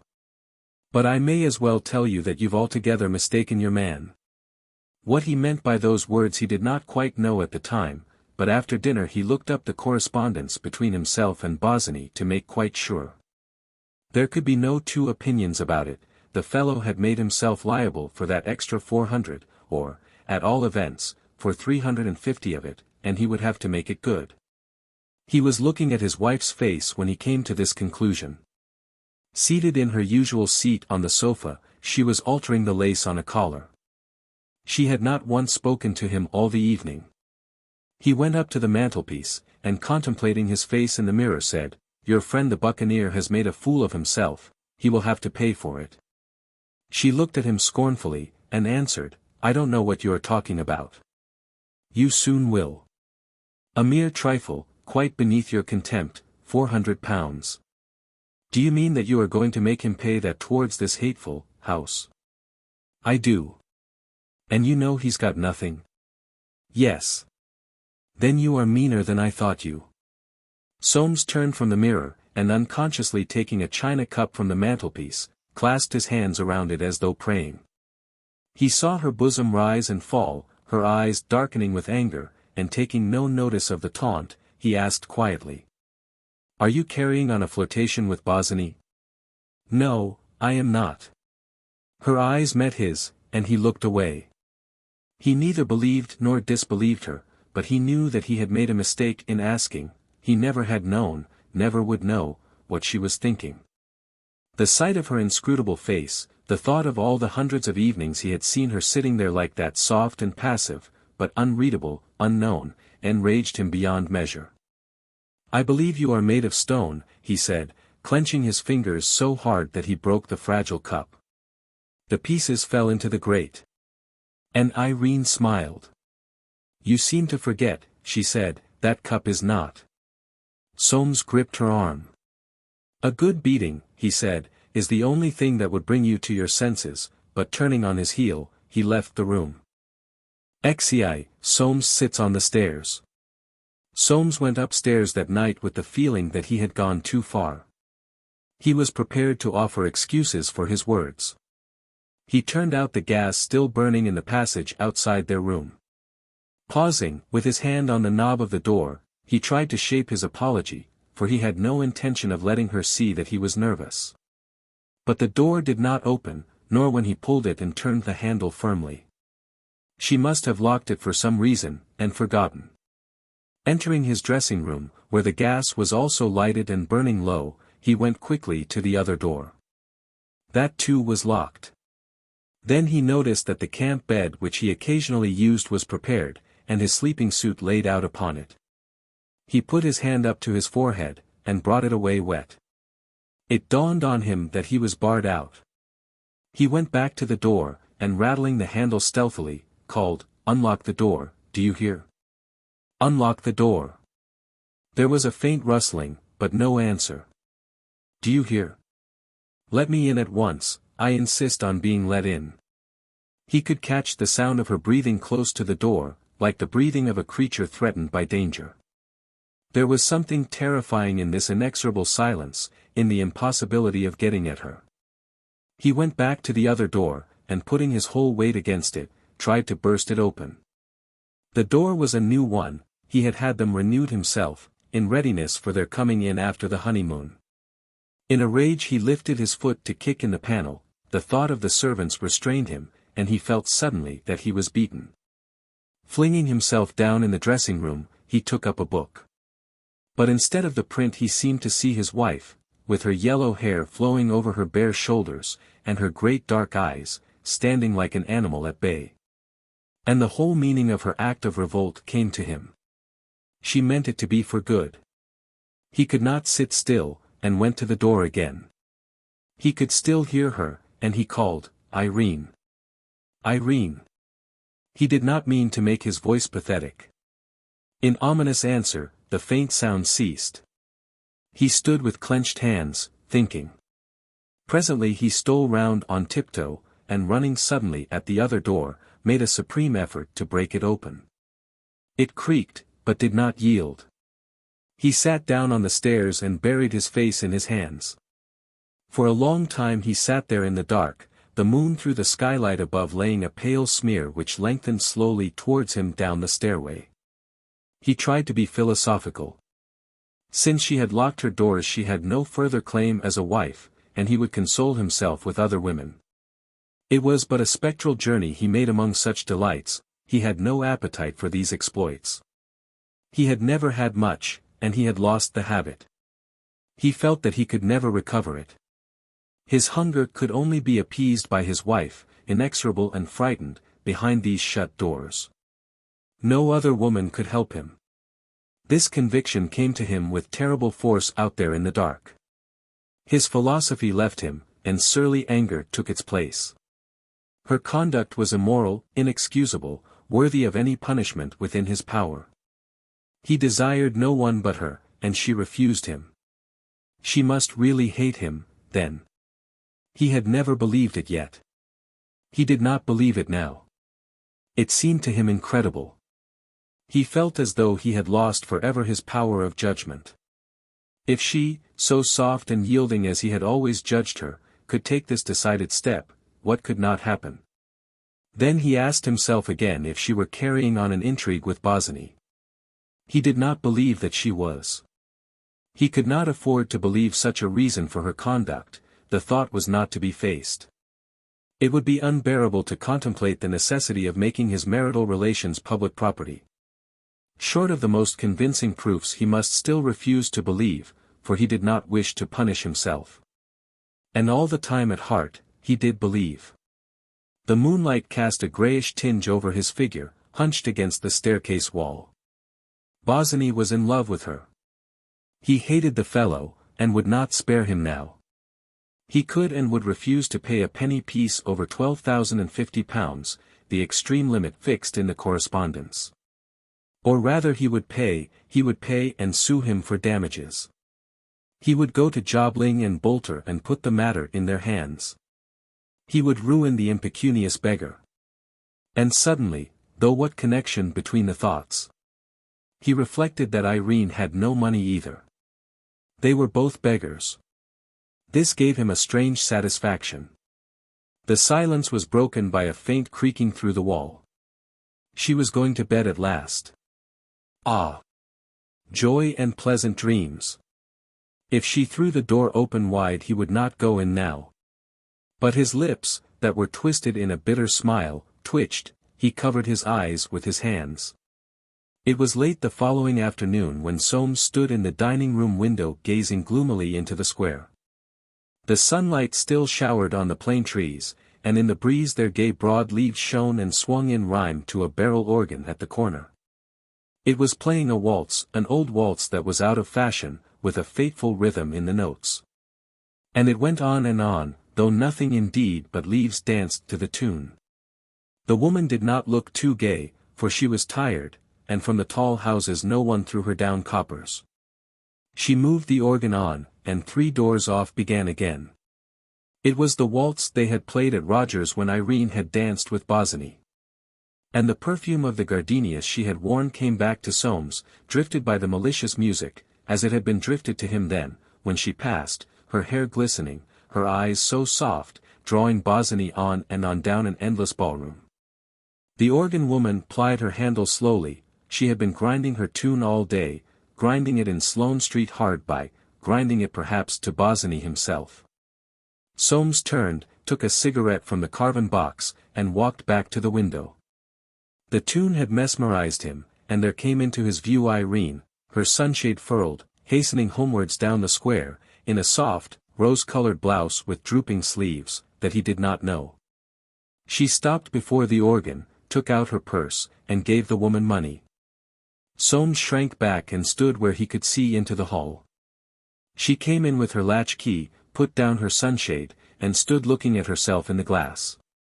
Her cheeks were flushed as if the sun had burned them, her lips were parted in a smile. She stretched her arms out as though to embrace herself, with a laugh that for all the world was like a sob. Soames stepped forward. "Very pretty," he said. But as though shot she spun round, and would have passed him up the stairs. He barred the way. "Why such a hurry?" he said, and his eyes fastened on a curl of hair fallen loose across her ear. He hardly recognized her. She seemed on fire, so deep and rich the color of her cheeks, her eyes, her lips, and of the unusual blouse she wore. She put up her hand and smoothed back the curl. She was breathing fast and deep, as though she had been running, and with every breath perfume seemed to come from her hair, and from her body, like perfume from an opening flower. "I don't like that blouse," he said slowly, "it's a soft, shapeless thing." He lifted his finger towards her breast, but she dashed his hand aside. "Don't touch me," she cried. He caught her wrist, she wrenched it away. "And where may you have been?" he asked. "In heaven, out of this house." With those words she fled upstairs. Outside, in Thanksgiving, at the very door, the organ grinder was playing the waltz. And Soames stood motionless. What prevented him from following her? Was it that, with the eyes of faith, he saw Bosinney looking down from that high window in Sloane Street, straining his eyes for yet another glimpse of Irene's vanished figure, cooling his flushed face? Dreaming of the moment when she flung herself on his breast, the scent of her still in the air around, and the sound of her laugh that was like a sob. End of Part 2. XVIII. Mrs. Macander's evidence. Many people, no doubt, including the editor of the Ultra-Vivisectionist, then in the bloom of its first youth, would say that Soames was less than a man not to have removed the locks from his wife's doors, and, after beating her soundly, resumed wedded happiness. Brutality is not so deplorably diluted by humaneness as it used to be, yet a sentimental segment of the population may still be relieved to learn that he did none of these things. For active brutality is not popular with Forsytes. They are too circumspect, and, on the whole, too soft-hearted. And in Soames there was some common pride, not sufficient to make him do a really generous action, but enough to prevent his indulging in an extremely mean one, except, perhaps, in very hot blood. Above all this a true Forsyte refused to feel himself ridiculous. Short of actually beating his wife, he perceived nothing to be done, he therefore accepted the situation without another word. Throughout the summer and autumn he continued to go to the office, to sort his pictures, and ask his friends to dinner. He did not leave town, Irene refused to go away. The house at Robin Hill, finished though it was, remained empty and ownerless. Soames had brought a suit against the Buccaneer, in which he claimed from him the sum of £350. A firm of solicitors, Messrs. Freak and Abel, had put in a defence on Bosinney's behalf.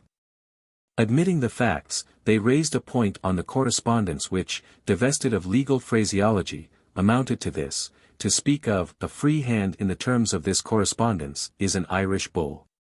By a chance, fortuitous but not improbable in the close borough of legal circles, a good deal of information came to Soames's ear anent this line of policy, the working partner in his firm, Bustard, happening to sit next at dinner at Walmesley's. The taxing master, to young Chancery, of the common law bar.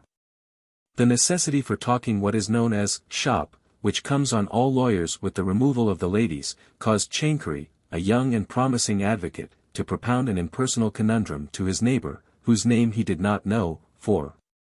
Seated as he permanently was in the background, Bustard had practically no name. He had, said Chancery, a case coming on with a very nice point.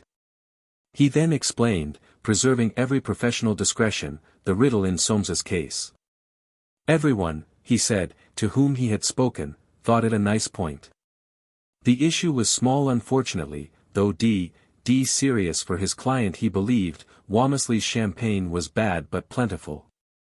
A judge would make short work of it, he was afraid. He intended to make a big effort, the point was a nice one. What did his neighbor say? Bustard, a model of secrecy, said nothing.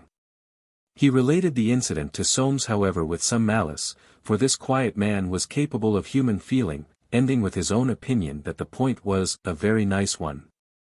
In accordance with his resolve, our Forsyte had put his interests into the hands of Jobling and Boulter. From the moment of doing so he regretted that he had not acted for himself. On receiving a copy of Bosinney's defense he went over to their offices. Boulter, who had the matter in hand, Jobling having died some years before, told him that in his opinion it was rather a nice point, he would like counsel's opinion on it. Soames told him to go to a good man, and they went to Waterbuck, Q.C. Marking him 10-1, who kept the papers 6 weeks and then wrote as follows. In my opinion the true interpretation of this correspondence depends very much on the intention of the parties, and will turn upon the evidence given at the trial. I am of opinion that an attempt should be made to secure from the architect an admission that he understood he was not to spend at the outside more than £12,050. With regard to the expression, a free hand in the terms of this correspondence, to which my attention is directed, the point is a nice one, but I am of opinion that upon the whole the ruling in Boileau v. The Blasted Cement Company, Ltd. will apply. Upon this opinion they acted, administering interrogatories, but to their annoyance Messrs. Freak and Abel answered these in so masterly a fashion that nothing whatever was admitted and that without prejudice. It was on October 1st that Soames read Waterbuck's opinion, in the dining room before dinner. It made him nervous, not so much because of the case of Boileau v. The Blasted Cement Company, Ltd. as that the point had lately begun to seem to him, too, a nice one. There was about it just that pleasant flavor of subtlety so attractive to the best legal appetites. To have his own impression confirmed by Waterbuck, Q.C. would have disturbed any man. He sat thinking it over, and staring at the empty grate, for though autumn had come, the weather kept as gloriously fine that Jubilee year as if it were still high August. It was not pleasant to be disturbed. He desired too passionately to set his foot on Bosinney's neck. Though he had not seen the architect since the last afternoon at Robin Hill, he was never free from the sense of his presence, never free from the memory of his worn face with its high cheekbones and enthusiastic eyes. It would not be too much to say that he had never got rid of the feeling of that night when he heard the peacocks cry at dawn, the feeling that Bosinney haunted the house. And every man's shape that he saw in the dark evenings walking past, seemed that of him whom George had so appropriately named the Buccaneer. Irene still met him, he was certain, where, or how, he neither knew, nor asked. Deterred by a vague and secret dread of too much knowledge. It all seemed subterranean nowadays. Sometimes when he questioned his wife as to where she had been, which he still made a point of doing, as every Forsyte should, she looked very strange. Her self-possession was wonderful, but there were moments when, behind the mask of her face, inscrutable as it had always been to him, lurked an expression he had never been used to see there. She had taken to lunching out too. When he asked Bilson if her mistress had been in to lunch, as often as not she would answer, "No, sir." He strongly disapproved of her gaddying about by herself, and told her so. But she took no notice. There was something that angered, amazed, yet almost amused him about the calm way in which she disregarded his wishes. It was really as if she were hugging to herself the thought of a triumph over him. He rose from the perusal of Waterbuck, Q.C.'s opinion, and, going upstairs, entered her room, for she did not lock her doors till bedtime. She had the decency, he found, to save the feelings of the servants. She was brushing her hair, and turned to him with strange fierceness. "What do you want?" she said. "Please leave my room." He answered, "I want to know how long this state of things between us is to last. I have put up with it long enough. Will you please leave my room? Will you treat me as your husband?" "No." "Then, I shall take steps to make you do." He stared, amazed at the calmness of her answer. Her lips were compressed in a thin line. Her hair lay in fluffy masses on her bare shoulders, in all its strange golden contrast to her dark eyes, those eyes alive with the emotions of fear, hate, contempt, and odd, haunting triumph. "Now, please, will you leave my room?" He turned round, and went sulkily out. He knew very well that he had no intention of taking steps, and he saw that she knew too, knew that he was afraid to. It was a habit with him to tell her the doings of his day, how such and such clients had called, how he had arranged a mortgage for Parks, how that long-standing suit of Friar V. Forsyte was getting on, which, arising in the preternaturally careful disposition of his property by his great-uncle Nicholas, who had tied it up so that no one could get at it at all, seemed likely to remain a source of income for several solicitors till the day of judgment. And how he had called in at Jobson's, and seen a bouquet sold, which he had just missed buying of Talleyrand and Sons in Pall Mall. He had an admiration for Boucher, Watteau, and all that school. It was a habit with him to tell her all these matters, and he continued to do it even now, talking for long spells at dinner, as though by the volubility of words he could conceal from himself the ache in his heart. Often, if they were alone, he made an attempt to kiss her when she said good night. He may have had some vague notion that some night she would let him, or perhaps only the feeling that a husband ought to kiss his wife.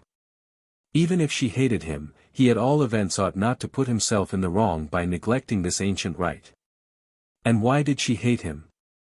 Even now he could not altogether believe it.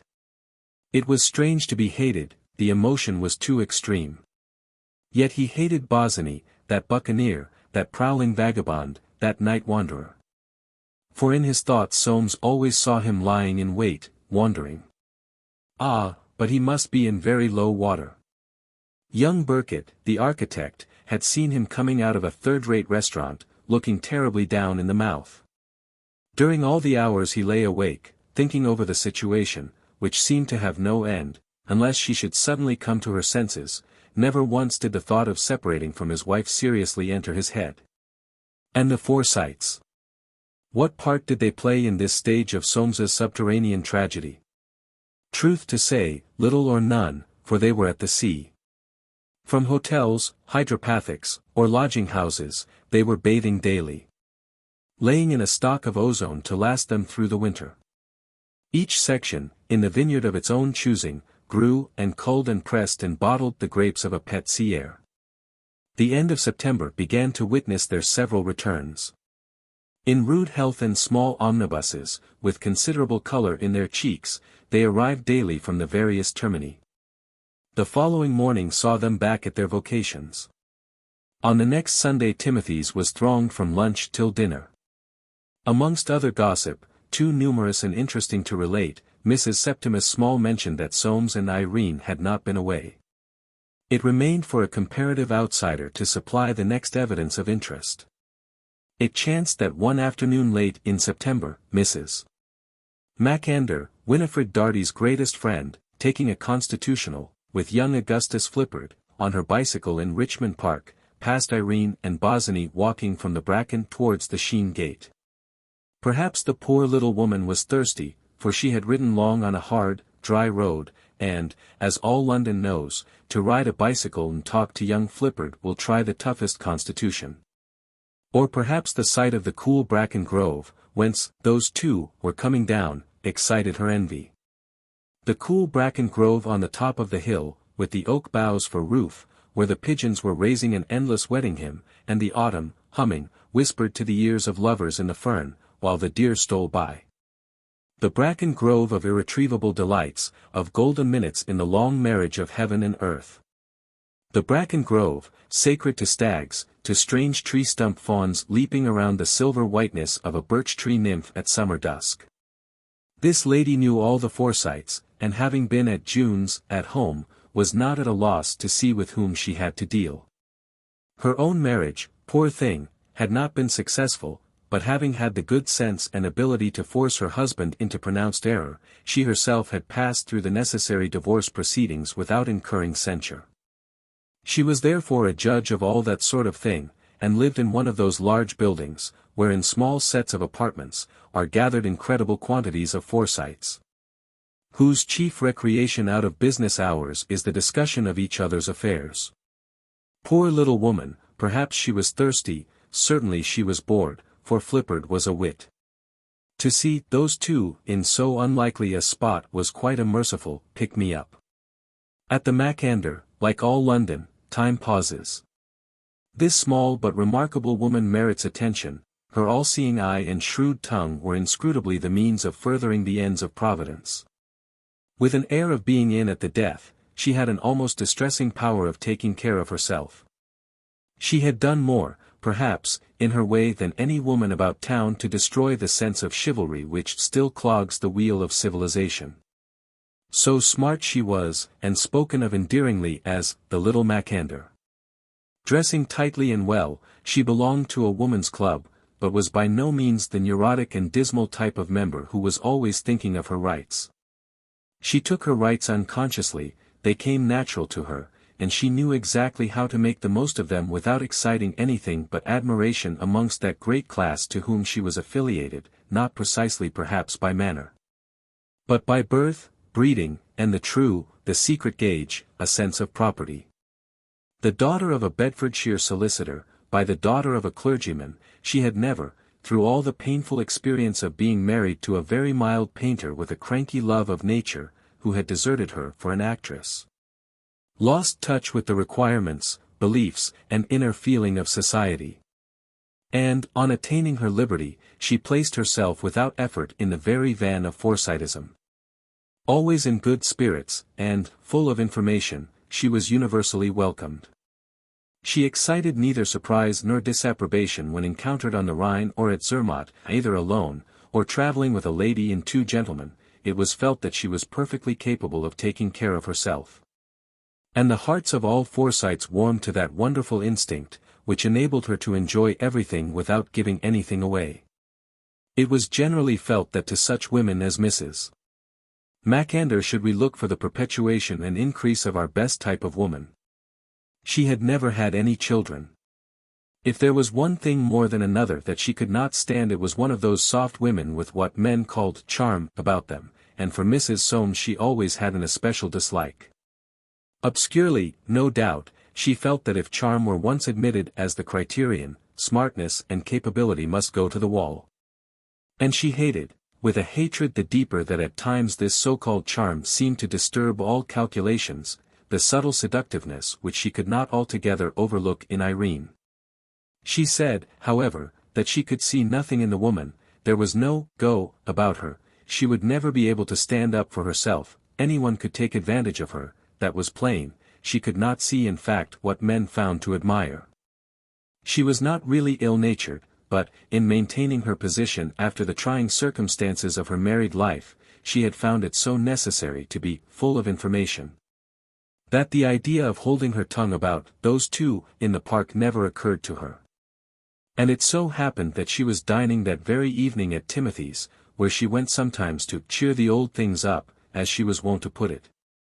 The same people were always asked to meet her, Winifred Dartie and her husband Francie, because she belonged to the artistic circles, for Mrs. Macander was known to contribute articles on dress to The Ladies' Kingdom Come, and for her to flirt with, provided they could be obtained, two of the Hayman boys, who, though they never said anything, were believed to be fast and thoroughly intimate with all that was latest in smart society. At 7:25 she turned out the electric light in her little hall, and wrapped in her opera cloak with the chinchilla collar, came out into the corridor, pausing a moment to make sure she had her latch-key. These little self-contained flats were convenient, to be sure, she had no light and no air, but she could shut it up whenever she liked and go away. There was no bother with servants, and she never felt tied as she used to when poor, dear Fred was always about, in his moony way. She retained no rancor against poor, dear Fred, he was such a fool. But the thought of that actress drew from her, even now, a little, bitter, derisive smile. Firmly snapping the door to, she crossed the corridor, with its gloomy, yellow ochre walls, and its infinite vista of brown, numbered doors. The lift was going down, and wrapped to the ears in the high cloak, with every one of her auburn hairs in its place, she waited motionless for it to stop at her floor. The iron gates clanked open, she entered. There were already 3 occupants, a man in a great white waistcoat, with a large, smooth face like a baby's, and 2 old ladies in black, with mittened hands. Mrs. Macander smiled at them, she knew everybody. And all these 3, who had been admirably silent before, began to talk at once. This was Mrs. Macander's successful secret. She provoked conversation. Throughout a descent of 5 stories the conversation continued, the lift boy standing with his back turned, his cynical face protruding through the bars. At the bottom they separated, the man in the white waistcoat sentimentally to the billiard room, the old ladies to dine and say to each other, a dear little woman. Such a rattle, and Mrs. Macander to her cab.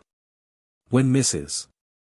Macander dined at Timothy's, the conversation, although Timothy himself could never be induced to be present, took that wider, man-of-the-world tone current among Forsytes at large, and this, no doubt, was what put her at a premium there. Mrs. Small and Aunt Hester found it an exhilarating change. If only, they said, Timothy would meet her. It was felt that she would do him good. She could tell you, for instance, the latest story of Sir Charles Fiste's son at Monte Carlo. Who was the real heroine of Tynemouth Eddy's fashionable novel that everyone was holding up their hands over, and what they were doing in Paris about wearing bloomers.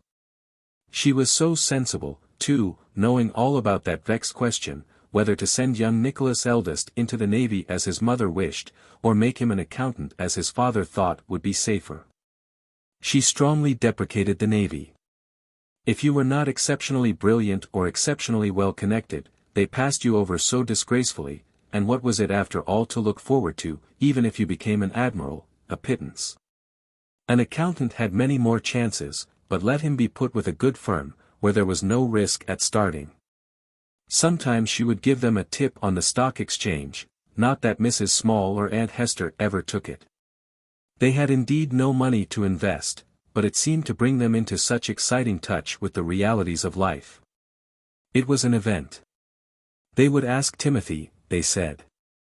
But they never did, knowing in advance that it would upset him. Surreptitiously, however, for weeks after they would look in that paper, which they took with respect on account of its really fashionable proclivities, to see whether Bright's Rubies, or the Woolen Mackintosh Company, were up or down. Sometimes they could not find the name of the company at all.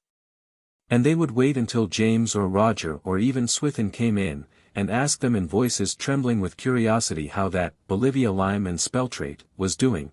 They could not find it in the paper. And Roger would answer, "What do you want to know for? Some trash. You'll go burning your fingers, investing your money in lime, and things you know nothing about. Who told you?"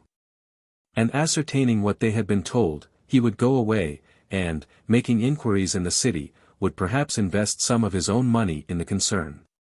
It was about the middle of dinner, just in fact as the saddle of mutton had been brought in by Smither, that Mrs. Macander, looking airily round, said, "Oh.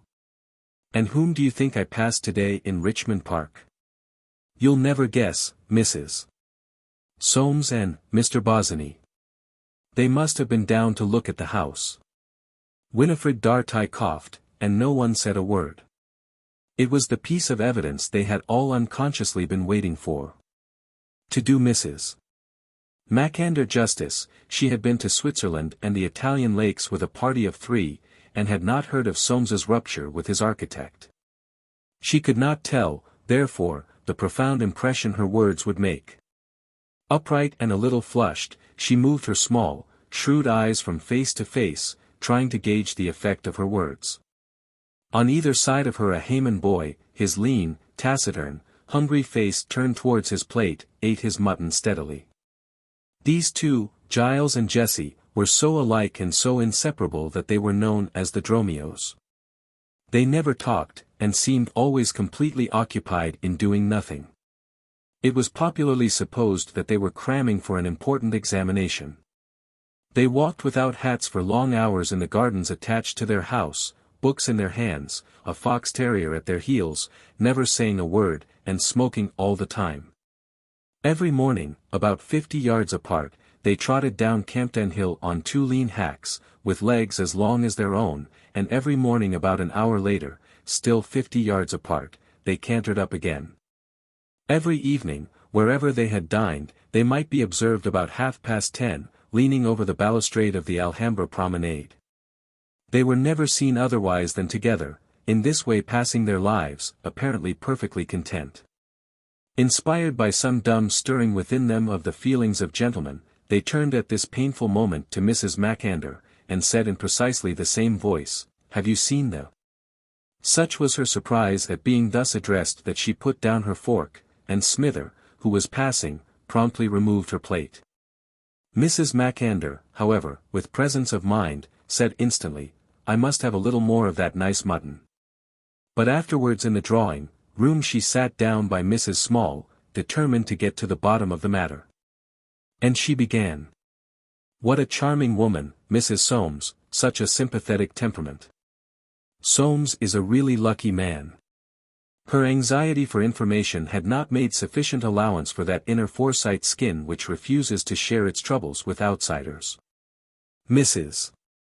Septimus Small, drawing herself up with a creak and rustle of her whole person, said, shivering in her dignity. "My dear, it is a subject we do not talk about. XXV, Night in the Park." Although with her infallible instinct Mrs. Small had said the very thing to make her guest more intriguee than ever, it is difficult to see how else she could truthfully have spoken. It was not a subject which the Forsytes could talk about even among themselves, to use the word Soames had invented to characterize to himself the situation, it was subterranean. Yet, within a week of Mrs.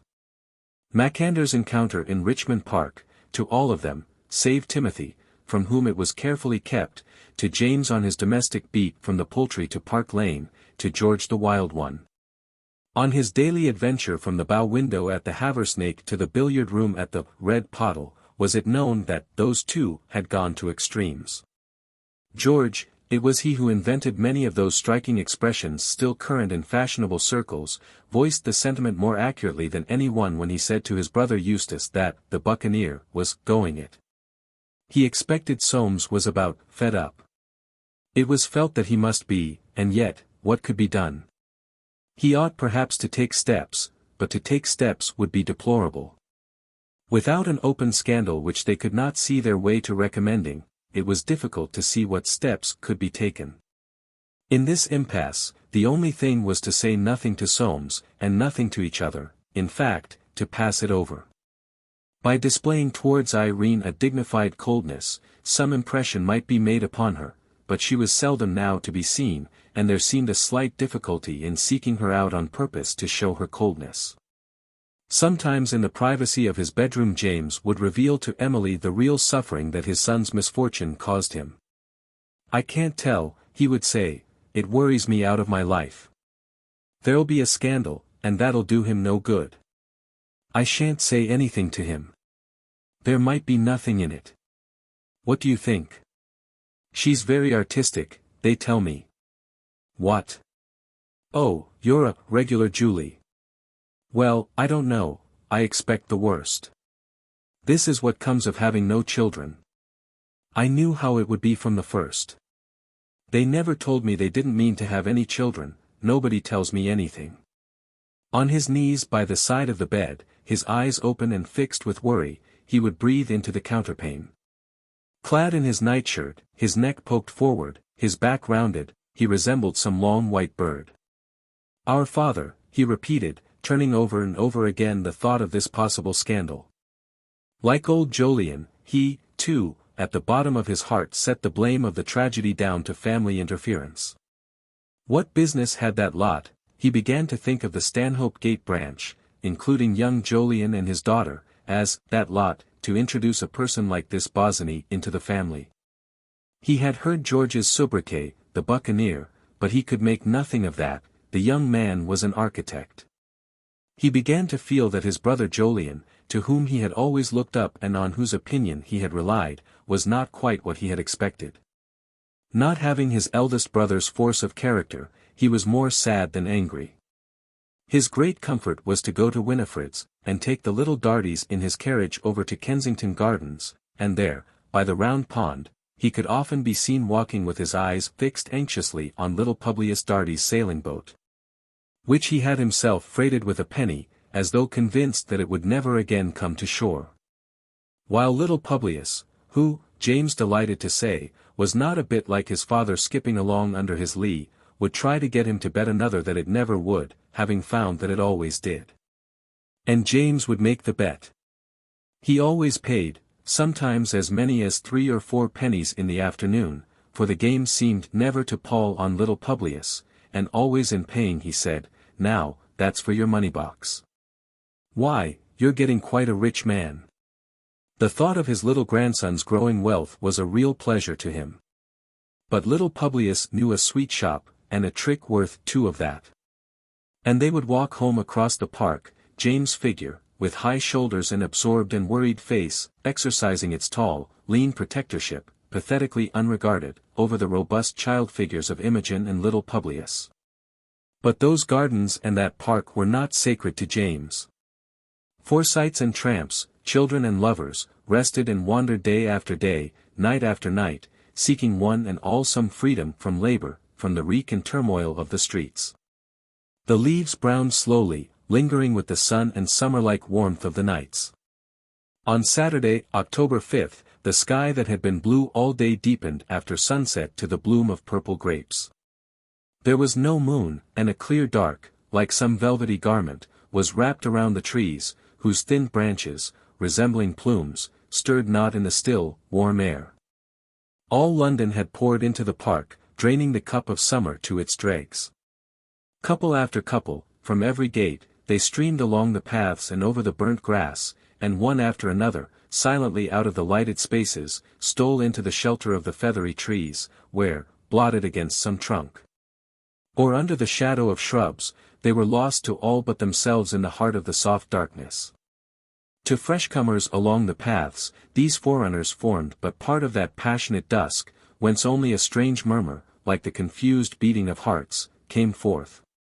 But when that murmur reached each couple in the lamplight their voices wavered, and ceased, their arms enlaced, their eyes began seeking, searching, probing the blackness. Suddenly, as though drawn by invisible hands, they, too, stepped over the railing, and, silent as shadows, were gone from the light.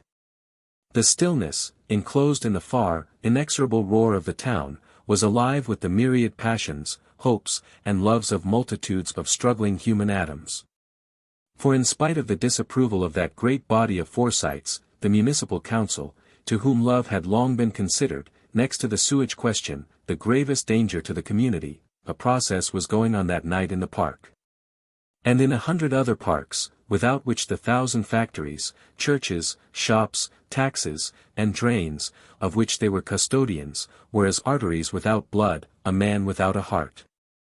The instincts of self-forgetfulness, of passion, and of love, hiding under the trees, away from the trustees of their remorseless enemy, the sense of property, were holding a stealthy revel, and Soames, returning from Bayswater, for he had been alone to dine at Timothy's, walking home along the water, with his mind upon that coming lawsuit, had the blood driven from his heart by a low laugh and the sound of kisses.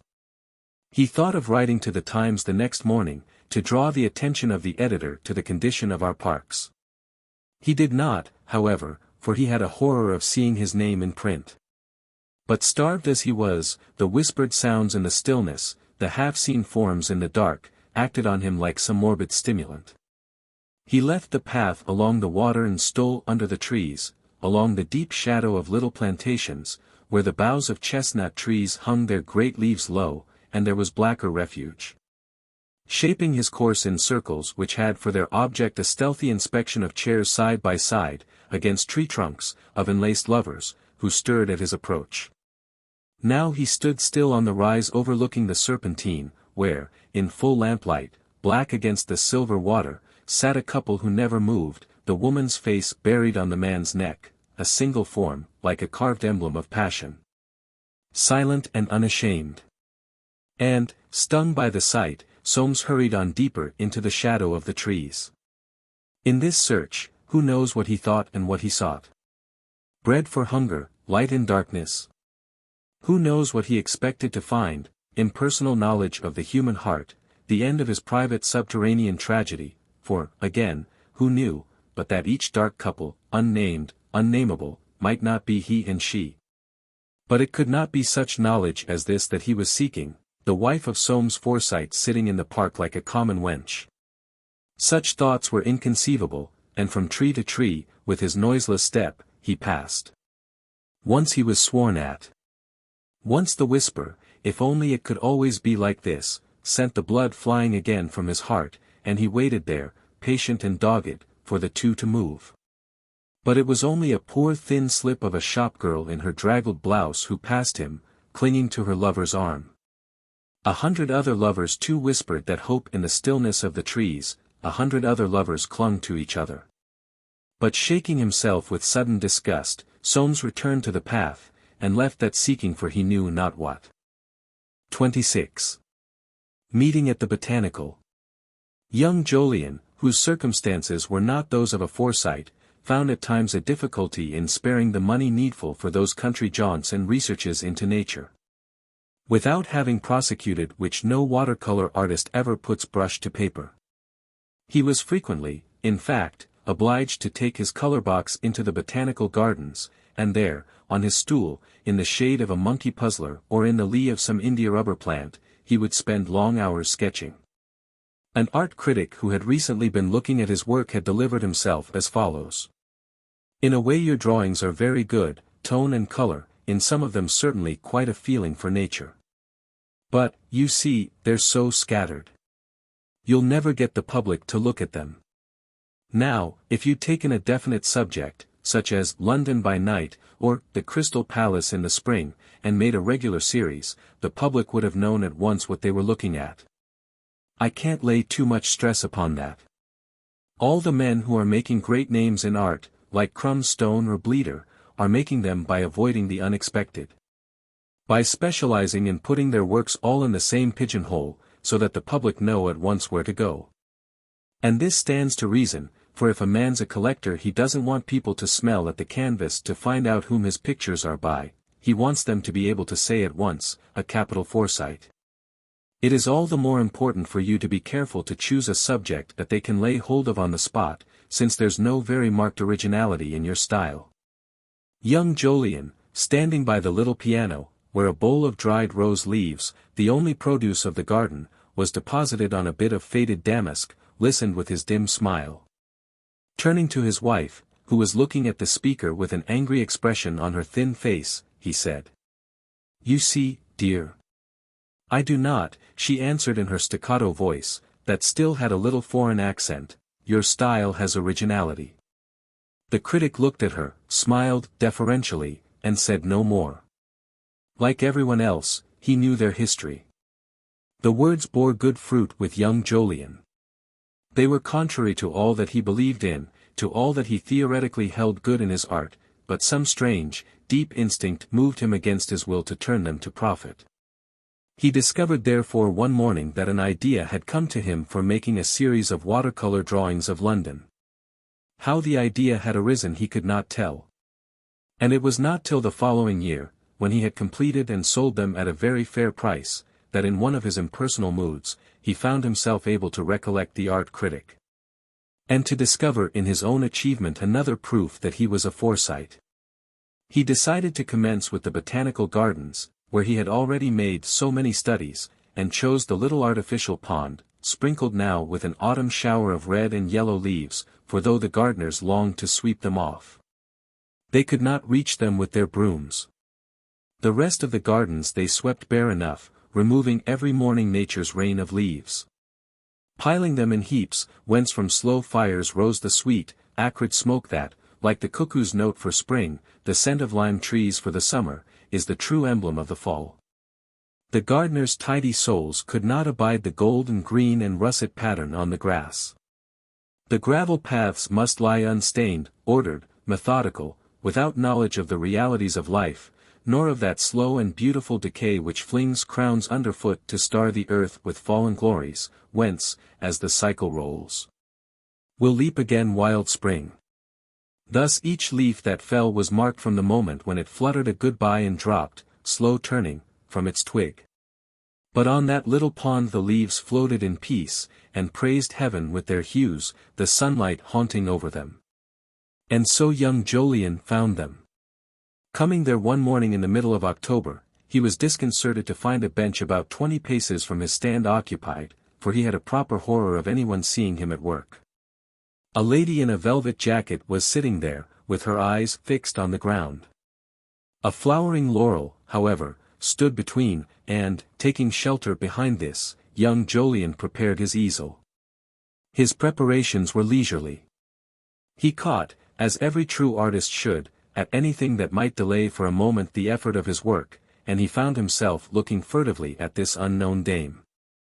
Like his father before him, he had an eye for a face. This face was charming. He saw a rounded chin nestling in a cream ruffle, a delicate face with large dark eyes and soft lips. A black picture hat concealed the hair, her figure was lightly poised against the back of the bench, her knees were crossed. The tip of a patent leather shoe emerged beneath her skirt. There was something, indeed, inexpressibly dainty about the person of this lady, but young Jolyon's attention was chiefly riveted by the look on her face, which reminded him of his wife. It was as though its owner had come into contact with forces too strong for her. It troubled him, arousing vague feelings of attraction and chivalry. Who was she? And what doing there, alone? Two young gentlemen of that peculiar breed, at once forward and shy, found in the Regent's Park, came by on their way to lawn tennis, and he noted with disapproval their furtive stares of admiration. A loitering gardener halted to do something unnecessary to a clump of pampas grass, he, too, wanted an excuse for peeping. A gentleman, old, and, by his hat, a professor of horticulture, passed 3 times to scrutinize her long and stealthily, a queer expression about his lips. With all these men young Jolyon felt the same vague irritation. She looked at none of them, yet was he certain that every man who passed would look at her like that. Her face was not the face of a sorceress, who in every look holds out to men the offer of pleasure. It had none of the devil's beauty so highly prized among the first Forsytes of the land, neither was it of that type, no less adorable, associated with the box of chocolate. It was not of the spiritually passionate, or passionately spiritual order, peculiar to house decoration in modern poetry. Nor did it seem to promise to the playwright material for the production of the interesting and neurasthenic figure, who commits suicide in the last act. In shape and coloring, in its soft persuasive passivity, its sensuous purity, this woman's face reminded him of Titian's Heavenly Love, a reproduction of which hung over the sideboard in his dining room.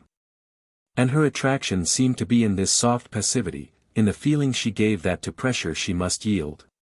For what or whom was she waiting, in the silence, with the trees dropping here and there a leaf, and the thrushes strutting close on grass, touched with the sparkle of the autumn rime? Then her charming face grew eager, and, glancing round, with almost a lover's jealousy, young Jolyon saw Bosinney striding across the grass. Curiously he watched the meeting, the look in their eyes, the long clasp of their hands. They sat down close together, linked for all their outward discretion. He heard the rapid murmur of their talk, but what they said he could not catch. He had rowed in the galley himself. He knew the long hours of waiting and the lean minutes of a half-public meeting, the tortures of suspense that haunt the unhallowed lover. It required, however, but a glance at their 2 faces to see that this was none of those affairs of a season that distract men and women about town. None of those sudden appetites that wake up ravening, and are surfeited and asleep again in 6 weeks. This was the real thing. This was what had happened to himself. Out of this anything might come. Bosinney was pleading, and she so quiet, so soft, yet immovable in her passivity, sat looking over the grass. Was he the man to carry her off, that tender, passive being, who would never stir a step for herself? Who had given him all herself, and would die for him, but perhaps would never run away with him? It seemed to young Jolyon that he could hear her saying, "But, darling, it would ruin you." For he himself had experienced to the full the gnawing fear at the bottom of each woman's heart that she is a drag on the man she loves. And he peeped at them no more. But their soft, rapid talk came to his ears, with the stuttering song of some bird who seemed trying to remember the notes of spring, joy, tragedy. Which? And gradually their talk ceased, long silence followed. And where does Soames come in, young Jolyon thought. People think she is concerned about the sin of deceiving her husband. Little they know of women. She's eating, after starvation, taking her revenge. And heaven help her, for he'll take his. He heard the swish of silk, and, spying round the laurel, saw them walking away, their hands stealthily joined. At the end of July old Jolyon had taken his granddaughter to the mountains. And on that visit, the last they ever paid, June recovered to a great extent her health and spirits. In the hotels, filled with British Forsytes, for old Jolyon could not bear a set of Germans, as he called all foreigners, she was looked upon with respect, the only granddaughter of that fine-looking, and evidently wealthy, old Mr. Forsyte. She did not mix freely with people. To mix freely with people was not June's habit, but she formed some friendships, and notably one in the Rhone Valley, with a French girl who was dying of consumption. Determining at once that her friend should not die, she forgot, in the institution of a campaign against death, much of her own trouble. Old Jolyon watched the new intimacy with relief and disapproval. For this additional proof that her life was to be passed amongst lame ducks worried him. Would she never make a friendship or take an interest in something that would be of real benefit to her? Taking up with a parcel of foreigners, he called it. He often, however, brought home grapes or roses, and presented them to Mamselle with an ingratiating twinkle. Towards the end of September, in spite of June's disapproval, Mademoiselle Vigor breathed her last in the little hotel at St. Luc, to which they had moved her, and June took her defeat so deeply to heart that old Jolyon carried her away to Paris. Here, in contemplation of the Venus de Milo and the Madeleine, she shook off her depression, and when, towards the middle of October, they returned to town, her grandfather believed that he had effected a cure. No sooner, however, had they established themselves in Stanhope Gate than he perceived to his dismay a return of her old absorbed and brooding manner. She would sit, staring in front of her, her chin on her hand, like a little Norse spirit, grim and intent, while all around in the electric light, then just installed, shone the great drawing-room brocaded up to the frieze, full of furniture from Baple and Poolbreads. And in the huge gilt mirror were reflected those Dresden china groups of young men in tight knee breeches, at the feet of full-bosomed ladies nursing on their laps pet lambs, which old Jolyon had bought when he was a bachelor and thought so highly of in these days of degenerate taste. He was a man of most open mind, who, more than any Forsyte of them all, had moved with the times, but he could never forget that he had bought these groups at Jobson's, and given a lot of money for them. He often said to June, with a sort of disillusioned contempt, "You don't care about them. They're not the gimcrack things you and your friends like, but they cost me £70. He was not a man who allowed his taste to be warped when he knew for solid reasons that it was sound. One of the first things that June did on getting home was to go round to Timothy's.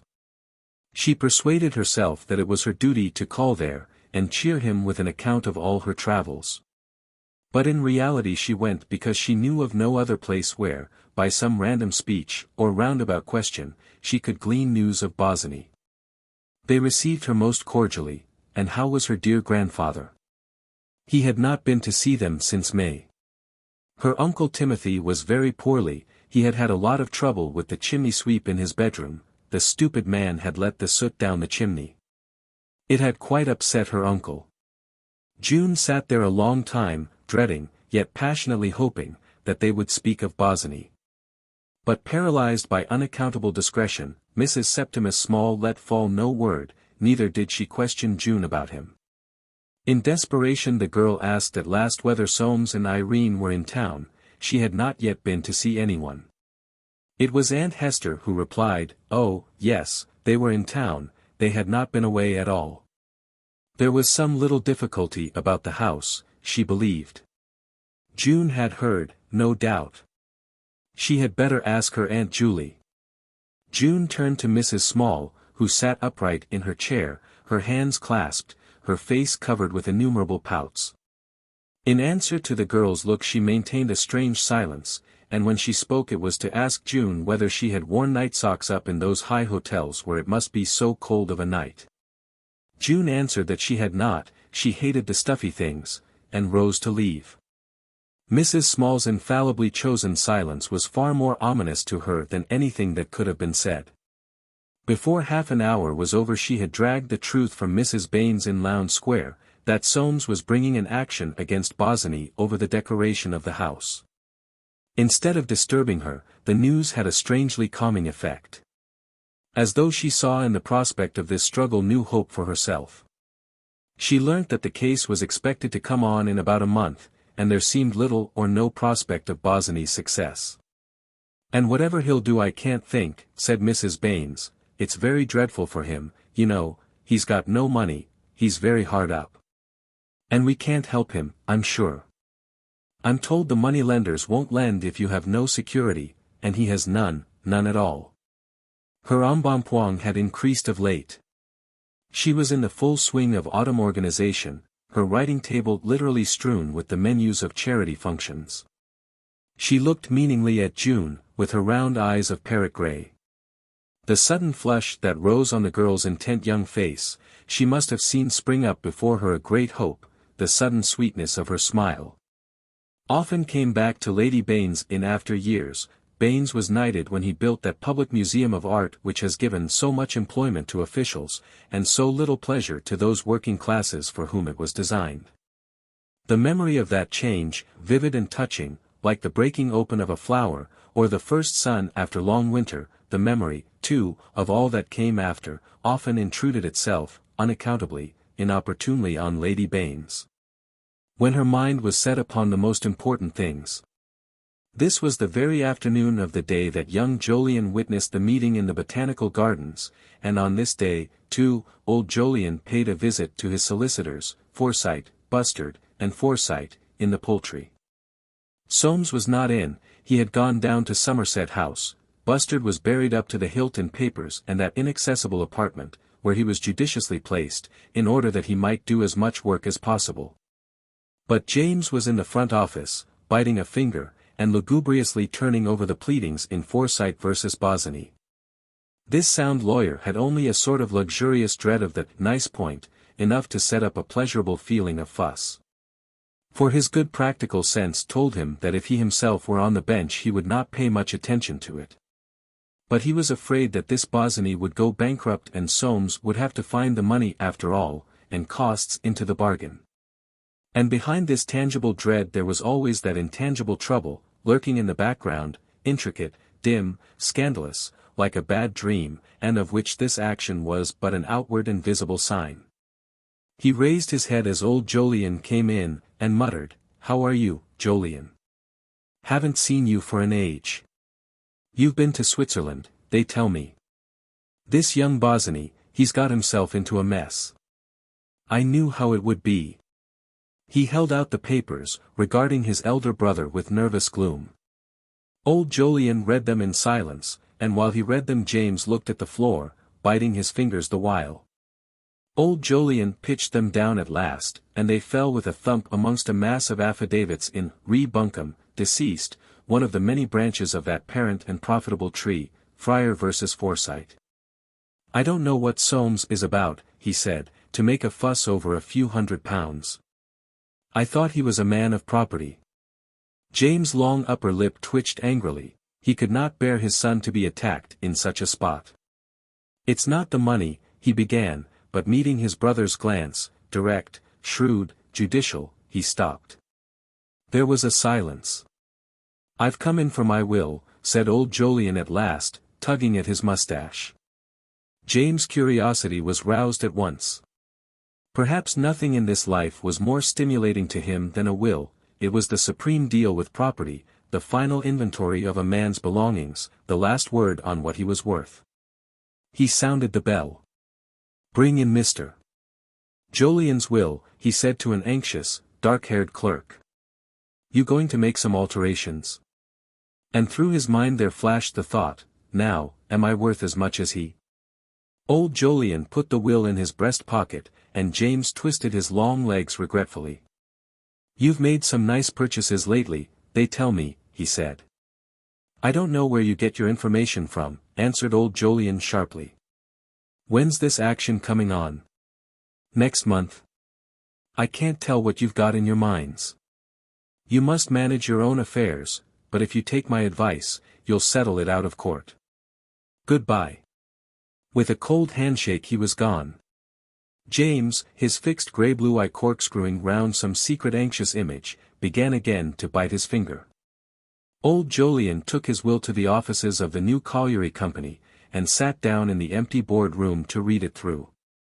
He answered "Down by the Starn" Hemmings so tartly when the latter, seeing his chairman seated there, entered with the new superintendent's first report, that the secretary withdrew with regretful dignity. And sending for the transfer clerk, blew him up till the poor youth knew not where to look. It was not, by George, as he, down by the Starn, would have him know, for a whippersnapper of a young fellow like him, to come down to that office, and think that he was God Almighty. He, down by the Starn, had been head of that office for more years than a boy like him could count, and if he thought that when he had finished all his work, he could sit there doing nothing, he did not know him, Hemmings, down by the Starn. And so forth. On the other side of the green baize door old Jolyon sat at the long, mahogany and leather board table, his thick, loose-jointed, tortoise-shell eyeglasses perched on the bridge of his nose, his gold pencil moving down the clauses of his will.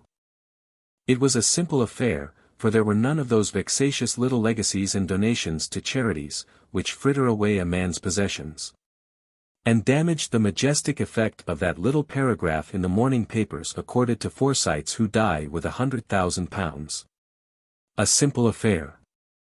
Just a bequest to his son of 20,000, and, as to the residue of my property of whatsoever kind, whether realty or personalty, or partaking of the nature of either, upon trust to pay the proceeds rents annual produce dividends or interest thereof and thereon to my said granddaughter June Forsyte or her assigns during her life to be for her sole use and benefit and without, etc.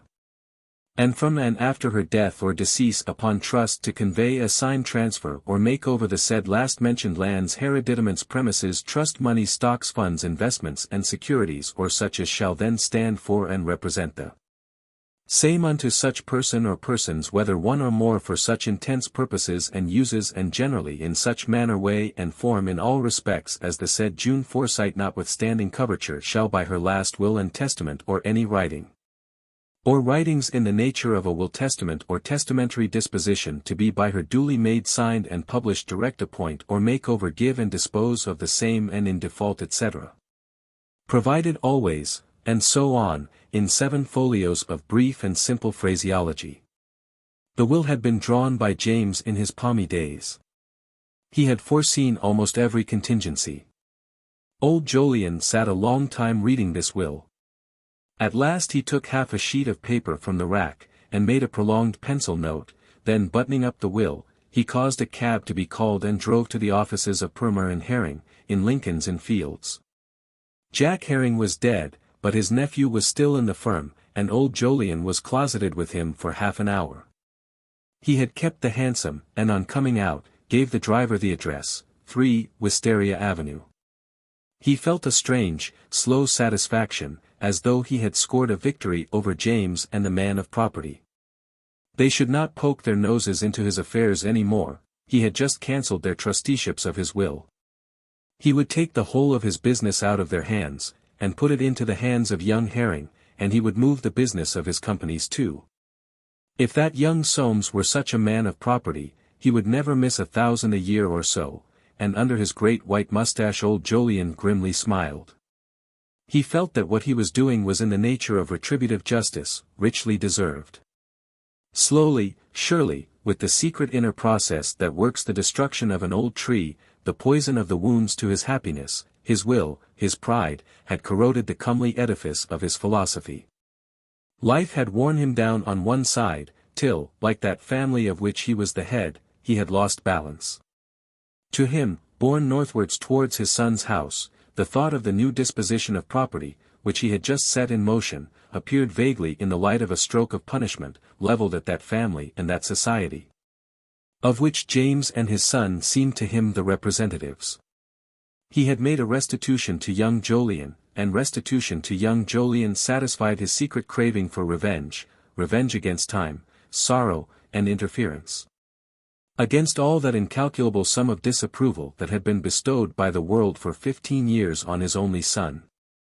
It presented itself as the one possible way of asserting once more the domination of his will. Of forcing James, and Soames, and the family, and all those hidden masses of Forsytes, a great stream rolling against the single dam of his obstinacy, to recognize once and for all that he would be master. It was sweet to think that at last he was going to make the boy a richer man by far than that son of James, that man of property.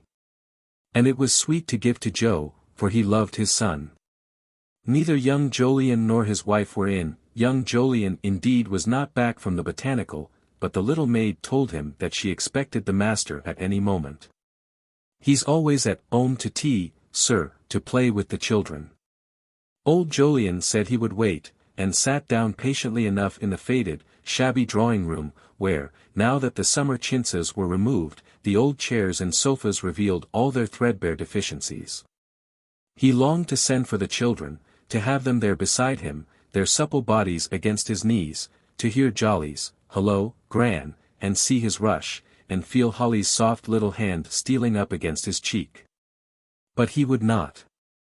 There was solemnity in what he had come to do, and until it was over he would not play. He amused himself by thinking how with 2 strokes of his pen he was going to restore the look of caste so conspicuously absent from everything in that little house. How he could fill these rooms, or others in some larger mansion, with triumphs of art from Baple and Poolbreads, how he could send little Jolly to Harrow and Oxford. He no longer had faith in Eton and Cambridge, for his son had been there. How he could procure little Holly the best musical instruction, the child had a remarkable aptitude.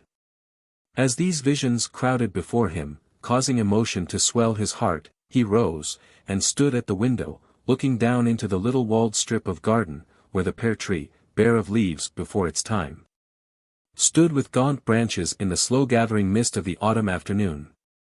The dog Balthasar, his tail curled tightly over a piebald, furry back, was walking at the farther end, sniffing at the plants, and at intervals placing his leg for support against the wall.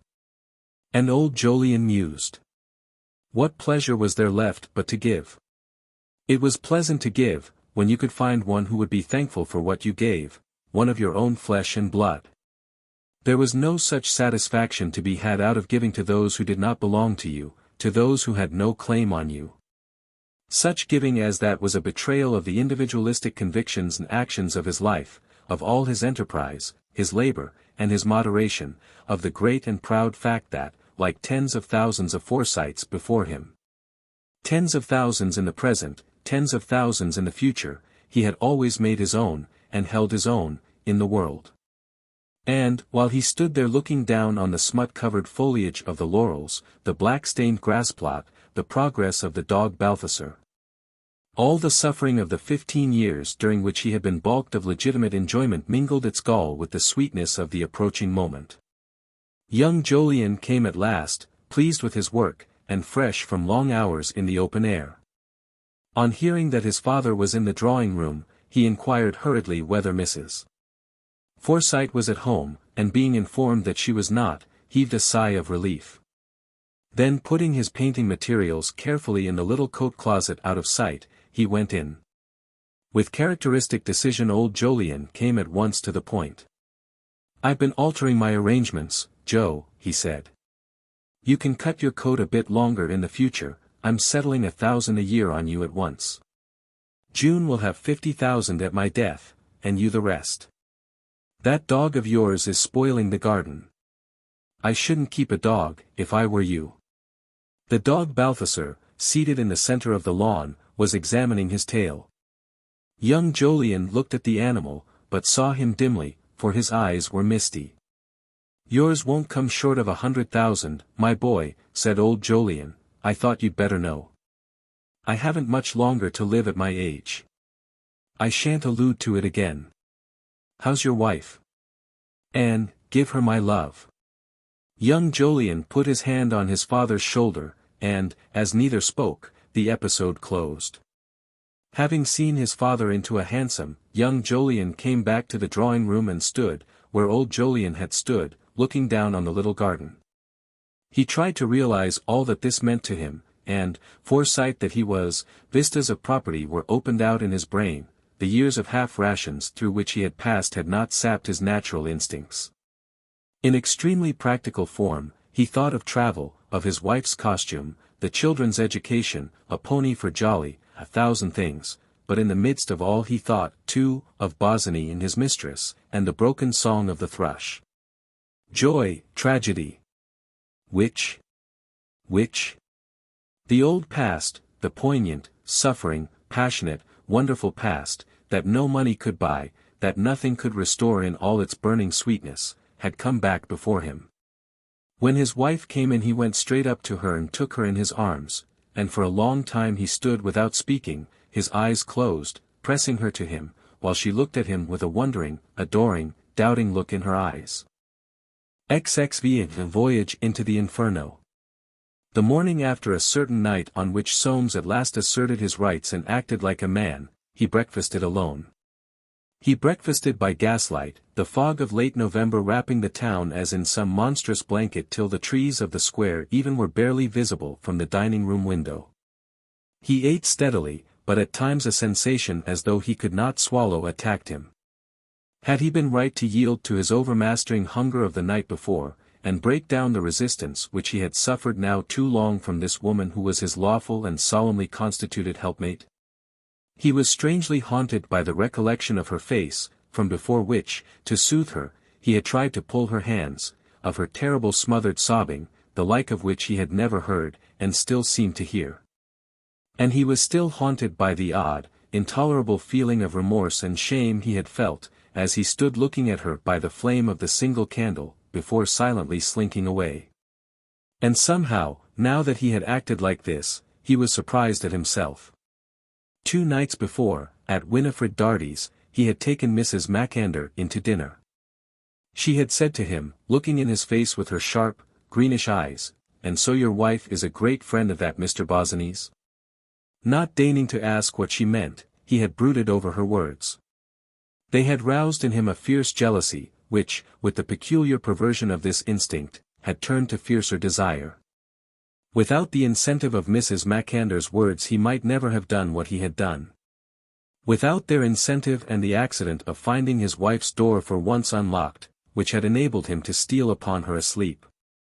Slumber had removed his doubts, but the morning brought them again. One thought comforted him: no one would know, it was not the sort of thing that she would speak about.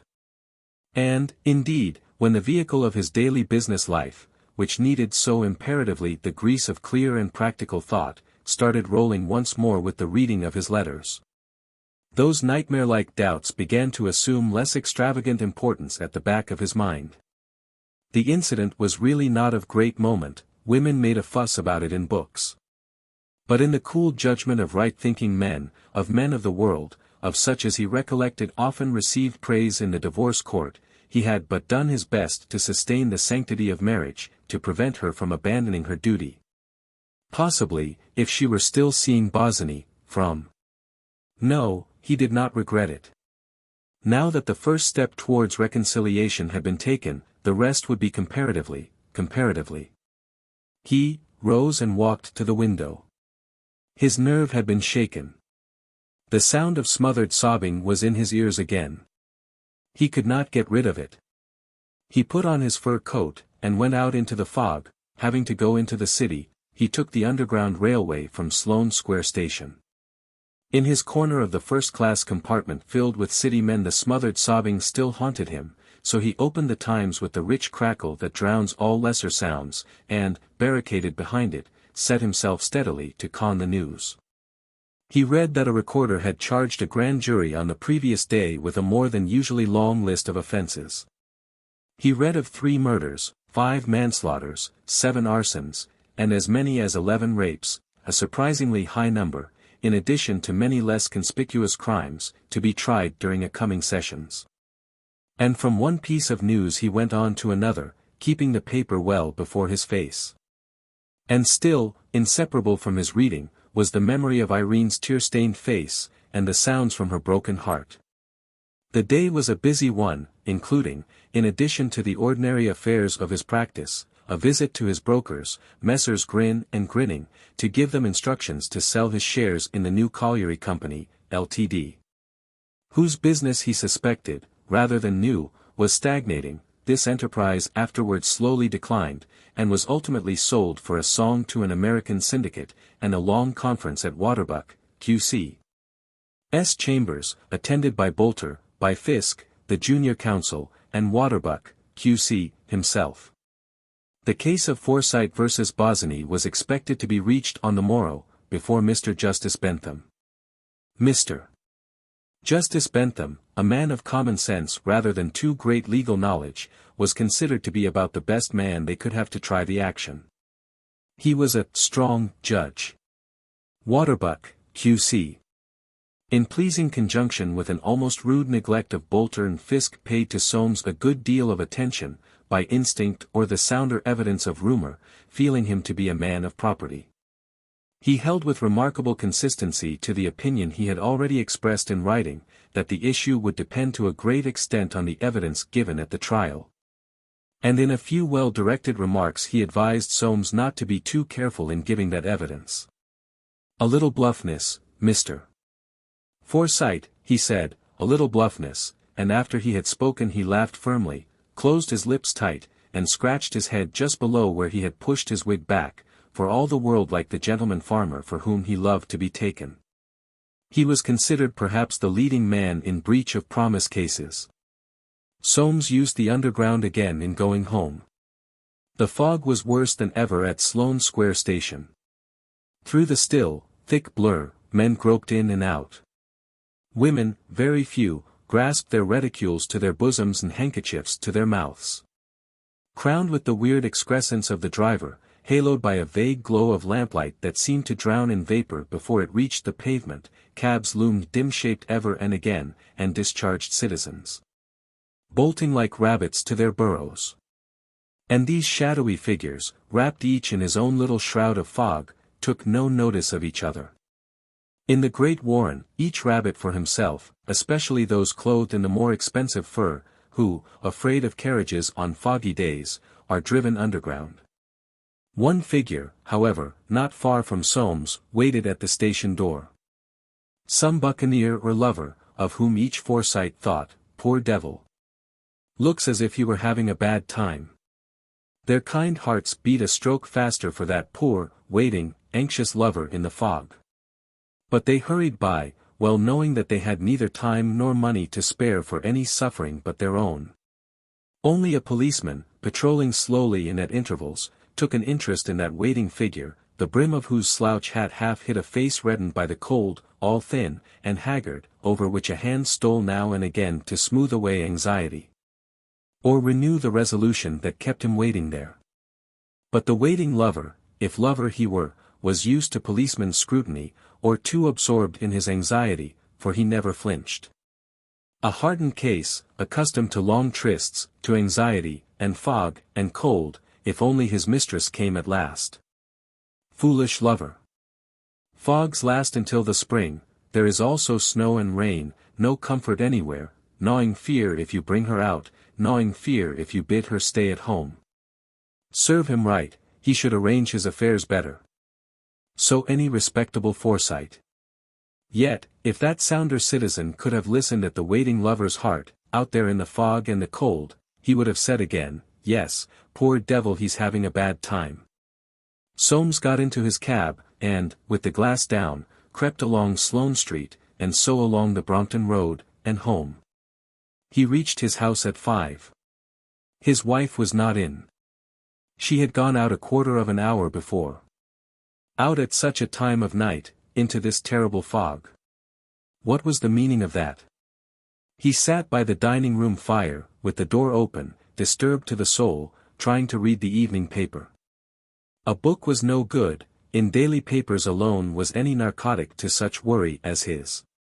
From the customary events recorded in the journal he drew some comfort. Suicide of an actress, grave indisposition of a statesman, that chronic sufferer, divorce of an army officer, fire in a colliery, he read them all. They helped him a little, prescribed by the greatest of all doctors, our natural taste. It was nearly 7 when he heard her come in. The incident of the night before had long lost its importance under stress of anxiety at her strange sortie into the fog. But now that Irene was home, the memory of her broken-hearted sobbing came back to him, and he felt nervous at the thought of facing her. She was already on the stairs. Her grey fur coat hung to her knees, its high collar almost hid her face, she wore a thick veil. She neither turned to look at him nor spoke. No ghost or stranger could have passed more silently. Billson came to lay dinner, and told him that Mrs. Forsyte was not coming down, she was having the soup in her room. For once Soames did not change.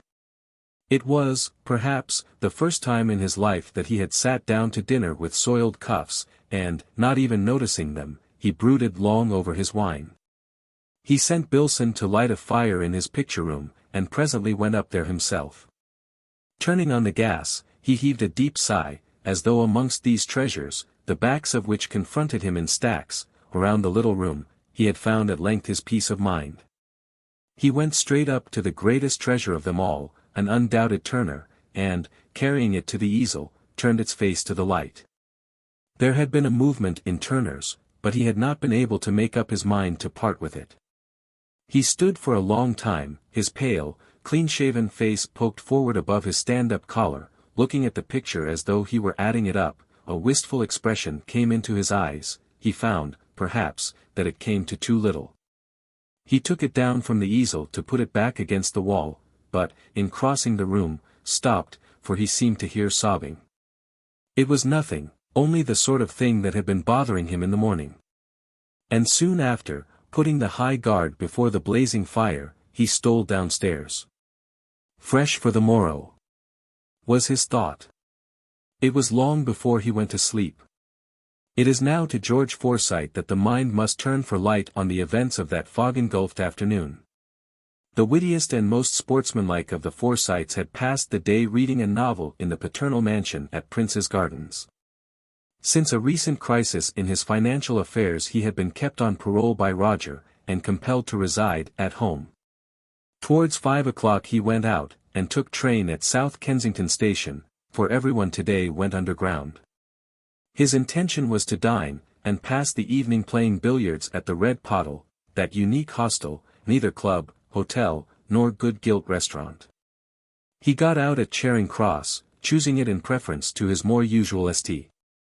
James's Park, that he might reach Jermyn Street by better lighted ways.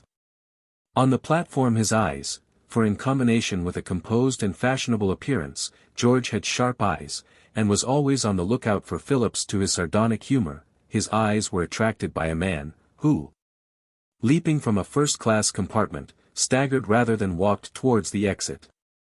"So ho, my bird," said George to himself, "why, it's the Buccaneer," and he put his big figure on the trail. Nothing afforded him greater amusement than a drunken man. Bosinney, who wore a slouch hat, stopped in front of him, spun around, and rushed back towards the carriage he had just left.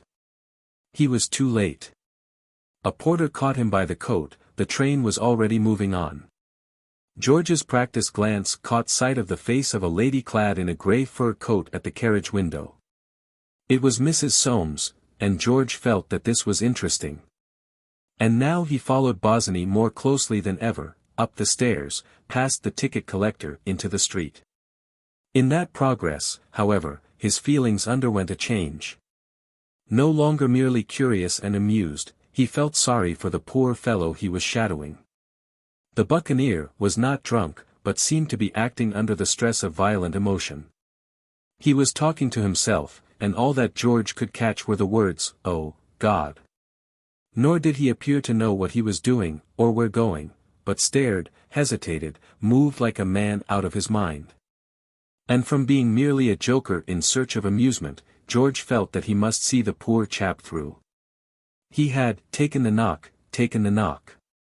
And he wondered what on earth Mrs. Soames had been saying, what on earth she had been telling him in the railway carriage. She had looked bad enough herself. It made George sorry to think of her travelling on with her trouble all alone. He followed close behind Bosinney's elbow, tall, burly figure, saying nothing, dodging warily, and shadowed him out into the fog. There was something here beyond a jest. He kept his head admirably, in spite of some excitement, for in addition to compassion, the instincts of the chase were roused within him. Bosinney walked right out into the thoroughfare, a vast muffled blackness, where a man could not see 6 paces before him, where, all around, voices or whistles mocked the sense of direction, and sudden shapes came rolling slow upon them. And now and then a light showed like a dim island in an infinite dark sea. And fast into this perilous gulf of night walked Bosinney, and fast after him walked George. If the fellow meant to put his 2 under a bus, he would stop it if he could. Across the street and back the hunted creature strode, not groping as other men were groping in that gloom, but driven forward as though the faithful George behind wielded a knout.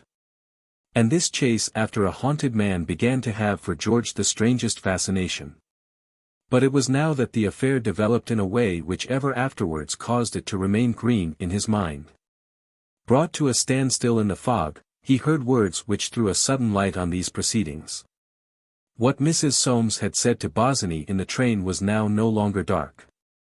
George understood from those mutterings that Soames had exercised his rights over an estranged and unwilling wife in the greatest, the supreme act of property. His fancy wandered in the fields of this situation, it impressed him. He guessed something of the anguish, the sexual confusion and horror in Bosinney's heart. And he thought, yes, it's a bit thick. I don't wonder the poor fellow is half-cracked. He had run his quarry to earth on a bench under one of the lions in Trafalgar Square, monster SPHNX astray like themselves in that gulf of darkness. Here, rigid and silent, sat Bosinney, and George, in whose patience was a touch of strange brotherliness, took his stand behind. He was not lacking in a certain delicacy, a sense of form, that did not permit him to intrude upon this tragedy, and he waited, quiet as the lion above, his fur collar hitched above his ears concealing the fleshy redness of his cheeks. Concealing all but his eyes with their sardonic, compassionate stare. And men kept passing back from business on the way to their clubs, men whose figures shrouded in cocoons of fog came into view like spectres, and like spectres vanished. Then even in his compassion George's quilpish humor broke forth in a sudden longing to pluck these spectres by the sleeve, and say, "Hi, you Johnnies! You don't often see a show like this. Here's a poor devil whose mistress has just been telling him a pretty little story of her husband. Walk up, walk up. He's taken the knock, you see." In fancy he saw them gaping round the tortured lover. And grinned as he thought of some respectable, newly married spectre enabled by the state of his own affections to catch an inkling of what was going on within Bosinney. He fancied he could see his mouth getting wider and wider, and the fog going down and down. For in George was all that contempt of the middle class, especially of the married middle class, peculiar to the wild and sportsmanlike spirits in its ranks. But he began to be bored. Waiting was not what he had bargained for. After all, he thought, the poor chap will get over it, not the first time such a thing has happened in this little city. But now his quarry again began muttering words of violent hate and anger. And following a sudden impulse George touched him on the shoulder. Bosinney spun round. "Who are you? What do you want?" George could have stood it well enough in the light of the gas lamps, in the light of that everyday world of which he was so hardy a connoisseur. But in this fog, where all was gloomy and unreal, where nothing had that matter-of-fact value associated by Forsytes with earth, he was a victim to strange qualms, and as he tried to stare back into the eyes of this maniac, he thought, If I see a bobby, I'll hand him over. He's not fit to be at large. But waiting for no answer, Bosinney strode off into the fog, and George followed, keeping perhaps a little further off, yet more than ever set on tracking him down. He can't go on long like this, he thought. It's God's own miracle he's not been run over already. He brooded no more on policemen, a sportsman's sacred fire alive again within him. Into a denser gloom than ever Bosinney held on at a furious pace. But his pursuer perceived more method in his madness, he was clearly making his way westwards. He's really going for Soames, thought George. The idea was attractive. It would be a sporting end to such a chase. He had always disliked his cousin. The shaft of a passing cab brushed against his shoulder and made him leap aside. He did not intend to be killed for the buccaneer, or anyone. Yet, with hereditary tenacity, he stuck to the trail through vapor that blotted out everything but the shadow of the hunted man and the dim moon of the nearest lamp. Then suddenly, with the instinct of a town stroller, George knew himself to be in Piccadilly. Here he could find his way blindfold, and freed from the strain of geographical uncertainty, his mind returned to Bosinney's trouble. Down the long avenue of his man-about-town experience, bursting, as it were, through a smirch of doubtful amours, there stalked to him a memory of his youth.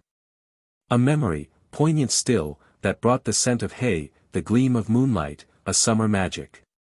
Into the reek and blackness of this London fog, the memory of a night when in the darkest shadow of a lawn he had overheard from a woman's lips that he was not her sole possessor. And for a moment George walked no longer in black Piccadilly, but lay again, with hell in his heart, and his face to the sweet-smelling, dewy grass, in the long shadow of poplars that hid the moon. A longing seized him to throw his arm round the buccaneer, and say, "Come, old boy. Time cures all. Let's go and drink it off." But a voice yelled at him, and he started back. A cab rolled out of blackness, and into blackness disappeared. And suddenly George perceived that he had lost Bosinney.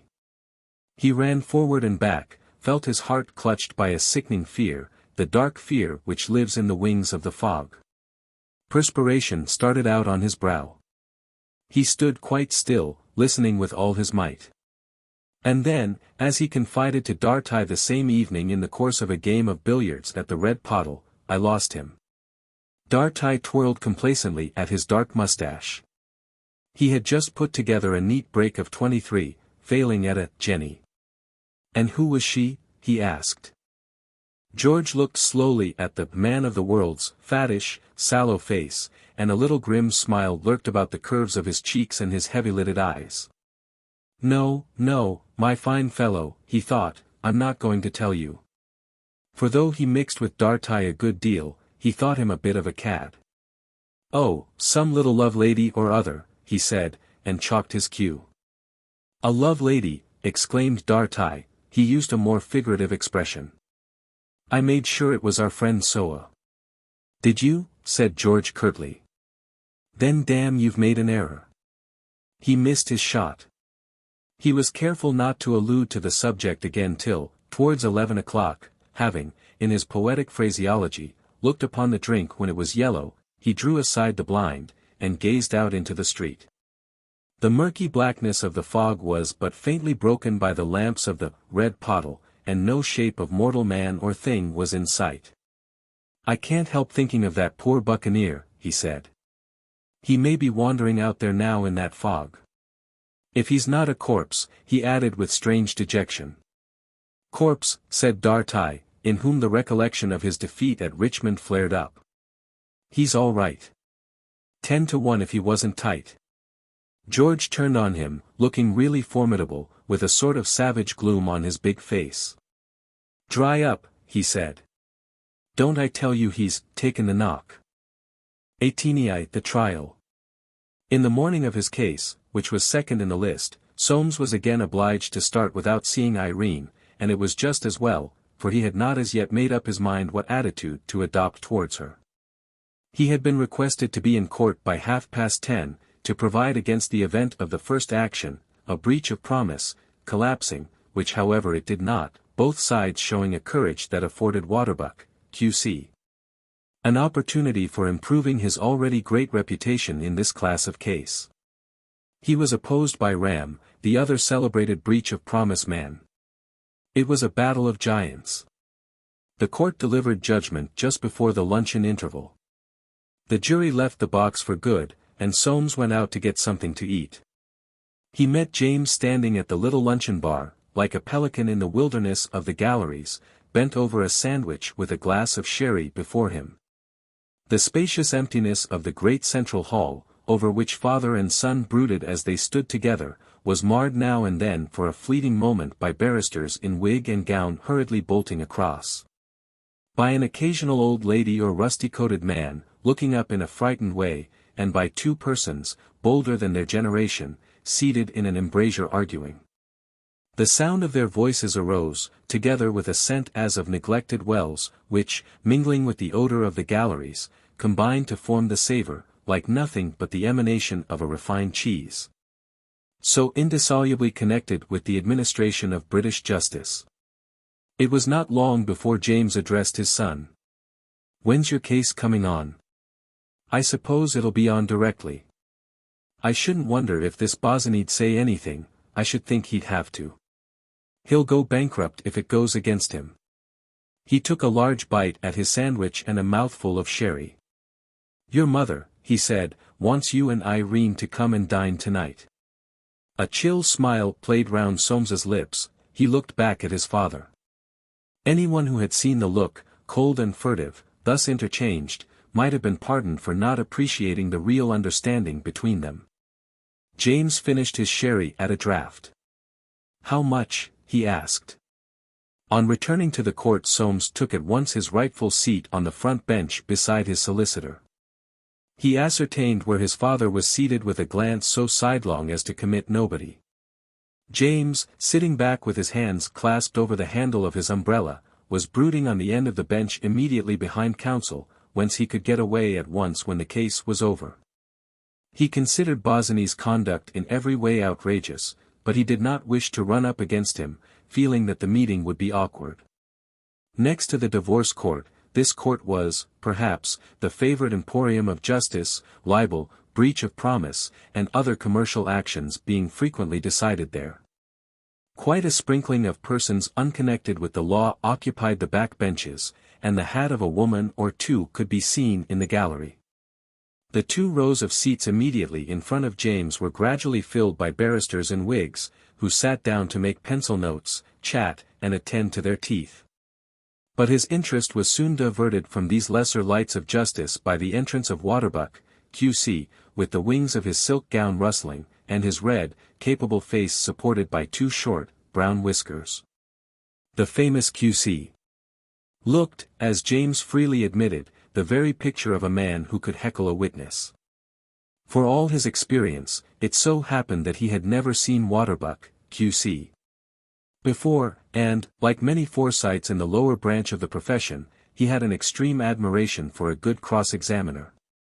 The long, lugubrious folds in his cheeks relaxed somewhat after seeing him, especially as he now perceived that Soames alone was represented by silk. Waterbuck, Q.C., had barely screwed round on his elbow to chat with his junior before Mr. Justice Bentham himself appeared, a thin, rather hen-like man, with a little stoop, clean-shaven under his snowy wig. Like all the rest of the court, Waterbuck rose, and remained on his feet until the judge was seated. James rose but slightly. He was already comfortable, and had no opinion of Bentham, having sat next but one to him at dinner twice at the Bumley Toms. Bumley Tom was rather a poor thing, though he had been so successful. James himself had given him his first brief. He was excited, too, for he had just found out that Bosinney was not in court. Now, what's he mean by that, he kept on thinking. The case having been called on, Waterbuck, Q.C. pushing back his papers, hitched his gown on his shoulder, and, with a semicircular look around him, like a man who is going to bat, arose and addressed the court.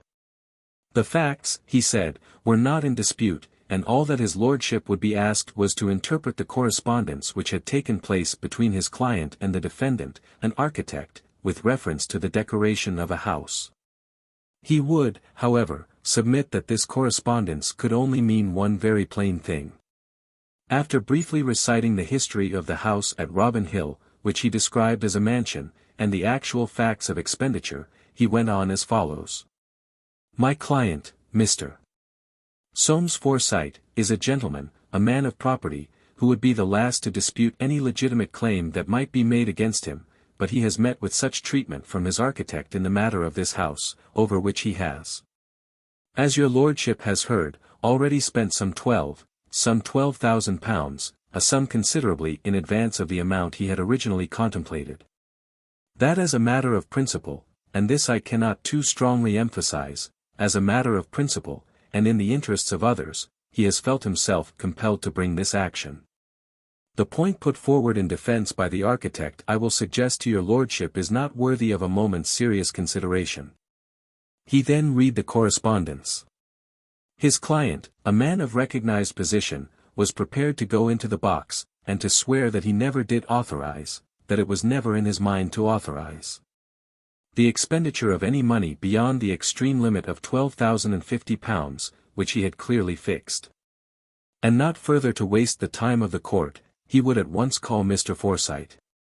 Soames then went into the box. His whole appearance was striking in its composure. His face, just supercilious enough, pale and clean-shaven, with a little line between the eyes, and compressed lips, his dress in unostentatious order, one hand neatly gloved, the other bare. He answered the questions put to him in a somewhat low, but distinct voice. His evidence under cross-examination savored of taciturnity. Had he not used the expression, a free hand? No. Come, come. The expression he had used was, a free hand in the terms of this correspondence. Would you tell the court that that was English? Yes. What do you say it means? What it says. Are you prepared to deny that it is a contradiction in terms? Yes. You are not an Irishman? No. Are you a well-educated man? Yes. And yet you persist in that statement? Yes. Throughout this and much more cross-examination, which turned again and again around the nice point, James sat with his hand behind his ear, his eyes fixed upon his son. He was proud of him. He could not but feel that in similar circumstances he himself would have been tempted to enlarge his replies, but his instinct told him that this taciturnity was the very thing. He sighed with relief, however, when Soames, slowly turning, and without any change of expression, descended from the box. When it came to the turn of Bosinney's counsel to address the judge, James redoubled his attention, and he searched the court again and again to see if Bosinney were not somewhere concealed. Young Chancery began nervously. He was placed by Bosinney's absence in an awkward position. He therefore did his best to turn that absence to account. He could not but fear, he said, that his client had met with an accident. He had fully expected him there to give evidence. They had sent round that morning both to Mr. Bosinney's office and to his rooms, though he knew they were one and the same, he thought it was as well not to say so, but it was not known where he was, and this he considered to be ominous, knowing how anxious Mr. Bosinney had been to give his evidence. He had not, however, been instructed to apply for an adjournment, and in default of such instruction he conceived it his duty to go on. The plea on which he somewhat confidently relied, and which his client, had he not unfortunately been prevented in some way from attending, would have supported by his evidence, was that such an expression as a free hand could not be limited, fettered, and rendered unmeaning, by any verbiage which might follow it. He would go further and say that the correspondence showed that whatever he might have said in his evidence, Mr. Forsyte had in fact never contemplated repudiating liability on any of the work ordered or executed by his architect. The defendant had certainly never contemplated such a contingency, or, as was demonstrated by his letters, he would never have proceeded with the work, a work of extreme delicacy, carried out with great care and efficiency. To meet and satisfy the fastidious taste of a connoisseur, a rich man, a man of property. He felt strongly on this point, and feeling strongly he used, perhaps, rather strong words when he said that this action was of a most unjustifiable, unexpected, indeed, unprecedented character. If his lordship had had the opportunity that he himself had made it his duty to take, to go over this very fine house and see the great delicacy and beauty of the decorations executed by his client, an artist in his most honourable profession, he felt convinced that not for one moment would his lordship tolerate this. He would use no stronger word than daring attempt to evade legitimate responsibility. Taking the text of Soames's letters, he lightly touched on Boileau v. The Blasted Cement Company, Limited. It is doubtful, he said, what that authority has decided. In any case I would submit that it is just as much in my favour as in my friend's. He then argued that nice point closely. With all due deference he submitted that Mr. Forsyte's expression nullified itself. His client not being a rich man, the matter was a serious one for him. He was a very talented architect, whose professional reputation was undoubtedly somewhat at stake. He concluded with a perhaps too personal appeal to the judge, as a lover of the arts, to show himself the protector of artists, from what was occasionally, he said occasionally, the too iron hand of capital. What, he said, will be the position of the artistic professions, if men of property like this Mr. Forsyte refuse, and are allowed to refuse, to carry out the obligations of the commissions which they have given? He would now call his client, in case he should at the last moment have found himself able to be present.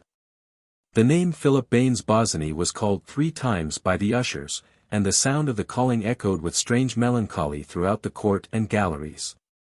The crying of this name, to which no answer was returned, had upon James a curious effect. It was like calling for your lost dog about the streets. And the creepy feeling that it gave him, of a man missing, grated on his sense of comfort and security, on his coziness. Though he could not have said why, it made him feel uneasy.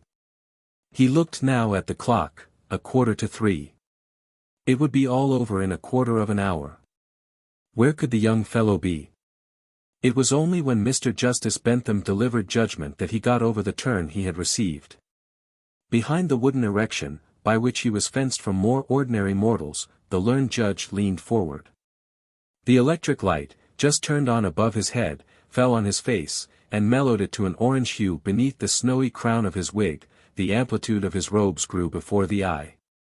His whole figure, facing the comparative dusk of the court, radiated like some majestic and sacred body. He cleared his throat, took a sip of water, broke the nib of a quill against the desk, and, folding his bony hands before him, began. To James he suddenly loomed much larger than he had ever thought Bentham would loom. It was the majesty of the law. And a person endowed with a nature far less matter-of-fact than that of James might have been excused for failing to pierce this halo, and disinter therefrom the somewhat ordinary Forsyte, who walked and talked in everyday life under the name of Sir Walter Bentham. He delivered judgment in the following words. The facts in this case are not in dispute. On May 15 last the defendant wrote to the plaintiff, requesting to be allowed to withdraw from his professional position in regard to the decoration of the plaintiff's house, unless he were given a free hand.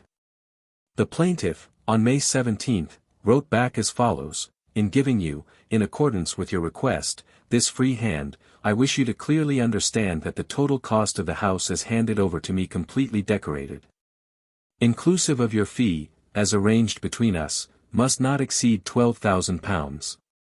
To this letter the defendant replied on May 18, if you think that in such a delicate matter as decoration I can bind myself to the exact pound, I am afraid you are mistaken.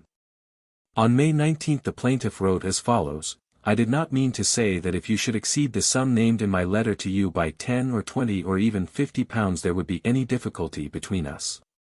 You have a free hand in the terms of this correspondence, and I hope you will see your way to completing the decorations. On May 20 the defendant replied thus shortly: very well. In completing these decorations, the defendant incurred liabilities and expenses which brought the total cost of this house up to the sum of £12,400, all of which expenditure has been defrayed by the plaintiff. This action has been brought by the plaintiff to recover from the defendant the sum of £350 expended by him in excess of a sum of £12,050. alleged by the plaintiff to have been fixed by this correspondence as the maximum sum that the defendant had authority to expend. The question for me to decide is whether or no the defendant is liable to refund to the plaintiff this sum. In my judgment he is so liable. What in effect the plaintiff has said is this: I give you a free hand to complete these decorations, provided that you keep within a total cost to me of £12,000. If you exceed that sum by as much as £50, I will not hold you responsible. Beyond that point you are no agent of mine, and I shall repudiate liability. It is not quite clear to me whether, had the plaintiff in fact repudiated liability under his agent's contracts, he would, under all the circumstances, have been successful in so doing, but he has not adopted this course. He has accepted liability, and fallen back upon his rights against the defendant under the terms of the latter's engagement. In my judgment the plaintiff is entitled to recover this sum from the defendant. It has been sought, on behalf of the defendant, to show that no limit of expenditure was fixed or intended to be fixed by this correspondence. If this were so, I can find no reason for the plaintiff's importation into the correspondence of the figures of £12,000 and subsequently of £50. The defendant's contention would render these figures meaningless. It is manifest to me that by his letter of May 20 he assented to a very clear proposition, by the terms of which he must be held to be bound. For these reasons there will be judgment for the plaintiff for the amount claimed with costs. James sighed, and stooping, picked up his umbrella which had fallen with a rattle at the words importation into this correspondence. Untangling his legs, he rapidly left the court. Without waiting for his son, he snapped up a hansom cab, it was a clear, grey afternoon, and drove straight to Timothy's where he found Swithin, and to him, Mrs. Septimus Small, and Aunt Hester. He recounted the whole proceedings, eating 2 muffins not altogether in the intervals of speech. Soames did very well, he ended, he's got his head screwed on the right way. This won't please Jolyon. It's a bad business for that young Bosinney, he'll go bankrupt, I shouldn't wonder. And then, after a long pause, during which he had stared disquietly into the fire, he added. He wasn't there, now why? There was a sound of footsteps. The figure of a thick-set man, with the ruddy brown face of robust health, was seen in the back drawing-room. The forefinger of his upraised hand was outlined against the black of his frock coat. He spoke in a grudging voice. Well, James, he said, I can't stop, and turning round, he walked out. It was Timothy. James rose from his chair. There, he said, there. I knew there was something wrong. He checked himself, and was silent, staring before him, as though he had seen a portent. Zix, Soames breaks the news. In leaving the court Soames did not go straight home. He felt disinclined for the city, and drawn by need for sympathy in his triumph, he, too, made his way, but slowly and on foot, to Timothy's in the Bayswater Road. His father had just left, Mrs. Small and Aunt Hester, in possession of the whole story, greeted him warmly. They were sure he was hungry after all that evidence. Smither should toast him some more muffins, his dear father had eaten them all. He must put his legs up on the sofa, and he must have a glass of prune brandy too. It was so strengthening. Swithin was still present, having lingered later than his wont, for he felt in want of exercise. On hearing this suggestion, he pished. A pretty pass young men were coming to. His own liver was out of order, and he could not bear the thought of anyone else drinking prune brandy. He went away almost immediately, saying to Soames, "And how's your wife? You tell her from me that if she's dull, and likes to come and dine with me quietly, I'll give her such a bottle of champagne as she doesn't get every day." Staring down from his height on Soames, he contracted his thick, puffy, yellow hand as though squeezing within it all this small fry, and throwing out his chest he waddled slowly away. Mrs. Small and Aunt Hester were left horrified. Swithin was so droll. They themselves were longing to ask Soames how Irene would take the result, yet knew that they must not. He would perhaps say something of his own accord, to throw some light on this, the present burning question in their lives, the question that from necessity of silence tortured them almost beyond bearing. For even Timothy had now been told, and the effect on his health was little short of alarming. And what, too, would June do? This, also, was a most exciting, if dangerous speculation. They had never forgotten old Jolyon's visit, since when he had not once been to see them, they had never forgotten the feeling it gave all who were present, that the family was no longer what it had been, that the family was breaking up. But Soames gave them no help, sitting with his knees crossed, talking of the Barbizon school of painters, whom he had just discovered. These were the coming men, he said, he should not wonder if a lot of money were made over them. He had his eye on 2 pictures by a man called Corot, charming things, if he could get them at a reasonable price he was going to buy them, they would, he thought, fetch a big price some day. Interested as they could not but be, neither Mrs. Septimus Small nor Aunt Hester could entirely acquiesce in being thus put off. It was interesting, most interesting, and then Soames was so clever that they were sure he would do something with those pictures if anybody could. But what was his plan now that he had won his case? Was he going to leave London at once, and live in the country, or what was he going to do? Soames answered that he did not know, he thought they should be moving soon. He rose and kissed his aunts. No sooner had Aunt Julie received this emblem of departure than a change came over her, as though she were being visited by dreadful courage. Every little roll of flesh on her face seemed trying to escape from an invisible, confining mask. She rose to the full extent of her more than medium height, and said, "It has been on my mind a long time, dear, and if nobody else will tell you, I have made up my mind that." Aunt Hester interrupted her, "Mind, Julia, you do it." She gasped, "On your own responsibility." Mrs. Small went on as though she had not heard, "I think you ought to know, dear, that Mrs. Macander saw Irene walking in Richmond Park with Mr. Bosinney." Aunt Hester, who had also risen, sank back in her chair, and turned her face away. Really Julie was too, she should not do such things when she, Aunt Hester, was in the room, and, breathless with anticipation, she waited for what Soames would answer. He had flushed the peculiar flush which always centered between his eyes, lifting his hand, and, as it were, selecting a finger, he bit a nail delicately, then, drawling it out between set lips, he said, "Mrs. Macander is a cat." Without waiting for any reply, he left the room. When he went into Timothy's he had made up his mind what course to pursue on getting home. He would go up to Irene and say, "Well, I've won my case, and there's an end of it. I don't want to be hard on Bosinney, I'll see if we can't come to some arrangement, he shan't be pressed. And now let's turn over a new leaf. We'll let the house, and get out of these fogs. We'll go down to Robin Hill at once. I never meant to be rough with you. Let's shake hands, and, perhaps she would let him kiss her, and forget."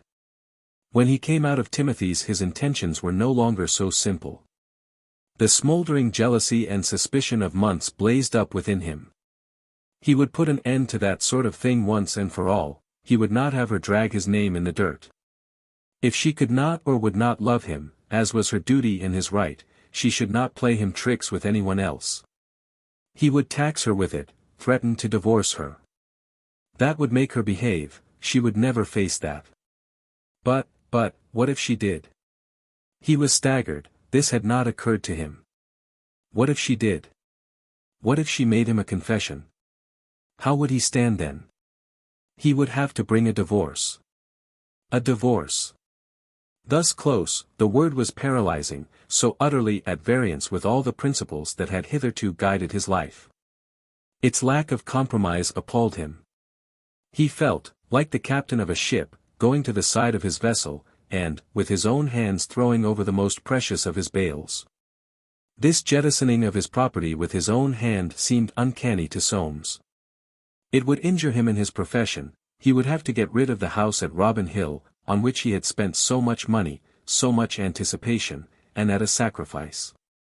And she would no longer belong to him, not even in name. She would pass out of his life, and he should never see her again.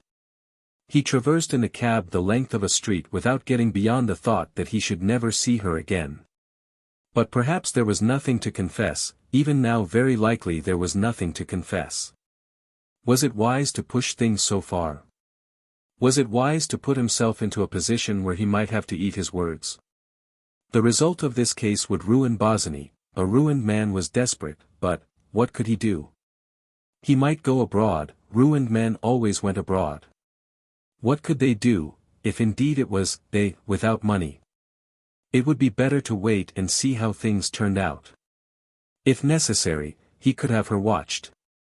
The agony of his jealousy, for all the world like the crisis of an aching tooth, came on again, and he almost cried out. But he must decide, fix on some course of action before he got home. When the cab drew up at the door, he had decided nothing. He entered, pale, his hands moist with perspiration, dreading to meet her, burning to meet her, ignorant of what he was to say or do. The maid Bilson was in the hall, and in answer to his question, "Where is your mistress?" told him that Mrs. Forsyte had left the house about noon, taking with her a trunk and bag. Snatching the sleeve of his fur coat away from her grasp, he confronted her. "What?" he exclaimed, "what's that you said?"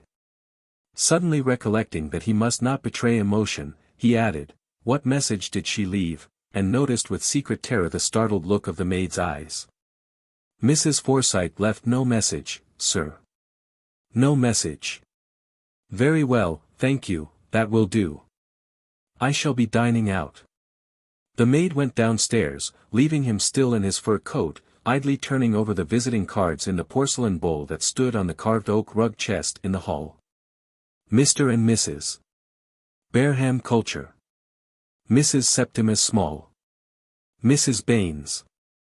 Mr. Solomon Thornworthy. Lady Bellis. Miss Hermione Bellis. Miss Winifred Bellis. Miss Ella Bellis. Who the devil were all these people? He seemed to have forgotten all familiar things. The words, "no message," "a trunk," and "a bag," played a hide-and-seek in his brain. It was incredible that she had left no message, and, still in his fur coat, he ran upstairs 2 steps at a time, as a young married man when he comes home will run up to his wife's room. Everything was dainty, fresh, sweet-smelling. Everything in perfect order. On the great bed with its lilac silk quilt, was the bag she had made and embroidered with her own hands to hold her sleeping things, her slippers ready at the foot. The sheets even turned over at the head as though expecting her. On the table stood the silver-mounted brushes and bottles from her dressing bag, his own present. There must, then, be some mistake. What bag had she taken? He went to the bell to summon Bilson, but remembered in time that he must assume knowledge of where Irene had gone, take it all as a matter of course, and grope out the meaning for himself. He locked the doors, and tried to think, but felt his brain going round, and suddenly tears forced themselves into his eyes. Hurriedly pulling off his coat, he looked at himself in the mirror. He was too pale, a greyish tinge all over his face. He poured out water, and began feverishly washing. Her silver-mounted brushes smelt faintly of the perfumed lotion she used for her hair, and at this scent the burning sickness of his jealousy seized him again. Struggling into his fur, he ran downstairs and out into the street. He had not lost all command of himself, however, and as he went down Sloane Street he framed a story for use, in case he should not find her at Bosinney's. But if he should? His power of decision again failed. He reached the house without knowing what he should do if he did find her there. It was after office hours, and the street door was closed. The woman who opened it could not say whether Mr. Bosinney were in or no. She had not seen him that day, not for 2 or 3 days. She did not attend to him now, nobody attended to him.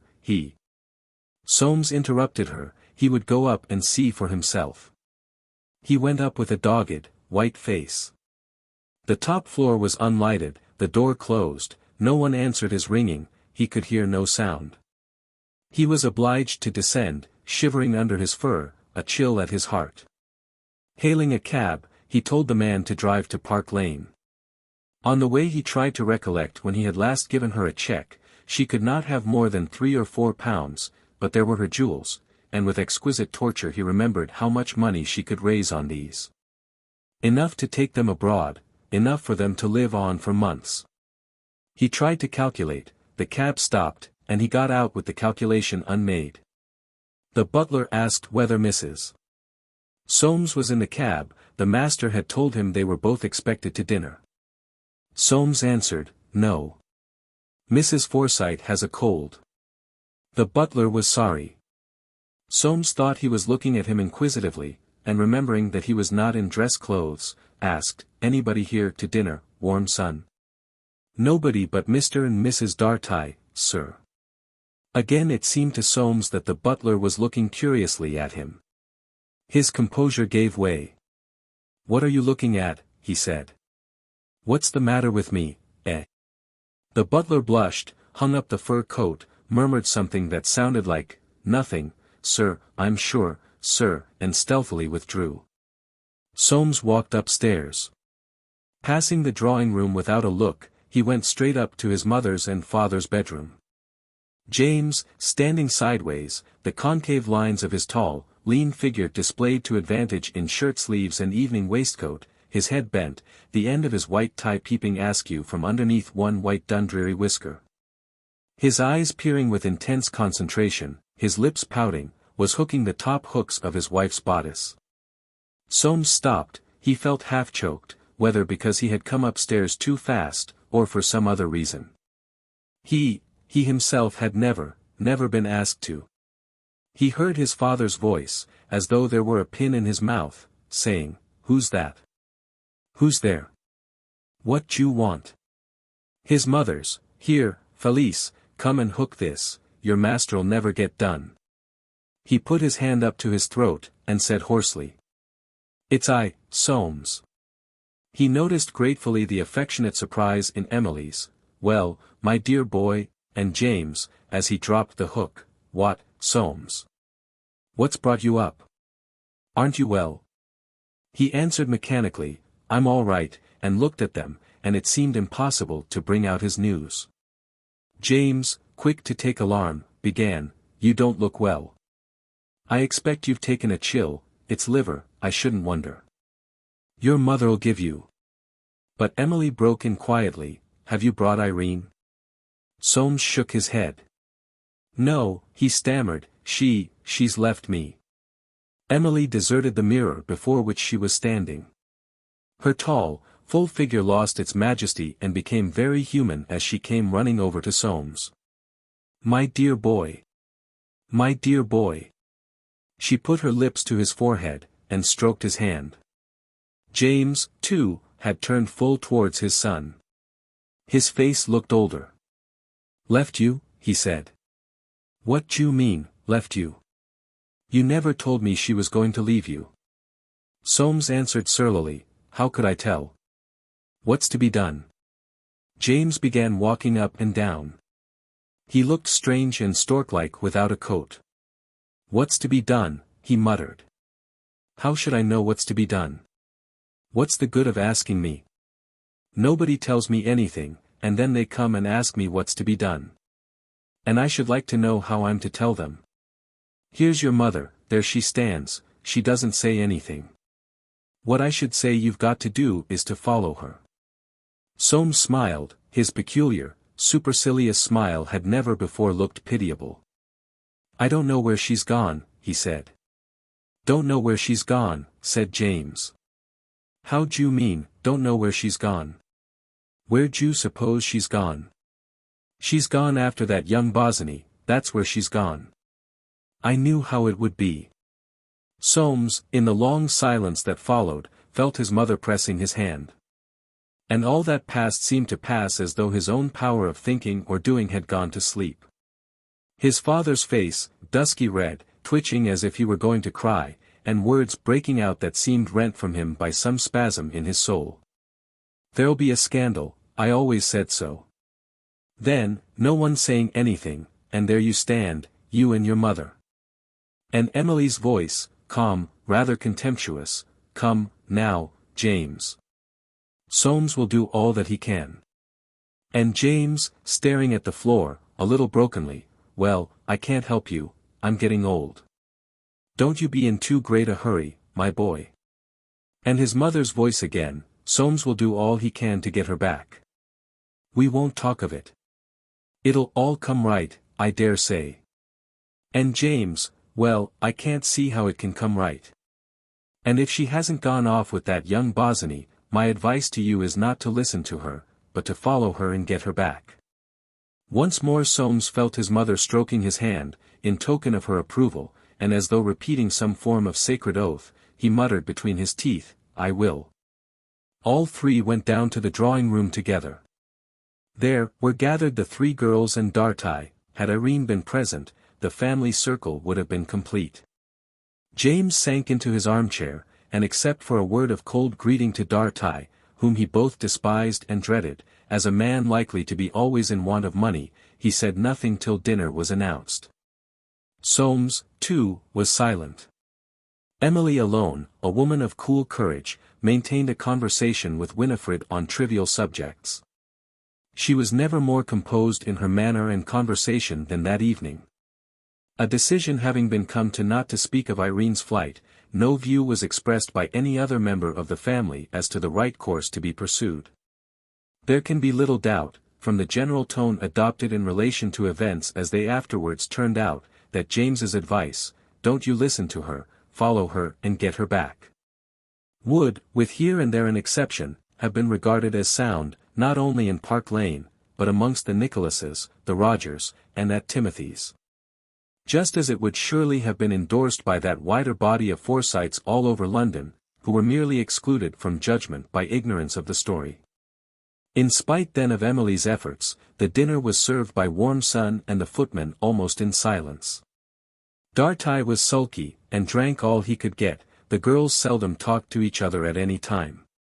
James asked once where June was, and what she was doing with herself in these days. No one could tell him. He sank back into gloom. Only when Winifred recounted how little Publius had given his bad penny to a beggar, did he brighten up.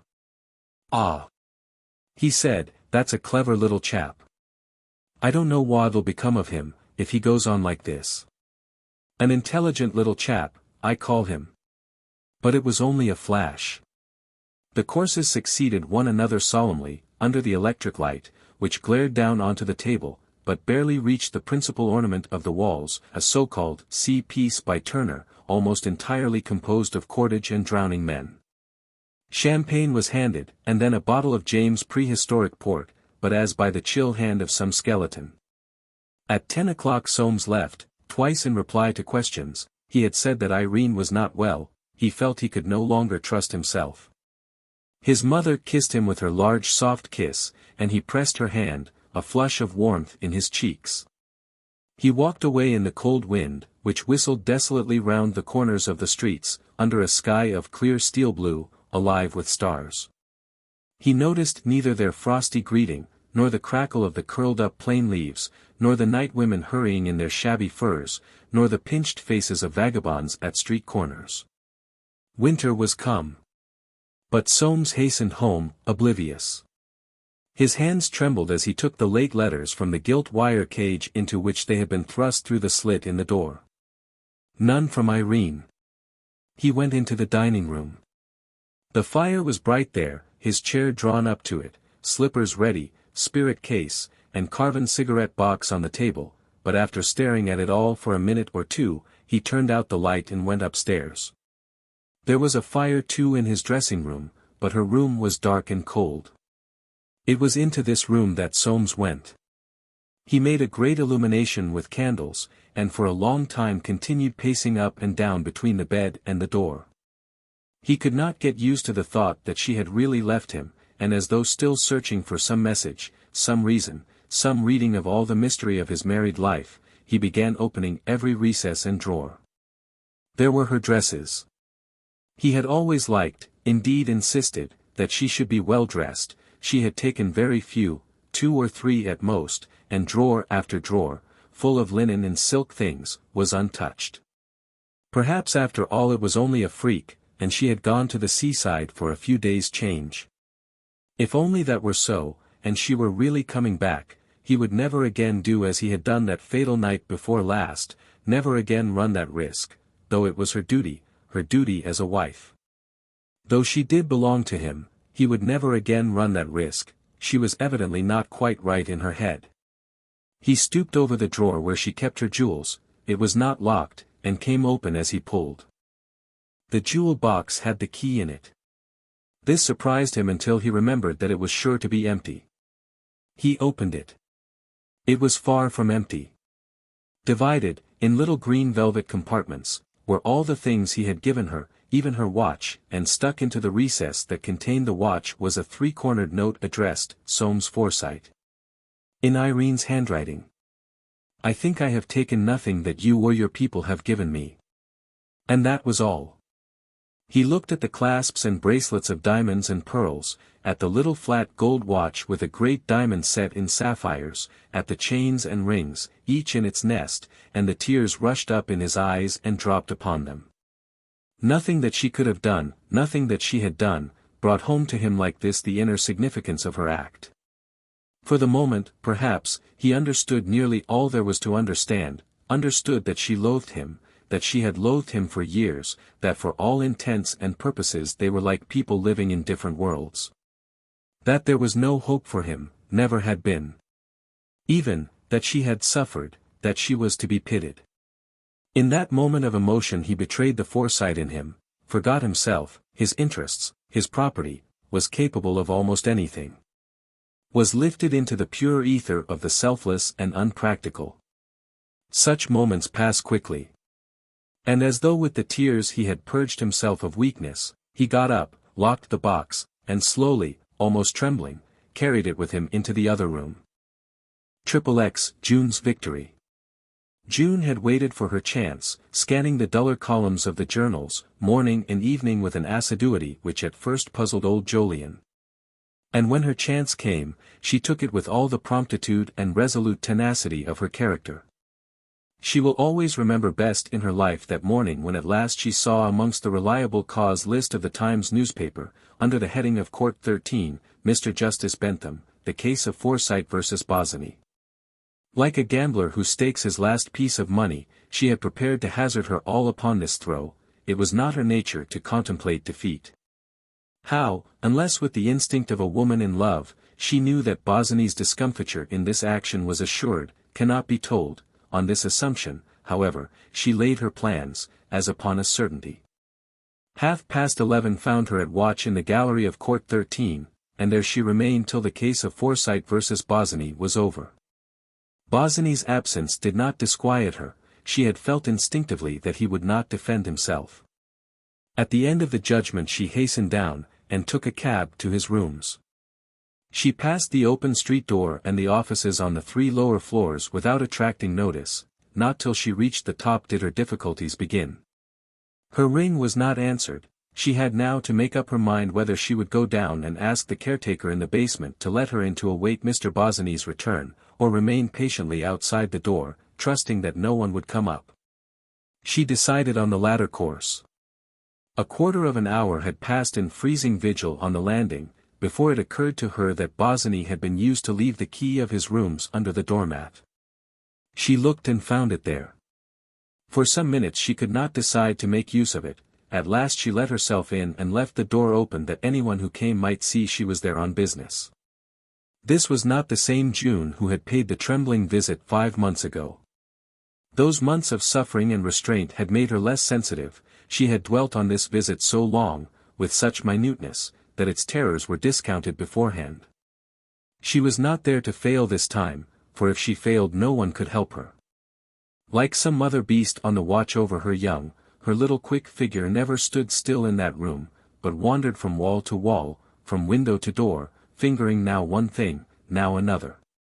There was dust everywhere, the room could not have been cleaned for weeks, and June, quick to catch at anything that should buoy up her hope, saw in it a sign that he had been obliged, for economy's sake, to give up his servant. She looked into the bedroom, the bed was roughly made, as though by the hand of man. Listening intently, she darted in, and peered into his cupboards. A few shirts and collars, a pair of muddy boots, the room was bare even of garments. She stole back to the sitting room, and now she noticed the absence of all the little things he had set store by. The clock that had been his mother's, the field glasses that had hung over the sofa. 2 really valuable old prints of Harrow, where his father had been at school, and last, not least, the piece of Japanese pottery she herself had given him. All were gone. And in spite of the rage roused within her championing soul at the thought that the world should treat him thus, their disappearance augured happily for the success of her plan. It was while looking at the spot where the piece of Japanese pottery had stood that she felt a strange certainty of being watched, and, turning, saw Irene in the open doorway. The two stood gazing at each other for a minute in silence. Then June walked forward and held out her hand. Irene did not take it. When her hand was refused, June put it behind her. Her eyes grew steady with anger, she waited for Irene to speak. And thus waiting, took in, with who knows what rage of jealousy, suspicion, and curiosity, every detail of her friend's face and dress and figure. Irene was clothed in her long grey fur. The traveling cap on her head left a wave of gold hair visible above her forehead. The soft fullness of the coat made her face as small as a child's. Unlike June's cheeks, her cheeks had no color in them, but were ivory white and pinched as if with cold. Dark circles lay round her eyes. In one hand she held a bunch of violets. She looked back at June, no smile on her lips. And with those great dark eyes fastened on her, the girl, for all her startled anger, felt something of the old spell. She spoke first, after all. "What have you come for?" But the feeling that she herself was being asked the same question, made her add, "This horrible case. I came to tell him, he has lost it." Irene did not speak, her eyes never moved from June's face, and the girl cried. "Don't stand there as if you were made of stone." Irene laughed, "I wish to God I were." But June turned away. "Stop," she cried, "don't tell me. I don't want to hear. I don't want to hear what you've come for. I don't want to hear." And like some uneasy spirit, she began swiftly walking to and fro. Suddenly she broke out. "I was here first. We can't both stay here together." On Irene's face a smile wandered up, and died out like a flicker of firelight. She did not move. And then it was that June perceived under the softness and immobility of this figure something desperate and resolved. Something not to be turned away, something dangerous. She tore off her hat, and, putting both hands to her brow, pressed back the bronze mass of her hair. "You have no right here," she cried defiantly. Irene answered, "I have no right anywhere." "What do you mean?" "I have left Soames." "You always wanted me to." June put her hands over her ears. "Don't. I don't want to hear anything, I don't want to know anything. It's impossible to fight with you. What makes you stand like that? Why don't you go?" Irene's lips moved, she seemed to be saying, "Where should I go?" June turned to the window. She could see the face of a clock down in the street. It was nearly 4. At any moment he might come. She looked back across her shoulder, and her face was distorted with anger. But Irene had not moved. In her gloved hands she ceaselessly turned and twisted the little bunch of violets. The tears of rage and disappointment rolled down June's cheeks. "How could you come?" she said. "You have been a false friend to me." Again Irene laughed. June saw that she had played a wrong card, and broke down. "Why have you come?" she sobbed. "You've ruined my life, and now you want to ruin his." Irene's mouth quivered, her eyes met June's with a look so mournful that the girl cried out in the midst of her sobbing, "No, no." But Irene's head bent till it touched her breast. She turned, and went quickly out, hiding her lips with the little bunch of violets. June ran to the door. She heard the footsteps going down and down. She called out, "Come back, Irene. Come back." The footsteps died away. Bewildered and torn, the girl stood at the top of the stairs. Why had Irene gone, leaving her mistress of the field? What did it mean? Had she really given him up to her? Or had she? And she was the prey of a gnawing uncertainty. Bosinney did not come. About 6 o'clock that afternoon old Jolyon returned from Wisteria Avenue, where now almost every day he spent some hours, and asked if his granddaughter were upstairs. On being told that she had just come in, he sent up to her room to request her to come down and speak to him. He had made up his mind to tell her that he was reconciled with her father. In future bygones must be bygones.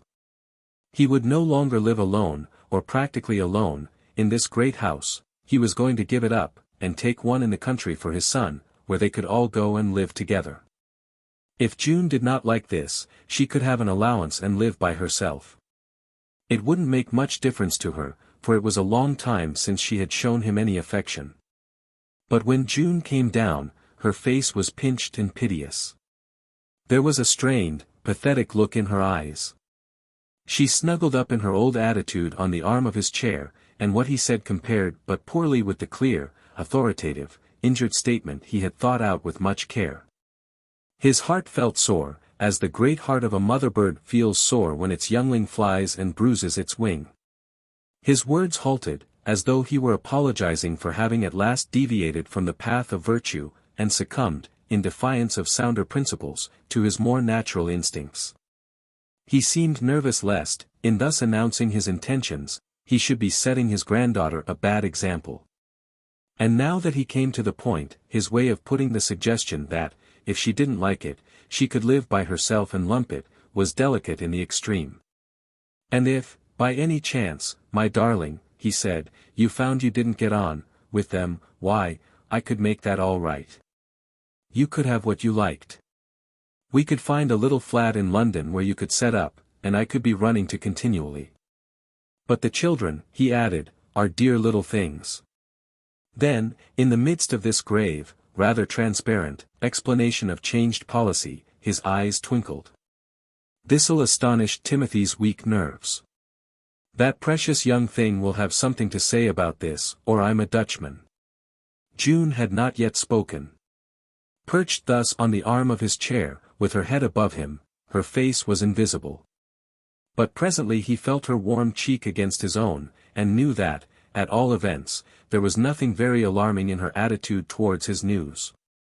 He began to take courage. You'll like your father, he said, an amiable chap.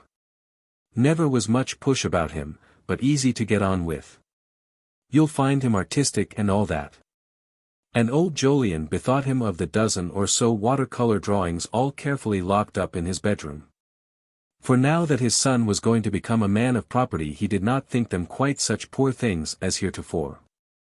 As to your stepmother, he said, using the word with some little difficulty, I call her a refined woman, a bit of a Mrs. Gummidge, I shouldn't wonder, but very fond of Joe. And the children, he repeated, indeed, this sentence ran like music through all his solemn self-justification, are sweet little things.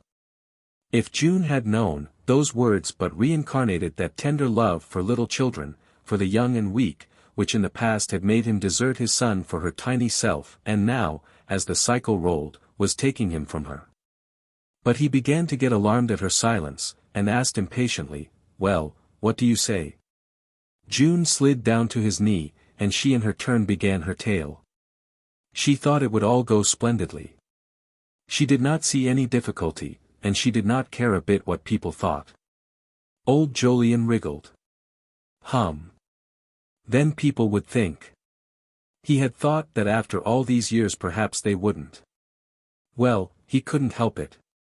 Nevertheless, he could not approve of his granddaughter's way of putting it, she ought to mind what people thought. Yet he said nothing. His feelings were too mixed, too inconsistent for expression. No, went on June, she did not care. What business was it of theirs? There was only one thing, and with her cheek pressing against his knee, old Jolyon knew at once that this something was no trifle, as he was going to buy a house in the country. Would he not, to please her, buy that splendid house of Soames at Robin Hill? It was finished, it was perfectly beautiful, and no one would live in it now. They would all be so happy there. Old Jolyon was on the alert at once.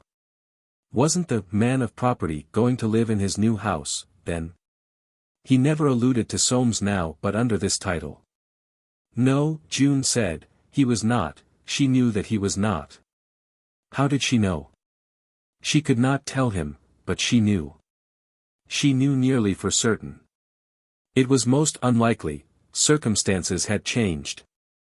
Irene's words still rang in her head, I have left Soames. Where should I go? But she kept silence about that. If her grandfather would only buy it and settle that wretched claim that ought never to have been made on Phil. It would be the very best thing for everybody, and everything might come straight. And June put her lips to his forehead, and pressed them close. But old Jolyon freed himself from her caress, his face wore the judicial look which came upon it when he dealt with affairs. He asked, what did she mean? There was something behind all this, had she been seeing Bosinney? June answered, no. But I have been to his rooms. Been to his rooms? Who took you there? June faced him steadily. I went alone. He has lost that case. I don't care whether it was right or wrong. I want to help him, and I will. Old Jolyon asked again, have you seen him? His glance seemed to pierce right through the girl's eyes into her soul. Again June answered, no, he was not there. I waited, but he did not come. Old Jolyon made a movement of relief. She had risen and looked down at him, so slight and light and young, but so fixed, and so determined, and disturbed, vexed, as he was, he could not frown away that fixed look. The feeling of being beaten, of the reins having slipped, of being old and tired, mastered him. Ah, he said at last, you'll get yourself into a mess one of these days, I can see. You want your own way in everything. Visited by one of his strange bursts of philosophy, he added, like that you were born, and like that you'll stay until you die. And he, who in his dealings with men of business, with boards, with Forsytes of all descriptions, with such as were not Forsytes, had always had his own way. Looked at his indomitable grandchild sadly, for he felt in her that quality which above all others he unconsciously admired. Do you know what they say is going on? He said slowly. June crimsoned. Yes, no. I know, and I don't know, I don't care, and she stamped her foot. I believe, said old Jolyon, dropping his eyes, that you'd have him if he were dead. There was a long silence before he spoke again. But as to buying this house, you don't know what you're talking about. June said that she did. She knew that he could get it if he wanted. He would only have to give what it cost. What it cost? You know nothing about it. I won't go to Soames, I'll have nothing more to do with that young man. But you needn't, you can go to Uncle James. If you can't buy the house, will you pay his lawsuit claim? I know he is terribly hard up, I've seen it. You can stop it out of my money. A twinkle came into old Jolyon's eyes. Stop it out of your money. A pretty way. And what will you do, pray, without your money? But secretly, the idea of wresting the house from James and his son had begun to take hold of him.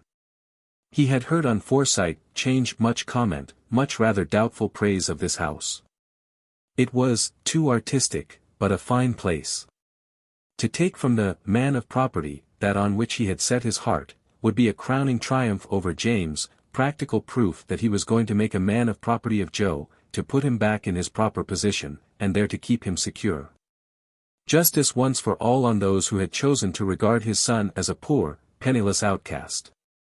He would see, he would see. It might be out of the question, he was not going to pay a fancy price, but if it could be done, why, perhaps he would do it. And still more secretly he knew that he could not refuse her. But he did not commit himself.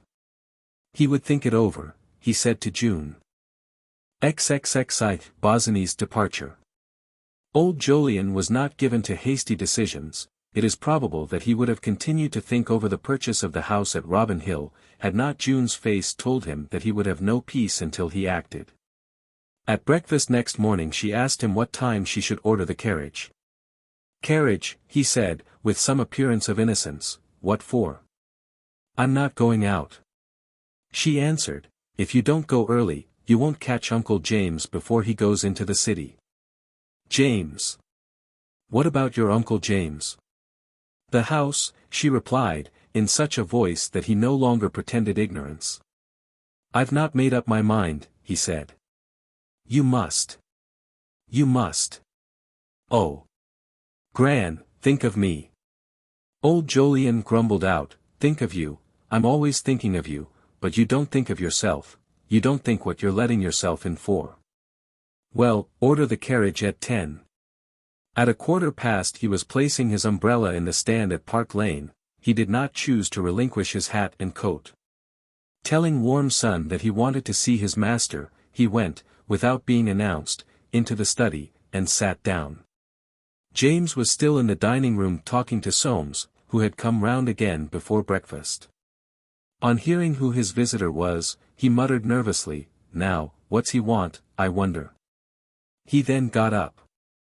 Well, he said to Soames, don't you go doing anything in a hurry. The first thing is to find out where she is, I should go to Stainer's about it, they're the best men, if they can't find her, nobody can. And suddenly moved to strange softness, he muttered to himself, poor little thing, I can't tell what she was thinking about, and went out blowing his nose. Old Jolyon did not rise on seeing his brother, but held out his hand, and exchanged with him the clasp of a Forsyte. James took another chair by the table, and leaned his head on his hand. Well, he said, how are you? We don't see much of you nowadays. Old Jolyon paid no attention to the remark. How's Emily? He asked, and waiting for no reply, went on, I've come to see you about this affair of young Bosinney's. I'm told that new house of his is a white elephant. I don't know anything about a white elephant, said James, I know he's lost his case, and I should say he'll go bankrupt.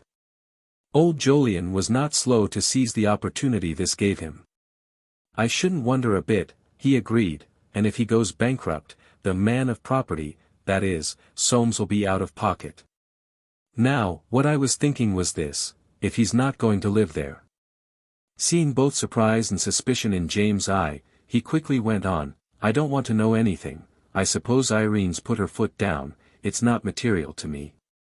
But I'm thinking of a house in the country myself, not too far from London, and if it suited me I don't say that I mightn't look at it, at a price.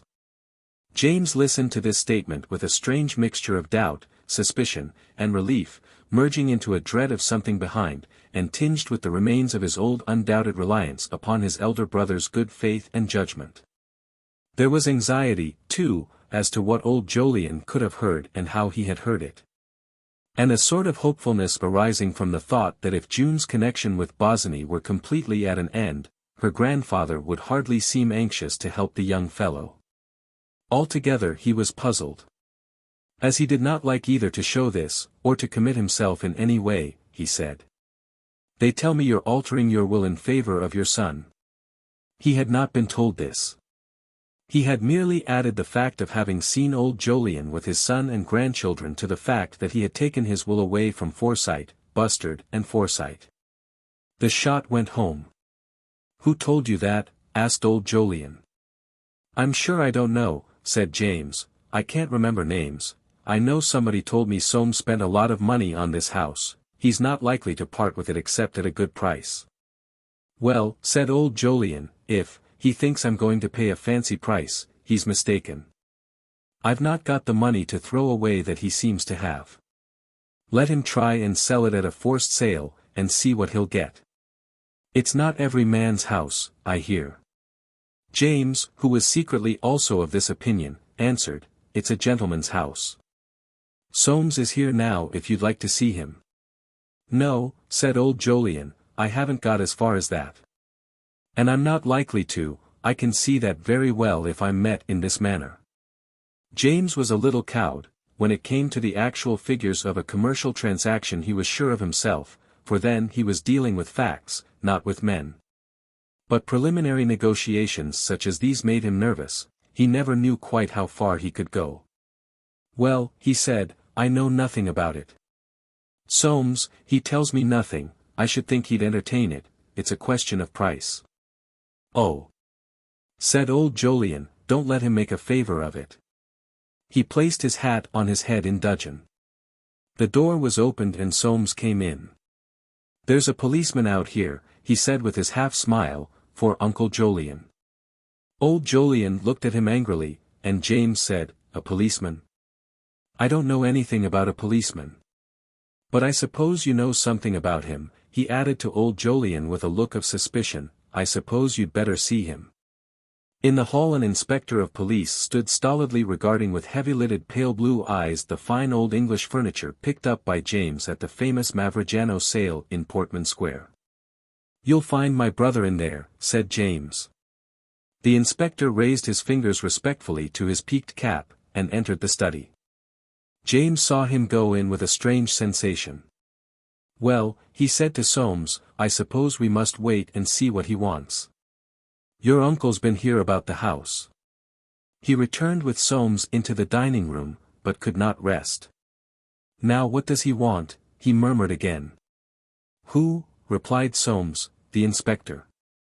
They sent him round from Stanhope Gate, that's all I know.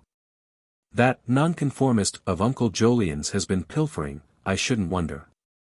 But in spite of his calmness, he too was ill at ease. At the end of 10 minutes old Jolyon came in. He walked up to the table, and stood there perfectly silent pulling at his long white moustaches. James gazed up at him with opening mouth, he had never seen his brother look like this. Old Jolyon raised his hand, and said slowly. Young Bosinney has been run over in the fog and killed. Then standing above his brother and his nephew, and looking down at him with his deep eyes. There's some talk of suicide, he said. James' jaw dropped. Suicide? What should he do that for? Old Jolyon answered sternly, God knows, if you and your son don't. But James did not reply. For all men of great age, even for all Forsytes, life has had bitter experiences. The passer-by, who sees them wrapped in cloaks of custom, wealth, and comfort, would never suspect that such black shadows had fallen on their roads. To every man of great age, to Sir Walter Bentham himself, the idea of suicide has once at least been present in the anteroom of his soul. On the threshold, waiting to enter, held out from the inmost chamber by some chance reality, some vague fear, some painful hope. To Forsytes that final renunciation of property is hard. Oh! It is hard. Seldom, perhaps never, can they achieve it. And yet, how near have they not sometimes been? So even with James. Then in the medley of his thoughts, he broke out, why I saw it in the paper yesterday, run over in the fog. They didn't know his name. He turned from one face to the other in his confusion of soul, but instinctively all the time he was rejecting that rumor of suicide. He dared not entertain this thought, so against his interest, against the interest of his son, of every Forsyte. He strove against it, and as his nature ever unconsciously rejected that which it could not with safety accept, so gradually he overcame this fear. It was an accident. It must have been. Old Jolyon broke in on his reverie. Death was instantaneous. He lay all day yesterday at the hospital. There was nothing to tell them who he was. I am going there now, you and your son had better come too. No one opposing this command he led the way from the room. The day was still and clear and bright, and driving over to Park Lane from Stanhope Gate, old Jolyon had had the carriage open. Sitting back on the padded cushions, finishing his cigar, he had noticed with pleasure the keen crispness of the air, the bustle of the cabs and people. The strange, almost Parisian, alacrity that the first fine day will bring into London streets after a spell of fog or rain. And he had felt so happy, he had not felt like it for months. His confession to June was off his mind. He had the prospect of his sons, above all, of his grandchildren's company in the future. He had appointed to meet young Jolyon at the Hotch-Potch that very morning to discuss it again. And there was the pleasurable excitement of a coming encounter, a coming victory, over James and the man of property, in the matter of the house. He had the carriage closed now, he had no heart to look on gaiety. Nor was it right that Forsyte should be seen driving with an inspector of police. In that carriage the inspector spoke again of the death. It was not so very thick, just there. The driver says the gentleman must have had time to see what he was about, he seemed to walk right into it. It appears that he was very hard up, we found several pawn tickets at his rooms, his account at the bank is overdrawn, and there's this case in today's papers. His cold blue eyes travelled from one to another of the three Forsytes in the carriage. Old Jolyon watching from his corner saw his brother's face change, and the brooding, worried, look deepen on it. At the inspector's words, indeed, all James' doubts and fears revived. Hard up, pawn tickets, an overdrawn account. These words that had all his life been a far-off nightmare to him, seemed to make uncannily real that suspicion of suicide which must on no account be entertained. He sought his son's eye. But lynx-eyed, taciturn, immovable, Soames gave no answering look. And to old Jolyon watching, divining the league of mutual defence between them, there came an overmastering desire to have his own son at his side. As though this visit to the dead man's body was a battle in which otherwise he must single-handed meet those two. And the thought of how to keep June's name out of the business kept whirring in his brain. James had his son to support him. Why should he not send for Joe? Taking out his card case, he penciled the following message. Come round at once. I've sent the carriage for you. On getting out he gave this card to his coachman, telling him to drive as fast as possible to the Hotch-Potch Club, and if Mr. Jolyon Forsyte were there to give him the card and bring him at once.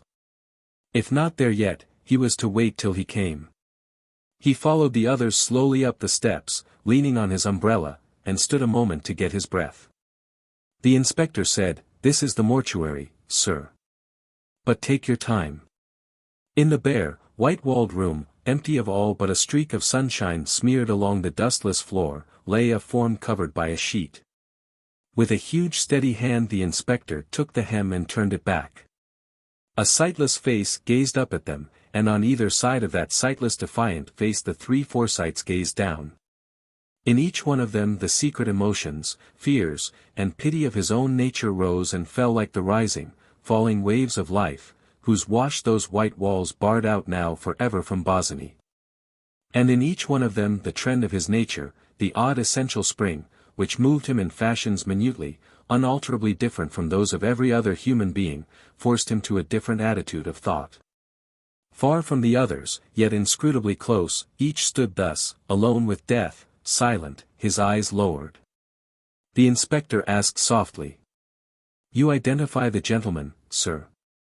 Old Jolyon raised his head and nodded. He looked at his brother opposite, at that long lean figure brooding over the dead man, with face dusky red, and strained grey eyes, and at the figure of Soames white and still by his father's side. And all that he had felt against those two was gone like smoke in the long white presence of death. Whence comes it, how comes it, death? Sudden reverse of all that goes before, blind setting forth on a path that leads to where? Dark quenching of the fire. The heavy, brutal crushing out that all men must go through, keeping their eyes clear and brave unto the end. Small and of no import, insects though they are. And across old Jolyon's face there flitted a gleam, for Soames, murmuring to the inspector, crept noiselessly away. Then suddenly James raised his eyes. There was a queer appeal in that suspicious troubled look. "I know I'm no match for you," it seemed to say. And, hunting for handkerchief he wiped his brow, then, bending sorrowful and lank over the dead man, he too turned and hurried out. Old Jolyon stood, still as death, his eyes fixed on the body. Who shall tell of what he was thinking? Of himself, when his hair was brown like the hair of that young fellow dead before him? Of himself, with his battle just beginning, the long, long battle he had loved, the battle that was over for this young man almost before it had begun? Of his granddaughter, with her broken hopes? Of that other woman? Of the strangeness, and the pity of it? And the irony, inscrutable, and bitter of that end? Justice. There was no justice for men, for they were ever in the dark. Or perhaps in his philosophy he thought, better to be out of it all. Better to have done with it, like this poor youth. Someone touched him on the arm. A tear started up and wetted his eyelash. Well, he said, I'm no good here. I'd better be going. You'll come to me as soon as you can, Joe, and with his head bowed he went away. It was young Jolyon's turn to take his stand beside the dead man, round whose fallen body he seemed to see all the Forsytes breathless, and prostrated. The stroke had fallen too swiftly. The forces underlying every tragedy, forces that take no denial, working through cross-currents to their ironical end, had met and fused with a thunderclap, flung out the victim, and flattened to the ground all those that stood around. Or so at all events young Jolyon seemed to see them, lying around Bosinney's body. He asked the inspector to tell him what had happened, and the latter, like a man who does not every day get such a chance, again detailed such facts as were known. There's more here, sir, however, he said, than meets the eye. I don't believe in suicide, nor in pure accident, myself. It's more likely I think that he was suffering under great stress of mind, and took no notice of things about him. Perhaps you can throw some light on these. He took from his pocket a little packet and laid it on the table. Carefully undoing it, he revealed a lady's handkerchief, pinned through the folds with a pin of discolored Venetian gold, the stone of which had fallen from the socket. A scent of dried violets rose to young Jolyon's nostrils. Found in his breast pocket, said the inspector, the name has been cut away. Young Jolyon with difficulty answered, I'm afraid I cannot help you. But vividly there rose before him the face he had seen light up, so tremulous and glad, at Bosinney's coming. Of her he thought more than of his own daughter, more than of them all, of her with the dark, soft glance, the delicate passive face, waiting for the dead man, waiting even at that moment, perhaps, still and patient in the sunlight. He walked sorrowfully away from the hospital towards his father's house, reflecting that this death would break up the Forsyte family. The stroke had indeed slipped past their defences into the very wood of their tree. They might flourish to all appearance as before, preserving a brave show before the eyes of London, but the trunk was dead, withered by the same flash that had stricken down Bosinney. And now the saplings would take its place, each one a new custodian of the sense of property. Good forest of Forsytes, thought young Jolyon, soundest timber of our land. Concerning the cause of this death, his family would doubtless reject with vigor the suspicion of suicide, which was so compromising. They would take it as an accident, a stroke of fate. In their hearts they would even feel it an intervention of Providence, a retribution, had not Bosinney endangered their two most priceless possessions, the pocket and the hearth. And they would talk of that unfortunate accident of young Bosinney's, but perhaps they would not talk, silence might be better. As for himself, he regarded the bus driver's account of the accident as of very little value. For no one so madly in love committed suicide for want of money, nor was Bosinney the sort of fellow to set much store by a financial crisis.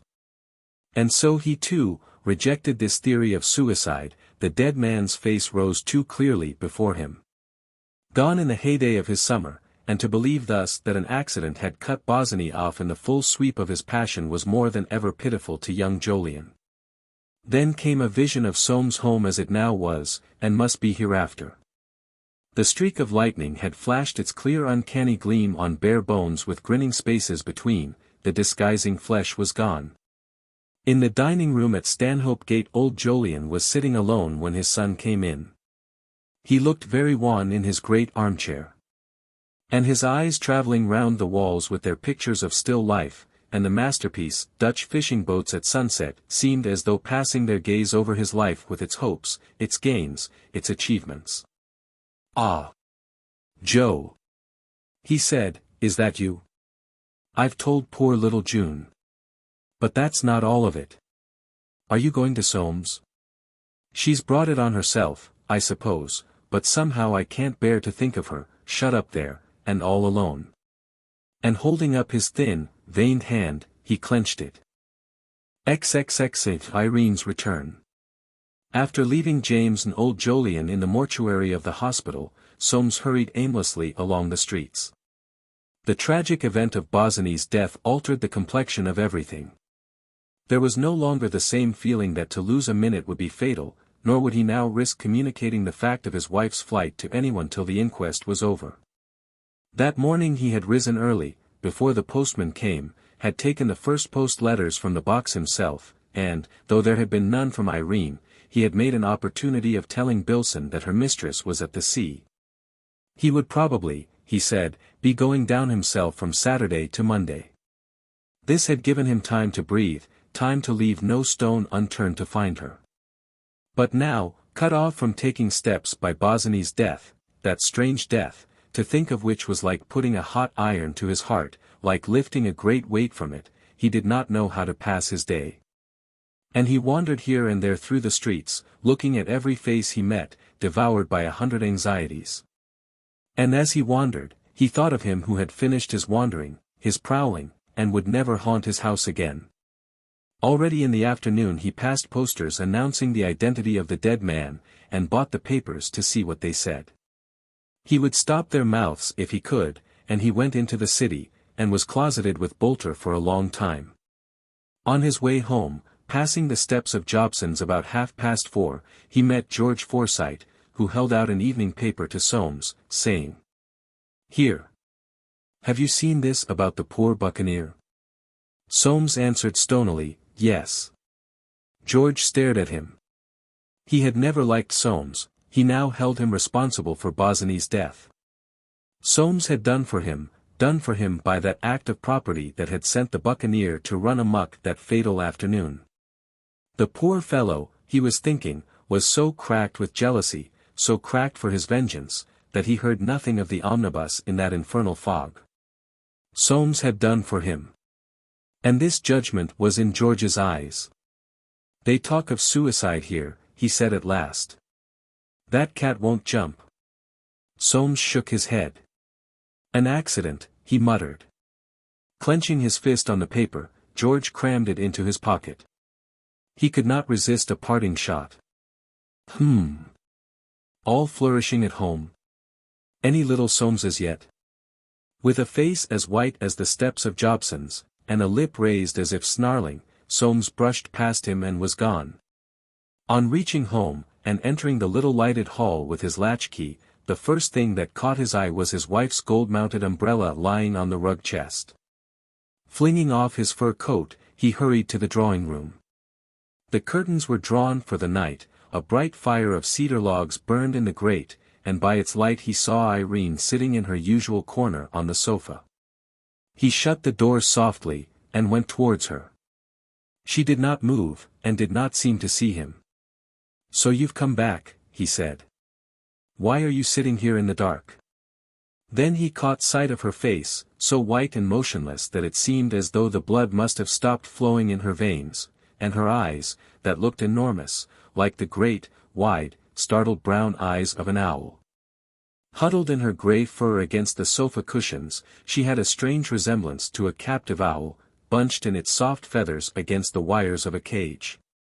The supple erectness of her figure was gone, as though she had been broken by cruel exercise, as though there were no longer any reason for being beautiful, and supple, and erect. "So you've come back," he repeated.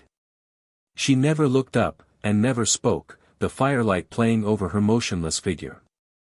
Suddenly she tried to rise, but he prevented her. It was then that he understood.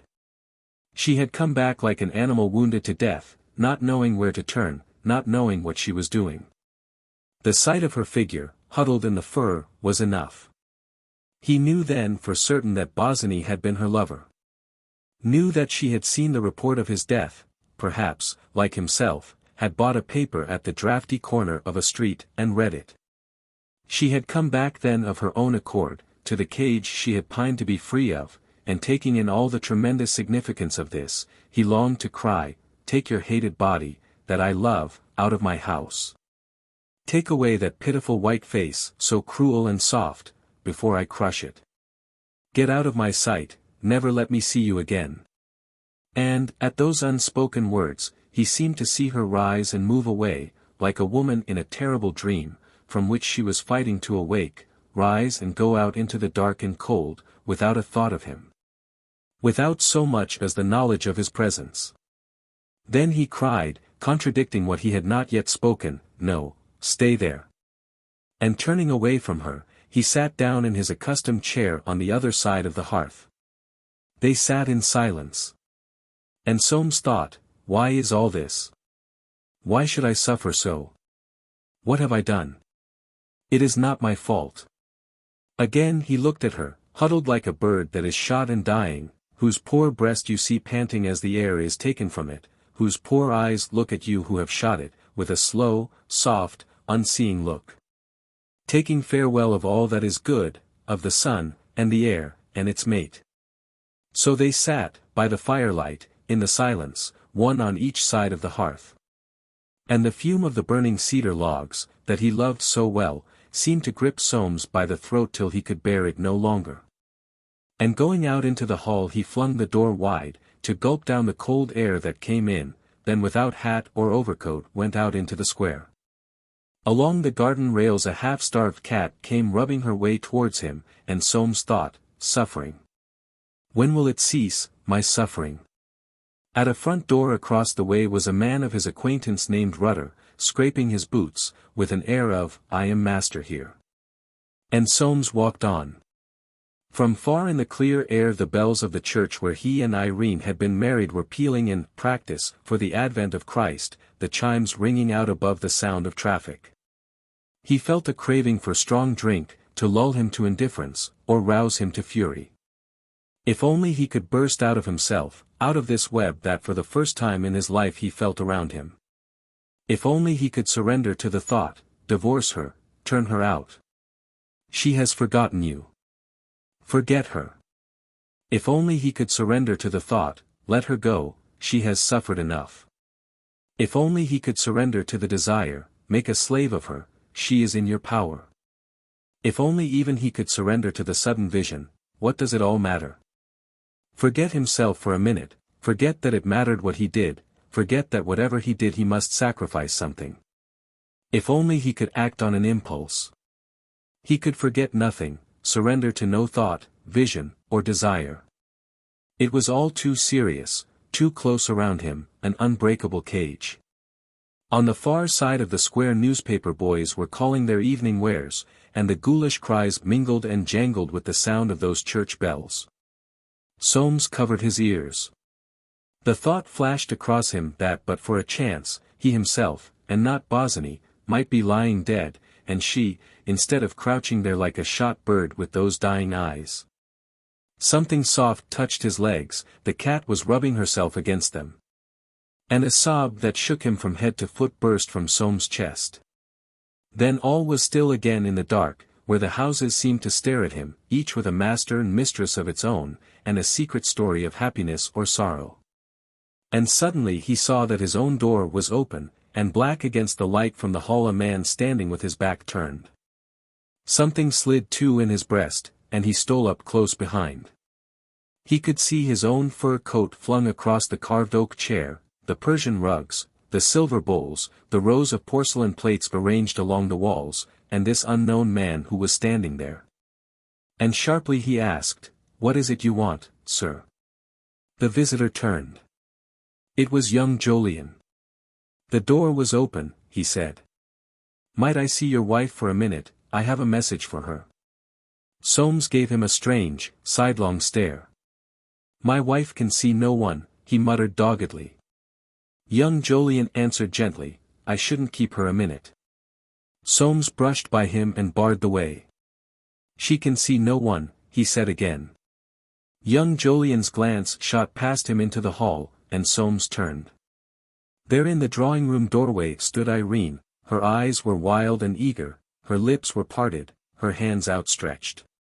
In the sight of both men that light vanished from her face, her hands dropped to her sides, she stood like stone. Soames spun round, and met his visitor's eyes, and at the look he saw in them, a sound like a snarl escaped him. He drew his lips back in the ghost of a smile. "This is my house," he said, "I manage my own affairs. I've told you once, I tell you again, we are not at home." And in young Jolyon's face he slammed the door. End of Part 3 and end of The Man of Property. Indian Summer of a Forsyte. And summer's lease hath all too short a date. Shakespeare. In the last day of May in the early 90s, about 6 o'clock of the evening, old Jolyon Forsyte sat under the oak tree below the terrace of his house at Robin Hill. He was waiting for the midges to bite him, before abandoning the glory of the afternoon. His thin brown hand, where blue veins stood out, held the end of a cigar in its tapering, long-nailed fingers. A pointed polished nail had survived with him from those earlier Victorian days when to touch nothing, even with the tips of the fingers, had been so distinguished. His domed forehead, great white mustache, lean cheeks, and long lean jaw were covered from the westering sunshine by an old brown Panama hat. His legs were crossed. In all his attitude was serenity and a kind of elegance, as of an old man who every morning put eau de cologne upon his silk handkerchief. At his feet lay a woolly brown and white dog trying to be a Pomeranian, the dog Balthasar, between whom and old Jolyon primal aversion had changed into attachment with the years. Close to his chair was a swing, and on the swing was seated one of Holly's dolls, called Duffer Alice, with her body fallen over her legs and her doleful nose buried in a black petticoat. She was never out of disgrace, so it did not matter to her how she sat. Below the oak tree the lawn dipped down a bank, stretched to the fernery, and, beyond that refinement, became fields, dropping to the pond, the coppice, and the prospect, fine, remarkable, at which Swithin Forsyte, from under this very tree, had stared 5 years ago when he drove down with Irene to look at the house. Old Jolyon had heard of his brother's exploit, that drive which had become quite celebrated on Forsyte Change. Swithin. And the fellow had gone and died, last November, at the age of only 79, renewing the doubt whether Forsytes could live forever, which had first arisen when Aunt Anne passed away. Died. And left only Jolyon and James, Roger and Nicholas and Timothy, Julia, Hester, Susan. And old Jolyon thought, 85. I don't feel it, except when I get that pain. His memory went searching. He had not felt his age since he had bought his nephew Soames' ill-starred house and settled into it here at Robin Hill over 3 years ago. It was as if he had been getting younger every spring, living in the country with his son and his grandchildren, June, and the little ones of the second marriage, Jolly and Holly. Living down here out of the racket of London and the cackle of Forsyte Change, free of his boards, in a delicious atmosphere of no work and all play, with plenty of occupation in the perfecting and mellowing of the house and its 20 acres. And in ministering to the whims of Holly and Jolly. All the knots and crankiness, which had gathered in his heart during that long and tragic business of June, Soames, Irene his wife, and poor young Bosinney, had been smoothed out. Even June had thrown off her melancholy at last, witnessed this travel in Spain she was taking now with her father and her stepmother. Curiously perfect peace was left by their departure, blissful, yet blank, because his son was not there. Joe was never anything but a comfort and a pleasure to him nowadays, an amiable chap, but women, somehow, even the best, got a little on one's nerves, unless of course one admired them. Far off a cuckoo called. A wood pigeon was cooing from the first elm tree in the field, and how the daisies and buttercups had sprung up after the last mowing. The wind had got into the west, too, a delicious air, sappy. He pushed his hat back and let the sun fall on his chin and cheek. Somehow, today, he wanted company, wanted a pretty face to look at. People treated the old as if they wanted nothing. And with the unforsetian philosophy which ever intruded on his soul, he thought, one's never had enough. With a foot in the grave one'll want something, I shouldn't be surprised. Down here, away from the exigencies of affairs, his grandchildren, and the flowers, trees, birds of his little domain, to say nothing of sun and moon and stars above them, said, "Open, Sesame," to him day and night. And Sesame had opened, how much, perhaps, he did not know. He had always been responsive to what they had begun to call nature, genuinely, almost religiously responsive, though he had never lost his habit of calling a sunset and a view, however deeply they might move him.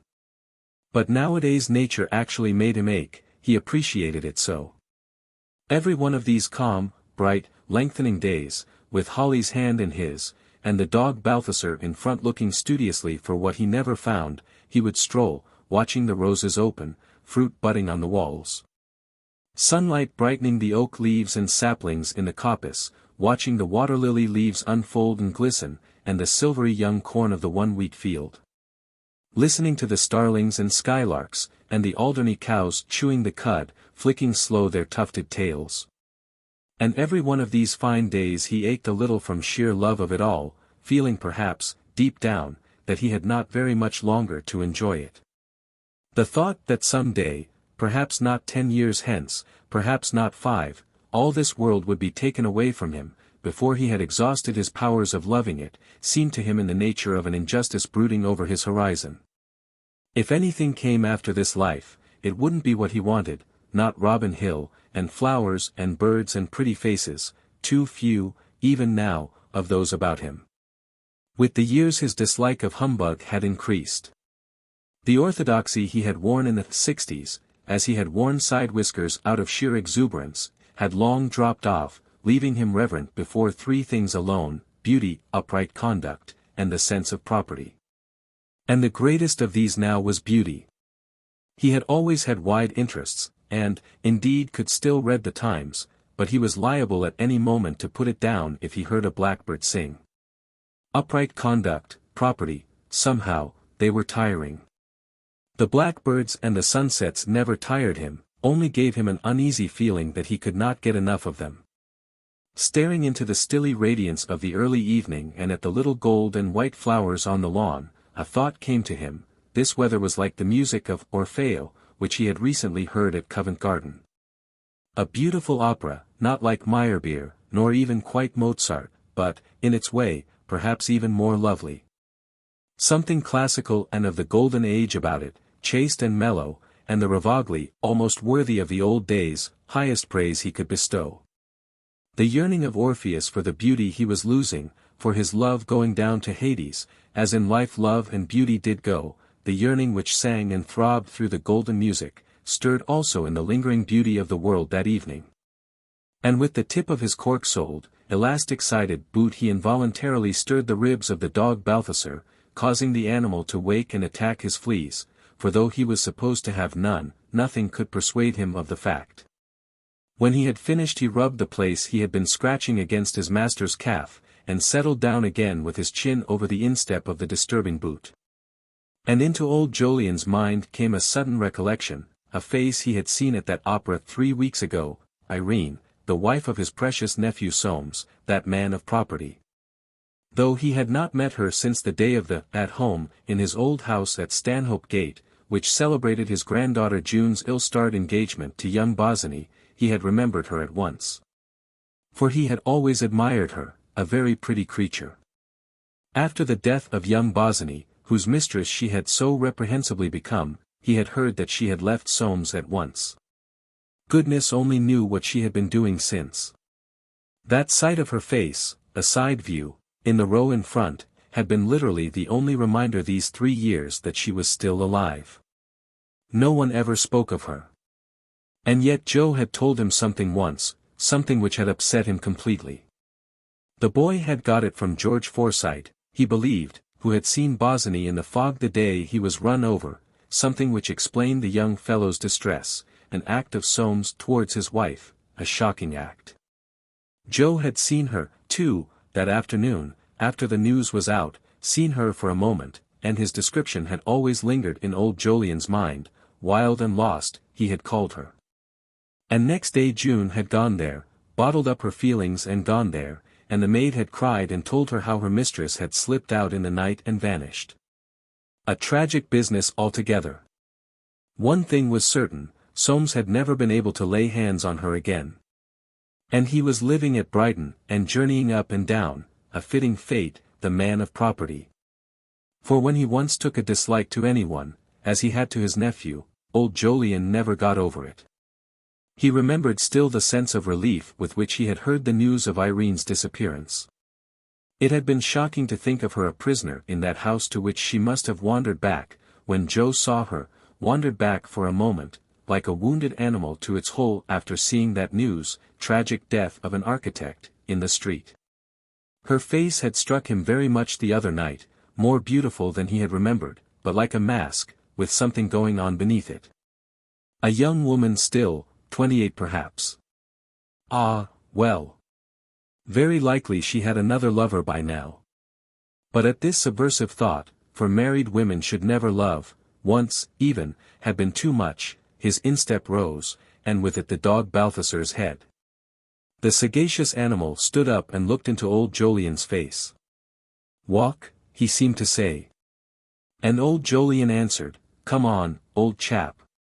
Slowly, as was their wont, they crossed among the constellations of buttercups and daisies, and entered the fernery.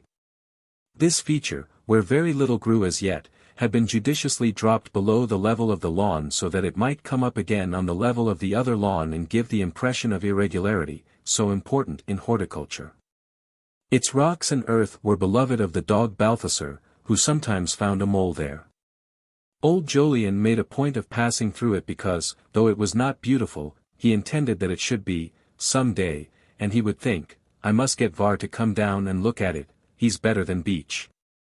For plants, like houses and human complaints, required the best expert consideration.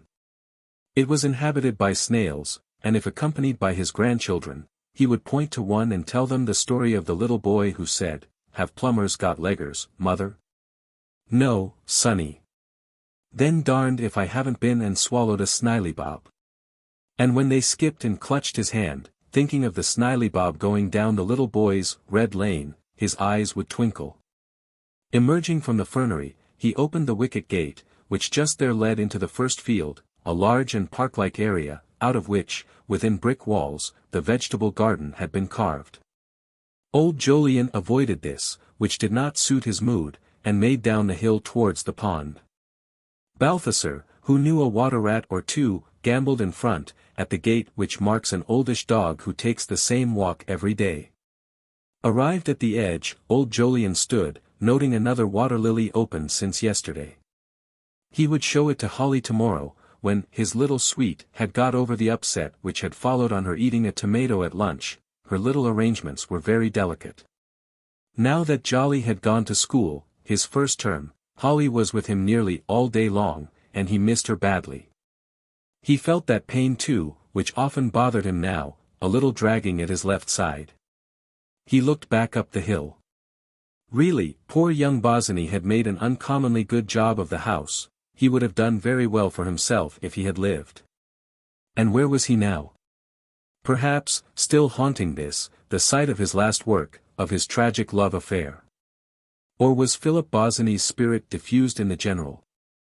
Who could say? That dog was getting his legs muddy. And he moved towards the coppice. There had been the most delightful lot of bluebells, and he knew where some still lingered like little patches of sky fallen in between the trees, away out of the sun. He passed the cow-houses and the hen-houses there installed, and pursued a path into the thick of the saplings, making for one of the bluebell plots. Balthasar, preceding him once more, uttered a low growl. Old Jolyon stirred him with his foot, but the dog remained motionless, just where there was no room to pass, and the hair rose slowly along the center of his woolly back. Whether from the growl and the look of the dog's stivered hair, or from the sensation which a man feels in a wood, old Jolyon also felt something move along his spine. And then the path turned, and there was an old mossy log, and on it a woman sitting. Her face was turned away, and he had just time to think, "She's trespassing, I must have a board put up," before she turned. Powers above! The face he had seen at the opera, the very woman he had just been thinking of. In that confused moment he saw things blurred, as if a spirit, queer effect, the slant of sunlight perhaps on her violet-grey frock. And then she rose and stood smiling, her head a little to one side. Old Jolyon thought, "How pretty she is." She did not speak, neither did he, and he realized why with a certain admiration. She was here no doubt because of some memory, and did not mean to try and get out of it by vulgar explanation.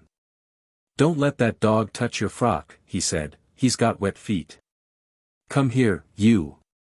But the dog Balthasar went on towards the visitor, who put her hand down and stroked his head. Old Jolyon said quickly. "I saw you at the opera the other night, you didn't notice me." "Oh, yes. I did." He felt a subtle flattery in that, as though she had added, "Do you think one could miss seeing you?" "They're all in Spain," he remarked abruptly. "I'm alone, I drove up for the opera. The Ravagli's good. Have you seen the cowhouses?" In a situation so charged with mystery and something very like emotion he moved instinctively towards that bit of property, and she moved beside him. Her figure swayed faintly, like the best kind of French figures. Her dress, too, was a sort of French grey. He noticed 2 or 3 silver threads in her amber-colored hair, strange hair with those dark eyes of hers, and that creamy pale face. A sudden sidelong look from the velvety brown eyes disturbed him. It seemed to come from deep and far, from another world almost, or at all events from some one not living very much in this. And he said mechanically, "Where are you living now?" "I have a little flat in Chelsea." He did not want to hear what she was doing, did not want to hear anything, but the perverse word came out. "Alone?" She nodded. It was a relief to know that. And it came into his mind that, but for a twist of fate, she would have been mistress of this coppice, showing these cowhouses to him, a visitor. "All Alderneys," he muttered, "they give the best milk. This one's a pretty creature. Myrtle." The fawn-colored cow, with eyes as soft and brown as Irene's own, was standing absolutely still, not having long been milked. She looked round at them out of the corner of those lustrous, mild, cynical eyes, and from her grey lips a little dribble of saliva threaded its way towards the straw.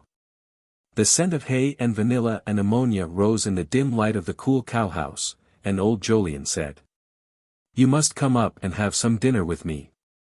I'll send you home in the carriage." He perceived a struggle going on within her. Natural, no doubt, with her memories. But he wanted her company, a pretty face, a charming figure, beauty. He had been alone all the afternoon. Perhaps his eyes were wistful, for she answered, "Thank you, Uncle Jolyon. I should like to." He rubbed his hands, and said, "Capital. Let's go up, then." And, preceded by the dog Balthasar, they ascended through the field. The sun was almost level in their faces now, and he could see, not only those silver threads, but little lines, just deep enough to stamp her beauty with a coin-like fineness, the special look of life unshared with others. "I'll take her in by the terrace," he thought, "I won't make a common visitor of her." "What do you do all day?" he said. "Teach music, I have another interest, too." "Work," said old Jolyon, picking up the doll from off the swing, and smoothing its black petticoat. "Nothing like it, is there?" "I don't do any now. I'm getting on." "What interest is that?" "Trying to help women who've come to grief." Old Jolyon did not quite understand. "To grief," he repeated, then realized with a shock that she meant exactly what he would have meant himself if he had used that expression. Assisting the Magdalenes of London. What a weird and terrifying interest. And, curiosity overcoming his natural shrinking, he asked, "Why? What do you do for them?" "Not much. I've no money to spare. I can only give sympathy and food sometimes." Involuntarily old Jolyon's hand sought his purse. He said hastily, "How'd you get hold of them?" "I go to a hospital." "A hospital? Phew. What hurts me most is that once they nearly all had some sort of beauty." Old Jolyon straightened the doll. "Beauty," he ejaculated, "ha. Yes. A sad business," and he moved towards the house. Through a French window, under sunblinds not yet drawn up, he preceded her into the room where he was wont to study the Times and the sheets of an agricultural magazine, with huge illustrations of mangold wurzels, and the like, which provided Holly with material for her paint brush. Dinner's in half an hour. You'd like to wash your hands. I'll take you to June's room. He saw her looking round eagerly. What changes since she had last visited this house with her husband, or her lover, or both perhaps, he did not know, could not say. All that was dark, and he wished to leave it so. But what changes? And in the hall he said. My boy Joe's a painter, you know. He's got a lot of taste. It isn't mine, of course, but I've let him have his way. She was standing very still, her eyes roaming through the hall and music room, as it now was, all thrown into one, under the great skylight. Old Jolyon had an odd impression of her. Was she trying to conjure somebody from the shades of that space where the coloring was all pearl grey and silver? He would have had gold himself, more lively and solid. But Joe had French tastes, and it had come out shadowy like that, with an effect as of the fume of cigarettes the chap was always smoking, broken here and there by a little blaze of blue or crimson color. It was not his dream. Mentally he had hung this space with those gold-framed masterpieces of still and stiller life which he had bought in days when quantity was precious. And now where were they? Sold for a song. That something which made him, alone among Forsytes, move with the times had warned him against the struggle to retain them. But in his study he still had Dutch fishing boats at sunset. He began to mount the stairs with her, slowly, for he felt his side. These are the bathrooms, he said, and other arrangements. I've had them tiled. The nurseries are along there. And this is Joe's and his wife's. They all communicate. But you remember, I expect. Irene nodded. They passed on, up the gallery and entered a large room with a small bed, and several windows. This is mine, he said. The walls were covered with the photographs of children and watercolor sketches, and he added doubtfully. These are Joe's. The view's first rate. You can see the grand stand at Epsom in clear weather. The sun was down now, behind the house, and over the prospect a luminous haze had settled, emanation of the long and prosperous day. Few houses showed, but fields and trees faintly glistened, away to a loom of downs. The country's changing, he said abruptly, but there it'll be when we're all gone. Look at those thrushes, the birds are sweet here in the mornings. I'm glad to have washed my hands of London. Her face was close to the window pane, and he was struck by its mournful look. Wish I could make her look happy, he thought. A pretty face, but sad. And taking up his can of hot water he went out into the gallery. This is June's room, he said, opening the next door and putting the can down. I think you'll find everything. And closing the door behind her he went back to his own room. Brushing his hair with his great ebony brushes, and dabbing his forehead with eau de cologne, he mused. She had come so strangely, a sort of visitation. Mysterious, even romantic, as if his desire for company, for beauty, had been fulfilled by whatever it was which fulfilled that sort of thing. And before the mirror he straightened his still upright figure, passed the brushes over his great white mustache, touched up his eyebrows with eau de cologne, and rang the bell. I forgot to let them know that I have a lady to dinner with me. Let cook do something extra, and tell Beacon to have the landau and pair at 10:30 to drive her back to town tonight. Is Miss Holly asleep? The maid thought not.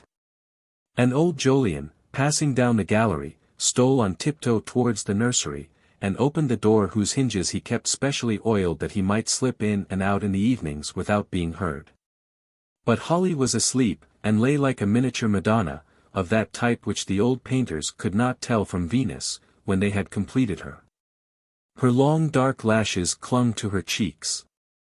On her face was perfect peace, her little arrangements were evidently all right again. And old Jolyon, in the twilight of the room, stood adoring her. It was so charming, solemn, and loving, that little face. He had more than his share of the blessed capacity of living again in the young. They were to him his future life, all of a future life that his fundamental pagan sanity perhaps admitted. There she was with everything before her, and his blood, some of it, in her tiny veins. There she was, his little companion, to be made as happy as ever he could make her, so that she knew nothing but love. His heart swelled, and he went out, stilling the sound of his patent leather boots.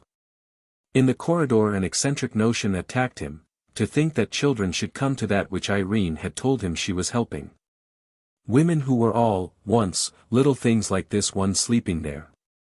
I must give her a check, he mused, can't bear to think of them. They had never borne reflecting on, those poor outcasts.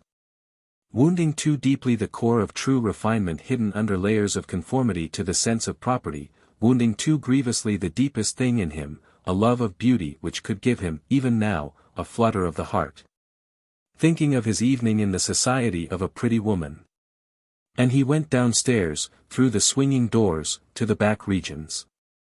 There, in the wine cellar, was a hock worth at least £2 a bottle, a Steinberg cabinet, better than any Johannesburg that ever went down throat. A wine of perfect bouquet, sweet as a nectarine, nectar indeed. He got a bottle out, handling it like a baby, and holding it level to the light, to look. Enshrined in its coat of dust, that mellow-colored, slender-necked bottle gave him deep pleasure. 3 years to settle down again since the move from town, ought to be in prime condition. 35 years ago he had bought it, thank God he had kept his palate, and earned the right to drink it. She would appreciate this, not a spice of acidity in a dozen. He wiped the bottle, drew the cork with his own hands, put his nose down, inhaled its perfume, and went back to the music room. Irene was standing by the piano. She had taken off her hat and a lace scarf she had been wearing, so that her gold-colored hair was visible, and the pallor of her neck. In her grey frock she made a pretty picture for old Jolyon, against the rosewood of the piano. He gave her his arm, and solemnly they went. The room, which had been designed to enable 24 people to dine in comfort, held now but a little round table. In his present solitude the big dining table oppressed old Jolyon. He had caused it to be removed till his son came back. Here in the company of 2 really good copies of Raphael Madonnas he was wont to dine alone. It was the only disconsolate hour of his day, this summer weather. He had never been a large eater, like that great chap Swithin, or Sylvanus Haythorpe, or Anthony Thornworthy, those cronies of past times. And to dine alone, overlooked by the Madonnas, was to him but a sorrowful occupation, which he got through quickly, that he might come to the more spiritual enjoyment of his coffee and cigar. But this evening was a different matter. His eyes twinkled at her across the little table and he spoke of Italy and Switzerland, telling her stories of his travels there, and other experiences which he could no longer recount to his son and granddaughter because they knew them. This fresh audience was precious to him. He had never become one of those old men who ramble round and round the fields of reminiscence. Himself quickly fatigued by the insensitive, he instinctively avoided fatiguing others, and his natural flirtatiousness towards beauty guarded him specially in his relations with a woman.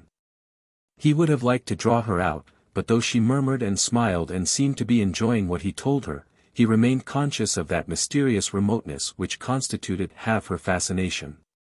He could not bear women who threw their shoulders and eyes at you, and chattered away, or hard-mouthed women who laid down the law and knew more than you did. There was only one quality in a woman that appealed to him, charm. And the quieter it was, the more he liked it. And this one had charm, shadowy as afternoon sunlight on those Italian hills and valleys he had loved. The feeling, too, that she was, as it were, apart, cloistered, made her seem nearer to himself, a strangely desirable companion. When a man is very old and quite out of the running, he loves to feel secure from the rivalries of youth, for he would still be first in the heart of beauty.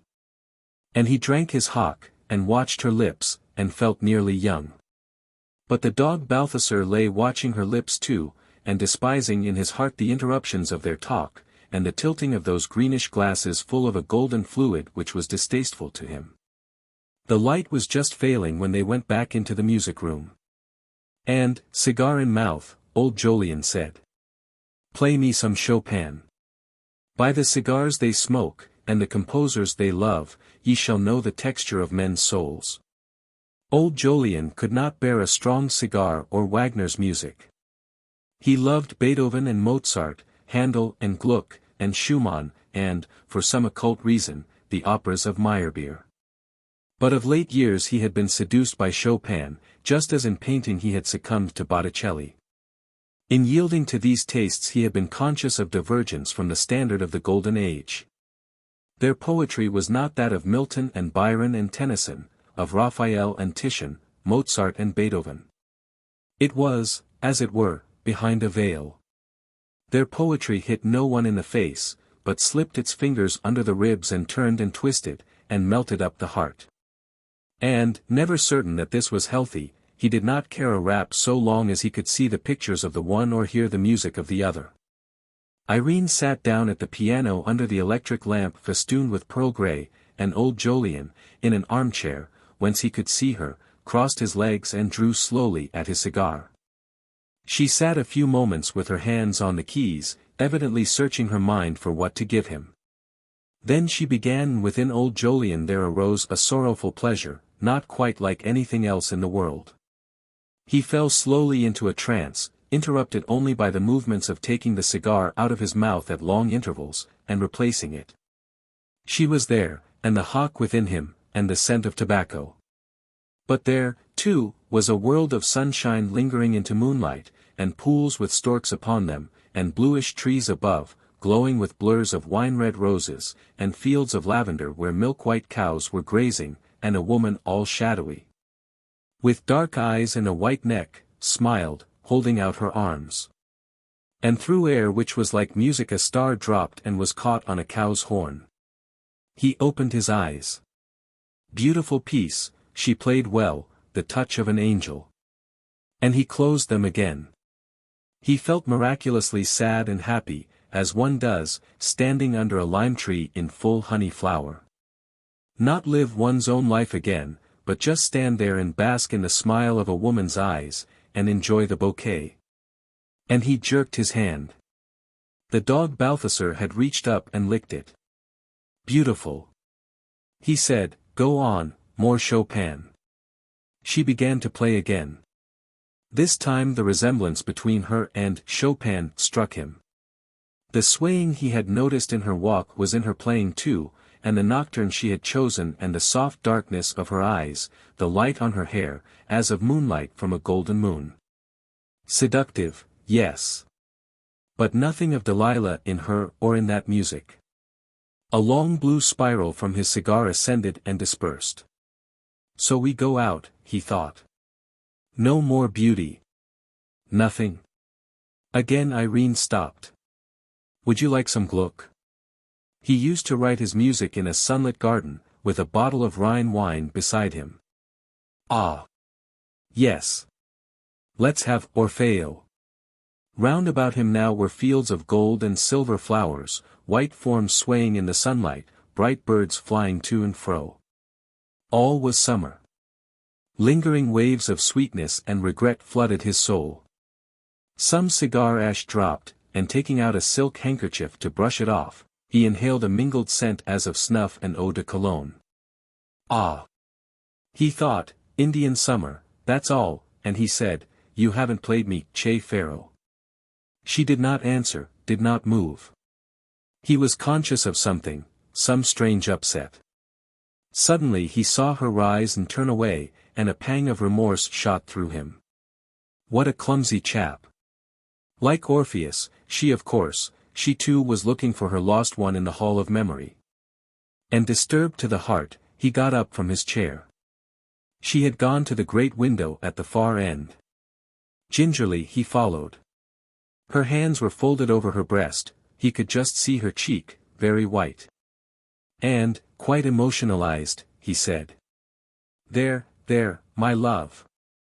The words had escaped him mechanically, for they were those he used to Holly when she had a pain, but their effect was instantaneously distressing. She raised her arms, covered her face with them, and wept. Old Jolyon stood gazing at her with eyes very deep from age. The passionate shame she seemed feeling at her abandonment, so unlike the control and quietude of her whole presence, was as if she had never before broken down in the presence of another being. There, he murmured, and putting his hand out reverently, touched her. She turned, and leaned the arms which covered her face against him. Old Jolyon stood very still, keeping one thin hand on her shoulder. Let her cry her heart out, it would do her good. And the dog Balthasar, puzzled, sat down on his stern to examine them. The window was still open, the curtains had not been drawn, the last of daylight from without mingled with faint intrusion from the lamp within. There was a scent of new-mown grass. With the wisdom of a long life old Jolyon did not speak. Even grief sobbed itself out in time, only time was good for sorrow, time who saw the passing of each mood, each emotion in turn, time the layer to rest. There came into his mind the words, as panteth the heart after cooling streams, but they were of no use to him. Then, conscious of a scent of violets, he knew she was drying her eyes. He put his chin forward, pressed his mustache against her forehead, and felt her shake with a quivering of her whole body, as of a tree which shakes itself free of raindrops. She put his hand to her lips, as if saying, "All over now. Forgive me." The kiss filled him with a strange comfort, he led her back to where she had been so upset. And the dog Balthasar, following, laid the bone of one of the cutlets they had eaten at their feet. Anxious to obliterate the memory of that emotion, he could think of nothing better than China. And moving with her slowly from cabinet to cabinet, he kept taking up bits of Dresden and Lowestoft and Chelsea, turning them round and round with his thin, veined hands, whose skin, faintly freckled, had such an aged look. "I bought this at Jobson's," he would say, "cost me £30. It's very old. That dog leaves his bones all over the place. This old ship bowl I picked up at the sale when that precious rip, the Marquis, came to grief. But you don't remember. Here's a nice piece of Chelsea. Now, what would you say this was?" And he was comforted, feeling that, with her taste, she was taking a real interest in these things, for, after all, nothing better composes the nerves than a doubtful piece of china. When the crunch of the carriage wheels was heard at last, he said, "You must come again, you must come to lunch, then I can show you these by daylight, and my little sweet, she's a dear little thing. This dog seems to have taken a fancy to you." For Balthasar, feeling that she was about to leave, was rubbing his side against her leg. "Going out under the porch with her," he said. "He'll get you up in an hour and a quarter. Take this for your protégés," and he slipped a check for £50 into her hand. He saw her brightened eyes, and heard her murmur, "Oh, Uncle Jolyon," and a real throb of pleasure went through him. That meant one or two poor creatures helped a little, and it meant that she would come again. He put his hand in at the window and grasped hers once more. The carriage rolled away. He stood looking at the moon and the shadows of the trees, and thought, a sweet night. She